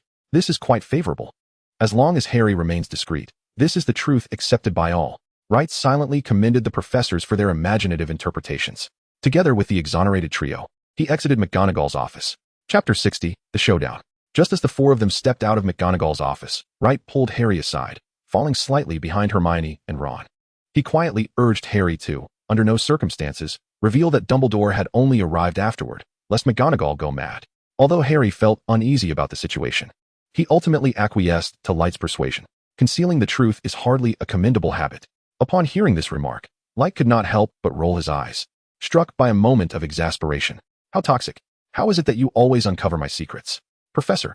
Hermione and Ron turned at the sound to find Dumbledore standing beside Light and Harry, a warm smile gracing his features. Miss Granger, Mr. Potter, Mr. Weasley. I must borrow Mr. Rags, and I trust this will not inconvenience you. Dumbledore's gentle yet formal invitation effectively quashed any thoughts Light had of making an escape. Let us proceed. Light was led away by Dumbledore, under the concerned gazes of Harry and his friends. Dumbledore guided Light to the headmaster's office, pushing the door open and ushering him to a chair by the desk. Sitting opposite Light, Dumbledore retrieved a pile of rather unappetizing candies from his drawer and smiled, saying, Would you care for some cockroach clusters? He resembled a candy vendor in his sales pitch. No, thank you. I genuinely fear the food. Light candidly expressed his apprehension. Upon hearing this, Dumbledore's expression remained unchanged, though he paused momentarily with the candies in hand. After an awkward silence, Dumbledore finally set aside the cockroach clusters. Light, I have a question I wish to pose to you. May I address you in this manner? Dumbledore spoke while rummaging through his pockets, seemingly searching for something. Of course, Professor. It would be my honor. Light replied with an awkward smile. The Philosopher's Stone is a treasure belonging to my dear friend Nicolae. After making a certain decision, he entrusted it to me for safekeeping. It was only upon realizing that Voldemort might have ulterior motives for the stone that I brought it to the school to conceal it. After a considerable search, Dumbledore produced the Philosopher's Stone from his pocket, placing it on the table. So, do you desire it? Dumbledore inquired, his gaze fixed intently on Light. As Light beheld the Philosopher's Stone upon the table, he involuntarily swallowed hard. Boundless wealth and eternal life lay quietly before him, seemingly within reach. Did I think you would grant it to me? Light forcibly averted his gaze from the stone. If you wish for it, I shall bestow it upon you. Dumbledore declared with unwavering conviction. I want it. Light barely managed to suppress the words that threatened to escape his lips. Perhaps it is best to let it be. I cannot grasp it at this moment, he thought, his heart heavy, closing his eyes. You are truly remarkable. Dumbledore's tone brimmed with admiration, yet his hands moved swiftly, retrieving the Philosopher's Stone back into his pocket. So, have you obtained what you sought? Light asked, his teeth chattering. I have indeed. He. Dumbledore chuckled softly, akin to a fox that had pilfered a hen. Is my flaw so glaring? Light took a deep breath and inquired, enunciating each word carefully. Aside from your exceptional performance during Hagrid's peril, you exhibited virtually no weaknesses. Dumbledore shook his head, articulating his perspective. Moreover, I happen to know someone who bears a striking resemblance to you. That nonchalant demeanor, as if one knows everything, prompted my thoughts. You ought to be cautious. The future I foresee has already begun to unveil discrepancies. Do not place undue trust in it. Light curled his lips, too apathetic even to employ formalities. I will. And I am most grateful for your assistance, Professor Dang replied with utmost seriousness. To my astonishment, the mightiest figure in the wizarding realm resorts to using a Philosopher's Stone to bait my defenses, only to siphon my thoughts. Such a despicable act. Light's thoughts raced, a swell of agitation coursing through him. Professor Dang could not help but chuckle at the sight of the fuming Light. Enough. There is no need for anger. The Philosopher's Stone is merely in my temporary custody. Should you desire it later, I shall gladly return it to you. Professor Dang soothed Light, as one might pacify a child. Really? Light's eyes sparkled with renewed hope. Indeed, but it is still too early. You ought to sense that the Philosopher's Stone is not as secure as it appears. Furthermore, I hope you can earn the approval of its original bearer, allowing him to reveal to you all the secrets of the stone. Professor Dang regarded Light with a gentle gaze as his ire began to subside. The original owner. Nicolae? Light inquired with a hint of hesitation. Yes, Professor Dang affirmed with a nod. Very well. However, could we perhaps seek him out next semester? Light calculated the remaining mileage points, speaking hesitantly. No problem, as long as that is your wish. Professor Dang remarked with a light chuckle, observing Light's darting eyes. Thank you immensely. Light expressed his gratitude with a sense of obedience. I am unsure how much memory you have acquired, but Horcruxes are perilous, and I am aware that the future I know has already shifted. It cannot be wholly trusted. After a moment's hesitation, Light finally cautioned Professor Dang. I am aware that Voldemort has extensively utilized Quirrell to create a Horcrux of which you are unaware, Professor Dang stated gravely. Indeed. I do not know if he will craft more Horcruxes in the future, which troubles me greatly, Light confessed, a look of concern etched across his face. Do not worry. He will not create more Horcruxes. The more he produces, the greater the danger he poses to himself. Professor Dang, noticing Light's distress, offered a reassuring smile. Moreover, Professor Dang perceived the confusion in Light's gaze and continued to elucidate. You should be able to sense the diminishing effects of dark magic on Voldemort. As his power seems abnormally potent, even when struck directly by fiend fire, he can endure for an extended period, leveraging the nature of Horcruxes to temporarily absorb the flames, creating an opportunity for escape. Indeed, I have battled him twice. I have indeed noticed something amiss with Voldemort, yet the cause eludes me, Light interjected, voicing his concerns. Professor Dang paid no heed to Light's interruption, continuing, during the Wizarding War, I frequently engaged him in combat. At that time, I was equally perplexed, until I learned of his creation of Horcruxes, which unveiled his secrets to me. Upon hearing this, Light's eyes sparkled with excitement, his palms instinctively rubbing together. Professor Dang did not shy away from revealing the truth. Horcruxes can amplify dark magic. There may be fluctuations, yet a single Horcrux can augment power by approximately 10%. Moreover, the soul artifact can enhance resistance to dark magic, and its efficacy diminishes when subjected to dark magic attacks, with each artifact approximately augmenting resistance by around 20%. Upon hearing Professor Dumbledore's words, Light's mind was instantly overwhelmed. 20% for one artifact means 100 for 5. What should I do? Light found himself momentarily lost in thought, murmuring to himself. Noticing Light's dazed demeanor, Professor Dumbledore rapped his fingers on the table, bringing Light back to reality. Merely being immune to dark magic is not a significant matter. On the contrary, it possesses considerable weaknesses, Dumbledore stated calmly. Chapter 61. The Truth Behind the Curtain. No wonder Voldemort claimed that his magical prowess surpassed that of Dumbledore. Dumbledore did not entirely refute this assertion, but rather acknowledged that Voldemort's expertise in dark magic indeed exceeded his own. Is he not stronger than old Dumbledore? He is nearly immune to dark magic attacks, while simultaneously enhancing the potency of the dark magic he wields. Contemplating this, Light involuntarily swallowed hard and, with a hoarse voice, inquired of the seemingly indifferent Dumbledore seated across from him. What is his weakness? Dumbledore at the desk did not respond immediately, continuing to tap his fingers on the table as if deliberating. Light, you should be aware of how Voldemort met his demise, correct? Upon finishing his sentence, Dumbledore ceased tapping and looked at Light. Are you still testing me? Confused, Light scratched his head, thinking to himself. He then spoke. Yes. He was killed by the rebound of the killing curse. Seeing that Light was evidently aware of the details surrounding the event, Dumbledore nodded with satisfaction. If I told you that it was not the killing curse that killed Voldemort, but rather a protective charm, would you believe me? Observing Light's furrowed brow, Dumbledore chuckled lightly for a moment before saying, Indeed, the protective charm is a defensive spell that merely deflects attacks without causing direct harm. However, you should also know that the killing curse exclusively targets the soul, inflicting relatively minor damage to the body. So why was Voldemort obliterated to such an extent? Having regained his composure, Light began to ponder over the information provided by Dumbledore. The Fiendfire can bypass Voldemort's immunity to dark magic, and the killing curse, sharing the same nature, should be capable of doing the same. This makes sense, but why would a spell targeting the soul directly annihilate the body? There can only be one possibility. After a prolonged contemplation, Light slowly raised his gaze to Dumbledore, articulating his hypothesis, a property reversal.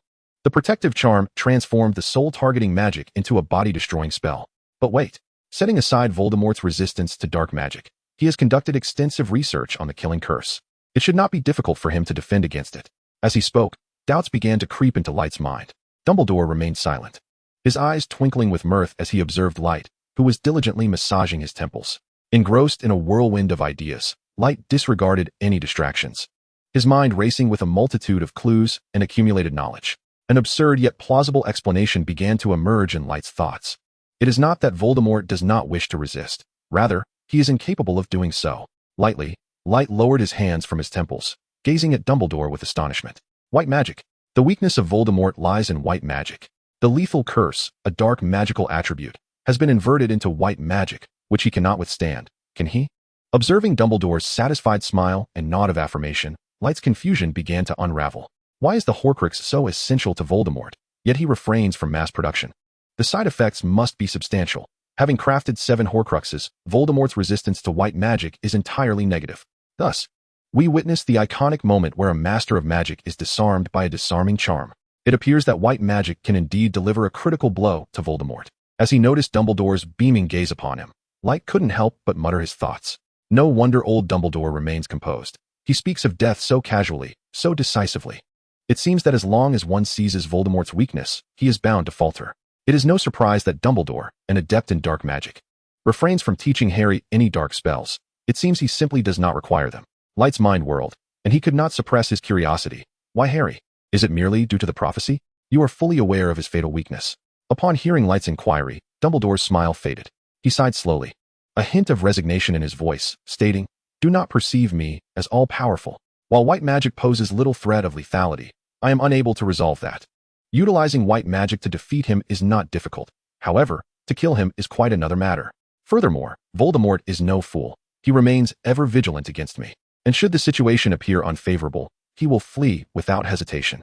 After speaking, Dumbledore spread his hands, as if to elucidate the purpose of his gestures to Light. The prophecy is merely one part of the rationale. More importantly, Harry possesses an exceptionally potent protective charm. This charm, amplified by pure love, is the key to vanquishing Voldemort. Upon hearing this, Light involuntarily gasped. Goodness. So, whoever bears the protective charm is the savior, is that it? Dumbledore, seemingly attuned to Light's thoughts, placed his fists on the table, his expression fluctuating between shadow and light, and spoke softly. Indeed, it is rather pragmatic. But many matters in this world cannot be accomplished solely through ideals. I hope you will bestow upon Harry the renown of defeating Quirrell and thwarting Voldemort's schemes. Meeting Dumbledore's intense gaze, Light furrowed his brow slightly. I have no objections. Are you attempting to cultivate Harry's affection for Hogwarts through this method? That is indeed a part of the reason. Will you grant me this? Dumbledore spoke somewhat ambiguously.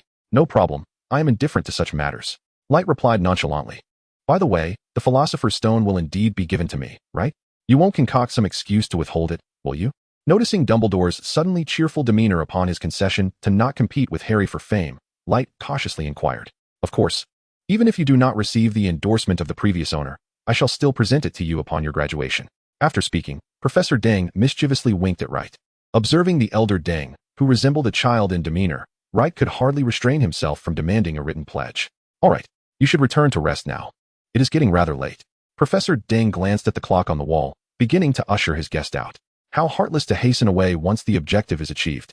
Wright mused internally, though he bid farewell with a smile. As Wright exited the office and closed the door, the bright room began to grow dim. Is this truly your trump card? How many Horcruxes locations have been acquired? Why not press him directly? Suddenly, Severus Snape, clad in a black robe that nearly merged with the room's shadows, appeared, his hollow gaze fixed upon Professor Dang. 3. The Philosopher's Stone, the characteristics of the Horcruxes, and Voldemort's weakness. His mental shielding was quite effective. I only briefly breached his defenses at these 3 points. Professor Dang rubbed his forehead, letting out a slight sigh. Severus, Wright is my student, and he is also yours. I hope you comprehend this. The warmth had vanished from Dang's voice, replaced by a flat tone in response to Snape's inquiries. Which 3? Snape disregarded Dang's demeanor, bypassing the topic to inquire directly about the Horcruxes. The Ravenclaw diadem from the Room of Requirement, the Hufflepuff cup from Bellatrix's vault in Gringotts, and Marvolo Gaunt's ring from the Gaunt family home, which bears a dreadful curse. Upon revealing the locations of the Horcruxes, Professor Dang involuntarily sighed deeply. Chapter 62, Scoring for the House Cup. I suppose even Slytherin's locket has been taken now. How laughable it is that the one who has obtained 3 treasures from Hogwarts is a notorious madman. Snape remarked with a tone of derision. Indeed, it is rather absurd. However, none wished for such an occurrence. Severus. Dang replied coolly, his tone laced with warning. What would you have me do? Snape's expression remained impassive, his voice flat, as if the warning had not been directed at him. Hearing this, Dang lowered his head in contemplation for a moment. After a brief interval, he retrieved a square wooden box from his desk drawer and placed it on the table. You need do nothing more than assist me in affixing the tracking threads obtained from the Ministry of Magic onto the wands of all the first-year students. Snape remained silent, his gaze deeply fixed upon Dang, whose own eyes mirrored a profound intensity. After a moment of silence, Snape stepped forward, took the box, and turned to leave the office. Watching Snape depart, Dang murmured, Severus, the time has not yet come. It is not yet time for your involvement. In the vast, dim office, the elderly man sat before his desk, emitting a weary sigh. In the castle's nighttime corridors, Wright walked along the illuminated path, beginning to reflect on how much information he had inadvertently leaked. About 3 times. Each instance occurred when I was caught off guard. The triggered locations were specifically fabricated memories related to Horcruxes, likely the diadem, the cup, and the ring. I hope that old Dumbledore heeds advice and exercises caution while searching for the soul artifacts, for the entire wizarding world relies on him at present. As Light strolled thoughtfully, myriad thoughts swirled within his mind. Upon uttering the secret incantation before the portrait, he entered the Gryffindor common room, where he beheld Harry being hoisted high by a throng of admirers, tossed into the air and caught again, amidst jubilant shouts of Gryffindor's hero and the savior. It appeared that Dumbledore had commenced a campaign to bolster Harry's reputation. Light mused upon this, but soon cast aside such chaotic thoughts. He hurried over to join the revelry, lifting Harry high into the air once more, as laughter and joy filled the night. In the days leading up to the examination results, Light scarcely visited the Room of Requirement, opting instead to immerse himself in books at the library, successfully leveling his alchemy skill to 0. Meanwhile, Harry and his companions found themselves pursued by exuberant young wizards clamoring for photographs and autographs. Light felt a sense of relief, grateful that he was not embroiled in such matters. Finally, when the fervor of the young wizards subsided, the examination results were announced. Light achieved exceptional scores in astronomy and history of magic, with perfect marks in all other subjects. Harry and Ron fared better than they had anticipated, performing commendably. Hermione, without question, claimed the top spot in their year, securing perfect scores across the board, strutting about like a peacock as she playfully chided Harry, Ron, and even Light himself. That evening, under Professor Snape's stern oversight, all first-year students were required to bind their wands with tracking threads before they were permitted to enter the Great Hall for the feast. Whether this was intentional or inadvertent remains uncertain. However, Harry, being the last to bind his wand, endured Snape's pointed remarks. As Light and his friends entered the hall, they found it already bustling with students. The hall was adorned in the opulent green and silver of Slytherin, celebrating their 7th consecutive victory in the House Cup. A banner depicting the Slytherin emblem hung prominently on the wall behind the head table. Amidst the clamor, Light and his companions took their seats at the Gryffindor table. It was not long before Professor Dumbledore and the faculty arrived, silencing the hall. Light watched with keen interest as Dumbledore took to the podium, a smile gracing his face, anticipating the emergence of the greatest secret in Hogwarts history. From this year onward, the year-end feast would be adorned in the red and gold of Gryffindor, transforming the entire hall. Perhaps it was Dumbledore's particular concern for Harry that caused Light's peculiar gaze to be noticed, as the volume of the speech lowered slightly. Another year has passed. Before indulging in the delightful feast, I implore you to lend an ear to this old man's cliché. It has been an extraordinary year, and surely your minds are brimming with more knowledge than last year. During the forthcoming holiday, you shall have ample time to digest this year's experiences and prepare for your studies in the year to come. Now, as far as I am aware, we shall first proceed with the awarding ceremony of the House Cup. The scores of each house are as follows: Gryffindor, 330, Hufflepuff, for 10, Ravenclaw, for 50, Slytherin, for 190. It is evident that Gryffindor is at the bottom of the standings, largely due to the significant point deductions incurred when Harry and his companions, due to the actions of Right, escaped capture during their nocturnal escapade in the Forbidden Forest. However, the relentless point deductions imposed by Professor Snape, the head of Slytherin, ultimately left Gryffindor trailing behind by a staggering 160 points. As soon as Dumbledore's words echoed in the hall, a thunderous cheer erupted from the Slytherin table. Indeed, Slytherin had performed admirably. With a smile adorning his face, Dumbledore joined in their applause, granting them a semblance of recognition. Nevertheless, the recent events must also be taken into account. At that moment, a hush fell over the long table of Slytherin, as they too were aware of the rumors circulating in recent days, and a shared sense of foreboding arose among them. Ahem, ahem, ahem. Dumbledore theatrically cleared his throat. First and foremost, Mr. Ron Weasley, who triumphed in the most spectacular game of Wizards chess Hogwarts has seen in many years. Therefore, I shall award Gryffindor 50 points. Ron, upon receiving the praise, turned beet red, utterly speechless, his hands repeatedly pounding the table. At this moment, the Wizards of Gryffindor began to cheer, with Percy fervently shouting praises for Ron. Everybody knows my brother has conquered Professor McGonagall's giant wizard's chess. Then Dumbledore's resounding voice rang out once more. Next, Miss Hermione Granger, who, in the face of adversity, maintained her composure and unraveled the riddle. I shall award Gryffindor another 50 points. Hermione, though not as overwhelmed as Ron, blushed at the commendation. The cheers from Gryffindor grew even louder, with some standing to applaud. Lastly, Harry Potter. He displayed extraordinary courage and unwavering determination. Thus, I shall award Gryffindor an additional 60 points. Harry, too, turned crimson, at a loss for words, albeit more restrained, refraining from banging on the table. The surrounding clamor began to diminish, not due to a lack of enthusiasm, but rather because their voices had grown hoarse from cheering. Once the noise subsided, Dumbledore continued with a smile.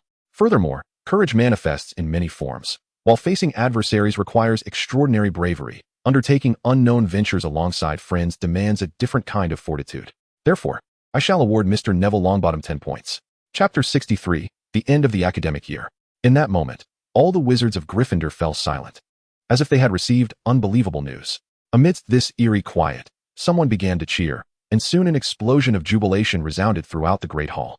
As the Wizards of Gryffindor calculated their standing, they found themselves in first place among the four houses, and their cheers reverberated in waves. Light, Ron, and Hermione hoisted the perplexed Harry, who was gazing at Light with a tangled expression, and together they erupted in jubilant applause.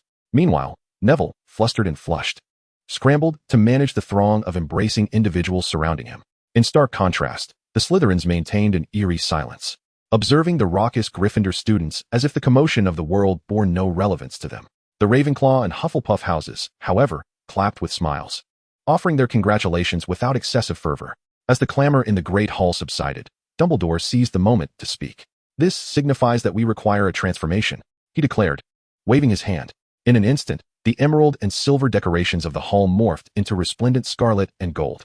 The banners symbolizing the Slytherin serpent vanished, replaced by the vibrant Gryffindor lion. Simultaneously, Professor McGonagall, usually stern, wore a beaming smile as she exchanged handshakes with her fellow professors. Professor Snape, on the other hand, forced a thin smile in response to McGonagall's cheerfulness. As the cheers subsided, Dumbledore raised his hands and proclaimed, "The feast has commenced. Let everyone indulge in this grand banquet." Before long, An array of delectable dishes materialized upon the 4 long tables. Starved and eager, Light began to feast heartily, after savoring the main course and indulging in desserts. He relished a small cake while contemplating where to spend his upcoming summer vacation. Following the conclusion of the banquet, the quartet returned to the Gryffindor common room. Along the way, Hermione excitedly discussed her summer plans, reminding Light and the others to write to her during the holidays. Once they bid farewell to Hermione and returned to their dormitory, Ron and Harry simultaneously felt a tinge of melancholy.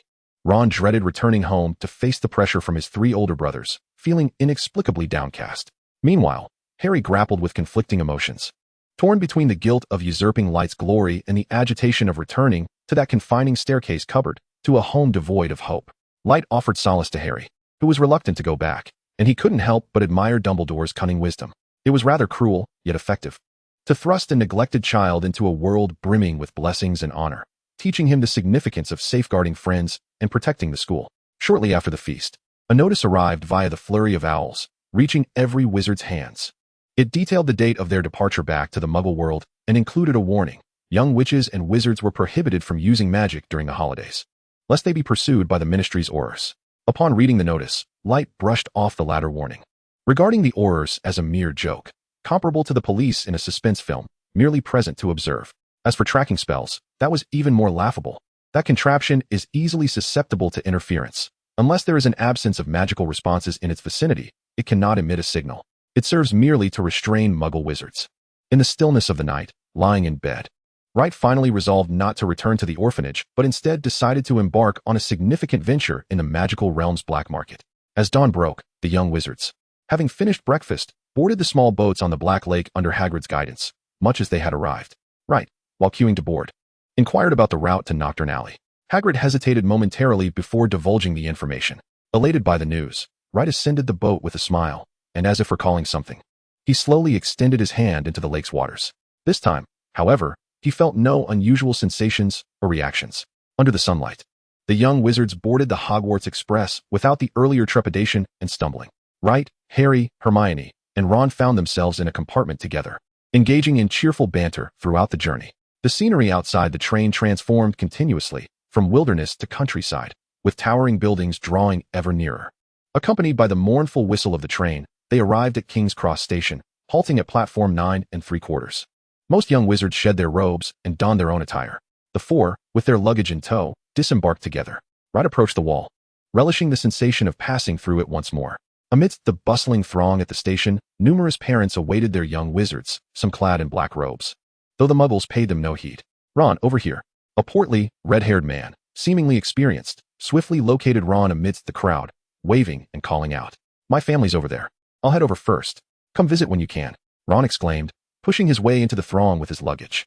Harry was soon whisked away by the displeased Dursleys, while Hermione bid farewell to Wright before being greeted by the Grangers. As the majority of the young wizards were collected, the crowd thinned considerably. Observing this, Wright hoisted his suitcase, containing but a few garments, and followed the stream of people out of the station. Once outside, he traversed the bustling commercial street before stopping at the entrance of a dilapidated, narrow pub. The Leaky Cauldron is one of the junctions between the magical and Muggle worlds, bustling with patrons even in daylight, engaging in drinks and conversation. Wright approached the pub owner directly, tossing a gold galleon to him, and stated, Hagrid sent me. I wish to go to Knockturn Alley. The middle-aged man, pausing in his task of polishing a glass, accepted the galleon, smiled at Wright, and remarked, I remember you.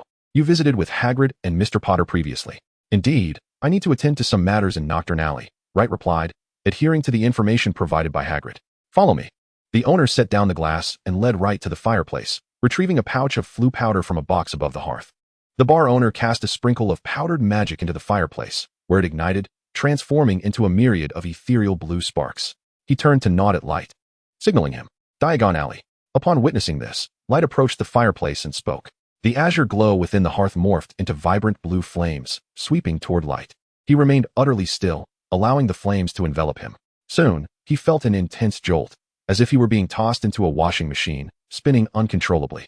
After a dizzying whirl, once equilibrium returned, the scene before him had transformed entirely.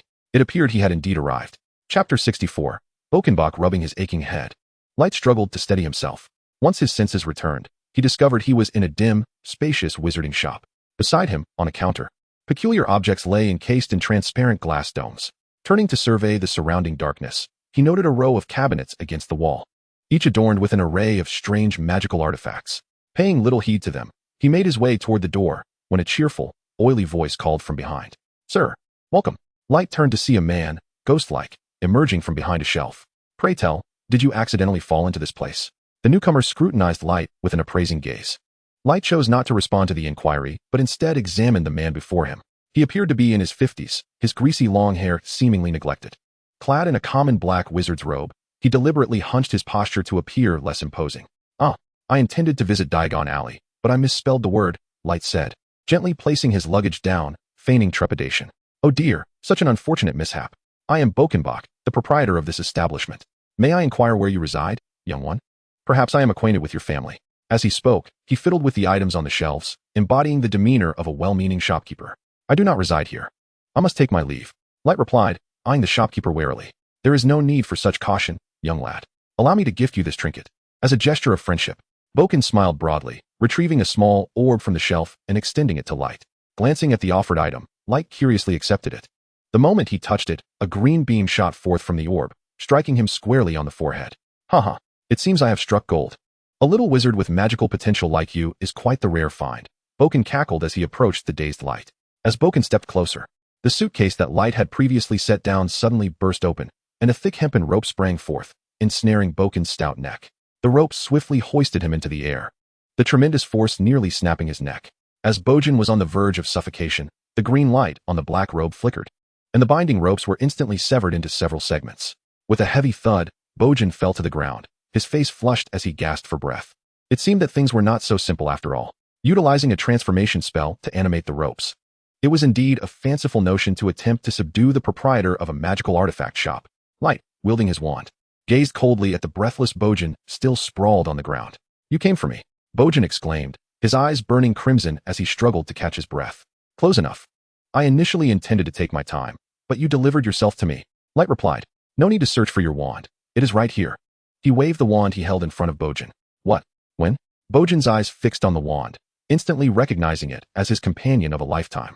"While you were struggling, I used a levitation spell to seize it," Light stated matter-of-factly. Slowly rising from the ground, Bojan regarded the impassive Light, fully aware that reconciliation was no longer possible. He forced a smile. "I am willing to pay the price for my actions. How may I assist you?" "I require all your knowledge of alchemy," Light declared, surveying the surroundings, "in this shop of yours. Anything you desire."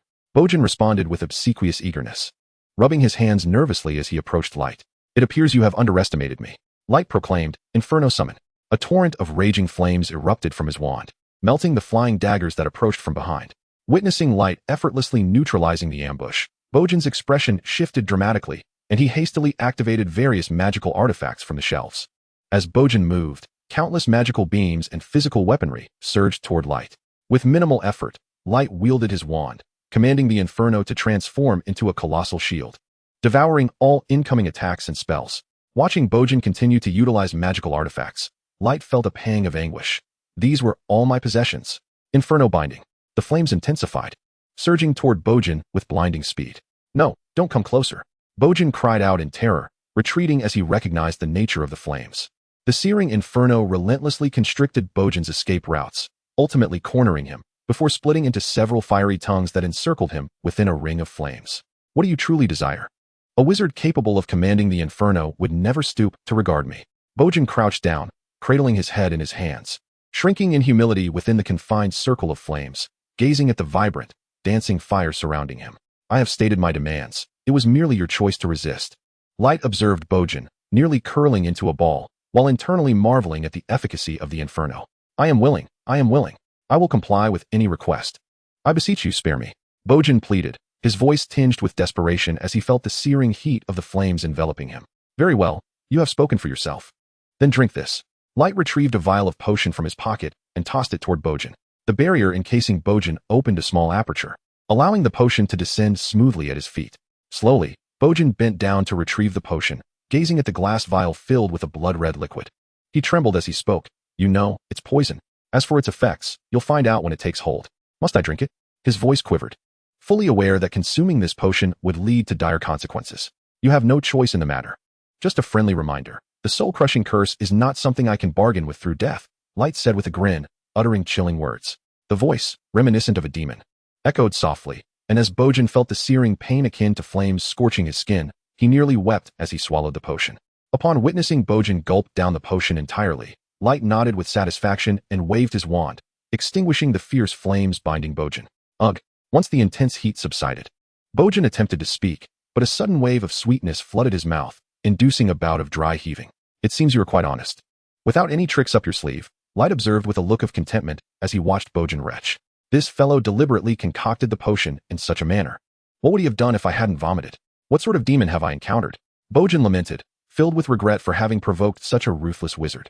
Chapter 65. The occupation of the shop. As Light surveyed the seemingly obedient and respectful Bojan before him, he felt only a fleeting sense of satisfaction, recognizing that Bojan's submission was merely temporary. Clean up the mess. I will step out for a moment to explore, Light commanded, tossing Bojan's wand back to him before eagerly departing the shop. Bojan forced a smile in response, watching Light exit before grimacing as he began to tidy the disheveled store. Stepping outside, Light surveyed his surroundings, which revealed a narrow, dim alleyway, dark and cramped, with a pile of refuse in one corner, exuding a foul stench. As he walked along the overturned path, the nearby shops appeared equally shadowy and eerie, their windows displaying various grotesque human organs. In this alley, an array of bizarre eyes observed the solitary 12-year-old boy meandering along the path, as if appraising their prey. Yet, Light felt no panic. Instead, he experienced an inexplicable thrill, akin to a well-behaved child suddenly indulging in freedom. This was a place where sunlight dared not tread, a hidden underbelly cloaked beneath the facade of prosperity, where the majority of wizards residing were far from virtuous. Here, fugitives sought by magical authorities, unruly werewolves, and even Death Eaters lurked in the shadows. After meandering around, Light noted that aside from the unwelcoming glares from the locals, he encountered no traditional highway robbery. Perhaps Bojan's reputation still held some weight in this area. Light returned to the magic shop discreetly. The tinkling of the bell above the door rang out as he entered. "You're back." With a smile, Bojan approached Right to greet him, showcasing the skill of a nefarious merchant adept at shifting allegiances. Right, however, did not reciprocate Bojan's greeting. Instead, he emulated the vacant gaze of a teacher, fixating on the somewhat anxious Bojan. "Put away your little tricks. The eye of insight can delve into the memories of the observed. I had no intention of complicating matters," Right declared, brandishing his wand towards the pendant hanging from Bojan's chest. No, it was an accident. Please grant me another chance," Bojan implored, nearly collapsing to his knees in desperation. He was acutely aware that even with a wand in hand, he was no match for the 12-year-old before him. During the cleanup, he had realized that aside from the areas damaged by his magical artifacts, there were no signs of the fierce flames having ever burned. This indicated that this malevolent guest not only extinguished the fire, but also mastered it flawlessly. No wizard would stand a chance against him in a direct confrontation. "Very well. What can you offer in atonement for your offense?" Right inquired with an enigmatic smile, probing Bojan's thoughts. Trembling before the inscrutable Right, Bojan reluctantly produced a book from within his robes, its cover adorned with strange patterns that seemed to depict unknown script. "This is my family's ancestral grimoire of dark magic, containing numerous spells that defile the soul," Bojan stammered, his hands trembling as he cradled the tome. Right remained silent, extending his left hand to accept the book. The moment he touched it, a torrent of black and red gas erupted from its pages, enveloping Right instantly. Observing this, Bojan's face betrayed a flicker of elation. If he could not best Right directly, he would resort to cunning. The book contained defensive spells capable of enslaving souls, and without the appropriate bloodline, the magic would activate. As Bojan reveled in thoughts of how to torment Right, a resonant voice echoed, "Thank you for providing me with a definitive reason to deal with you. By the way, the potion I gave you earlier was not poisonous. Your soul is now forfeit." Bojan gazed at the figure before him, radiating an orange glow, utterly bewildered by the implications of this revelation. The ethereal projection of a spirit was expelled, floating in the air, and a purple beam connected it to Right's wand. Subsequently returning to his body, "Master." Bojan reverently bowed to Right, retrieving the grimoire. Right, witnessing this, dispelled all protective enchantments and regarded the now submissive Bojan with curiosity, inquiring, "How do you feel now?" "I feel splendid, Master," Bojan replied mechanically, his eyes devoid of life. "It seems you are not as effective as I had imagined. Furthermore, I must remain vigilant against any attempts to break free from my control." Right mused, casting a disdainful glance at Bojan, who resembled a marionette. "Never mind that. I only wish to study alchemy, with no intention of maintaining constant control." After a brief moment of distaste, Right reconciled with the situation. "Prepare a room for me. And do not address me as master. Call me boss," he commanded, glancing at the dimming sky outside. "Understood, boss. I shall attend to it immediately." After speaking, Boojin mechanically turned and departed. Approximately half an hour later, having tidied up the room, Boojin, under Light's instructions, began to inspect the shop. The establishment comprised 2 floors and a basement. The first floor was dedicated to the sale of magical items, while the second served as living quarters.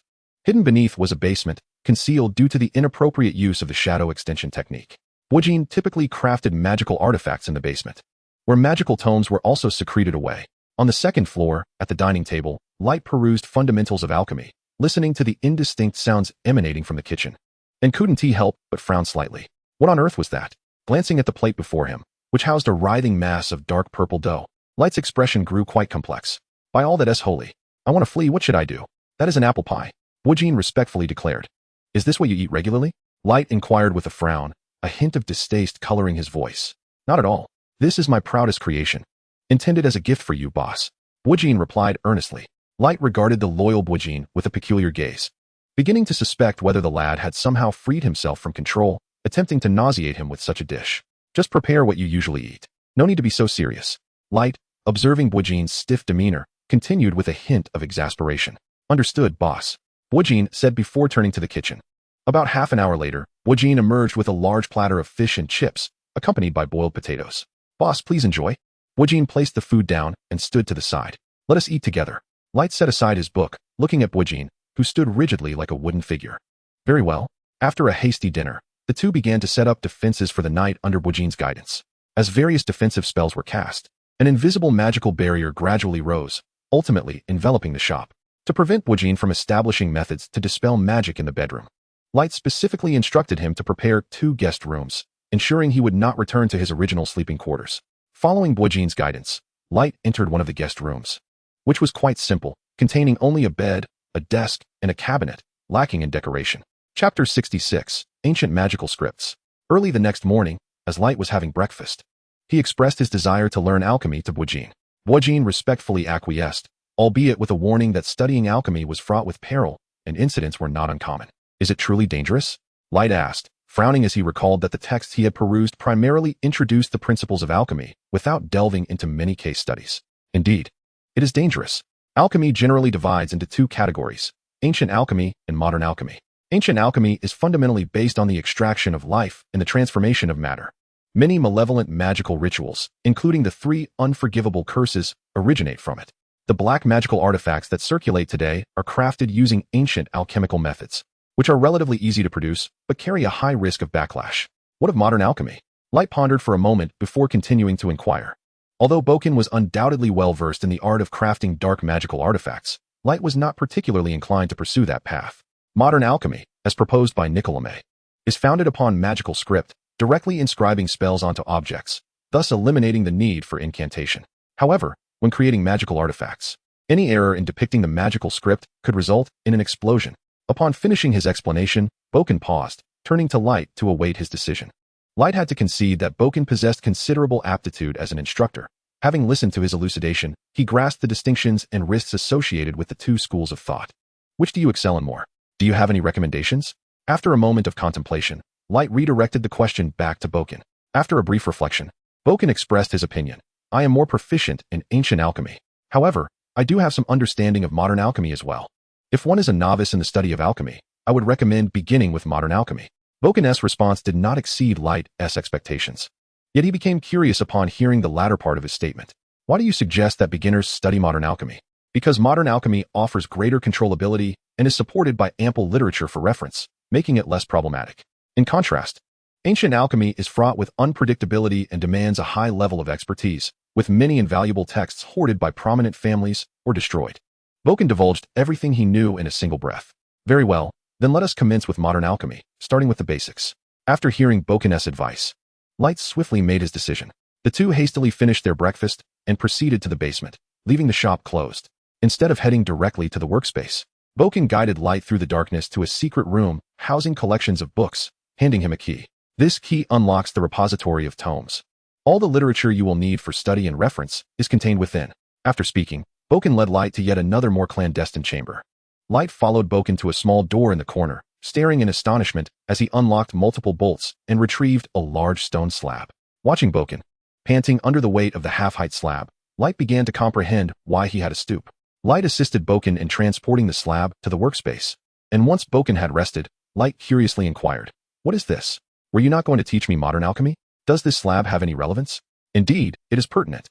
The spells of the modern magical system are primarily constructed from Latin. This is due to the fact that ancient magical scripts have been lost, necessitating the use of this inefficient method to cast spells." At this point, Boken adjusted his attire and gravely stated, "This slab bears carvings of the third generation of magical script. It can be considered the oldest script still extant within the wizarding community, as well as the most treasured possession of our family." Observing Boken's solemn demeanor, Light found himself at a loss for words. "Could you explain it to me?" Light had taken great pride in his accomplishments for quite some time and could no longer contain his enthusiasm. Upon hearing Light's words, Boken, too, was reinvigorated by a sense of pride and respectfully responded, "Master, I have previously mentioned that the modern magical system is composed of Latin, which often lacks the precision of ancient scripts. Casting spells in Latin carries a higher risk of self-harm. The same applies to alchemical items. Utilizing ancient scripts can significantly mitigate the risks involved in the creation of alchemical products. Furthermore, we can arrange the ancient magical characters in a specific manner to achieve effects that surpass those of modern magic. Additionally, mastering these magical scripts will greatly aid in the future study of ancient alchemy." Boken earnestly articulated the purpose of the stone tablet he had presented. "Then how am I to interpret them?" Light pondered, gazing at the sparse collection of ancient characters, feeling somewhat overwhelmed. "Master, the key is already in your hands. The library contains the achievements of several generations of our family." Boken's eyes gleamed with excitement, relishing his decision to share his family's legacy. Sensing his fervent gaze, Light instinctively recoiled, feeling a twinge of guilt as he murmured, "So, I must first memorize the translations from your family, correct?" Boken nodded emphatically, praising Light's intelligence, which only intensified Light's apprehension. "What comes next?" Light awkwardly interrupted Boken's exuberant boasting, prompting Boken to regain his focus and continue outlining the subsequent steps. The second step involves inscribing stable ancient magical characters onto the items. Lastly, we must arrange these ancient characters to ensure stable spellcasting, supplementing any missing characters with Latin. As Boken spoke, he led Light to the library and retrieved dozens of volumes containing translations of ancient magical scripts. "Isn't this an unexpectedly large amount?" Light remarked as he observed Boken bringing a small cart to carry the books. "This is unavoidable. After all, each character requires precise documentation to validate its effects, or else it could be perilous." Boken explained while searching for books, clarifying why there were so many volumes dedicated to elucidating the 100 or so ancient magical characters. Pushing the cart laden with books, Boken followed Light towards the workspace. "Master, let us commence our studies." Boken stood before the stone tablet, ready to expound on the meanings of the ancient magical characters. This inverted cross, with a horizontal line severing the lowest segment, signifies that an event is abruptly interrupted at its inception. It can be utilized in crafting protective items. This character, narrower at the top and broader at the bottom, represents the expansion of an event. It can be employed in the creation of enhancement items. Throughout that week, under Boken's diligent instruction, combined with Light's enhanced talents and unwavering effort, Light ultimately mastered and comprehended all the ancient magical characters. Simultaneously, he received a message from the stone tablet. Skill, Magical Script, Level 2. Chapter 67, Alchemical Artifacts. In the bright workspace of the underground chamber, a delicate-faced child quietly peruses the book in hand, while a middle-aged man clad in a black robe stands respectfully beside him, inquiring. After a prolonged moment, Boken, having tested Light, remarked with a hint of admiration, "Boss, your learning pace is indeed remarkable. When I was your age, mastering this took me quite some time." Light gazed expectantly, and Boken did not disappoint. He swiftly articulated the next steps in the learning process. The subsequent phase involves the crucial task of inscribing ancient magical runes onto appropriate materials, thereby creating runes imbued with magical energy that can be integrated into various items. Upon concluding his explanation, Boken began rummaging through a collection of pine wood, placing several pieces on the workbench. White pine possesses a strong affinity for magic. We can utilize its properties to craft our runes. Observing this, Light, under Boken's guidance, grasped a carving knife and commenced etching runes onto the white pine. After numerous failed attempts, he finally managed to create a rune named Decline. As he gazed at the letters shimmering with magical glimmers on the table, a spark of inspiration ignited within him. He began selecting runes with dark and transformative connotations, crafting phrases such as shatter, corrode, suffer, and disorder. To his astonishment, his amplified talent could indeed be applied in this manner. Light set down his tools and closely examined the runes he had extracted from the pine, which seemed to exist in a state of both presence and absence. "Your talent is truly remarkable, boss. The next step is to arrange them properly and integrate them with compatible items," Bojin enthusiastically proclaimed, swiftly carving a white pine ring while retrieving 2 pre-made runes from the workbench. Under his magical guidance, the 2 runes, larger than the ring itself, gradually shrank and transformed into motes of light, soaring toward the white pine ring. Bojin focused intently on the ring while continuing to instruct Light. This final step involves combining the runes within the item, and it must be approached with utmost caution. Should your focus waver or your control over magic falter, the consequences could be dire. Noticing a troubling development, Bojin promptly dove beneath the table. Simultaneously, the ring on the workbench began to tremble erratically. With a resounding bang, the pine ring exploded, sending splinters flying, yet none ventured beyond the confines of the table. Witnessing this spectacle, Light's eyes widened in astonishment. Emerging from beneath the table, Bojin observed Light's shocked expression and, feeling somewhat embarrassed, explained, "White pine has a high affinity for magic, but its compatibility with the runes I chose was rather poor. Hence the explosion. This is one of the risks of modern alchemy. An incorrect selection of materials and runes can easily lead to disaster." Upon hearing Bojin's explanation, Light regained his composure and inquired, "Does this mean that the use of relatively excessive Latin incantations in modern alchemy results in a higher failure rate?" "Indeed," Bojin replied, "which is why they typically substitute with the language of the Nien for crafting magical artifacts. To a certain extent, it can reduce the failure rate." After listening to Bojin's explanation, Light understood. The common standard, known as the public script, can be freely replicated, while the magic script represents a technological barrier that is difficult to breach without relevant research. With this thought in mind, Light had another question and continued to inquire of Bojin. Could we not use the same materials to create both the magic script and the artifact? Wouldn't that enhance the success rate? Seemingly caught off guard by Light's depth of inquiry, Bojin took a moment to ponder before responding. It is not impossible. However, a skilled alchemist can balance the characteristics between the magic script and the item, even creating new functionalities. Moreover, following the method proposed by the boss would result in higher consumption. Upon hearing this, Light instantly grasped the concept. Small workshops that compress costs and rely on technology cannot compete with industrialization and standardization. The second step was quickly completed by the boss. Bojin first praised Light's talent, then presented an array of materials on the workbench. The final step required the boss's personal touch, relying more on intuition and necessitating practice. Afterward, Bojin produced several sheets of parchment from his robe and, in a mysterious manner, handed them to Light, stating solemnly, "This is a formula painstakingly developed by the family. It can reliably produce alchemical artifacts." Light accepted the parchment with due seriousness. It was well preserved and evidently protected by magic, resembling an alchemical artifact in itself. Carefully examining the alchemical formula on the parchment, Light selected a piece entitled the Shattered Ring, a bracelet-like artifact. It is best crafted with materials possessing dark attributes. Inscribed with the magic scripts of Shatter, Petrify, Guide, and Swift. Ebony wood is preferable for bearing the magic script, ensuring a higher success rate. While using purple heartwood increases corrosion effects, but also raises the failure rate. This embodies the family's heritage. As long as this knowledge persists, there exists a possibility for resurgence. After memorizing the contents of the parchment and storing it safely, Light began to gather materials on the workbench to inscribe the corresponding magic scripts. Just as Light had anticipated, his formidable 9-point talent in dark magic could also be applied to the creation of dark attribute alchemical artifacts. After several minutes, guided by Light's magical energy, the magic script merged into the ebony bracelet, with the brilliance of magic continuously pulsating and transforming until it finally stabilized. Simultaneously, a message from the stone tablet echoed, "Skill, Alchemy 1, Alchemy 1. How is this possible?" "Success on the first attempt," Bojin exclaimed almost in disbelief. Light remained silent. Lifting the wooden bracelet for inspection, aside from the occasional flicker of purple light, it appeared to be a rather rudimentary wooden accessory. "May I give it a try?" Light turned to Bojin and asked. "Of course," replied Bojin, who then rummaged through a corner to produce a wooden dummy. Light infused the bracelet with magical energy. Aiming it at the dummy by the wall, a flash of purple light surged forth, swiftly striking the figure. With a resounding bang, the dummy's head was shattered to pieces. Upon witnessing this, Bojin couldn't help but exclaim in awe, praising his superior. The boss is truly exceptional. Such an impressive alchemical artifact on the very first attempt. As he caressed the device in his hands, Light estimated that its power was comparable to his own spell, Shattering Bones. This thought brought a satisfied nod from him. In the ensuing days, Light immersed himself in the art of crafting alchemical items, often engaging in discussions with Bojin about the creation of new artifacts.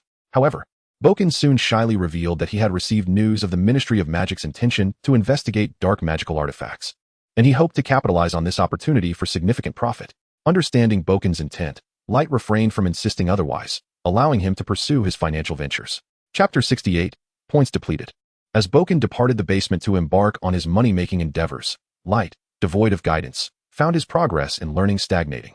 Days passed, and after independently crafting all the alchemical items on the parchment in the workspace, he received a notification from the stone tablet. Alchemy 3. This insight indicated to Light that his alchemical prowess was at a novice level. Calculating the time remaining, a hint of anxiety welled up within him. The new school term was merely a month away, and such favorable learning conditions would soon vanish. There was no alternative. He had to level up. But how? His available points were limited, only 7 in total. Should he allocate them to alchemy or charms? Light gazed with frustration at the information before him. Alchemy was undeniably a necessity, the only question being how much to invest. Based on his experience with dark magic, which had allowed him to contend with Voldemort, he surmised that 9 points in talent marked the limit for a wizard. Surpassing that threshold, given his current shortcomings, seemed of little value. After much contemplation, Light made a difficult decision. He resolved to allocate points to the stone tablet. As the thought crossed his mind, his consciousness plunged into the depths of his mind. The monumental stone tablet materialized before his eyes, with an array of information unfolding. Ignoring the initial details, he focused his mental energy on alchemy 3 and charms 2. The 2 options warped and vanished, only to reappear as alchemy 9, charms 3. Gazing at the depleted points, Light let out a melancholic sigh before his spirit returned to his body. Upon his mental reawakening, a familiar storm of ideas surged forth. An abundance of inspiration flooding his mind, with knowledge being synthesized. Questions that had previously eluded him suddenly became clear. Concepts for alchemical artifacts began to crystallize as he turned thoughtfully towards the stone tablet, inscribed with ancient magical script, where the characters seemed to reveal deeper meanings. Continuously synthesizing the knowledge swirling in his mind, Light keenly sensed that modern alchemy held vast potential, even if it had yet to reach the heights of ancient practices. Nevertheless, contemporary alchemy was beginning to shine, with innovations such as self-brewing cauldrons and ever-evolving flying broomsticks coming to the fore. Even the flying car crafted by the Weasley family undoubtedly represents a bright future.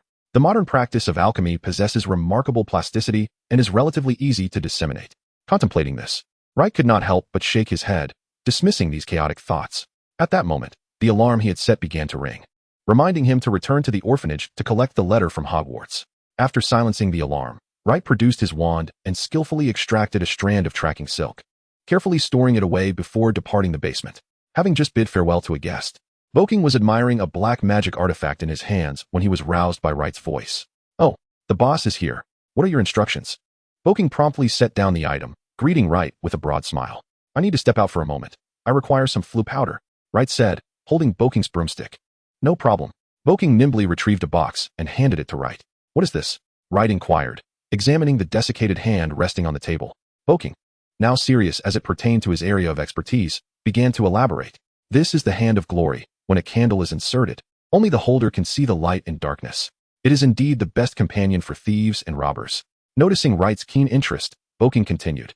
"It is made from the left hand of a thief who was hanged by the roadside, then baked with foxglove and whip herb."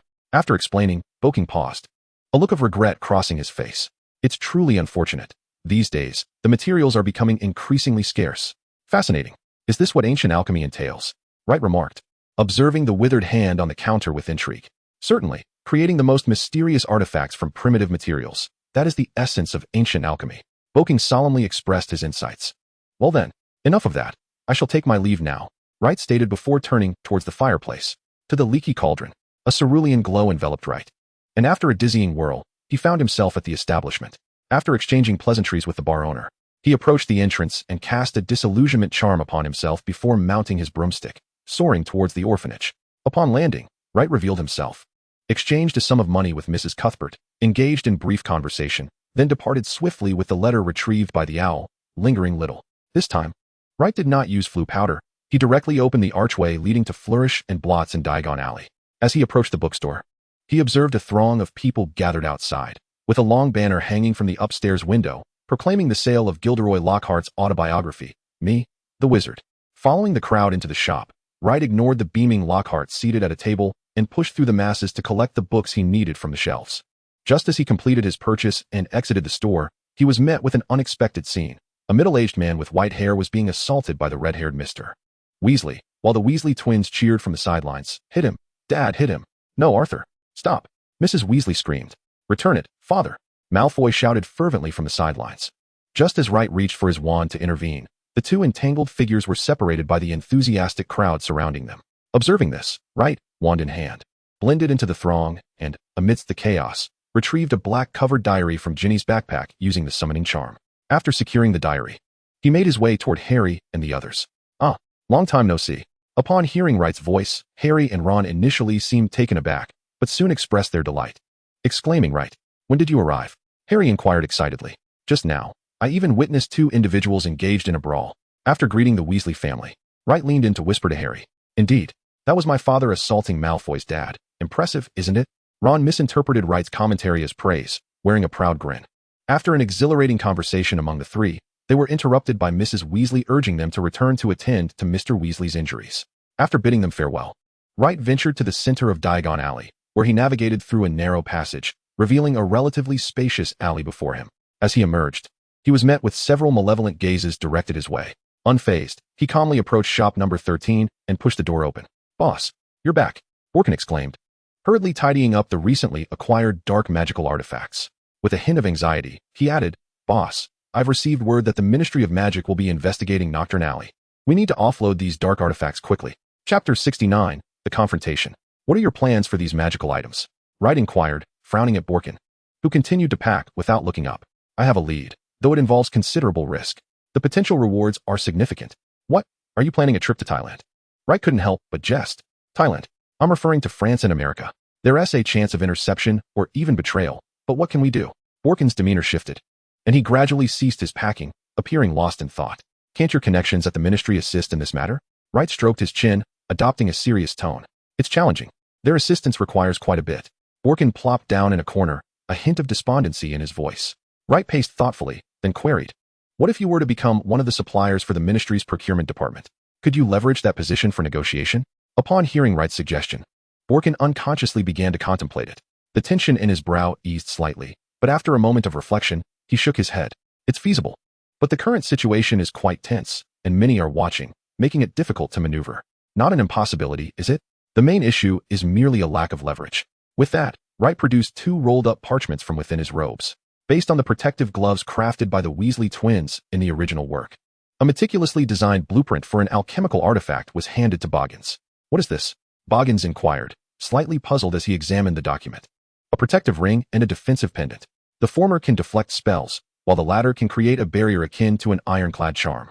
With these two items, surely the minister, who advocates a stringent approach against dark magic, will be persuaded, provided that you can meet him." Without waiting for Boggins' reaction, Light turned and proceeded to the basement workspace. Upon finishing his review of the blueprint, Boggins lifted his gaze, observing Light's departing figure, his eyes shimmering with an enigmatic light, as if plotting something.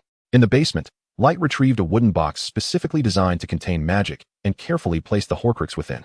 As the box closed, the faint whispers of temptation in Light's mind faded into silence. After completing this task, he was soon met with the sound of hurried footsteps. "Boss, can these two artifacts depicted in the blueprints truly be made?" Light turned to the anxious Boggins, smiling as he replied, "Of course they can."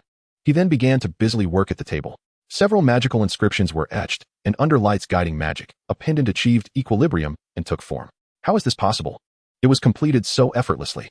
Boggins stared in disbelief at Light, who had just created an unprecedented alchemical artifact with such ease. "Now, take this and test it." Light tossed the pendant towards Boggins, who, startled by the sound, snapped back to reality and clumsily caught the thrown object.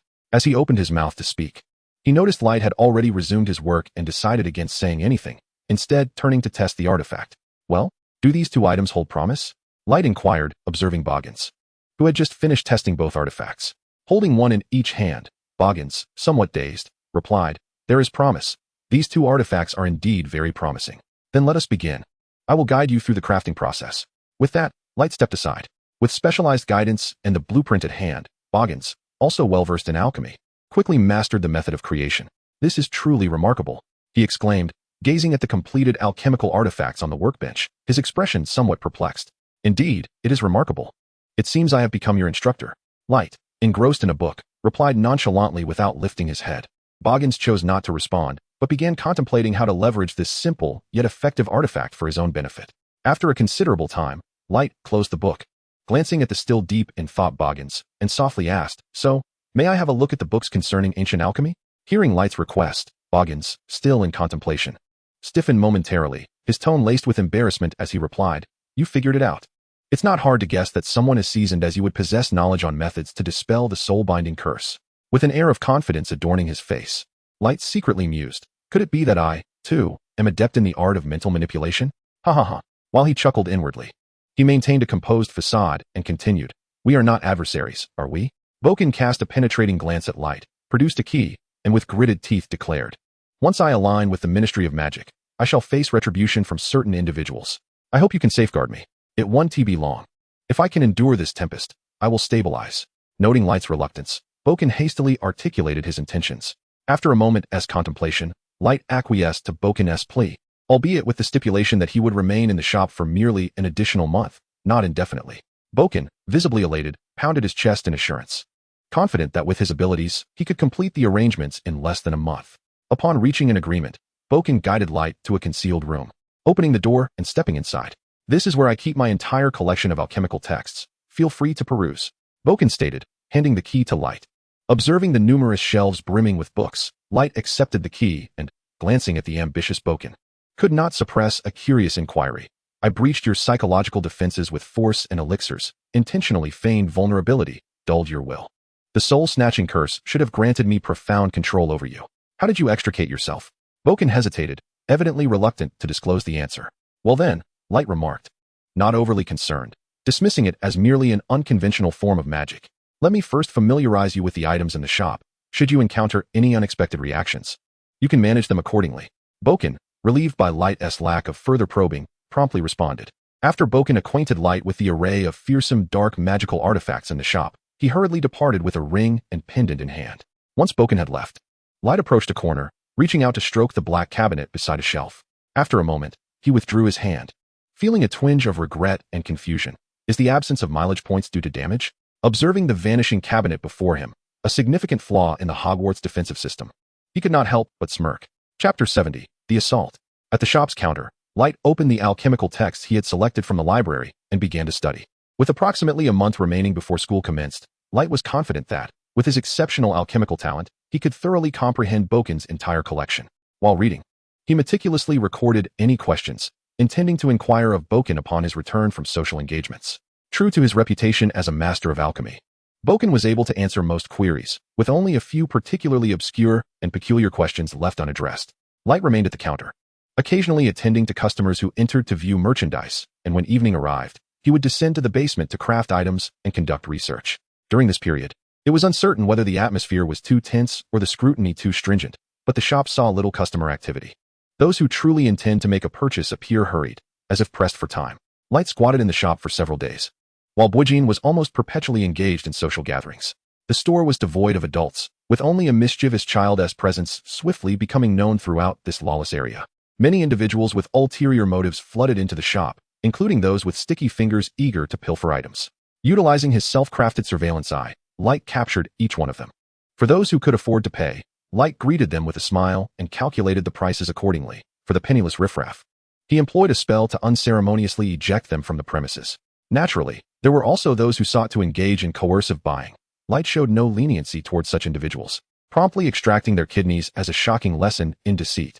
The removed kidneys were ingeniously transformed by Light into a black magic artifact known as the Enhanced Kidney, which proved to be quite a bestseller. It seemed that discontent with one's comrades was prevalent. Occasionally, Light would venture out at night to fish, augmenting his collection of dark magic artifacts while honing his ruthlessness amidst the shadows of this locale. Within a few days, the alley had quieted significantly by night. Light couldn't help but muse that the wisdom of the East was indeed profound. People may lack knowledge, but experience teaches them swiftly. As nightfall approached, Light closed the shop door, believing that Boujin would manage, allowing him to enjoy a tranquil remainder of his holiday. However, within the fireplace of the shop, flames suddenly erupted, morphing into Boujin's face, exclaiming, "Quick, save me. The key is beneath the drawer at the counter. Help." Just as Light was about to inquire, the flames extinguished.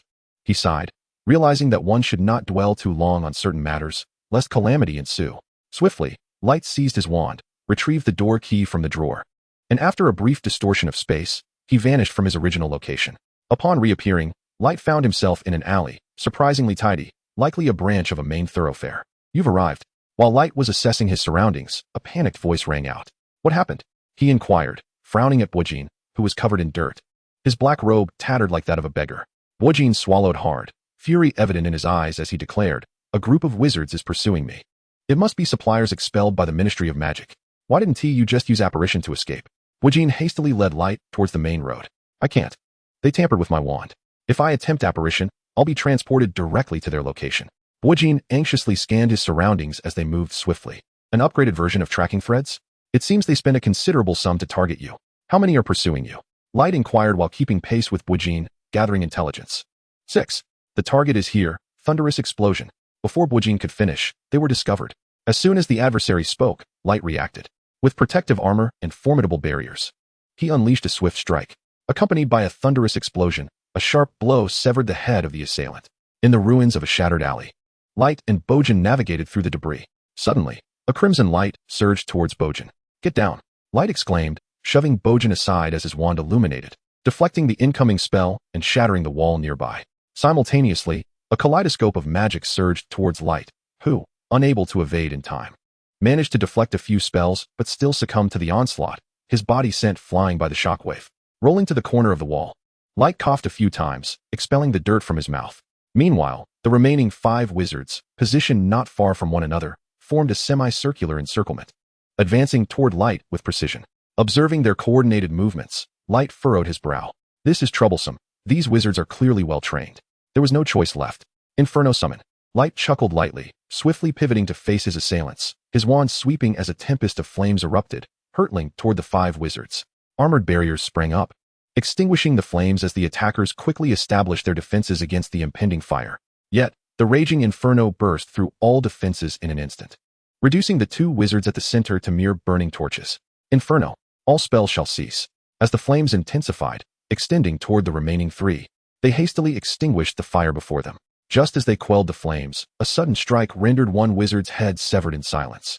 The 2 remaining wizards, witnessing the approaching flames, dared not hesitate. One wizard, fortified by armor, positioned himself in front, while the other struck the ground with his wand, the orange glow extinguishing the flames in an instant. "This is bad." The wizard in front's pupils constricted as he witnessed the flames extinguish so swiftly.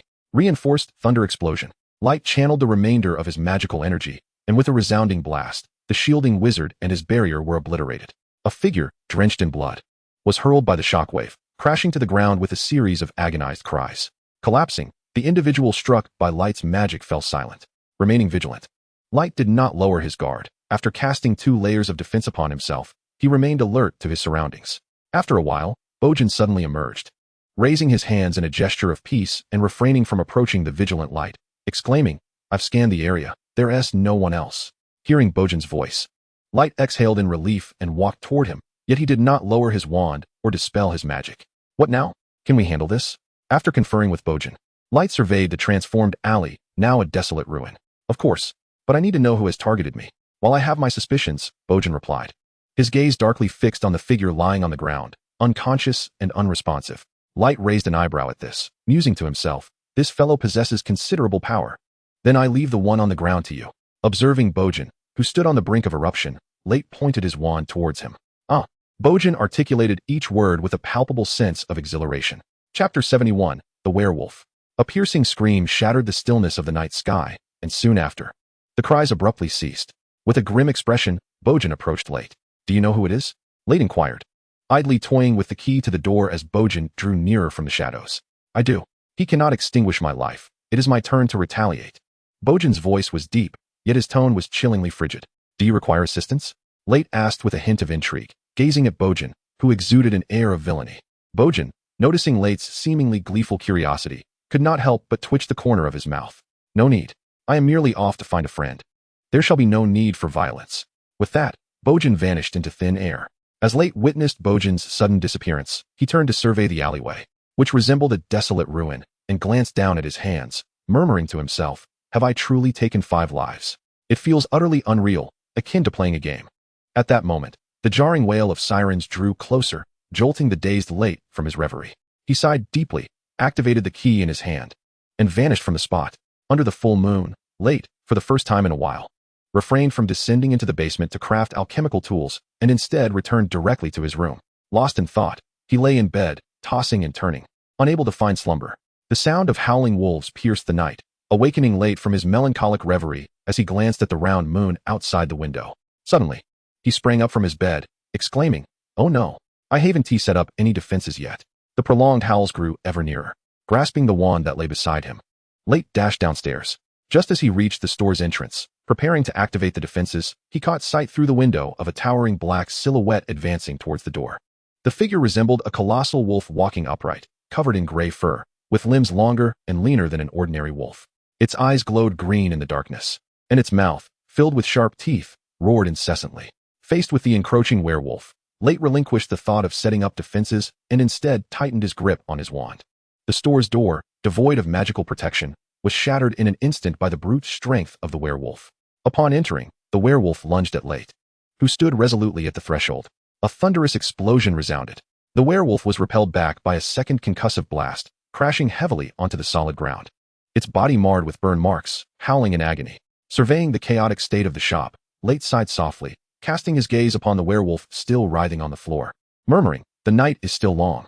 With a spell that rendered the werewolf unconscious and drained 70% of Late's magic, the creature's cries were swiftly silenced. After dragging the fallen werewolf inside, he employed a restoration spell to return the shop to its former state. He then hurried to and fro, establishing magical defenses. On the workbench in the basement, a werewolf lay sprawled, and Late frowned, observing its rapidly healing burns. A flurry of information regarding werewolves raced through my mind. Whenever the full moon rises, wizards involuntarily transform into feral beasts, ruthlessly attacking all within their sight. This phenomenon stems from wolfbane, a virus coursing through their veins along with their blood. Blood, you say? Perhaps I could experiment with it to ignite my creativity. Inspired by an ancient Eastern manuscript, I aim to concoct a special ink using the blood of animals, believed to bestow some form of power when inscribed upon the skin. With a wave of my wand, I cast a slumbering spell upon the recovering werewolf. I then took a blood collection vial, gazing at the unconscious creature, extracting a substantial amount of blood from the werewolf. It appeared as though the entire figure had diminished in size. I marveled at the sight. Any ordinary person would have perished under such an extraction. Carefully storing the wolf's blood in batches and ensuring safety protocols, I began to process it. Using the wolf's blood as a base, I added mandrake root, waiting for it to boil before incorporating glowstone, then stirred the mixture. The crimson liquid in the cauldron shifted in color under my diligent stirring, my spirit and magical essence seeping into the concoction, transforming alongside the specially crafted potion. Alas, it was a failure. I regarded the potion emitting an eerie aura, feeling little disappointment as I emptied the cauldron and documented the reasons for my failure and directions for improvement in my notebook before continuing my experiments. A puff of green smoke erupted from the cauldron. This time, the proportions were incorrect. A sharp scent wafted through the air. This time, I had added the mandrake too late. My eyes, reddened from a sleepless night, scrutinized the glass vial filled with a deep black potion, radiating a faint magical energy. I could not help but lament. Who would have thought that my grand alchemical ambitions would falter due to my inadequacies in potion making? This is truly disheartening. Next, I poured the dark potion into a specially crafted engraving blade, the potion flowing alongside it. Even without completing the magical inscription, the blade emitted a formidable magical force, nearly causing me to lose my grip. With the focus akin to that of potion brewing, I poured my heart and soul into the task, my spirit flowing in tandem with the engraving blade. The moment the inscription was complete, the pulsation of the magical script ceased, revealing a latent inscription of power upon the table. As I picked up the inscription and sensed the power contained within, a smile graced my lips, and I resumed my work. By the time I had exhausted the potion, I had acquired 7 magical inscriptions. Glancing at the werewolf, now returned to its human form, I realized dawn had broken outside. I exhaled softly and retrieved my wand. Under my guidance, the 7 inscriptions, brimming with potent magic, soared into the wand. In that instant, the wand began to tremble violently, as if on the verge of shattering. Just as the wand was about to succumb, my spirit and magic simultaneously infused it, restoring balance. Visions flooded my mind, trees growing, giants roaring, and packs of wolves howling at the moon. Countless phantoms, under the integration of Right, gradually vanished and reshaped into the form of a wand. Upon completing the intricate series of operations and withdrawing his spirit from the wand, Right found himself not fatigued, but rather invigorated, as the weariness from his previous sleepless night dissipated. He lifted the wand, scrutinizing it closely. Apart from the faint glow of magical energy coursing through its body, it bore little difference from its prior state. However, a hearty smile broke across Wright's face as he raised the wand and shot a beam of petrification into the air. Strangely, the beam, instead of soaring into the abyss, suddenly veered mid-flight, accurately striking the naked man attempting to ambush Wright from behind. With a grin, Wright gazed at the wand in his hand, exclaiming, "Splendid. You have matured into a wand capable of autonomous tracking." Closing his eyes to feel the continuous intertwining of his magic with that of the wand, Wright experienced a euphoric surge of energy. After a prolonged moment, he gradually rose and approached the man lying motionless on the ground. Chapter 72, Garcia and John. As he neared the fallen man, Wright waved his wand lightly, dispelling the magic. The man, who was just about to rise, heard a youthful voice say, "If I were you, I wouldn't attempt to get up. After all, you're losing too much blood, and even if you try, you'll merely fall back down." It seemed he had exhausted all his strength while planning to attack Wright. The man, gasping for breath, inquired, "Who are you? How did I end up here? Who am I? Do you have no memory?"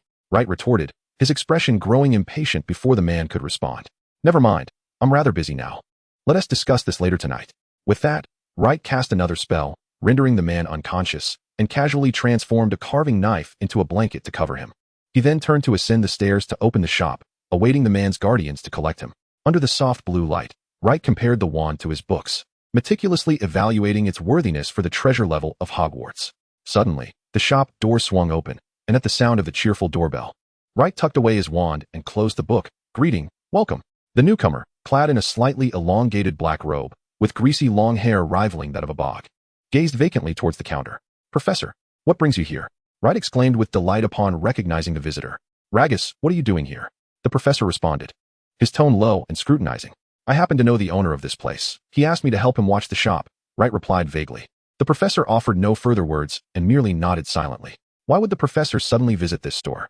It primarily sells alchemical tools, Wright inquired curiously as he stood up. After a brief silence, the professor, with an uncommon hint of resignation, explained, "Many shops have been raided recently. I heard this one remained untouched, so I came to try my luck." Upon hearing this explanation, Wright refrained from further inquiries and silently expressed his approval for Bo Jean. He then resumed his position, attentively observing the surveillance. Meanwhile, Professor C selected several ingredients and presented them to Wright at the counter. Suddenly, a burly man in his 30s, clad in a tattered robe, entered through the door. "Welcome." Wright efficiently assisted Professor C in packaging the materials while greeting the newcomer. The man scanned the room upon entering, disregarding Professor C, who had just completed a transaction, and approached Wright directly to introduce himself. "Hello, my name is Garcia. I sincerely apologize for the offense my family caused you yesterday, and I am prepared to make amends. I hope you will not harm my family." Garcia looked at Wright with earnest sincerity. Wright, maintaining a stoic expression, regarded Garcia thoughtfully before addressing Professor C. "Professor, I need to speak with him privately. You need not accompany us." Taking the packaged materials, Professor C momentarily furrowed his brow, glancing at the imposing middle-aged wizard and then at the diminutive 12-year-old boy. After a brief contemplation, he said, "You may converse. I shall check if there is anything else I require." With that, Professor C departed from the counter and headed toward the shelves. As Garcia observed Professor C walking away with the bag, he remained undeterred and earnestly turned to Wright. "I am willing to offer compensation. My family, and I do not wish to lose John." Listening to Garcia's firm yet soft words, Wright feigned ignorance and remarked nonchalantly, "So his name is John?" Witnessing Wright's indifferent demeanor, Garcia felt a sense of unease. "I believe I have a lead on treating werewolves. I require test subjects." Wright, disinterested in engaging in a drawn-out negotiation, candidly stated his intention. "What do you mean?" Garcia's tone shifted to a somber note, and his presence grew more imposing. Professor C, who had been monitoring their conversation, emerged from behind the shelves, wielding a wand, his gaze markedly more intense than usual. Wolfbane is neither a virus nor a curse, but rather a mutation arising from magical energy. In its ordinary state, this magical energy appears unremarkable, yet under specific conditions, it can taint the mind and alter the body, resulting in lycanthropy. I have isolated this magical energy from the blood of werewolves. Its potency is immense, far beyond what an ordinary wizard could possess. If one could tame or extract this power, it might restore the werewolves to their former selves. Wright, undeterred by Garcia's hostility, forthrightly articulated his thoughts, evidently attempting to ensnare an unsuspecting potion master into his scheme. Noticing Garcia deep in contemplation, Wright raised an eyebrow in surprise. Realizing that he had misjudged this individual as merely brawn without intellect, discovering instead that he possessed a scholarly disposition. Such an endeavor is not without precedent. There are indeed those who have researched similar potions, Professor C gradually interjected. Is that truly the case? Garcia, roused from his reverie by Professor C's words, responded with a hint of astonishment. He and I have conducted research together, and I happen to know a portion of the formula, S teaching said ambiguously. Upon sensing S's interest, Light's lips curled slightly in a smile. With a flick of his wand, he activated the magical defense. The person is just below. Follow me. With that, Light took the lead towards the basement. Garcia, noticing S's unwavering gaze upon him, gritted his teeth and waved his hand, signaling outside. Then, following S, he caught up with the advancing Light. Upon reaching the basement, they beheld a man lying rigidly on the ground, covered by a blanket. To Light's surprise, Garcia exhibited no anger or questioning demeanor. Instead, he approached steadily, drew his wand, and dispelled John's enchantment, inquiring about his condition with genuine concern. Finding John merely weakened but unharmed, Garcia felt relieved and expressed his gratitude to Light, saying, "His name is John, and I am Garcia. We are the nameless beasts, wandering through this world." Garcia assisted John to sit up, his expression sorrowful. Ignoring his deliberately dramatic expressions and actions, Light introduced himself briefly, also introducing the reticent S. "I am Light Largus. You may call me Light. This is my mentor. You may address him as Professor. How may we assist you?" Garcia shielded John, who was merely draped in a blanket, and looked steadily at S and Light. "I have plenty of blood in werewolf form. What we need now is blood in human form. Then, we can separate and compare the magical energies of both states to study their differences," Light declared, as he picked up a syringe. "I shall do it." Garcia, glancing at the weak John, extended his hand. Light hesitated, observing the outstretched hand. "Go ahead. I have studied this. The blood among werewolves is essentially similar, with little distinction in state." S reassured Light, extending the blood collection tube towards Garcia. Chapter 73, Compounding the Potion. Various materials were added to the cauldron, and the crimson liquid began to boil continuously under high heat. Light then infused his spirit and magic into the mixture, stirring it to initiate a reaction with the liquid. S, wand in hand, remained vigilant against the werewolves fixated on Light, while his left hand supported his chin, observing Light's magical energy separation process. Introduce mineral absorption magic to facilitate sedimentation. Increase the temperature to evaporate impurities. Unlike the methods typically employed in potion crafting, as S contemplated, Light successfully separated the magical energy of the werewolf in its human form. "Professor, could you assist me in analyzing this?" Light asked, producing 2 vials of potion, one red and one black. "Certainly." S put away his wand, approached the workbench, and took the 2 vials, suddenly producing a box from somewhere to extract tools. "Wow, I wonder if this storage device has been reported to the Ministry of Magic." Light mused internally, his gaze fixed intently on S's actions. After a brief moment, Street Jiao halted his work and addressed the awaiting Light, saying, "Your judgment is indeed correct. The 2 samples of purified magic exhibit a certain degree of distinction. The black potion possesses greater potency and aggression than the red one. As you suggested, there appears to be a unique medium that incites this mutation. This mutated magic temporarily supplants ordinary magic under specific circumstances." Before Light could respond, Garcia, visibly anxious, interjected, "Is there a solution?" St. Jiao glanced at Garcia and hoarsely replied, "Yes, by combining the purified magic in its human form with a formula I am aware of. It may be possible to maintain rationality in a werewolf state. Does that imply we cannot revert?" Garcia's statement trailed off, yet St. Jiao understood the implication. Light promptly articulated the conclusion for St. Jiao. The mutation of magic has affected the body, resulting in the transformation into a werewolf. Given the premise that Wolfbane cannot induce mutations in beings other than wizards, the crux of the matter may lie beyond Wolfbane, delving into more profound issues. Is it possible to extract the mutated magic from within and restore normalcy? Garcia inquired, his voice tinged with bitterness. After a moment's contemplation, St. Jiao responded, "It is indeed plausible. Extracting the mutated magic from your bodies might be feasible. However," his voice trailed off as he cast a hollow gaze over John, who was merely draped in a blanket, and the tattered Garcia. He continued, "The cost involved is certainly beyond what you could afford." Garcia's face instantly drained of color, while the newly awakened John anxiously paced behind, utterly bewildered by the unfolding events. After Light had stated his conclusion, he lapsed into silence, his mind swirling with countless thoughts. All knowledge seemingly interlinked at that moment. The shared dilemma among all wizards might be connected to the notion that human wizards harness magic through the convergence of soul and spirit. Light approached St. Jiao, who was tidying up, and shared his insights. He presented a notebook containing his speculations on the origins of wizardly magic. St. Jiao accepted the notebook, and after listening to Light's conjectures, opened it, becoming increasingly engrossed. Observing St. Jiao's earnest engagement with the text, Light refrained from interrupting and instead sought to comfort Garcia, as this was indeed the source for crafting potent magical potions.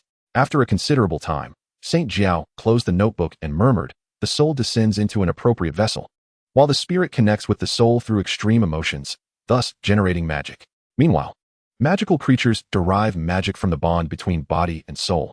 Does this not resemble the nature of werewolves?" After pondering for some time, St. Jiao called out to Light Largus. Come here at once. Upon hearing St. Jiao's summons, Light abandoned the still despondent Garcia and the ever-restless John, swiftly making his way to St. Jiao's side. Professor, is there something you require? Light stood at attention, awaiting St. Jiao's directive. Professor C gazed intently at Light and said solemnly, I shall impart to you the formula that I possess, but you must not disclose it. It is solely for your personal research. After receiving this assurance, Professor C meticulously pinned the formula and handed it to Light, urging him to commence the potion brewing. He instructed Light to finely chop the mandrake root and, once the crimson potion began to boil, to introduce it and stir vigorously. Finally, once the potion changed color, he was to add the root of the fern. Suddenly, the cauldron erupted, releasing a cloud of green gas, signifying the failure of the potion concoction. Professor C seized the failed potion and began to analyze it, occasionally glancing up to inquire about Light's observations regarding the material reactions during stirring. Was it a discord among the ingredients, a temperature issue, or perhaps a flaw in the handling of the raw materials? The fervent discussion between Light and Professor C, along with the ongoing potion-making, captivated even John. Meanwhile, a somewhat despondent Garcia cast a disdainful look at John, who was eagerly leaning forward. Do you know what they are doing? They seem so animated. Garcia remarked. I do not know, but I have a feeling that what they are concocting might resolve the werewolf dilemma. Upon hearing John's assertion, Garcia refrained from mockery and regarded him earnestly. Speaking gravely, do you truly feel that way? John nodded affirmatively, just as footsteps echoed from upstairs. Simultaneously, a greasy voice called out, What is all this commotion? And what is that smell? Are you brewing potions? Aside from Light, who was engrossed in potion making, everyone looked up. The newcomer was Bojan, who regarded John and Garcia with evident disdain. How did you little wolf cubs end up here? And why are your kin loitering by the shop entrance, causing me to be unable to run my business?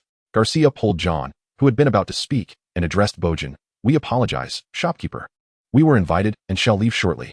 Bojan reluctantly accepted Garcia's explanation and turned to approach Professor C, who was intently observing the brewing potion, and remarked with oily enthusiasm, Isn't this the renowned potion master, Severus Snape? What brings you here? Professor C ignored Bojan's greeting, furrowing his brow as he focused on the boiling potion, muttering, This shouldn't be the case. There should be no issues. No sooner had he spoken than the potion in the cauldron erupted, as if agitated. Light swiftly extinguished the flame and stepped away from the splattering liquid.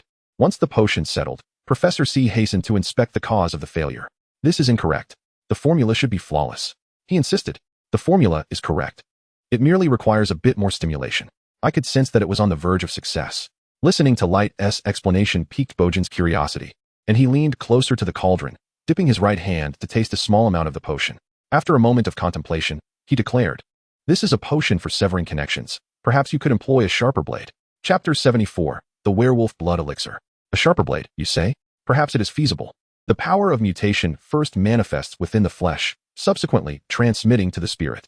Ultimately, the tainted spirit alters the flesh through the corrupted magic. If one cannot forge a blade capable of severing the flow of magical energy using human blood, then let us create such a weapon from the more potent wolf's blood. In a flash of inspiration, Light set to work at his station. He began by replacing human blood with wolf's blood, bringing it to a boil. Seeing Light absorbed in his task once more, Saint Teacher turned to engage in light conversation with the nearby Bojan, explaining the circumstances to the proprietor with the demeanor of a consummate instructor. After their pleasantries, Saint Teacher focused intently on Light's entire potion-making process, apprehensive of any mishaps. Meanwhile, Bojan pulled out his pocket watch, glancing at the time with a furrowed brow, preparing to approach Garcia and John. It's done, Light exclaimed, gazing at the familiar dark liquid in the crucible, receiving information from the stone tablet. Alchemy. 6. A grin he could not suppress spreading across his face.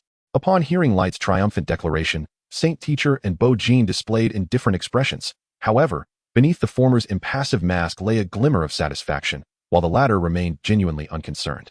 John and Garcia, upon hearing the news, sprang to their feet and hurried over. Light lifted the prepared potion, the dark liquid in the glass vial shimmering with an enigmatic aura under the flickering light. Is this the potion that can resolve the wolf transformation? Garcia pondered, gazing at the black concoction in Light's hand, an inexplicable dread washing over him, as if confronting a formidable adversary. This potion does not bode well. John gulped, his weakened body threatening to falter at the sight of the elixir. Your expressions confirm its efficacy for you. For you, it is indeed a deadly poison. It will forcibly sever the connection to the mutation's magic, akin to extinguishing another self. Light softly articulated the potion's purpose. So will you use it? The process will undoubtedly be arduous. With that, Light held the potion, awaiting their response. I will. Allow me to take it. Garcia insisted, pressing down John, who had intended to volunteer first.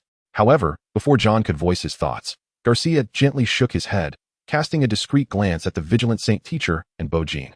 Light remained oblivious to their subtle gestures, yet he instinctively understood that should Garcia falter, the werewolves stationed at the entrance would rush in. Everyone present, save for John, possessed sufficient awareness. They all understood the gravity of the situation. The calm demeanor of Light and his companions stemmed from Bo Jin's confidence in Light's combat prowess, while St. Teacher was reluctant to relinquish his student, and Light trusted the information imparted by the stone tablet. Garcia stepped forward to take the potion from Light, forcibly suppressing his trepidation. With his eyes closed, he swallowed the potion in one swift motion. The moment the potion hit his throat, Garcia collapsed to the ground, screaming in agony, experiencing an excruciating pain within, akin to being mercilessly slashed by 1,000 blades. Garcia, who had initially intended to exude an air of rugged bravado, found himself yearning to cry out even louder.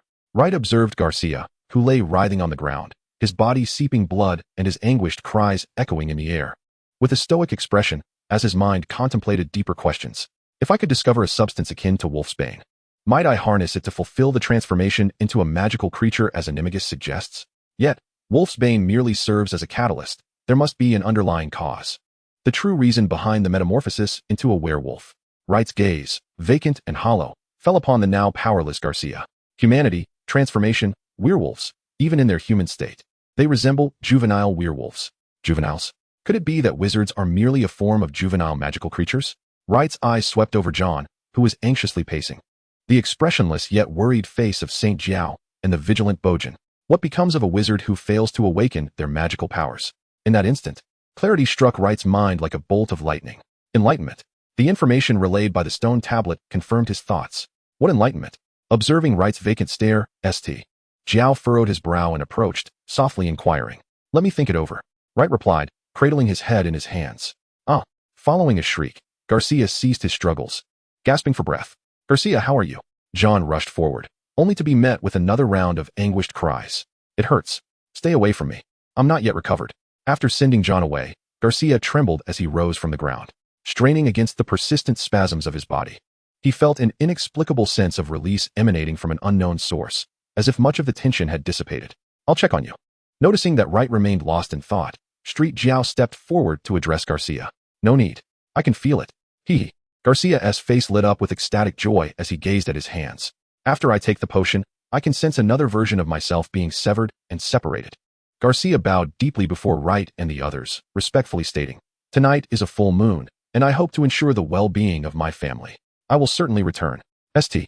Jiao glanced at the still absent-minded Wright and the continually nodding Bo Jin, conceding to Garcia's request. Has it truly come to fruition? John looked at Garcia with excitement. Yes. Wait for me a moment. I will return shortly for you. With that, he ascended the stairs, his steps shaky. After watching Garcia depart, John stood bewildered, feeling somewhat socially awkward as he glanced at the expressionless Saint Jiao and the dazed youth. Just as John began to feel the weight of the awkward silence, Bo Jin approached with a greasy smile, eager to inquire about their clan. At that moment, Wright, standing silently to the side, suddenly began to mutter to himself, Perhaps I can utilize the blood of both humans and magical creatures as a catalyst. As he spoke, Light approached the workbench and began his intricate operations. The red elixir, symbolizing the human form, was combined with the black potion, representing the wolf form, and both were poured into the cauldron. A copious amount of mandrake root was then introduced, channeling the essence of blood magic to bypass the mind and directly forge a connection between body and soul. At this moment, Light dedicated all his mental focus to the cauldron, reacting in unison with the potion. His voice was soft yet resonated throughout the enclosed basement, capturing the attention of everyone present. Both Si Jiao and Bo Jin fixated on Light at the workbench, an inexplicable sense of dread creeping into their hearts. After a prolonged silence, the flames did not extinguish, but the potion within the cauldron lay eerily still, as though all heat had been absorbed. Light filled a glass vial with the deep blue potion, raising it aloft as he murmured, with werewolf blood as the primary ingredient. I shall name you Wolf's Blood. Chapter 75, An Oath. The deep blue potion radiated a faint magical aura, captivating all who beheld it under the flickering light. The transformation of the world had been completed. The milestone point increased by 1. Lost in admiration of the potion in his hand, Light paid no heed to the message emanating from the stone tablet, exclaiming in a daze, the potion that can turn muggles into wizards is complete. Indeed, the transformation of the world lies within my grasp. Enough. The previously expressionless Si Jiao now bore a visage filled with panic and murderous intent. His eyes, aflame with malice, first turned toward the entranced Light. After a deep breath, he forced his gaze away, directing it toward Jean, who had already seized his wand, watching both him and John with vigilance. John instinctively sensed the danger emanating from the two, yet could not fathom why the situation had so swiftly escalated. He wished to be on guard, but found himself utterly unarmed. Just as John contemplated surrendering for the sake of survival, a formidable figure emerged, swiftly pulling John behind him for protection. The four stood triangularly, locked in a tense standoff. "How much have you heard?" Si Jiao's voice was hoarse, his murderous intent unmistakable. Garcia gestured for John to remain silent, and, after a moment of contemplation, said, "What if I claim I just arrived? Would you believe me?" "Humph," Jean scoffed, eyeing Garcia, whose mismatched assortment of alchemical tools glimmered with magical vibrations. After his derisive laugh, silence fell once more. Si Jiao surveyed the assembly, feeling somewhat troubled. If it were feasible, he would desire to eliminate everyone present, completely burying the potion that could grant Muggles magical abilities. However, the individuals before him were not easily vanquished. One was the proprietor of a dark magic shop, and the other, a leader of a marginalized werewolf clan, surrounded by a collection of alchemical artifacts. The former had navigated the treacherous alleys for years, harboring unknown hidden cards, while the latter had endured countless trials to establish a foothold for his ostracized kin, likely facing more adversities than one who had only experienced a single wizarding war and subsequently lived as a professor. Jean shared a similar sentiment. Despite having been ambushed by Light, which left him equipped with various life-saving items, the notion of vanquishing two evidently formidable wizards was rather unrealistic. Among the trio, it was Garcia who bore the greatest burden. After finally catching a glimpse of hope and arriving with all his possessions, he inadvertently stumbled upon information that could potentially upend the entire wizarding world. This predicament rendered him helpless. Not only was he unable to procure healing potions, but a momentary lapse in vigilance could cost him his life. After a tense standoff, Light gradually regained consciousness. He glanced at the information transmitted from the stone tablet. Potions, 7 in care of magical creatures. 3, nodding in satisfaction. "What are you all doing?" Light inquired, puzzled by the tense demeanor of the three individuals before him. John, for his part, remained oblivious to the situation. Silence ensued, with no one daring to respond to Light's question. In this charged atmosphere, no one felt emboldened enough to speak. Noticing the lack of response and sensing the oppressive tension, Light began to grasp the gravity of the situation, swallowing hard as beads of cold sweat formed on his brow. The wizarding community had always exhibited a disdainful attitude towards the Muggle world. However, due to the rapid advancements of Muggles, they had reluctantly begun to recruit Muggle-born wizards on a grand scale. Yet, such a shift had incited a backlash personified by Voldemort. Now, with the emergence of potions that could endow ordinary Muggles with magical abilities, the potential upheaval would likely drown even the most seasoned of wizards. If everyone were as uninformed as John, who was oblivious to what was for dinner that night, it would be one thing. Yet, the three standing before him were no innocents. With this thought, Light fell silent, his mind racing to devise a solution. John had initially believed that Light might break this inexplicable stalemate, only to find himself entangled in it as well, leading him to anxiously scratch his head.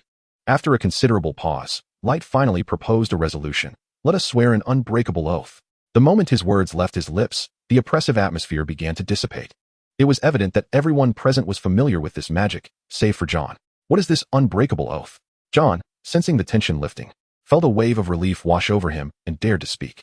In an effort to further ease the atmosphere, Light elaborated. "The unbreakable oath involves two individuals grasping each other's arms while making a vow, with a third person serving as a witness. One party makes a promise, while the other responds. Should the promiser break their vow, they shall perish."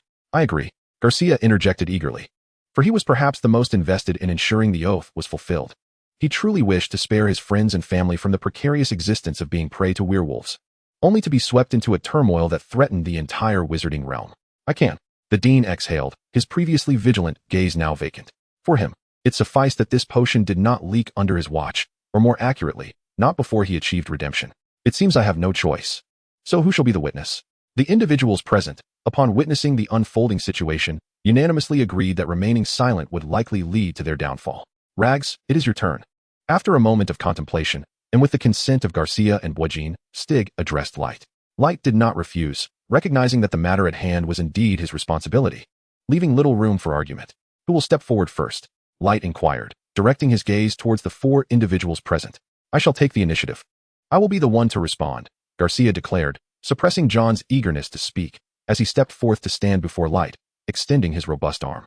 Then I shall join as well, Stig remarked, glancing at the inactive Bujin, and moved to stand opposite Garcia, raising his hand to grasp Garcia's arm. Garcia reciprocated the gesture. Their hands clasped firmly. The oath declared was, "No information regarding potions that could grant muggles magical abilities shall be disclosed." Upon witnessing their nods of agreement, Light raised his wand, pointing it at their arms. As Garcia's affirmation resonated, a flame erupted from the tip of Light's wand, intertwining around the arms of both participants, binding them in their vow. A final flash of light marked the conclusion of the oath. "Now it is your turn." Stig directed his gaze towards Bujin, evidently harboring some reservations about the seasoned individual. "I will take on the role of the responding party." Bujin disregarded Stig's skeptical glance, offering a greasy smile. Once more, Light bore witness to the oath, and with another flicker of flame, the vow was reaffirmed. "With whom shall I make my oath?" Light asked, blinking inquisitively at the four individuals. "No need. You are exempt. This arrangement suffices," Garcia interjected with a cheerful tone, halting Light's actions. Just as John was about to voice his thoughts, he was once again restrained by Garcia. Light, caught off guard by the sudden turn of events, noticed Stig assuring him that an oath was unnecessary. A quick glance at Bujin revealed his silent acquiescence. With that, Light chose not to dwell on the matter further and redirected his inquiries towards Garcia regarding the circumstances upon their return. Chapter 76, The Aftermath. The once oppressive atmosphere in the basement had dissipated. Stig and Bujin each found a corner to ponder their thoughts, while Light turned his attention to Garcia. With a hearty laugh, Garcia remarked to Light, "Splendid. There are no signs of transformation whatsoever. It has been ages since I have strolled beneath the moonlight. However, the pain associated with this potion is a tad excessive. Could you possibly mitigate that? Many of my family members are rather frail." Garcia gazed at Light with hopeful anticipation. "Certainly, I shall make the necessary adjustments. I can suppress the pain while ensuring the potion's efficacy. However, I am currently out of ingredients. The blood required for the transformation into a werewolf is essential, and I shall need your assistance in procuring it." With that, Light retrieved another vial from the workbench, presenting it to Garcia. "I have an additional vial here as well. See if anyone else might require it." Garcia accepted the potion, his curiosity piqued. Previously overwhelmed by fear, he had consumed it without hesitation. Now, however, he felt no such trepidation as he examined the potion. After observing it for a while, he suddenly turned, bringing the vial closer to John with his right hand. Lost in his thoughts, John was jolted by an unexpected surge of fear that nearly caused him to lose his composure. Garcia, noticing John's startled demeanor, nodded in satisfaction. After checking the time on his pocket watch, he bid farewell to Wright and took John back with him. Wright paid no heed to their departure and proceeded towards Teacher C. As the sun began to rise, Garcia and John strolled confidently down the streets of Turnover Alley. "Speak up. Don't adopt that hesitating demeanor. It is unbecoming of you," Garcia remarked disdainfully at John. "Why not allow him to take an oath?" "We have both sworn an oath," John retorted, animated and discontent. "It is precisely because we have both sworn an oath that we are two individuals, understand?" Garcia cast a sidelong glance at the still bewildered John and continued, "We are two individuals. If I were to sacrifice your life for my own benefit, what would happen when others learn of it? You would never do that. You are Garcia. I believe in you," John declared with unwavering pride. Observing John's fervent belief, Garcia sighed and rubbed his forehead. "You may think that way, but they do not. If I insist on having the witness take an oath, we may never escape that place. They need someone who can compel one of us to divulge information at the cost of their life. It serves as their insurance." Upon hearing Garcia's explanation, John scratched his head, now even more perplexed. "How do they know if we have broken our oath?" Garcia looked at him with a speechless expression, raised his oath-taking hand, and explained with resignation, "The parties involved in the oath can ascertain through previously established connections whether the other has broken their vow. Otherwise, why wouldn't it be you and me taking the oath? They fear pushing us too hard." As John absorbed Garcia's explanation, he abruptly halted, disbelief etched on his face. He had never considered the intricate nuances of the matter, appearing utterly overwhelmed. "Let us go. There are still many tasks to attend to. Do not stand there like a fool." Hearing Garcia's call, John donned a smile and hurriedly joined him, both returning to their base. In the basement, Wright approached the expressionless Teacher C, shoulders hunched, hands rubbing together, and a face adorned with a sycophantic smile. "I sincerely apologize, Professor. I did not intend for this to happen." Teacher C gazed deeply at the grinning youth before him and replied calmly, "It is all right. At least I have learned of some remarkable news. Accompany me as I depart." Teacher C appeared unfazed, and after a moment of contemplation, indicated his intention to leave. Wright's eyebrows raised in realization that Teacher C wished to converse with him privately. "Very well, I shall see you off." Wright readily agreed, taking the lead.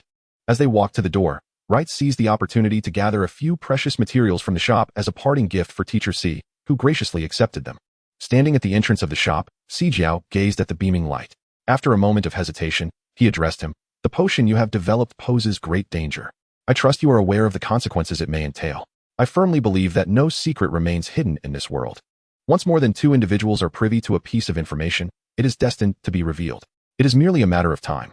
Observing the smile fade from Light's face as he lowered his gaze, Si Jiao could not help but let out a sigh, his tone imbued with sincerity. For this, I sincerely apologize, Light. Though it may seem shameless, I still hope you will convey this information to Dumbledore. Light remained silent for a long while before softly responding. I understand. Noticing that Light did not give a direct affirmation, Si Jiao refrained from pressing further, bidding farewell before turning to leave.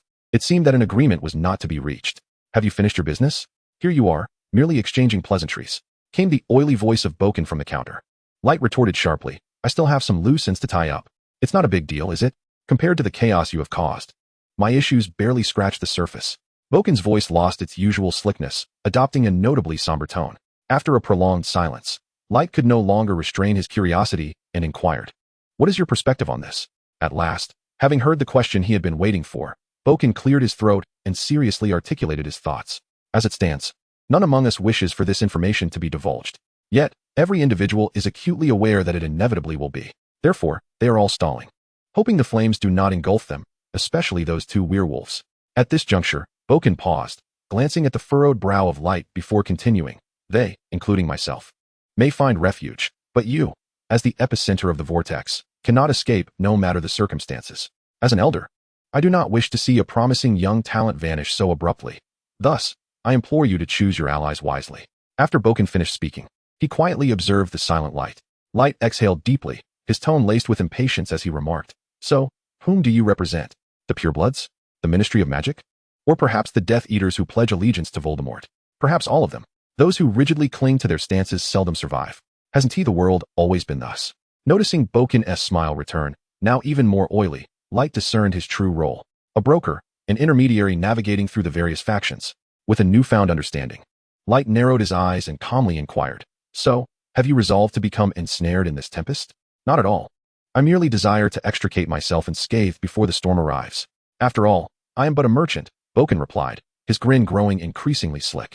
Chapter 77, The Diary. Within the dimly lit shop, having absorbed Boken's stance, Light made a bold decision. Indeed, it was to evade. He declared, I understand. When Garcia and the others arrive, direct them to the basement. I shall return to the underground. After Boujin returned to the basement, the greasy smile that adorned his face vanished in an instant. He did not feel as carefree as he appeared. Having endured the First and Second Wizarding Wars, Boujin was acutely aware of the tensions and conflicts between wizards and muggles. The animosity between purebloods and half-bloods was merely a remnant of the former's discord. As a merchant and a master of dark artifacts, he possessed a deeper understanding of the technological advancements within the muggle world than any wizard. Should a potion emerge that could grant muggles magical abilities, the repercussions would undoubtedly extend beyond the wizarding realm. It was indeed a troublesome predicament. The depths of this situation were so profound that even contemplating it filled him with dread. A bitter smile escaped Boujin's lips. In haste, he rushed to the basement, where Light had already seated himself in a chair, exhaling a sigh of relief. Although troubled, he remained relatively unperturbed. His gaze drifted toward the box containing the Horcruxes, and he felt a sense of calm wash over him. What was the worst that could happen? I could die once more, having already faced death. What more could they do to me? He chuckled to himself. As he stroked his chin, thoughts surged through his mind as he contemplated his next course of action.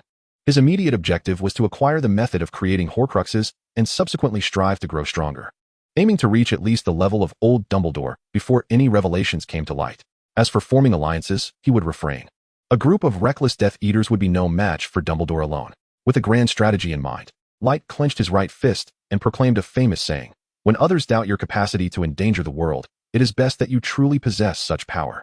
Taking a deep breath, he retrieved the wooden box containing the Horcruxes and extracted the diary within. Upon contact, a multitude of chaotic thoughts flooded his mind.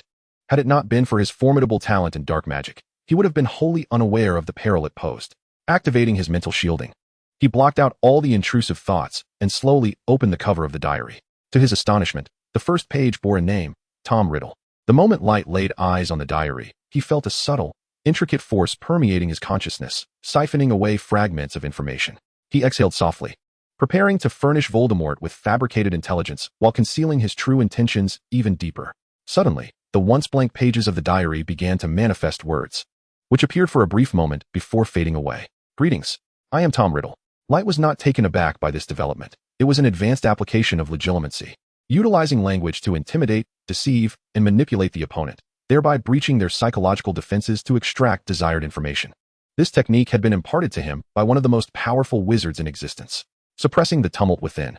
Light grasped a quill and inscribed a series of inquiries in the diary. Greetings, who is Tom Riddle? Are you a master of alchemy? How is it that you can write? How were you created? Can you teach me? Light cut straight to the chase, posing his questions directly, eager to discern how this diary intended to ensnare him. Simultaneously, I disguise my memories as a novice sorcerer adept in alchemy. The diary seems to have not engaged in conversation with anyone for quite some time. While capturing thoughts, it must also respond to inquiries posed by others, almost in a state of bewilderment. After a prolonged silence, the script penned by Light fades away, only to be replaced by several new lines. I am unaware of this profound knowledge. I am merely a diary. I cannot fathom why I can suddenly communicate with others.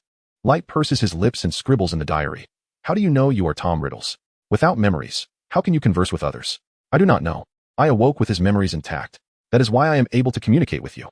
The diary, seemingly fearful of being exposed, begins to question Light in return. Do you know Hogwarts? I was once a student there. How old are you now? Perhaps you should consider attending school there. Observing the diary, feigning ignorance, Light finds amusement in the exchange and continues writing. I am already a student at Hogwarts. By the next class, I will be in my second year.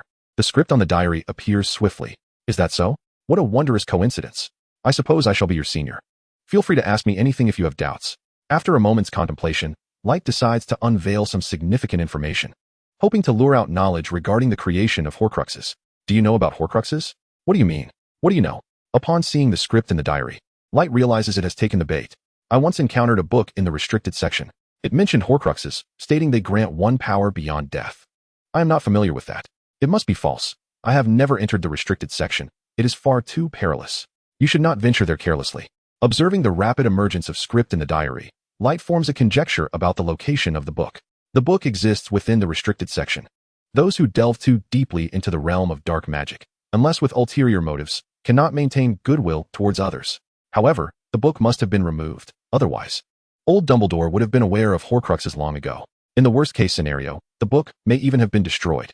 After obtaining the desired information, Light grows disinterested in further banter and casually finds an excuse to close the diary. Time flies, and by the next morning, Garcia appears at the shop's entrance with a large sealed container of blood, a beaming smile adorning his face as he gazes at Light. After inspecting the blood, Light finds it remarkably fresh, likely preserved by some form of magic. Meeting Garcia's eager gaze, Light realizes he has already utilized the potion previously given. I have formulated an improvement plan. By incorporating the roots of Devil's Snare, the effects will remain intact without significantly impairing mental faculties. Then Light glances around the shop and tells Garcia, Boggins has run off again. Please keep an eye on the store. As Garcia observed Light preparing to cast a spell on the barrel of blood, he swiftly interjected, just lift it gently. It is an alchemical artifact, designed to alleviate weight and preserve the blood. Light complied graciously, gently lifting the barrel, and was about to head towards the basement when he suddenly recalled to inquire of Garcia, how many vials do you require? Currently, 12 vials. Garcia beamed broadly. Light affirmed without hesitation and turned to descend into the basement. Chapter 78. Before the school year begins. Upon entering the basement, Light commenced the preparation of magical potions and subsequently synthesized 12 vials of healing elixirs. As he glanced at the remaining assortment of black magical potions shimmering with arcane energy, a smile of delight crept across Light's face. He contemplated returning to Garcia for another transaction, envisioning a mutually beneficial arrangement, a double victory for himself. After securing the healing potions on the table, he ascended to the first floor. There, he found Garcia languidly toying with a small wooden box at the counter. Ahem.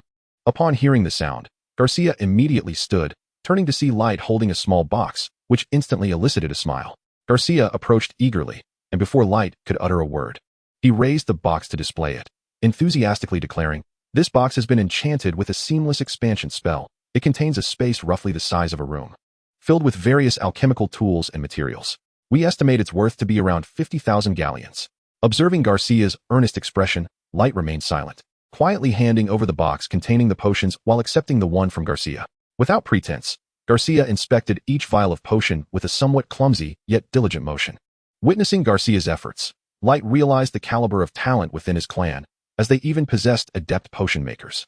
Light redirected his attention to the small box in his hands, beginning to enumerate its contents.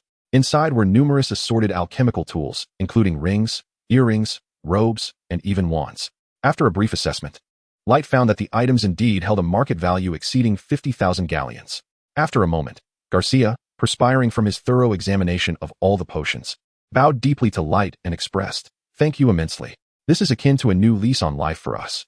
Light raised the small box and replied, "We have both benefited from this exchange, and the contents of this box are now yours entirely." Garcia, refraining from lamenting or prolonging the conversation, contemplated briefly before asking Light, "May I contact you in the future? I have friends who also have needs." "Of course, Hogwarts Academy. Light Largus. Just send me a letter." Light responded as he stood at the shop's entrance, watching the robust man bounce away, a smile gracing his face. He then glanced at the box in his hands, promptly removing its contents and beginning to sell them in the shop. Time flew swiftly, and soon the day of the school commencement arrived. In the dimly lit workspace of the basement, Wright meticulously organized the majority of his belongings, his brow furrowed in silence as he gazed at the box on the table, from which a swirling black mist emanated. After a moment of contemplation, he resolved to engage in one final conversation with it before incinerating it with fierce flames. The instant he made contact with the black mist, a multitude of chaotic thoughts surged into his mind, tempting him to indulge in his desires. Employing his mental sealing technique, Wright expelled all distracting thoughts and opened the box, revealing a diary. Faint ink marks appeared on the blank pages of the diary, seemingly fragile in nature. "Let us make a deal. I can provide you with information about the soul artifact, but I require magical energy in return." Wright remained motionless, inwardly lamenting the audacity of the entity, which was at the peak of its ambition and cunning. Sensing something amiss, it immediately launched a counterattack on him.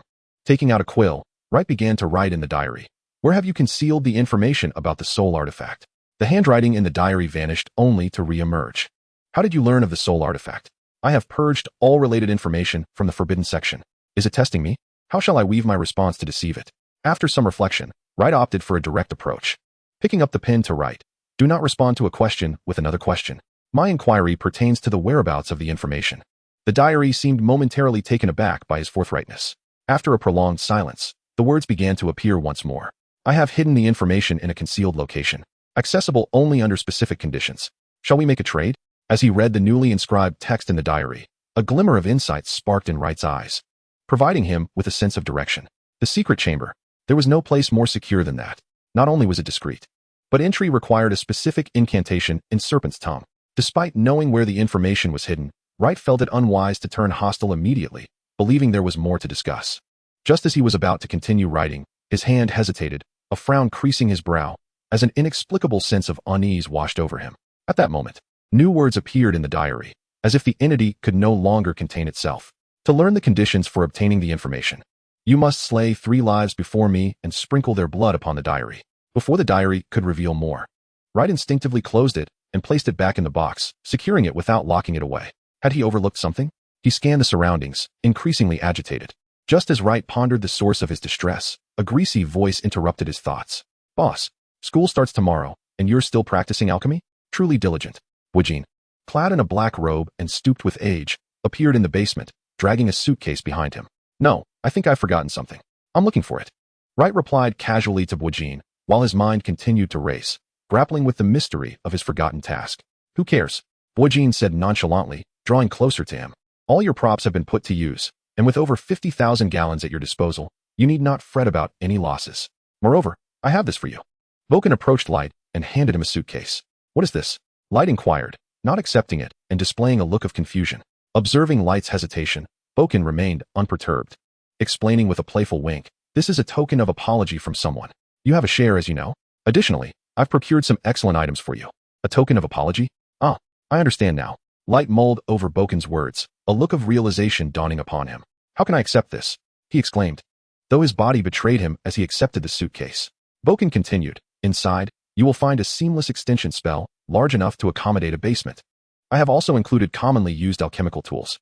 Light opened the suitcase to inspect its contents, and, upon seeing them, his expression morphed into one of astonishment as he gazed at Boken. "This is rather extravagant. Many of these tools are crafted by masters. They are rare and invaluable." Boken waved his hand dismissively, exuding a generous demeanor. "What is the big deal? Those 2 alchemical blueprints you provided me have elevated my status immensely. You deserve this. If it weren't for your pained expression, I might have believed you," Light retorted, rolling his eyes at Boken's exaggerated display of distress. Chapter 79. Departure Boken paid no mind to Light's banter, maintaining a comically agonized expression. Never mind, my dear brother. I possess a kind heart. Allow me to teach you another skill. Follow me. Light shook his head, signaling for Boken to keep pace, simultaneously dismissing any lingering thoughts he had forgotten. All right, all right. Upon hearing Light's words, Boken tucked away his pained expression and eagerly followed. Boken observed as Light poured a vial of wondrous beast essence into a cauldron, then added ores and plant roots, resembling the process of potion making. Curiosity piqued, he inquired, "What technique is this? Are we brewing potions?" Without pausing in his task, Light explained, "This is a method I acquired from an ancient Eastern manuscript, a technique for crafting ink. Utilizing ink of the same elemental affinity as the magical script can enhance its efficacy and diminish the difficulty of its depiction. Furthermore, if all employed magical scripts are of the same type, it can reduce the failure rate when injecting into items." Boken's eyes sparkled at Light's explanation, prompting him to earnestly begin his studies. Once Boken had grasped the basics of ink making, Light seized the suitcase and returned to his room to prepare for their imminent departure. After successfully producing a reasonably satisfactory vial of ink, Boken stared at the glass container in his hand, muttering, "What a brilliant idea, to lower the difficulty in such a manner." After his moment of wonder, he lifted his gaze towards the direction Light had departed. Perhaps this young man truly possesses the ability to transform the wizarding world. At this moment, Light had already organized his belongings in the room. Lying on the bed, he absorbed his own information. Light Largus, Zhou Magic, 4. The typical adult wizard score is 5. Mileage points, 1. Spells, White Magic, 3. Transfiguration, 9. Dark Magic, 9. Skills, Potion Making, 7. Magical Creatures, 3. Alchemy, 9. Magical Runes, 3. Milestone, Soul of Another World. World Transformer, 26. After perusing this, Light nodded with great satisfaction. In just a year, he had become this powerful. Surpassing old Dumbledore was no longer a mere dream. Thus, in the delightful fantasy of punching Voldemort and kicking old Dumbledore, Light blissfully drifted off to sleep. Early the next morning, Light retrieved his diary and concealed it close to his person. He then stuffed the box gifted by Boggins into the container provided by Garcia. After that, he magically tidied up the room. After hastily consuming breakfast, Light chose not to use Floo powder. Instead, he casually grabbed a box and headed downstairs. At the entrance of Nocturne Alley, Light paused on his way to King's Cross Station, turned to look at the shop, and softly expressed with a sense of ritual, "Thank you for your care over these past 2 months." He then turned to walk towards Diagon Alley. Without bidding farewell to Boggins, who had not appeared, as both understood that their relationship was not particularly close, they were merely not enemies. The journey was remarkably safe, as the careless ones in Nocturne Alley had already become part of his collection of dark magic artifacts. Light arrived successfully at King's Cross Station, and amid the bustling crowd, he seamlessly entered Platform 9, finding himself in the Wizarding Station. While navigating through the station, Light was suddenly jostled by someone, causing the decorative box in his hands to tumble to the ground. At the same time, a mocking voice echoed, "You can't even stand steadily. What a pathetic muggle wizard. Malfoy, how is it that you are everywhere?" Light cast an irritated glance at the smug Malfoy and his 2 lackeys. "What's wrong? Can't you even speak without your impoverished friends around?" Malfoy remarked, growing more animated upon noticing Light's displeasure. Light chose not to respond. Instead, he pointed at their luggage, jesting, "Aren't you going to keep an eye on your luggage? It seems to have sprouted legs and run off." Malfoy wore a face of disbelief, while a startled shout from Goyle quickly reached his ears. How did the luggage grow legs and run so fast? Upon hearing Goyle's exclamation, Malfoy turned to see his luggage sprinting across the platform on its own legs. The entire platform descended into chaos due to the frenzied luggage, with screams erupting all around. Yet, curiously, the runaway luggage managed to avoid colliding with anyone amidst the turmoil. "It was you." Malfoy momentarily appeared bewildered, before seemingly recalling something, turning to glare at the opposite Light. With an innocent expression, Light spread his hands, exclaiming, "I don't possess a wand. Nor do I have the ability to enchant a suitcase to sprout legs. How could it possibly be me?" Before Malfoy could retort, Light pointed towards a group of uniformed staff. "Aren't you going to pursue your suitcase? The station personnel have arrived." Malfoy, unable to finish his threatening words, hurriedly followed his 2 lackeys to chase after his luggage. "Huh, the little brat dares to challenge me. Yet, this magical item proves quite useful." Light flicked the pendant on his chest, picked up the fallen suitcase, and boarded the train. He then found a secluded, unoccupied compartment and settled in, gazing out at the bustling wizards outside. For some inexplicable reason, a growing sense of unease enveloped him. The train's whistle sounded. Gradually, it departed, leaving the mundane world of muggles behind and embarking towards the enchanting realm of wizards. As the train continued its journey, the towering buildings outside receded, revealing expansive fields. Observing the swiftly passing scenery, Light's expression remained devoid of joy, lacking any excitement for the prospect of furthering his magical studies. His brow furrowed deeply, fingers incessantly tapping on the table, murmuring to himself, I must have forgotten something. At that moment, the compartment door swung open. A surprised voice exclaimed, Light, is that you? I almost couldn't find you. Where are Harry and Ron? The cheerful tone roused Light from his reverie. He relaxed his furrowed brow and managed a smile for the entering Hermione, replying, I have no idea. Perhaps they haven't boarded yet. I haven't seen them. Upon hearing Light's words, Hermione instantly grew frantic. What if they haven't boarded? How will they get to school? Wait, look over there. Light pointed out the window. Hermione approached the window, peering in the direction Light indicated, spotting a shadowy figure in the air. She questioned, what is that, a bird? Or a plane? No. That's a flying car. Light's words barely left his lips when the airborne vehicle veered toward them. As the car drew closer, Hermione caught sight of the figures inside and hurriedly opened the window to shout at them. Light glanced at the terrified Harry and Ron in the flying car. Suddenly his pupils dilated, and he began frantically searching his person. After what felt like an eternity, Light finally realized something crucial. The Horcrux diary was missing. Chapter 80, Arrival. Amidst Hermione's shouts and Harry and Ron's terrified cries, the flying car abruptly swerved and ascended into the sky. Light, we must find a way to rescue them. Hermione's panicked voice jolted the dazed Light back to reality. What should we do? Light hesitated, looking at Hermione with uncertainty. At this moment, Hermione was anxiously pacing, her lips moving in a continuous murmur of distress. What should we do? The professors are all at the school.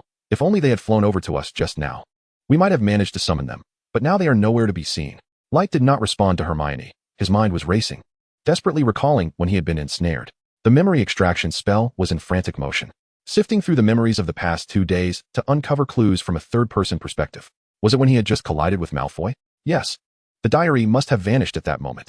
However, I must have been ensnared even earlier. Continuously flipping through his memories from the past 2 days, Light finally pinpointed the moment of his entrapment. It was last night, during the second interaction with the diary, when he had fallen victim, gritting his teeth.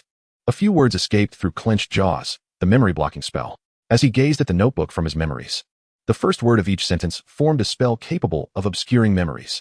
Witnessing this revelation, a wave of wicked fervor surged within Light. A terrifying thought struck him. The Horcrux must be on the train. Why not unleash fiend fire and incinerate the entire carriage? Taking a deep breath, he cast aside this wild notion, seething with frustration. Who would have thought that after a day of hunting birds, he would find himself pecked in the eye by a wild goose? Just you wait. Once I catch you, I shall make you pay. When Light regained his composure, he realized Hermione had vanished. Perhaps she had gone to seek assistance. Knowing the unfolding narrative, Light did not dwell excessively on Harry and Ron's safety. Instead, he began to ponder the reason for his predicament. Was it due to the Horcrux? That seemed unlikely. The Horcrux did not possess such formidable traits. It was Voldemort residing within that was powerful. Or was it that my resistance to dark magic was insufficient? No, that could not be. Even fiend fire could be controlled by me. My resistance was formidable. Or perhaps my talent for dark magic was so high that it rendered me vulnerable. Absolutely not. High aptitude not only indicated a swift learning curve for dark arts, but also enhanced resistance. Countless possibilities swirled in his mind, each one systematically dismissed. Eventually, Light opened his eyes, having discerned the reason behind his entrapment. His resistance to light magic was too low, compounded by the unexpected realization that this Horcrux could indeed utilize light magic, an oversight that had led to his downfall. With clarity gained regarding the source of his predicament, Light found a sense of calm. Thankfully, his resistance to dark magic was sufficiently robust. Otherwise, he would have faced the soul-stealing curse rather than a temporary memory-blocking spell. With everything understood, he glanced at his three-dimensional attributes and contemplated allocating the final milestone point to enhance his light magic. In preparation for confronting the ancient serpent and the unexpectedly formidable Voldemort, it was wise to retain some trump cards. Just as Light was contemplating his next strategy against Voldemort, the carriage door swung open once more. Hermione entered, her face a picture of disappointment and urgency, taking a seat opposite Light. Upon seeing Hermione's expression of profound distress, I inquired curiously, "What troubles you?" She recounted, with palpable frustration, "When I mentioned Harry and Ron to the upperclassmen, they mocked me, insisting that cars cannot fly. Some didn't even know what a car was." I could only offer her words of consolation, assuring her that Harry and Ron were fortunate and would be unharmed. Moreover, there was naught we could do. Hearing my reassurances, Hermione felt a modicum of solace, yet her anxious gaze frequently darted towards the window. Despite the absence of any sign of the flying car, at last, the train, amidst Hermione's restless anticipation, glided into the station. As soon as it came to a halt, she hurriedly sought to follow Hagrid in search of the professors at Hogwarts. However, I grasped her arm firmly. Where are you off to? Hermione turned, bewildered. To look at me, her urgency palpable. I must go to Hogwarts to find the professors and urge them to rescue Harry and Ron. Observing her flustered demeanor, I sighed softly and began to elucidate. Do you not recall? When we arrived, there were no second-year students accompanying us. The upperclassmen have their own means of transport. Hermione watched as Hagrid led the first-year students away, and indeed, as I had mentioned, the second years were departing in another direction under the guidance of their upperclassmen. Faced with this realization, Hermione could only grimace and follow my lead as we joined the throng. We made our way to a clearing where an array of over 100 dark gray carriages stood waiting. Strangely, there appeared to be no creatures harnessed to pull them. The carriages simply stood alone in the clearing. Why are these carriages just sitting here? It seems they are not being pulled by any animals, Hermione exclaimed, her curiosity bubbling over as she observed the upperclassmen directing students to board.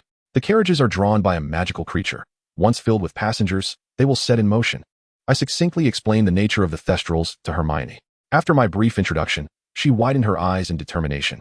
As if striving to catch a glimpse of this wondrous beast, I gazed ahead at the creatures, their bodies resembling gaunt black horses, with heads akin to dragons and vast bat-like wings. Thestrals, I mused, intrigued by their unique trait of being invisible to those who have not witnessed death. Let us board, I suggested, having momentarily engaged in a silent contest of will with the Thestrals. Surrendering my quest to discern their form, Hermione turned and tugged at my sleeve, still filled with curiosity, urging me to follow her onto the carriage. As we settled inside, two unfamiliar figures also joined us. At that moment, the carriage began to move gradually, indicating that it required 4 passengers to commence its journey. The pace was leisurely, and the 4 of us in the carriage exchanged few words. Hermione remained preoccupied with worry for Harry and Ron. Light pondered whether he could utilize the blood of the night steed to concoct a potion that would bestow upon him its elusive qualities, ones that could not be observed without meeting certain criteria. Meanwhile, the 2 individuals who boarded the carriage remained silent, unfamiliar with one another and hesitant to initiate conversation. Shortly thereafter, the carriage came to a halt before the grand stone steps of the castle. Upon the carriage's stop, Hermione swiftly leapt out and raced towards the castle. When Light caught up, he observed Hermione engaged in conversation with Professor McGonagall, who awaited them at the castle entrance.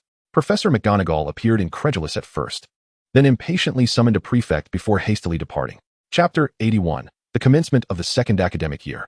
Light grasped Hermione, who was eager to follow Professor McGonagall, and said, "There is little purpose in pursuing her now. The professors will handle the matter." After managing to soothe a visibly anxious Hermione, the 2 entered the great hall and found a place to sit at the Gryffindor table.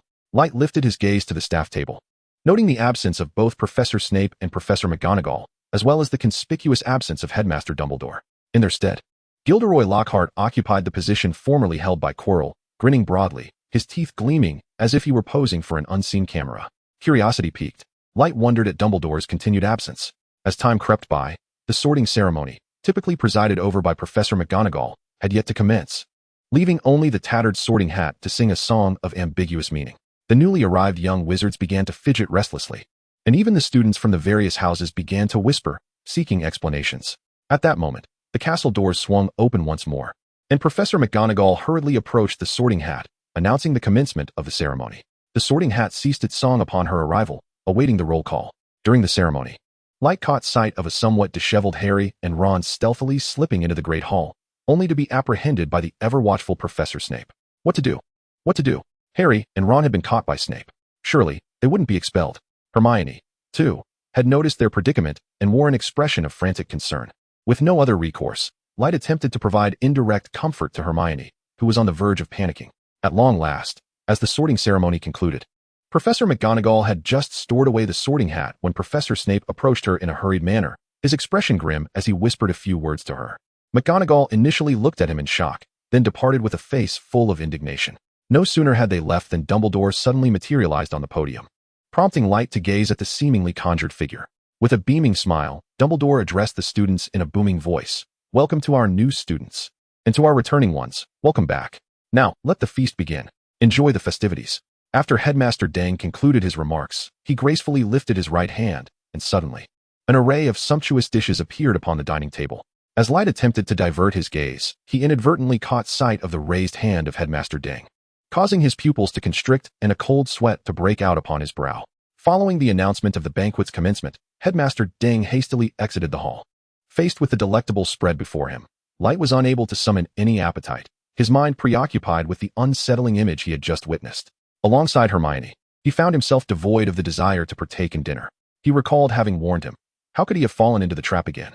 The sight of the ancient ring adorning Deng's finger twisted Light's expression in dismay. With little inclination to dine, Light retrieved several insulated containers from the box Garcia had provided. His face etched with concern as he began to pack up the food. After dinner, Headmaster Deng reappeared unexpectedly to share a few reminders, hastily leading the school song before departing once more. Once the school song had been sung, as Light made his way back to the dormitory, he unexpectedly overheard numerous tales regarding Harry and Ron's exploits. Perhaps the Sorting Hat indeed possessed remarkable insight. As the students of Gryffindor were animatedly recounting, what a thrill it was to arrive at school by flying car. There was not a trace of criticism to be found. Consequently, upon their return to the Gryffindor common room, not only were Harry and Ron free from ridicule, but many regarded them with admiration, as though they had accomplished something truly extraordinary. Upon learning that Harry and Ron were unharmed, Hermione relaxed her previously taut nerves and turned to Light, saying, "Give it to me." "What?" Light replied, bewildered, glancing at Hermione. "The dinner you packed." Hermione averted her gaze shyly. "Here you go." Light did not inquire further. Like him, she had hardly eaten, and he handed her one of the containers he was holding. "Thank you." Hermione quickly accepted the meal box and found a spot to begin her meal. Meanwhile, Harry and Ron were surrounded by a throng of admirers. Initially, Harry felt somewhat awkward, but as Ron boasted about their adventures, he too loosened up and began to regale everyone with tales of their exhilarating day. Upon returning to the dormitory, Harry and Ron shared the dinner that Light had brought back while recounting their experiences to Neville and Seamus, leaving the two of them utterly astonished. Light listened to their exuberant tales, disinterestedly consuming the food from his container. After washing up, he lay in bed, his mind swirling with countless thoughts, tossing and turning until the early hours of the morning, when he finally managed to grasp a semblance of clarity before drifting into a deep slumber. The following day, Light rose early, mingling with the throng of students as he made his way to the dining hall. His worries set aside as he began to indulge in a lavish breakfast. Harry and Ron appeared to have lost the spirited demeanor they had displayed the previous night. They seemed distracted, as if sensing that something ominous was afoot. In the midst of his fervent energy replenishment, Light heard someone exclaim, "Goodness!" Harry Potter and Ron Weasley made the newspaper. The front page headline featured an action shot, capturing a car soaring through the city's skyline, with two figures visible in the driver's seat. Light did not peruse the newspaper that had been circulated. Instead, he drew forth his wand and enchanted himself with a magical earplug, preparing to witness the ensuing spectacle. Shortly after the incantation, an elderly owl, trembling with age, flew into the hall, clutching a crimson letter. With a look of sheer terror on Ron's face, the owl trembled thrice before delivering the letter to him, ultimately losing its balance and tumbling into a jug of milk. The students around, aware of the unfolding situation, distanced themselves from Ron, their expressions betraying a sense of morbid curiosity. Harry, cognizant of the letter's formidable reputation, involuntarily swallowed hard, casting a panicked glance at Ron. Clutching the screeching letter, Ron appeared on the verge of tears, closing his eyes as he tremulously tore it open. As soon as he managed to create an opening, the letter sprang to life, unfolding into a gaping mouth, its thunderous voice reverberating throughout the hall. "Ron, how dare you conceal this from us? You audaciously drove the car to school. Should the school expel you for this, I would harbor no doubts about it. Just wait until I deal with you. You have no idea how we felt when your father and I discovered the car was missing." Those closest to the cacophony, Harry and Ron, felt as though they might go deaf. The admonishing voice echoed in the hall, sending shockwaves that rattled the cutlery on the tables. The uproar attracted the attention of all the students enjoying breakfast, who turned to inquire about the source of such boldness. It was not until the echoes of the screeching letter faded, a good 10 minutes later, that Light lifted the enchantment, observing as the assembly lowered their hands from their ears. Chapter 82. The possibility of transforming into fantastic beasts. Once the screeching letter had turned to ashes, an eerie silence enveloped the hall, leaving Harry and Ron, the central figures of the drama, utterly dejected, their expressions forlorn. At that moment, Malfoy's loathsome voice pierced through the quiet. "What a delight! Weasley, your father might very well be ousted from the Ministry of Magic, losing his job. Then your entire family will be reduced to begging. There is no better news than this." Malfoy, flanked by his two sycophants and wearing a smug grin, approached Harry and Ron. Upon witnessing Malfoy's expression and biting remarks, Ron was instantly infuriated, aiming his wand, now wrapped in tape, at Malfoy. As Ron began to recite a spell, the astonished gazes of all in the hall fell upon him as his wand emitted a plume of black mist. "Weasley, are you here to entertain us? Or do you think you know how to be a clown?" Malfoy mocked, observing Ron's flushed face with glee. Frustrated, Ron waved his wand once more to no avail. Gritting his teeth, He sheathed his wand and was about to lunge at Malfoy when Harry and Neville restrained him. Hermione, standing nearby, urged him not to resort to violence in the hall, warning that another incident might truly lead to expulsion. Meanwhile, Light paid no heed to these trivial matters, continuing to enjoy his meal after witnessing the commotion, simultaneously contemplating when to seek out old Deng for a conversation. They found that after Harry and his friends had finished their playful antics, it was nearly time for class to commence. The group hurriedly made their way to their lesson. Upon arriving at Professor Sprout's herbology greenhouse, they discovered that the professor had yet to arrive, which immediately eased Hermione's mind. The temperature within the greenhouse was notably warmer than the crisp autumn air outside.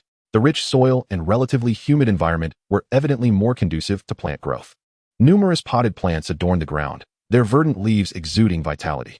Upon seeing the plants within the pots, Light couldn't help but raise an eyebrow at the mandrake, one of the key ingredients in the wolfsbane potion. Quite beautiful, isn't it? Professor Sprout's voice echoed in Light's ear, drawing his attention back. Hello, Professor. Light replied with a shy smile. Professor Sprout returned the smile warmly, nodded at Light, and proceeded to the front table, exclaiming, Good morning, students. Welcome to Greenhouse number 3. The students responded in unison, Good morning, Professor Sprout. The professor smiled and nodded, picking up earmuffs and a small trowel as she approached the potted plants. She inquired of the students, We will be repotting the mandrake shortly. Can anyone tell me what a mandrake is? Hermione, with unparalleled swiftness, raised her hand. The mandrake is used to assist those who have been petrified, helping them to return to normal. Moreover, it is quite perilous. The cries of an adult mandrake can be fatal. However, the cries of a juvenile mandrake will only induce a fainting spell. Observing Hermione's articulate explanation, Light mentally added, Not only that, the mandrake has a potent effect on the mind, and any potion that influences the psyche must incorporate its essence. All adult mandrakes are rare and precious. Satisfied with Hermione's answer, Professor Sprout nodded approvingly and awarded points to Gryffindor. She then began to thoroughly explain the growth conditions and handling methods for this herb. After completing her lecture, she distributed earmuffs to the students, clarifying their purpose and reiterating not to underestimate the mandrake simply because it had not yet reached maturity. Light effortlessly fulfilled Professor Sprout's course requirements, repotting several mandrakes and earning an additional 5 points for Gryffindor, although a few students mishandled the plants, causing the mandrakes to cry out. Fortunately, everyone was wearing earmuffs, and no one succumbed to the effects. Once class concluded, the group rushed, albeit at a leisurely pace, to the transfiguration classroom. Just as Light settled into his seat, Professor McGonagall arrived. She distributed a beetle to each young wizard in the classroom, instructing them to transform the beetle into a button. Light waved his wand casually, effortlessly transforming the beetle into a button, complete with the intricate patterns of the original beetle. This task posed no challenge for him. An excellent transfiguration spell. 5 points to Gryffindor. Professor McGonagall hastened to Wright's side, raising a button to signal the other young wizards to look over. Harry and Ron were already disheartened by Wright's performance, while Hermione's competitive spirit was ignited. Just a fleeting glance, and she returned to combating her own beetle. Hermione glanced at the button in Professor McGonagall's hand, and then at the distracted Wright, feeling indignant as she continued to cast spells at the now rounded beetle. Bang! Seamus detonated the beetle, scuttling across the table. Startled, Professor McGonagall quickly set down her button and moved about the room to assist students, though her efforts proved largely ineffective. Ron's wand emitted a plume of black smoke. Yet the beetle persisted in its erratic movements, while Neville inadvertently enlarged his beetle. Wright, with vacant eyes, observed the chaotic scene in the classroom, his thoughts drifting far away. If I were to transform a human into an animal, would they retain their human spirit? No, the primal instincts of the animal would erode their humanity. Even an animagus faces this risk, let alone ordinary transfiguration. But why would the animal's instincts undermine humanity? Because to survive, one must adhere to the habits of the animal, gradually erasing their humanity. In that instant, Wright's eyes sparkled with inspiration. He swiftly grabbed his notebook and began to record his thoughts. The survival instincts of magical creatures and the essence of their souls intertwine, giving rise to magical power. Wizards are the convergence of extreme emotions and souls, birthing magic. As he wrote, a wild idea blossomed in Wright's mind. Could I utilize something akin to wolfsbane to transform myself into a magical creature? This is not impossible. Animagus is one direction, and werewolves are a failed yet insightful example. At this point, Wright paused and began to pen the origins of werewolves. Wolfsbane ignites the latent bloodline within wizards, merging animal instincts with their souls, resulting in an anomalous magical power that bears the essence of the animal, thereby encroaching upon the mind. As long as I can ensure this newly birthed magic does not affect my spirit, transforming into a magical creature should pose no issue. Ultimately, Wright inscribed his conclusion in the notebook. Through the enhancement of the werewolf potion via animagus, I could acquire the ability to transform into a magical creature. Upon reviewing his written conclusion, Wright could not help but sigh. If only there were resources on Wolfsbane, my transformation into a magical creature would be within reach. Chapter 83, Lockhart. As the bell signaling the end of class rang, the young wizards in the classroom watched Professor McGonagall exit, collectively exhaling in relief as they began to disperse in pairs for lunch. After stowing away his notebook filled with peculiar knowledge, Wright, amidst Ron's complaints about his wand, joined Harry and Hermione for lunch. However, during the meal, Hermione became animated, expressing her anticipation for Lockhart's defense against the dark arts class more than once. Although Harry and Ron were not particularly fond of Lockhart himself, they still looked forward to his class on dark magic. As the three individuals expressed their anticipation for the upcoming class, Light nearly succumbed to the urge to voice his criticism. While en route to the defense against the dark arts class, Ron noticed Light's peculiar expression and could not help but inquire, "Light, why do you look as if you were holding back a laugh? It's rather strange." "Oh, it's nothing. I merely recalled something amusing," Light replied vaguely. Just as his words left his lips, a piercing scream echoed down the castle corridor. "Oh my goodness! Harry Potter, the legendary savior." At the sound of the name, the young wizards in the corridor turned towards the source of the commotion, then spun to glance at Harry. A diminutive boy with gray hair, clutching an antiquated camera, hurriedly approached Harry, his eyes sparkling with excitement. "Hello, Mr. Potter. I am Colin Creevey, a new student this year. I am also a member of Gryffindor. May I take your photograph?"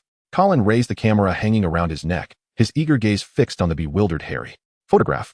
Isn't that a bit inappropriate?" Harry hesitated, attempting to decline, but his reluctance only seemed to ignite Colin's inner gossip journalist, prompting him to enthusiastically recount Harry's legendary exploits, from vanquishing the Dark Lord to yesterday's aerial race, and even the incident with the Howler that morning.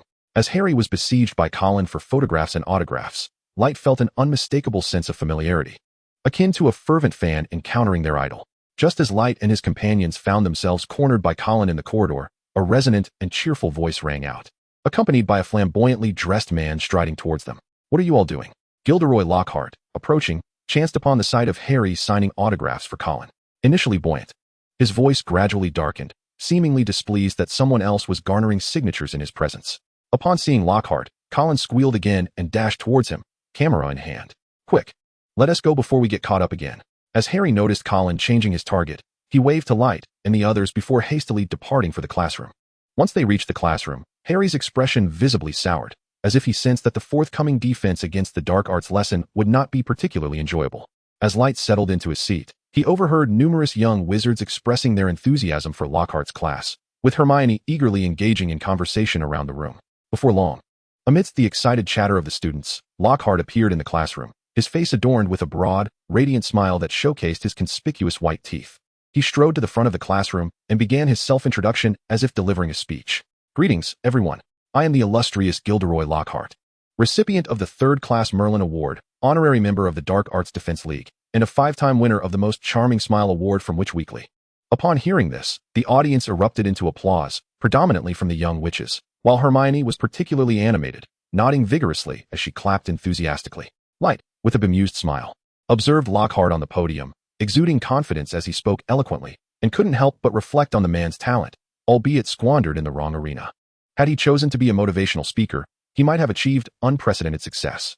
After Lockhart concluded his self-aggrandizing introduction, he distributed a questionnaire, declaring it a preliminary assessment that everyone must complete. Even Light, who was somewhat prepared for this, found his lips twitching at the sight of the extensive survey. The questionnaire spanned 3 pages, filled with numerous bizarre inquiries, such as, what is Gilderoy Lockhart's favorite color? What are Gilderoy Lockhart's secret ambitions?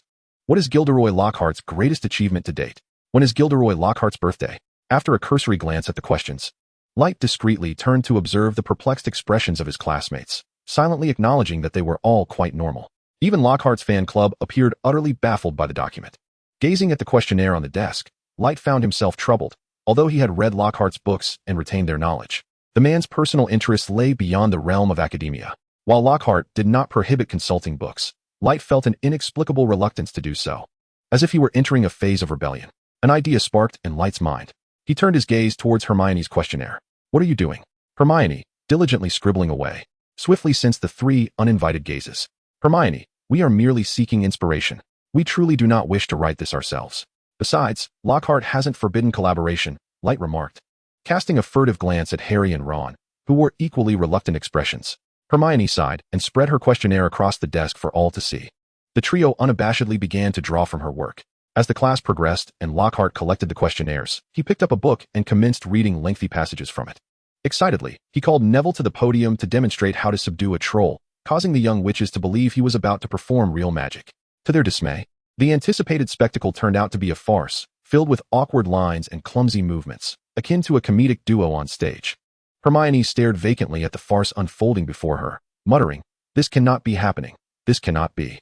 It was truly hard to believe that their upcoming defense against the dark arts classes would be conducted in such a manner. Harry and Ron shared her look of utter dismay. Light, having been mentally prepared, reassured them, "This is entirely manageable." Regrettably, the realm of wizards lacks the profession of an actor. Otherwise, with Lockhart's expertise, he would undoubtedly secure a prominent position. Observing Lockhart's fervent engagement at the podium, Wright could not help but lament that he was in the wrong place. As the bell for the end of class rang, Lockhart hastily departed, leaving behind Neville, who had been playing the role of a troll amidst the disappointed expressions of the young wizards. Chapter 84. The Study of Transfiguration. How could this be? Was this year's defense against the dark arts class destined to be as futile as the last? After class, on their way back to the common room, Harry and Ron incessantly critiqued Lockhart's unreliability. Surely not. Lockhart. Hermione attempted to defend her idol, but found herself unable to pinpoint an explanation. His teeth are quite white, and his smile is dazzling. He would make a suitable actor. Wright swiftly defined Lockhart's character, thereby concluding this discussion. Upon returning to the common room, as Harry and Ron were about to engage in a delightful game of wizard chess, Hermione reprimanded them into retrieving their homework. After completing their assignments and finishing dinner, Wright declined Ron's invitation for chess and headed straight to Professor Snape. In the dimly lit office, Snape, as usual, wore an expressionless countenance while observing Wright as he concocted potions. The bubbling elixir gradually melded together under Wright's careful stirring. After a considerable duration, the flames extinguished. Wright poured the potion into a glass vial and then handed it to the waiting Snape. "Is this the wolfsbane potion you have brewed?" Snape inquired as he began his examination. "Indeed. However, I have not conducted any experiments. This remains merely a theoretical endeavor." Wright cautiously gazed at Snape, who was engrossed in his work. "It remains to be seen whether others will believe it. May I destroy it?" Snape refrained from elaborating on this query, instead raising the potion he had just tested. "Yes, if that is your wish." Without further ado, Snape proceeded to destroy the potion in his hand. "Do you require anything else from me?" A rasping voice interrupted Wright's contemplation. In the face of Snape's impatience, Wright quickly produced the notes he had written earlier that day and presented them to the shadowy figure before him. "What peculiar concoction have you devised this time?" Snape accepted the notebook with an air of annoyance and began to peruse its contents. In the darkened room, silence enveloped them, save for the faint rustle of turning pages. After an extended pause, the sound of flipping pages ceased. Snape's raspy voice, tinged with resignation, broke the silence. "So, you intend to delve into transfiguration?" Wright remained silent for a moment before gently nodding.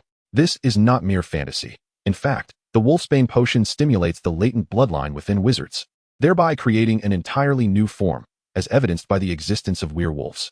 Furthermore, the influence of heterogeneous magical energy on the mind can be constrained through potions and rituals, enabling control." Wright paused briefly, glancing at the contemplative Snape before continuing. "Utilizing the original reference of Animagus, one activates the bloodline with wolfsbane, connecting it to the soul in order to construct a new bloodline. Ultimately, employing the wolf's blood potion stabilizes the form, allowing the heterogeneous magical energy to be infused into one's own magic. This will enable stable control over the form of a magical creature." After hearing Light's conclusion, Professor S fell into silence, seemingly contemplating the feasibility of such an endeavor. The stillness in the room lingered to the point where even Light began to doubt the possibility of success. "If it were merely a potion, I could ascertain its efficacy. However, since it pertains to a magical ritual, I am unable to provide an accurate assessment. Moreover, engaging in magical rituals is an exceedingly perilous undertaking. I do not advocate for you to proceed with this." Upon finishing his statement, S's once vacant gaze seemed to regain its luster as he earnestly regarded Light. "I hope you will abandon this notion, despite the formidable advantages it may offer you." Now it was Light's turn to remain silent. After a moment of reflection, he ultimately resolved to divulge some information in pursuit of investment. "Our time is limited. Dumbledore has been cursed, hasn't he? I have seen his hand." Upon hearing Light's words, S withdrew his gaze and sighed deeply, speaking with a bitter tone. "Indeed. It seems there is no way to conceal this from you." Light remained silent, and after S uttered this statement, he too fell into quietude, then turned to retrieve a document from a corner of the office. "Here, take this. It contains all research pertaining to werewolves, including the wolfsbane information you seek." As S spoke, He handed Light the documents along with a list of books. Ensure your safety. Even with complete confidence, do not recklessly advance. Finally, inform me when you are about to undergo transformation. Listening to S's admonitions, Light respectfully accepted the offered documents. I will. Thank you immensely for your assistance, Professor. With his objective achieved, Light expressed his gratitude and turned to leave. At that moment, S's hollow voice resonated behind him. If necessary, you may abandon your pursuit. Do not naively believe in your assured success. I understand. Light turned, a smile illuminating his face as he affirmed. Clutching the documents in hand, Light cast a disillusionment charm upon himself and, under the cover of night, made his way to the room of requirement. Upon opening the documents, he found meticulously detailed research on werewolves, covering everything from their origins to their evolution. It also detailed the reactions and consequences of wolfsbane entering both wizard and muggle bodies. Furthermore, it included comprehensive studies on the composition of wolfsbane, which piqued his greatest interest. After perusing the materials, a flood of inspiration surged within Light's mind. Indeed, his assumptions had not been misplaced. The components of wolfsbane possess potent hallucinogenic properties, capable of igniting the innate aggression within humanity. This aggressive inclination, intertwined with the dormant bloodline, connects to the soul, thus giving rise to heterogeneous magical energy that transforms his corporeal form.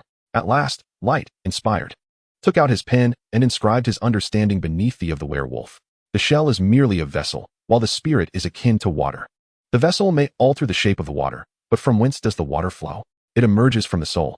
Intense emotions transform the nature of the water, thus giving rise to magic. This is the genesis of the wizard. After completing his thoughts on the origins of wizardry, Light pondered before continuing to write.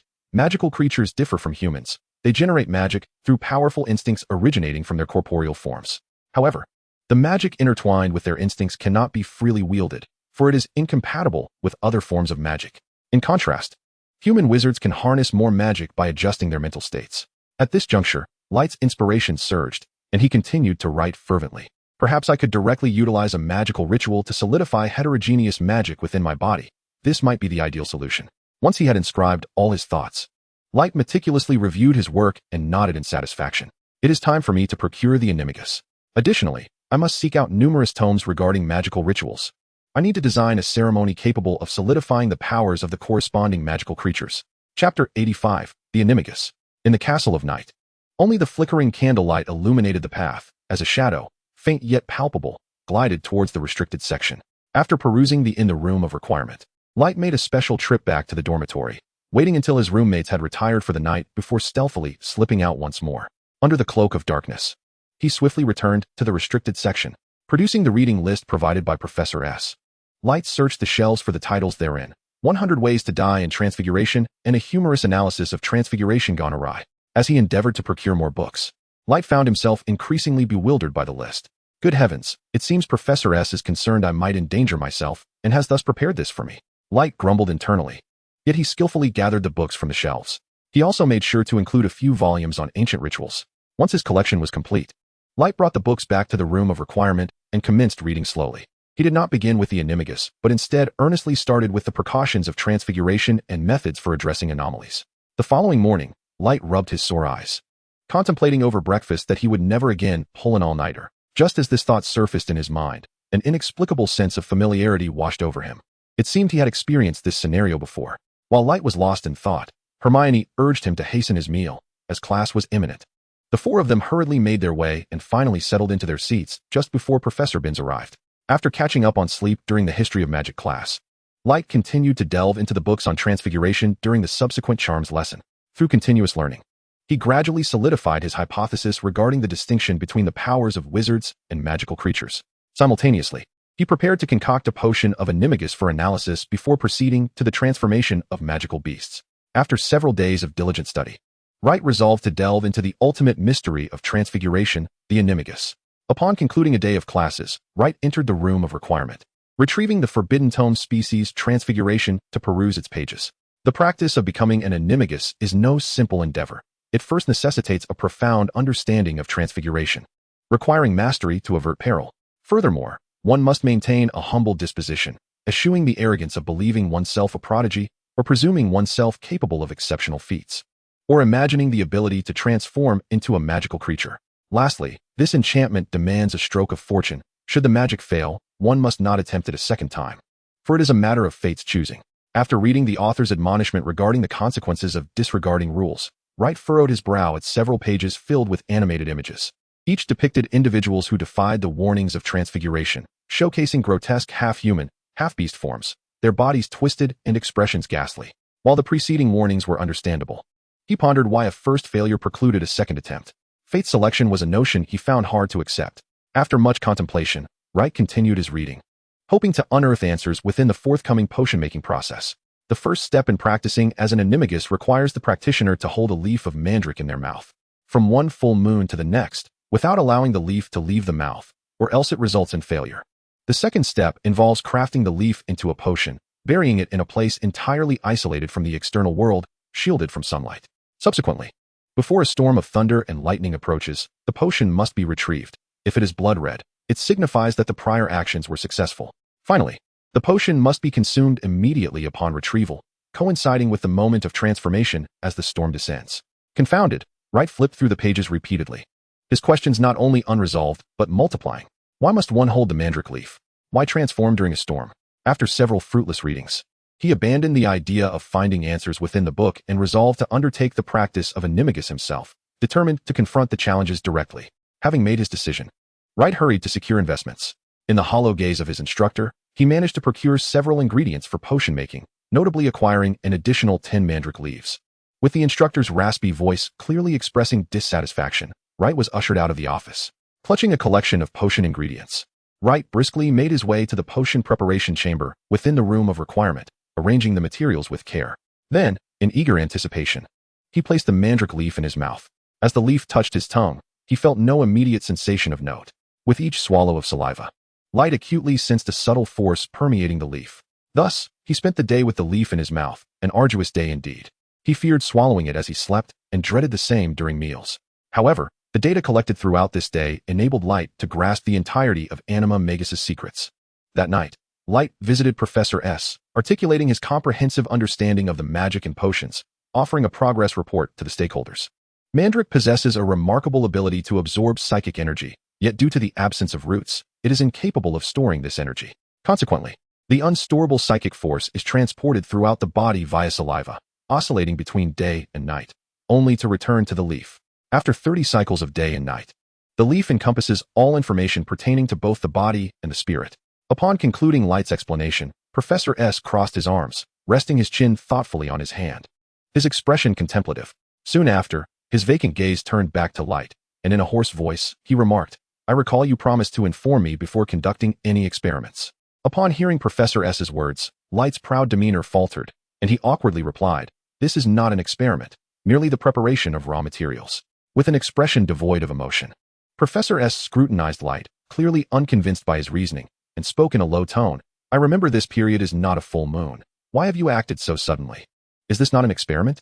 Caught on the defensive, Light hurriedly justified, "This is to analyze why one must hold the leaf during a full moon. Why can it not be done at other times? Moreover, merely holding the leaf poses no danger." After listening to Light's defense, Professor S did not pursue the matter further but inquired, "Then why commence preparations during a full moon?" Realizing he could not evade this question, Light felt a surge of delight and continued with his conclusions. During the full moon, both mind and body become more active. The resistance to the absorption of the mandrake's psychic and bodily information is considerably weakened. As for why potions should be buried in a place isolated from the outside world, hidden from the light of day, I trust the professor requires no further explanation. Light stole a glance at Professor S, who, ignoring his comment and maintaining his focus, prompted him to elaborate. On one hand, this seclusion shields the potion from external influences, allowing for fermentation. From the perspective of magical rituals, being buried in darkness signifies life developing and taking form in secrecy. Thunder and storms signify nature's witness. Consuming the potion under such auspices symbolizes the birth of life and its connection to nature. No sooner had he articulated his thoughts than Professor S abruptly interjected with a question. Why can this magic not be performed a second time? Without much contemplation, Light promptly provided his answer. It is not that it cannot be executed a second time. Rather, the failure rate for a second attempt is exceedingly high. Observing the slowly furrowing brow of Professor C, Wright continued, "The crux of this magic lies in the collection of mental and bodily information through the leaves of the mandrake. Should the spell fail on the first attempt, both the mind and body may develop a resistance to the leaves. Once resistance is established, complete information cannot be gathered, rendering the transformation perilous. In such a scenario, failure becomes inevitable. Professor C listened quietly, absorbing Wright's explanation regarding animagus transformation, remaining silent for an extended period. Eventually, he spoke, his voice low and grave. What do you intend to do? After a moment of contemplation, Wright revealed his plan. I will extract the spiritual blood from magical creatures to activate the latent bloodline within me. Furthermore, I will blend my own spiritual blood with that of the magical creature and the mandrake leaves, which carry the mental information, to concoct a potion. This will merge heterogeneous magical forces with wizardly power. By employing the appropriate magical rituals, I shall attain a new form and re-enter the world. Wright's fervent declarations did not sway Professor C, who responded with a somber tone. And whom do you plan to use for this living experiment? Silence engulfed the room. As Wright's persuasive efforts came to an abrupt halt, unsure of how to continue convincing this enigmatic figure cloaked in shadows, he remained still. After a lengthy pause, Professor C exhaled softly, his voice raspy as he conceded, very well, even if I do not agree. You will pursue this in secret regardless. Tell me, how can the potion be blended?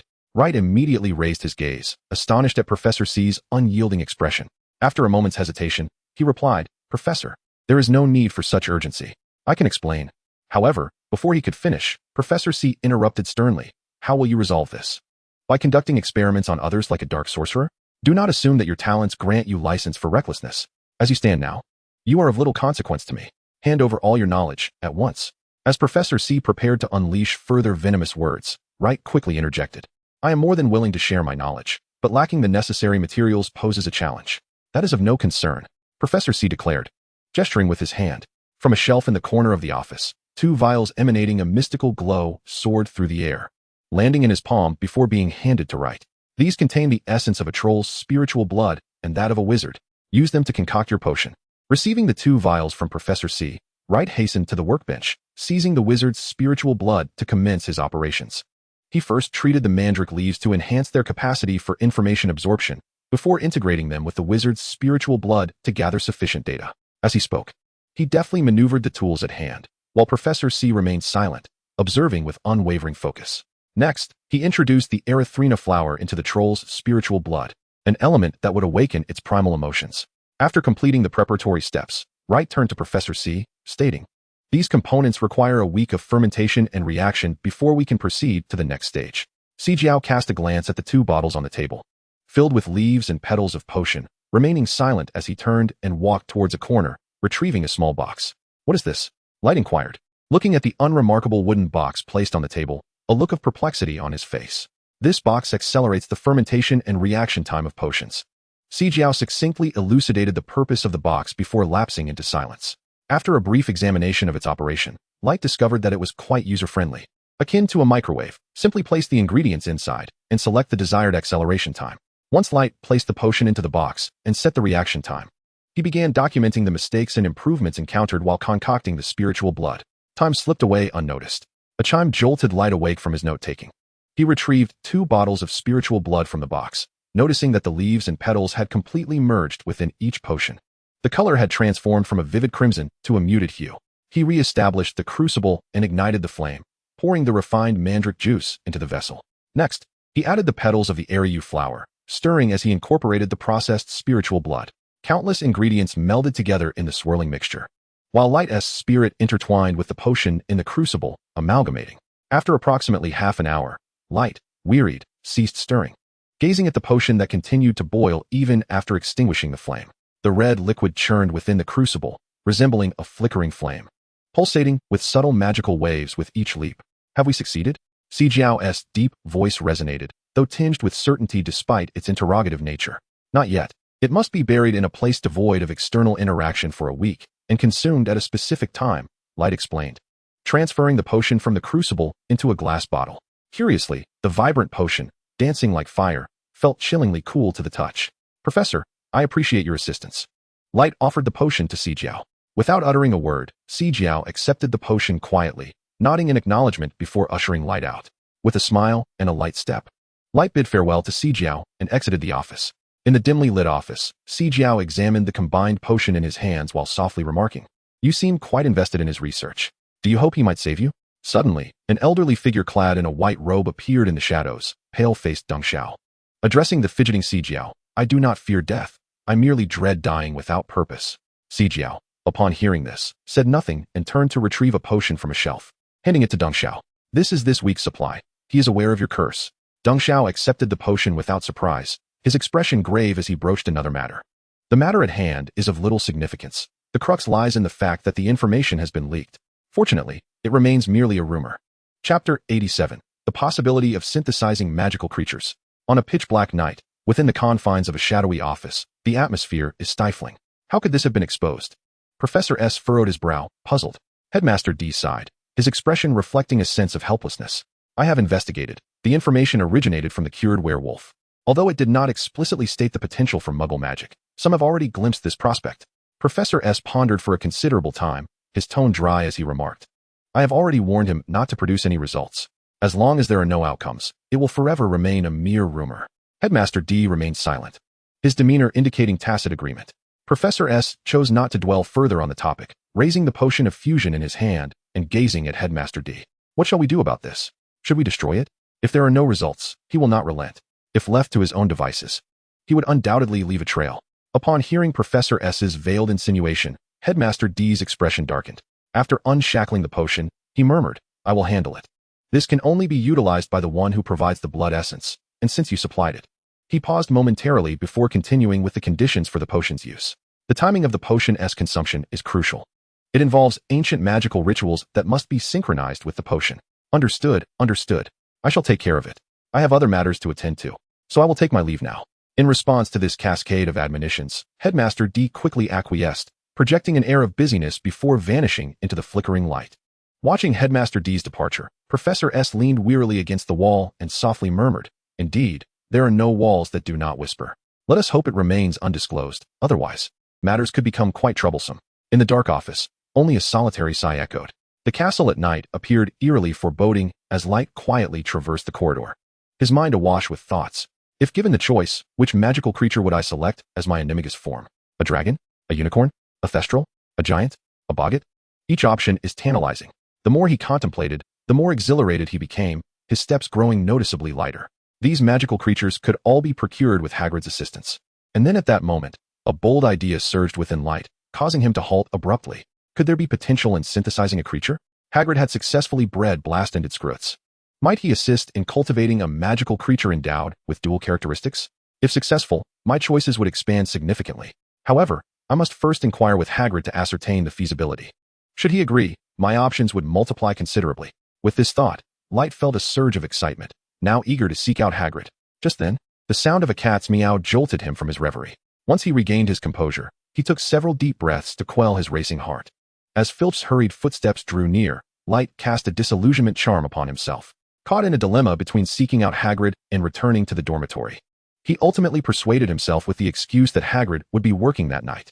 Filled with excitement, he returned to the dormitory, intending to rest well before visiting Hagrid the following day. Strutting back to the dormitory while Filch scanned the surroundings in vain for the nocturnal wanderers, he arrived without incident. Once back in the dormitory, Light, taking advantage of Harry's slumber, stealthily sent a letter to Hagrid via his owl, informing him that he would come to play the following afternoon. Watching the owl soar into the distance, Light contemplated his plans, devising several combinations that he could present during morning classes. The soft hoot of the owl roused him from his reverie. After affectionately stroking the owl and offering it a small reward, Light climbed into bed, drifting off to sleep, filled with anticipation. The next day, in the dimly lit potions classroom, Professor Snape stood at the front, detailing the potion to be brewed that day. However, Light, unusually distracted, was doodling in his notebook instead of paying attention. In an uncommon turn of events, Snape did not trouble Harry, but instead fixated his dark gaze on the inattentive Light. Without meeting the necessary conditions, the invisible nightmare and the boggart, which could transform into one's greatest fears, would remain unseen. This combination could yield creatures that could not be confronted by those paralyzed by fear, while also manifesting as embodiments of terror. Alternatively, the possibility of a spherical bird capable of teleportation and a dragon of immense power could perhaps create a force of infinite displacement. Moreover, the prospect of a Niffler, known for its treasure-seeking abilities, coupled with a Thunderbird, adept at controlling storms, might yield a tracking thunderstorm. As Snape announced the beginning of potion brewing, all the young witches and wizards in the classroom commenced their work. Observing Light's daydreaming while brewing, Snape chose not to reprimand him, but instead circled around, monitoring him closely. Amidst the concerned glances from Harry and his friends, and the constant presence of Snape nearby, Light remained oblivious, yet skillfully brewed the potion without a single mistake. After class, under Snape's disapproving gaze, Light dazedly handed in his completed potion for grading. Without greeting Harry and the others, he dashed out of the castle, eager to consult Hagrid about the possibilities of hybrid magical creatures.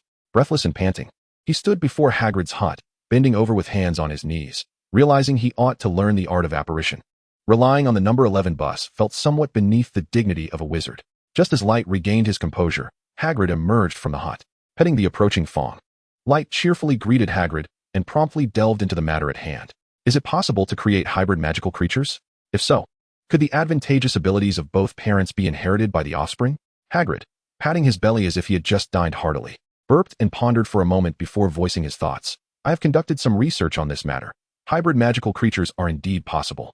However, while it is feasible to inherit the abilities and talents of both parents, there will inevitably be a degree of diminishment. Upon hearing this, Light felt no sense of regret.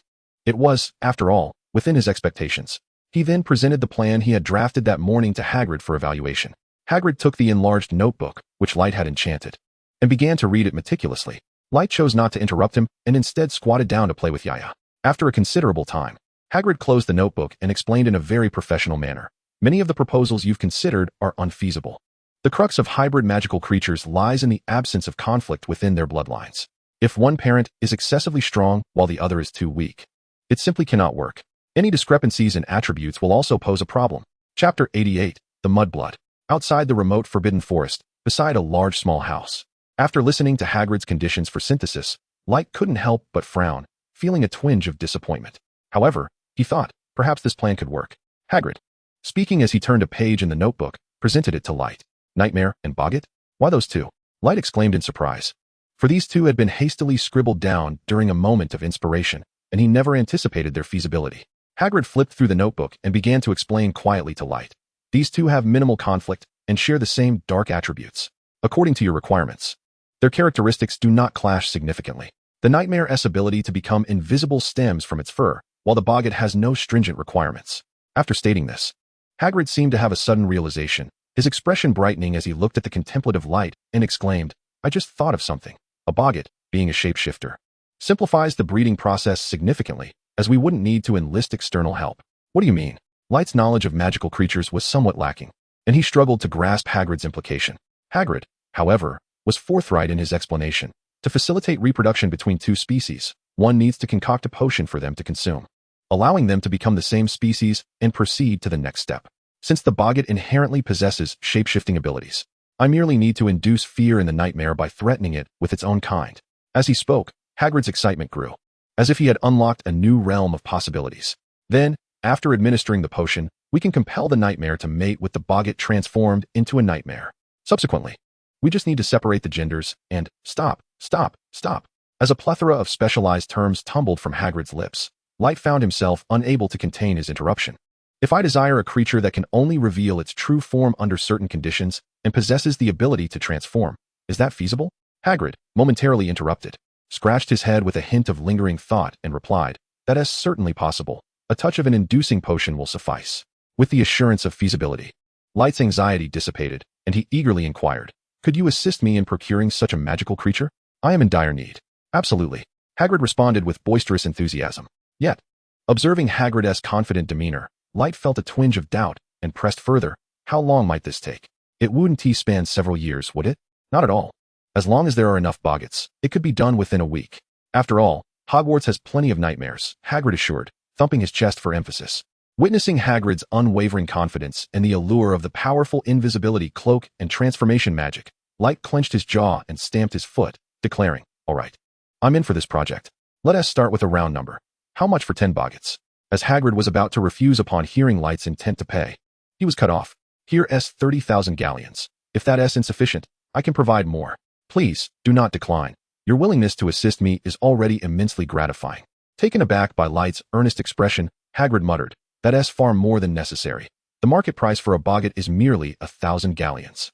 I can offer you a discount for a larger quantity. Light raised an eyebrow at Hagrid's unexpected bargaining prowess, thinking, one must not judge by appearances. Without dwelling on the matter further, Light interjected, the calculations are not so straightforward. One must also account for shipping costs, the required potions during the process, as well as the care and maintenance needed after the offspring are born. 30,000 galleons might not even suffice. If funds run low, let me know immediately. Hagrid stood momentarily stunned, his expression a mix of bewilderment as he realized the extent of expenses involved in the process. After this revelation, Light sighed softly, shaking his head inwardly, recognizing that he had perhaps been too generous. It was rare to find a client as accommodating as himself. With a resigned sigh, Light retrieved 3 bags brimming with galleons from a small chest and handed them to the still-dazed Hagrid. Here, this is your initial funding. Hagrid, rubbing his large hands together, hesitantly accepted the 3 sizable bags. Once he had received the funds, Light continued to urge Hagrid to ensure the creation of the desired magical creature. Hagrid, thumping his chest with determination, assured Light he would fulfill the objective. Pleased with Hagrid's resolve, Light nodded in satisfaction before bidding farewell to both Hagrid and Fawn, turning to make his way back to the castle. Upon his return, Light intended to seek out Harry and his companions, only to find the Slytherin and Gryffindor Quidditch teams poised in a tense standoff, the atmosphere thick with anticipation. Within the throng, Light beheld Harry and his companions standing at the center, seemingly the very subjects of contention. Noticing this, Light furrowed his brow and maneuvered through the crowd towards the epicenter of the dispute. After much effort, he finally reached the scene, where he saw Harry and Ron passionately arguing with Malfoy. Approaching Hermione, who appeared to be an onlooker, he inquired, "Hermione, what has transpired?" Startled at first, Hermione's expression brightened upon recognizing Light, and she began to elucidate the situation. It turned out that Malfoy had been his usual provoking self, hurling insults and calling people mudbloods. Hermione nodded repeatedly before hesitantly asking, "What does mudblood mean?" "I am not quite clear on that," Light reassured her, gently explaining. A mudblood is a derogatory term used by pureblood families to refer to wizards whose parents are muggles. It implies that their blood is tainted, akin to being filled with dirt. It is a vile insult. Is that so? Seeing that Hermione still seemed perplexed, Light continued. It is somewhat akin to calling a Dragonian a foot-base impersonator, labeling an Englishman as a hairy person. "Oh, I understand now. So that is the connotation," Hermione exclaimed, her confusion dissipating, though she remained oblivious to the nuances of the previous comparisons. As the clamor between the two factions escalated, more bystanders began to gather, drawn by the commotion. In response to the escalating tension, Light withdrew his wand, exasperated by the needless banter. Silencing charm. A multitude of beams of light struck true, rendering all the vociferous Slytherins mute. Enough. A youthful yet resonant voice emerged, silencing the still yelling Gryffindors. Amidst the terrified and indignant gazes of the Slytherins, Light calmly stepped out of the crowd, meeting their murderous glares with an unyielding stare. The Gryffindors behind him mirrored his defiance. "Bring forth your leaders. Let us converse." Light's voice remained steady as he addressed the assembly of over a dozen before him. Chapter 89, A Wager. On the vast expanse of the playground, the Gryffindors and Slytherins stood opposed, poised as if on the brink of conflict. Among the Slytherins, a tall man with protruding teeth and pointed ears stepped forward, fixing a chilling gaze upon Light. "Very well," Light remarked, casually waving his wand to revoke the silencing spell cast upon him, freed from his magical restraint. Marcus Flint erupted in fury, his voice booming as he sought to unleash his pent-up anger. "What do you mean by using magic in public? We will not let this slide. Do you wish to compete in volume?" Light retorted, his magically amplified voice resonating, causing the Slytherins to flinch in auditory shock. After a prolonged moment, as the Slytherins regained their composure from the auditory assault, their anger intensified, directed towards Light, standing boldly before them. Marcus glared at Light. His teeth clenched, and through gritted jaws, he spat out a few words. "What do you intend to do? It appears that you are quite unwilling to accept the situation, feeling as though you have been wronged." Light did not respond to his words, but instead cast a sardonic glance over the assembly of the Slytherin house. Before Marcus could speak, he continued, "I have no desire to engage in discourse with you. You are not worthy of my words. What do you intend to do then?" Marcus, having regained his composure, inquired once more, narrowing his eyes like a serpent poised to strike. Observing the Slytherins, all composed except for Malfoy, Light chuckled lightly and further stoked the animosity. "I have no grand designs. You simply irk me. Is it truly entertaining to bully others? That is not the case. She provoked us first." Marcus retorted instantly, directing his ire towards Hermione. Just as Hermione was about to respond, Light interjected, "How amusing. A few of you brandishing new brooms surrounding a single girl. What do you intend to accomplish?" Before Marcus could mount a defense, Light spoke bluntly. "I do not wish to impart any wisdom upon you, for you would not heed it. Let us make a wager. The loser must apologize. Fair enough?" The menace in Marcus's gaze intensified as he replied with a thinly veiled smile, "Very well. I shall not let this go unpunished." "Ah, you won't let it go unpunished," Light scoffed, his expression turning serious as he regarded the threatening Marcus. He then produced a large bag from his pocket. Dare you raise the stakes? I have 10,000 galleons here, and you possess 7 firebolts 2001. Will you dare to stake a claim? With that, Light raised his wand, nullifying the spells of all present in Slytherin. The uproar among the Slytherins ensued, and the Gryffindors began to stir, whispering amongst themselves. Observing the disarray among the Slytherins, Light continued to provoke. Or perhaps you are incapable of putting forth a wager. At that moment, Malfoy, his eyes aflame, shouted, his sharp and agitated voice cutting through the discord among the Slytherins. These brooms were provided by me. I am in agreement. With a newfound sense of unity, the Slytherins ceased their internal strife, rallying once more under Marcus's leadership.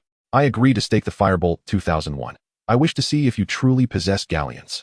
Retrieving his gaze from the spectacle, Light did not refuse, opening the bag's closure with both hands. Under the watchful, eager, and hopeful eyes of the crowd, he tipped the bag forward. The golden galleons cascaded forth, producing a melodious clink as they fell to the ground like raindrops. Not only were the Gryffindors left in awe, but even the affluent offspring of the Slytherin families were equally spellbound. Almost everyone was captivated by the coins that lay scattered upon the floor. After all, even the wealthiest Slytherin parents would not typically provide such a sum of pocket money to their children. Is that sufficient? Do you believe me now? As his words lingered in the air, Light cast a spell to gather the coins back into the bag. No one responded. Nearly all eyes were glued to the spectacle of the coins flying back into the bag, one by one. After gallons were reclaimed, the gazes of everyone turned distinctly towards the noisy bag. We have agreed. What shall we wager? Marcus exhaled deeply, his eyes reflecting a complex mix of emotions as he regarded Wright. What shall we bet on? Wright mumbled, shaking the bag in his hand, the sound of clashing gallons echoing within. How about we wager on the upcoming Quidditch match between Gryffindor and Slytherin? If we win, we claim victory. If not, the opposite holds true. Agreed, but you cannot use the gallons as a wager to purchase brooms. Marcus remained composed, not allowing excitement to cloud his judgment. No problem. I hope you 1T intentionally damaged the brooms in the process, Wright replied, setting forth his stipulation. Marcus quickly consented, his face alight with joy as he hurriedly departed, wary of any stringent conditions Wright might impose. As he watched the Slytherin team gradually retreat, Wright couldn't help but smirk. Ha, betting against the protagonists. And you wish to win? Perhaps elevate your pillow a tad higher in your dreams, and it may just be feasible. Alas, my funds deplete swiftly. The savings of a werewolf family of a dozen spent in a single day. Do I possess the traits of a spendthrift? Contemplating this, Wright felt a twinge of discontent. Right. Is this wager too great? Harry pulled him aside, with Hermione and Ron wearing expressions of concern. No worries. Wright reassured Harry, then turned, his voice resonating as he addressed the Gryffindor players. The opportunity has arrived. Let us vanquish the oppression of Slytherin. The Quidditch championship belongs to us, Gryffindor. We lack flying brooms, yet our adversaries have provided us with the means. Defeat Slytherin and share the Nimbus 2001. Stifling the urge to voice his thoughts, Wright fervently rallied the spirited youths. The fervent little lions, spurred on by Wright and the Weasley twins, erupted with enthusiasm, beginning to practice in the air. This fervor was palpable even to the already distant Slytherins. Malfoy, sensing the momentum, approached Marcus with a hint of worry, asking in a hushed tone, "Can we win?" They seemed quite confident. Marcus, feeling the surge of energy but remaining unfazed, gently patted Malfoy's shoulder, offering reassurance. "Fear not, our skills surpass theirs. Especially with the Nimbus 2001. Their only reliance is on the newly arrived Seeker, whom we can easily block with 3 players. I'm eager to see how he will fly. Fortunately, we are swift. Otherwise, should he recall and demand we not use new brooms, that would pose a genuine threat." Malfoy, seeing Marcus's unwavering confidence, felt his own apprehensions dissipate. Chapter 90. The match begins. On the expansive training ground, young wizards clad in crimson robes soared on their brooms, relentlessly pursuing each other as they rehearsed their tactics. Seated in the stands were Wright, Hermione, and Ron, observing the tense preparations of the Gryffindor team. At that moment, a figure approached Wright and stood beside him. Our chances of victory may not be very high. Their light wheel 2001 is exceedingly formidable, making it challenging to devise an appropriate strategy. Without turning around, Wright recognized the newcomer as the captain of the Gryffindor Quidditch team. "If I declare that the 7 brooms we win will belong to the team, would you be willing to give it a shot?"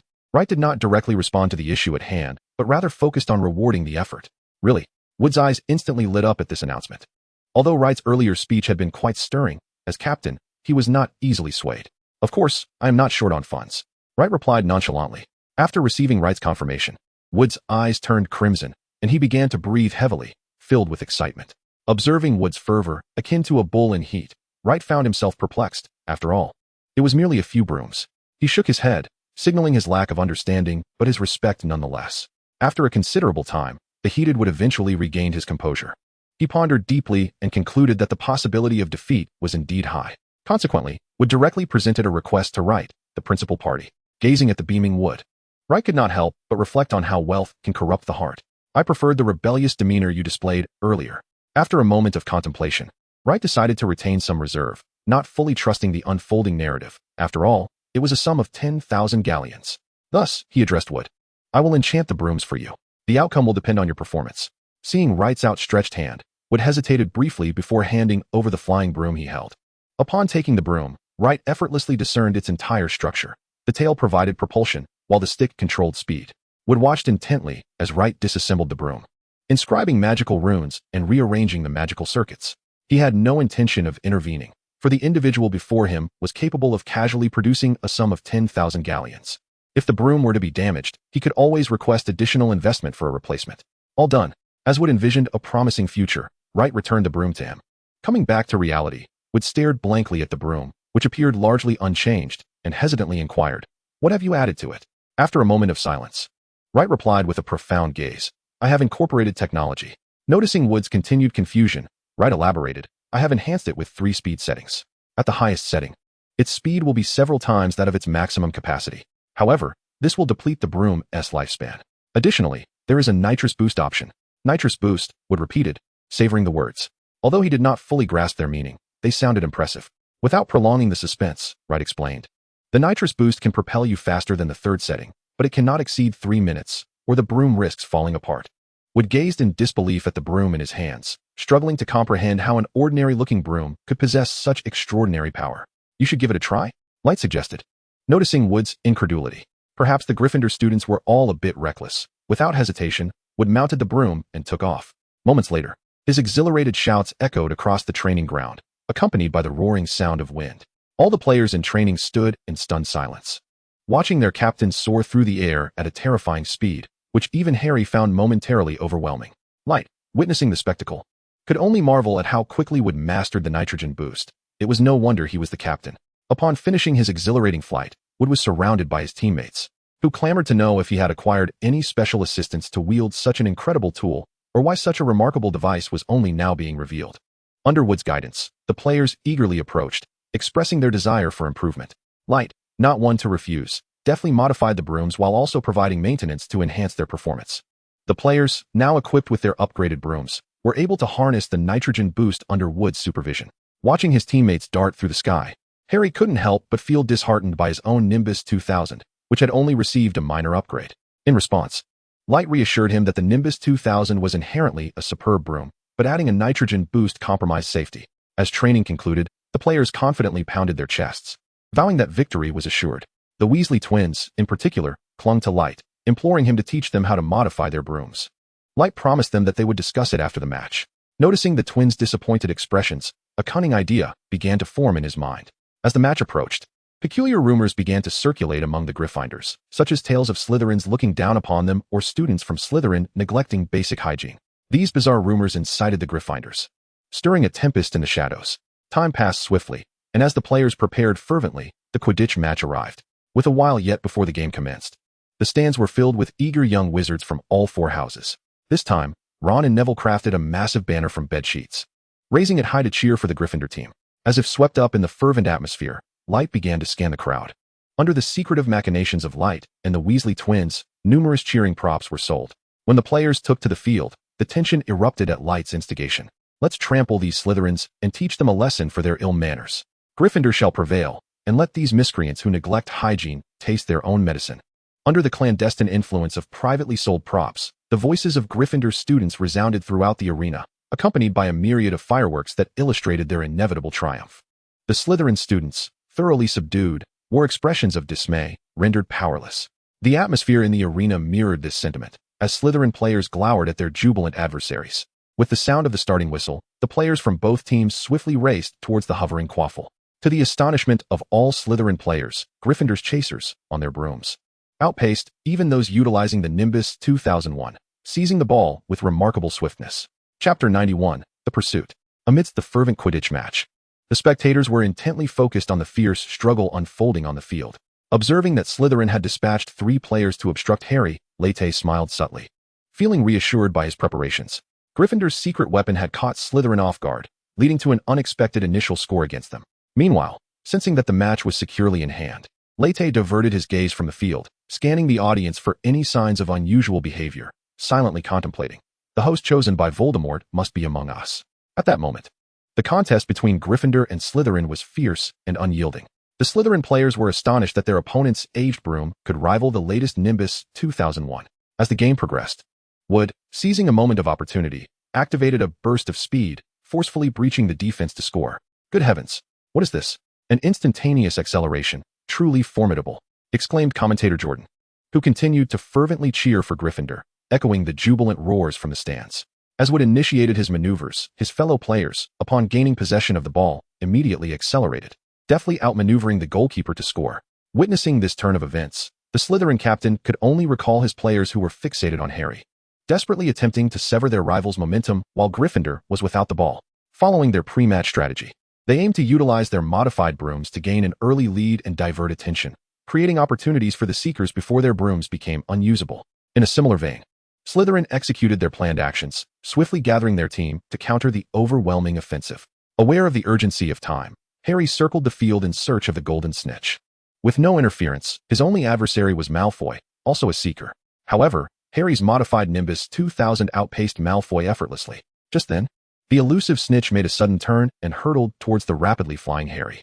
In a gasp from commentator Jordan, Harry, moving at high speed, executed a sudden stop, narrowly evading the impending attack. Strangely, the rogue bludger, having taken flight, suddenly made a sharp turn and continued its trajectory towards Harry. The unexpected event in the air caught the attention of Wright, who had momentarily diverted his gaze from the match.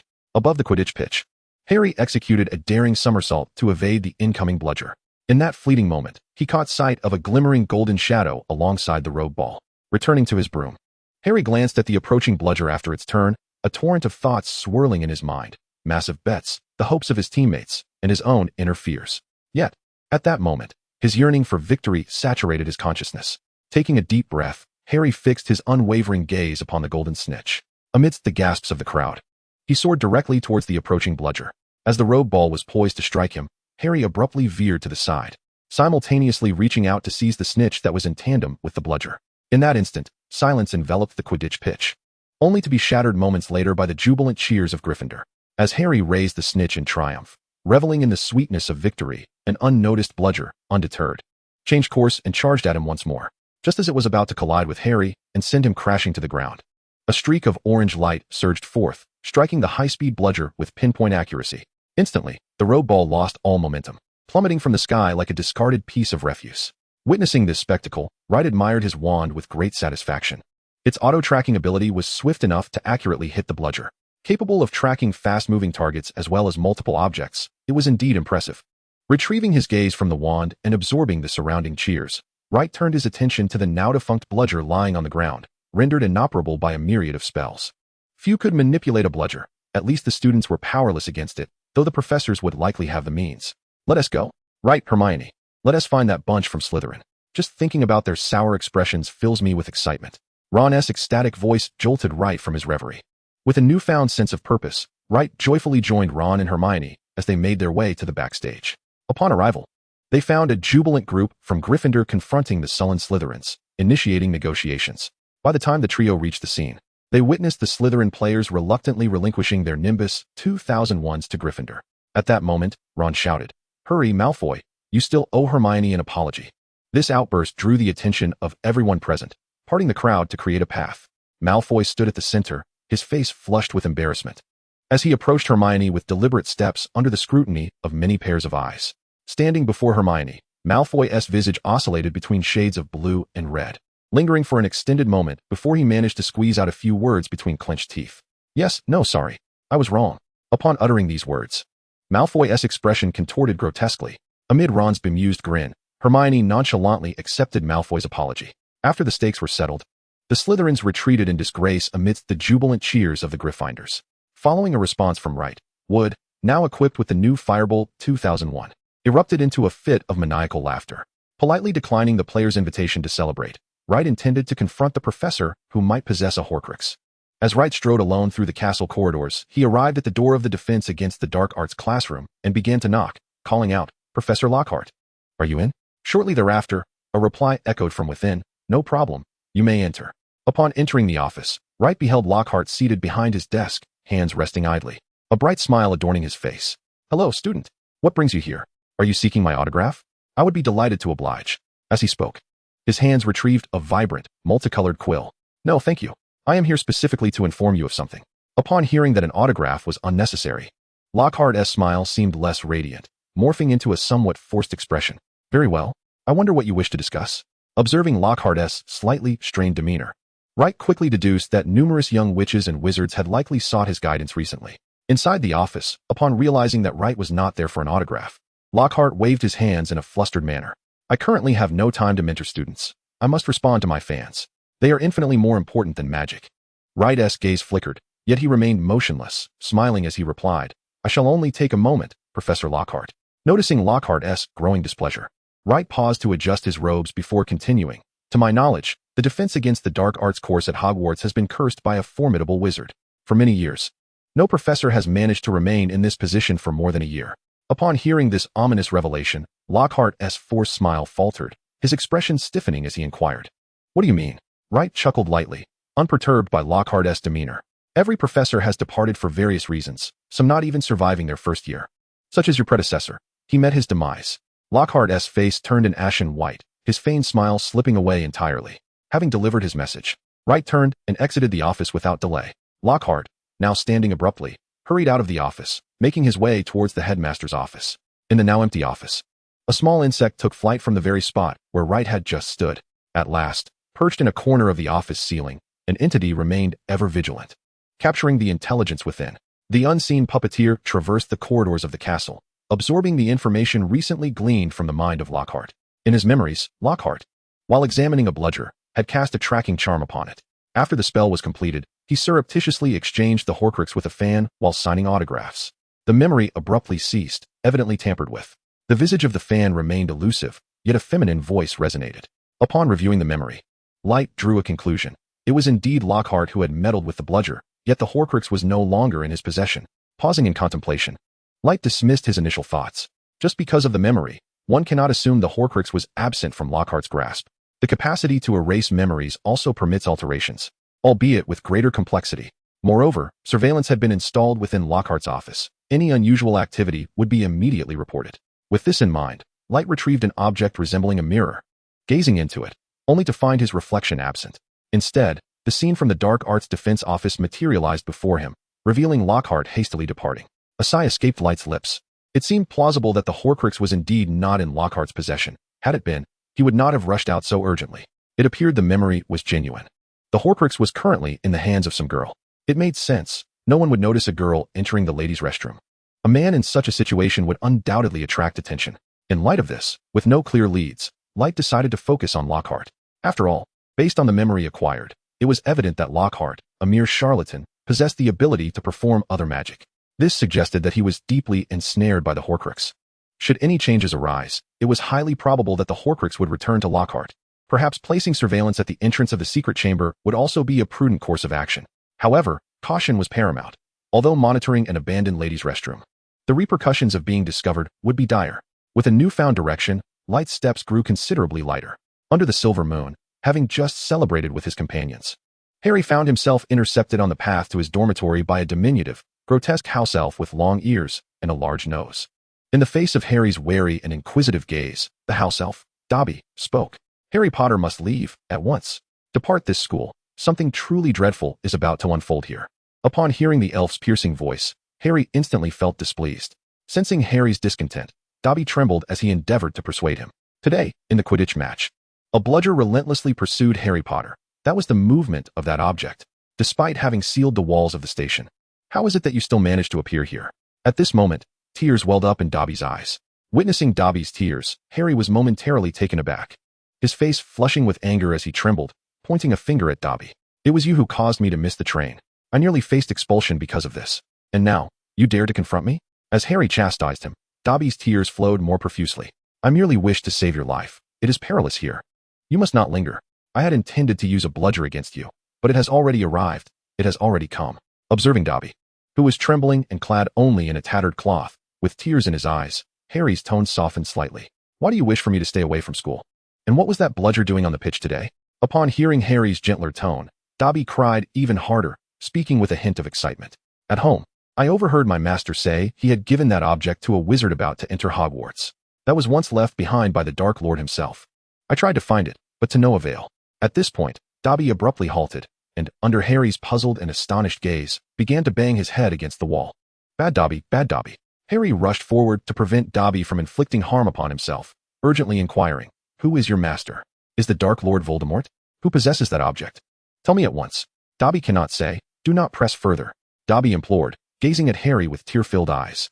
I can only tell you, sir, that this school will become exceedingly dangerous after today. Someone has already been ensnared by it. Anxiously shaking Dobby, Harry exclaimed, What shall we do? Do you know anything more? Just as Dobby was about to speak, as if sensing something, he raised his right hand, snapped his fingers, and vanished before Harry's eyes. At that moment, Filch appeared around the corner, wearing a sinister grin. After much difficulty, Harry had managed to send Filch away under the pretext of celebrating their victory with Professor McGonagall. Watching the retreating figure, Harry softly called out for Dobby, yet received no response. Chapter 93, Lessons. That night, in the dimly lit castle, outside the abandoned girls' lavatory on the second floor, Wright paced before the door, contemplating for a long while, but ultimately lacking the resolve to enter. He inwardly cursed. The founder of Slytherin must be deranged to place the entrance within the ladies' restroom. Relenting, he decided, for the sake of preserving my last shred of dignity, I shall merely set up surveillance at the door. With a deep sigh of contemplation, Wright abandoned his intention to enter. Having completed all of this, he made his way to the room of requirement, resuming his studies in preparation for the future. Early the next morning, Wright sat in the hall, enjoying his breakfast when an owl hovered before him, bearing a letter. It hooted persistently at him. Looking up, Wright noticed the letter clutched in the owl's beak and reached out to receive it. The parchment was unsealed, merely folded, lacking a signature. Yet the content and hasty handwriting revealed the sender's identity. Dear Wright, Boggett has been retrieved. I plan to commence our endeavor this afternoon. Would you be interested in joining me to nurture new magical creatures? Upon reading the letter, Wright had no reason to decline Hagrid's invitation. After a moment's contemplation and checking his schedule, confirming he had no classes that afternoon, he transfigured the fork in his hand into a quill, inscribing his response on the back of the parchment. Of course, I will come this afternoon.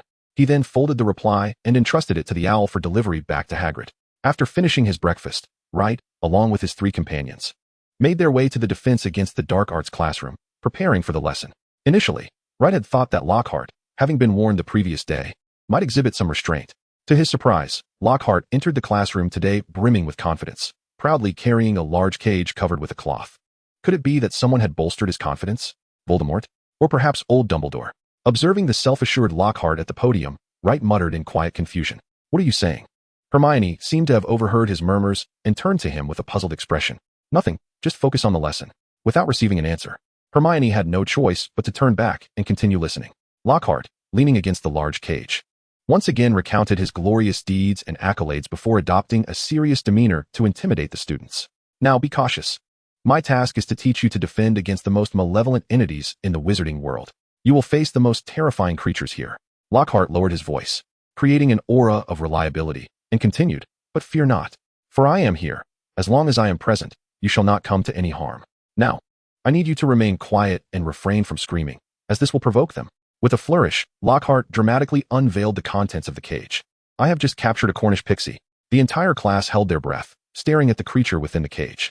Sensing the moment was ripe, Lockhart cleared his throat and then proclaimed loudly, All right, let us see how you will handle them.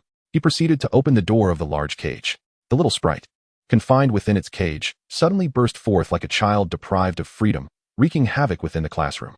It tore down the illustrations adorning the walls, shredding them into fragments, and indiscriminately hurled books from the tables. Ink was splattered upon the young wizards as the sprites engaged in increasingly chaotic mischief, causing a wave of unrest among them, rendering Professor Lockhart's prior admonitions ineffective. Obstacles arose. A shimmering barrier deflected the ink that had been flung, and then, with a deft motion, light struck out, sending several troublesome sprites, intent on tormenting Neville, soaring through the air. Realizing the situation was spiraling out of control, Lockhart urgently called out, Let us drive them away together. They are merely a band of mischievous sprites. Before he could cast a spell, the sprite snatched his wand and flung it out of the window. With a swift flick of his wand, Harry repelled one sprite, while Hermione promptly cast a freezing charm to immobilize another hurtling towards them. Observing Lockhart in utter disarray due to the sprite's antics, Light felt a wave of incredulity wash over him. All petrified, he commanded, unleashing a flurry of radiant beams from his wand that homed in on the errant sprites fluttering about. Under the precise onslaught of magic, the sprites gradually decelerated, halting midair. And subsequently, with a cacophony of clattering, they all tumbled to the ground. The classroom fell into a hushed silence, the young wizards gazing in astonishment at Light. Even Lockhart wearing an expression of shock.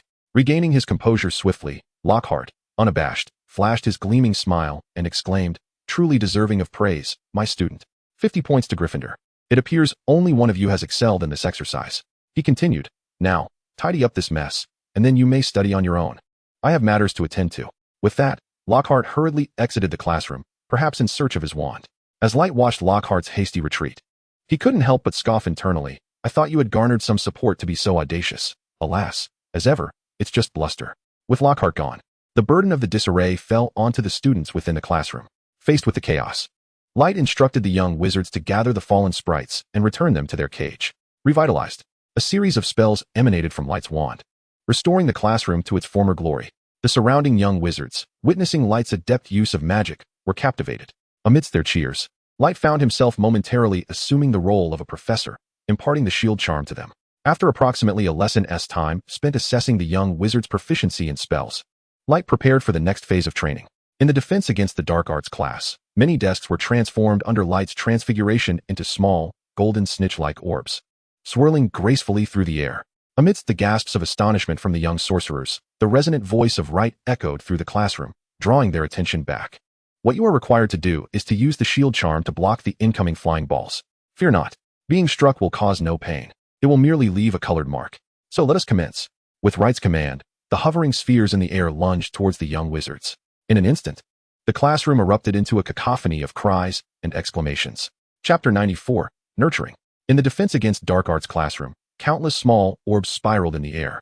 The young wizards on the ground unleashed the shield charm to fend off the balls that could strike at any moment.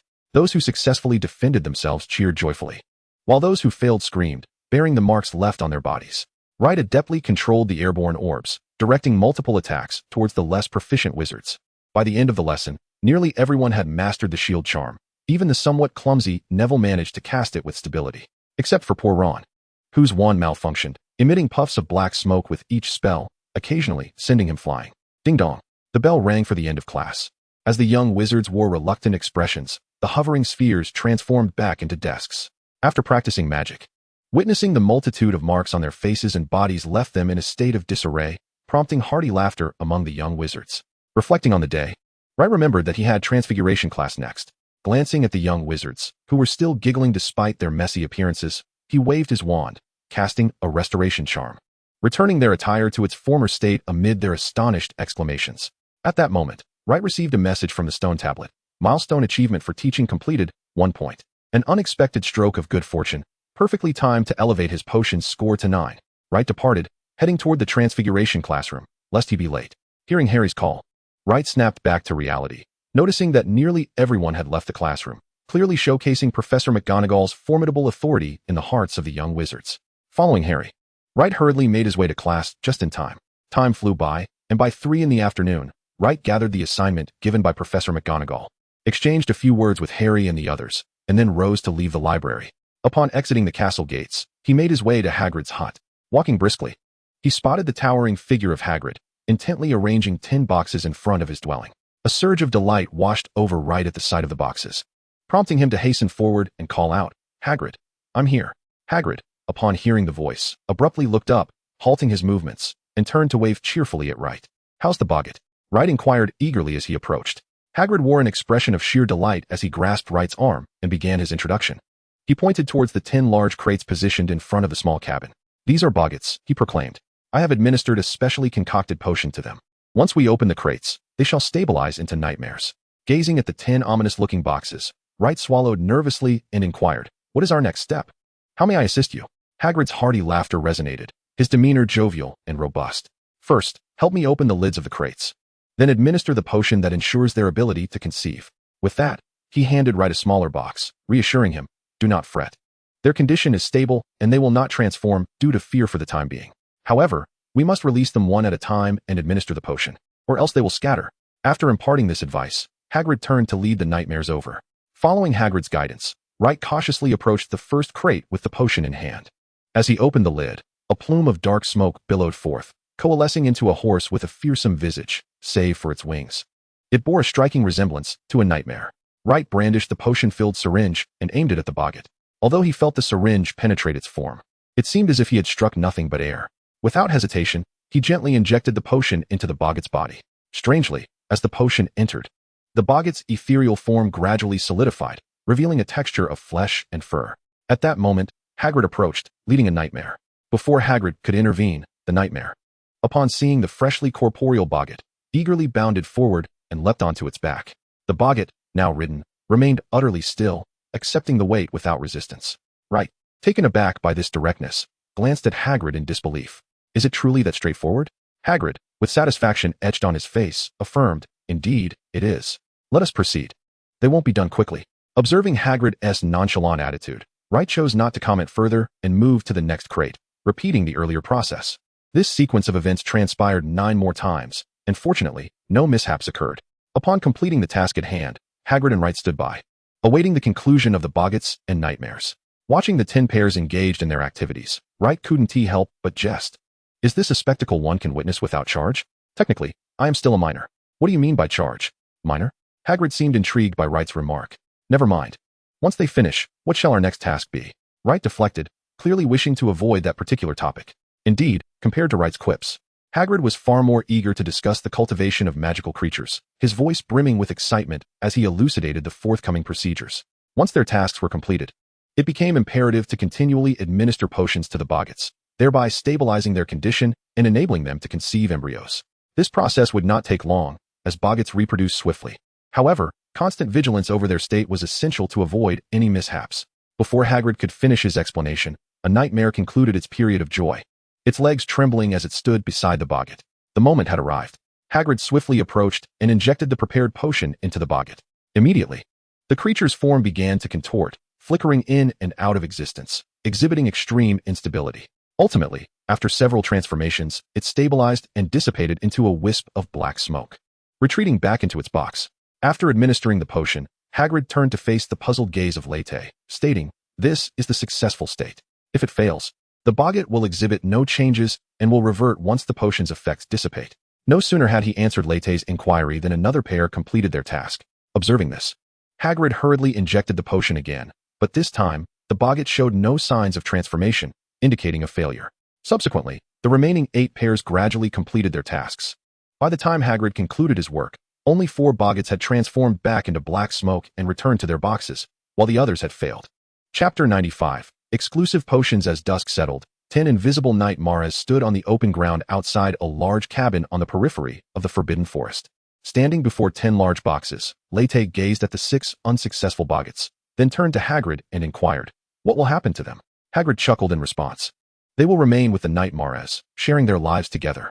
His robust demeanor radiated warmth, and his small eyes sparkled with hope and blessing. Recognizing Hagrid's expression, Lete understood that these boggarts would take up residence within the Forbidden Forest, making it an even more perilous place. This must be my responsibility, Lete thought to himself, shaking his head at the notion. Shaking off the tangled thoughts, Lete turned his attention to the 4 successful boxes and murmured, Next, we simply await their successful births. Hagrid nodded in agreement, then shifted the conversation, cautioning, We cannot celebrate too soon. The birth of a new species requires careful attention. Observing the night maras leaning against one another, a question arose in Lete's mind, prompting him to ask Hagrid, Is such a procedure absolutely necessary? Can it be simplified? As Hagrid prepared to lead the night maras back, he responded gruffly, It cannot be simplified. In the realm of magical creatures, the union of the two is more of a special ritual, which imbues the offspring with greater vitality. Hagrid spoke with a hint of wisdom in his eyes.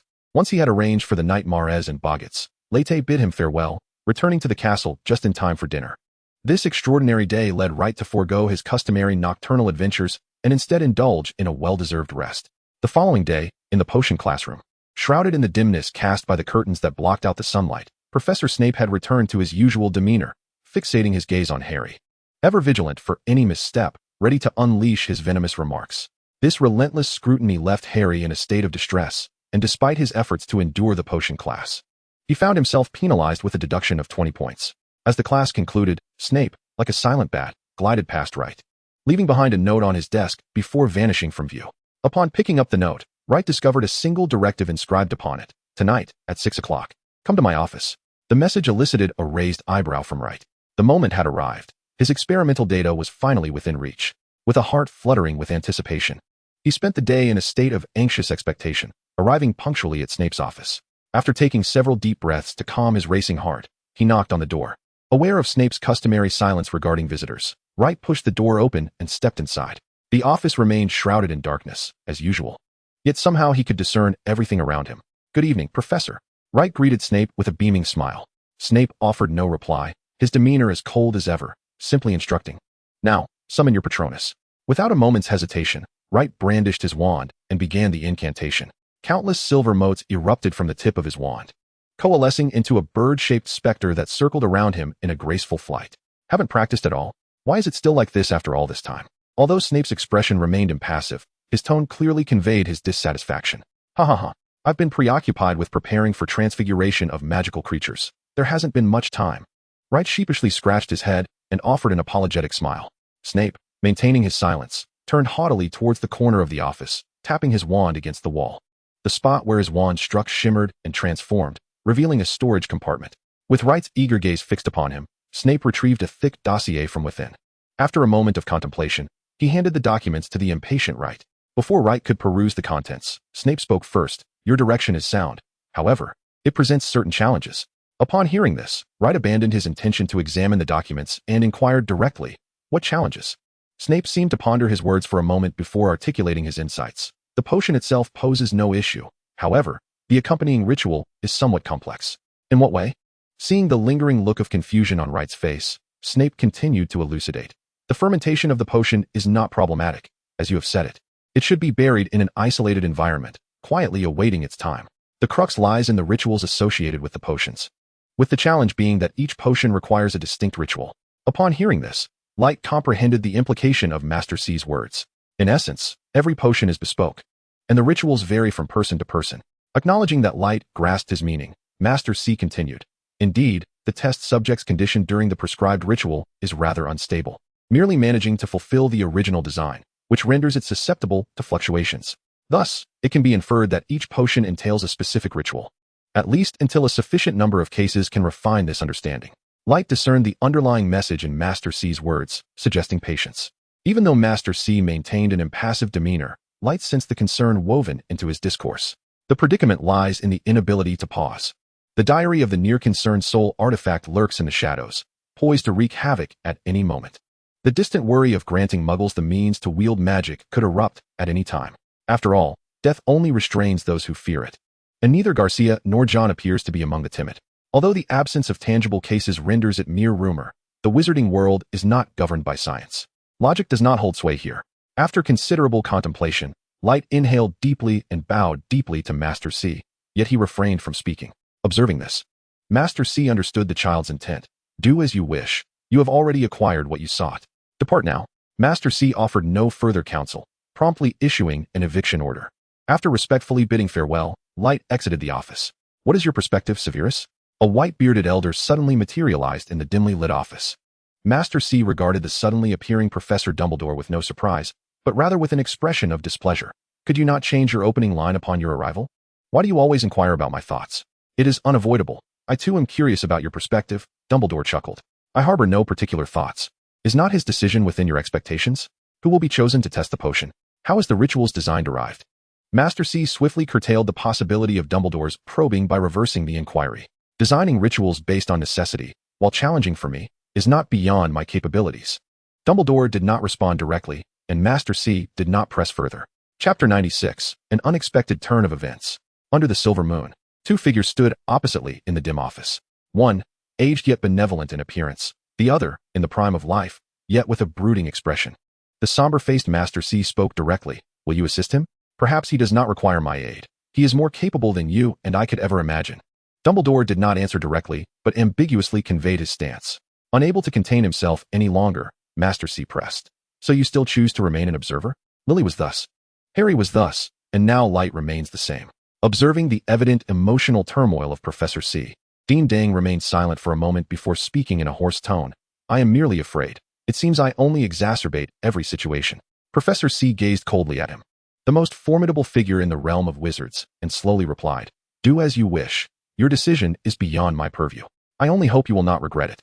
Sensing the implicit dismissal in Professor C's words, Dean Dang did not linger, vanishing in a burst of flames from the office.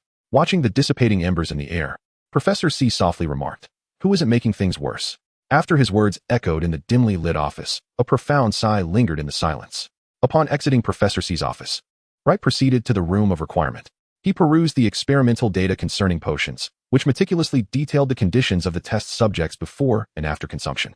Furthermore, the documents elaborated on the origins of ritual magic and the significance of various materials within their environments, leveraging the inherent connection between trolls and the earth.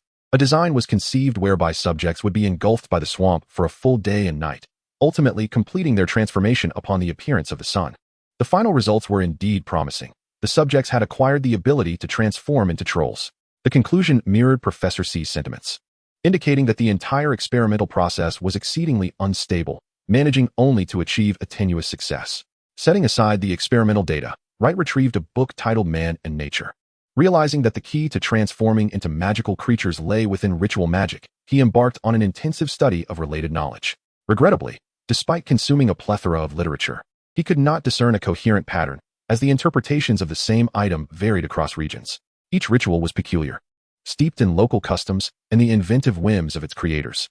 The book in Wright's hands provided a rather generalized amalgamation of natural phenomena alongside various attributes of magical flora and fauna. Employing a dualism of light and dark as its foundation, it strained to expand rituals, typically used in isolation, into a more universal application. After a thorough review of the book, Wright, utilizing his knowledge, precariously constructed a ritual.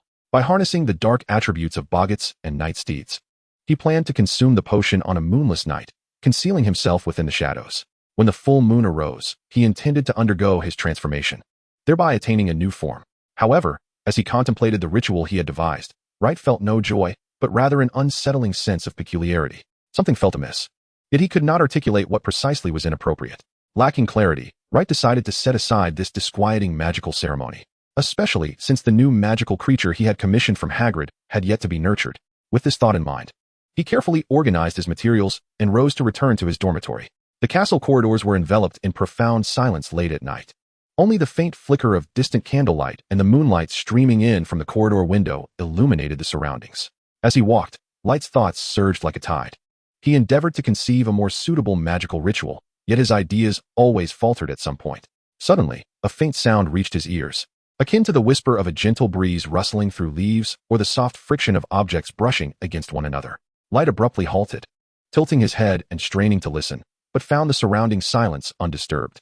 Was it merely an illusion? Or had something truly gone awry? Surveying his surroundings, Light discerned nothing unusual in the corridor aside from the distant candlelight and the moonlight by the window. No, something felt profoundly amiss. A sudden wave of unease washed over him. At that moment, a terrifying thought flashed through his mind. Could it be that the serpent creature had emerged? With this notion, Light swiftly drew out his monitoring device, his expression shifting dramatically. It had warned him more than once, yet he had failed to perceive it. He quickly scrolled through past footage, simultaneously brandishing his wand. In the images, a massive python slithered out from the restroom door, raising its head as it fully emerged, flicking its tongue incessantly as if searching for prey. It was lurking nearby. Light stowed away the device, wand at the ready, remaining vigilant as he intensified his focus on the subtle sounds. He emitted no sound, cautiously advancing toward the source of the noise. As he drew closer, the sound of friction became increasingly distinct, as if a malevolent beast lay concealed in the darkness, poised to pounce on its prey. Suddenly, Light's foot encountered something damp on the ground, nearly triggering a fierce spell in alarm. After a moment of heavy breathing, he steadied himself and peered down. Under the dim candlelight, he discovered a pool of liquid. Before he could investigate whether it was the serpent's drool from its last meal, a sharper sound echoed nearby. Moving swiftly toward the origin of the noise, Light remained alert for any signs of the serpent creature. At that moment, he felt little fear of the serpent. His wand possessed tracking capabilities, and as long as he was not caught off guard, he was confident in a direct confrontation. He quickened his pace, disregarding the potential for ambush, knowing that the serpent would not make noise without reason. It was undoubtedly hunting. Perhaps it had already consumed someone. Every second of delay could mean the loss of a life. Rushing down the corridor, Light reached its end, where he discovered a partially open door. An inexplicable anxiety gripped him, and in an instant, he realized that the serpent lay just beyond that door. He fortified his defenses with armor, ensuring his protection was secure, and cast an illusion spell upon himself. Closing his eyes, he left a narrow slit for vision and slowly approached, carefully slipping through the partially open door. Before Light could thoroughly observe his surroundings, he was greeted by a continuous sound of friction emanating from ahead. Rather than daring to gaze upon the serpent's head, Light lowered his eyes to the ground, attempting to ascertain the creature's position based on its colossal form.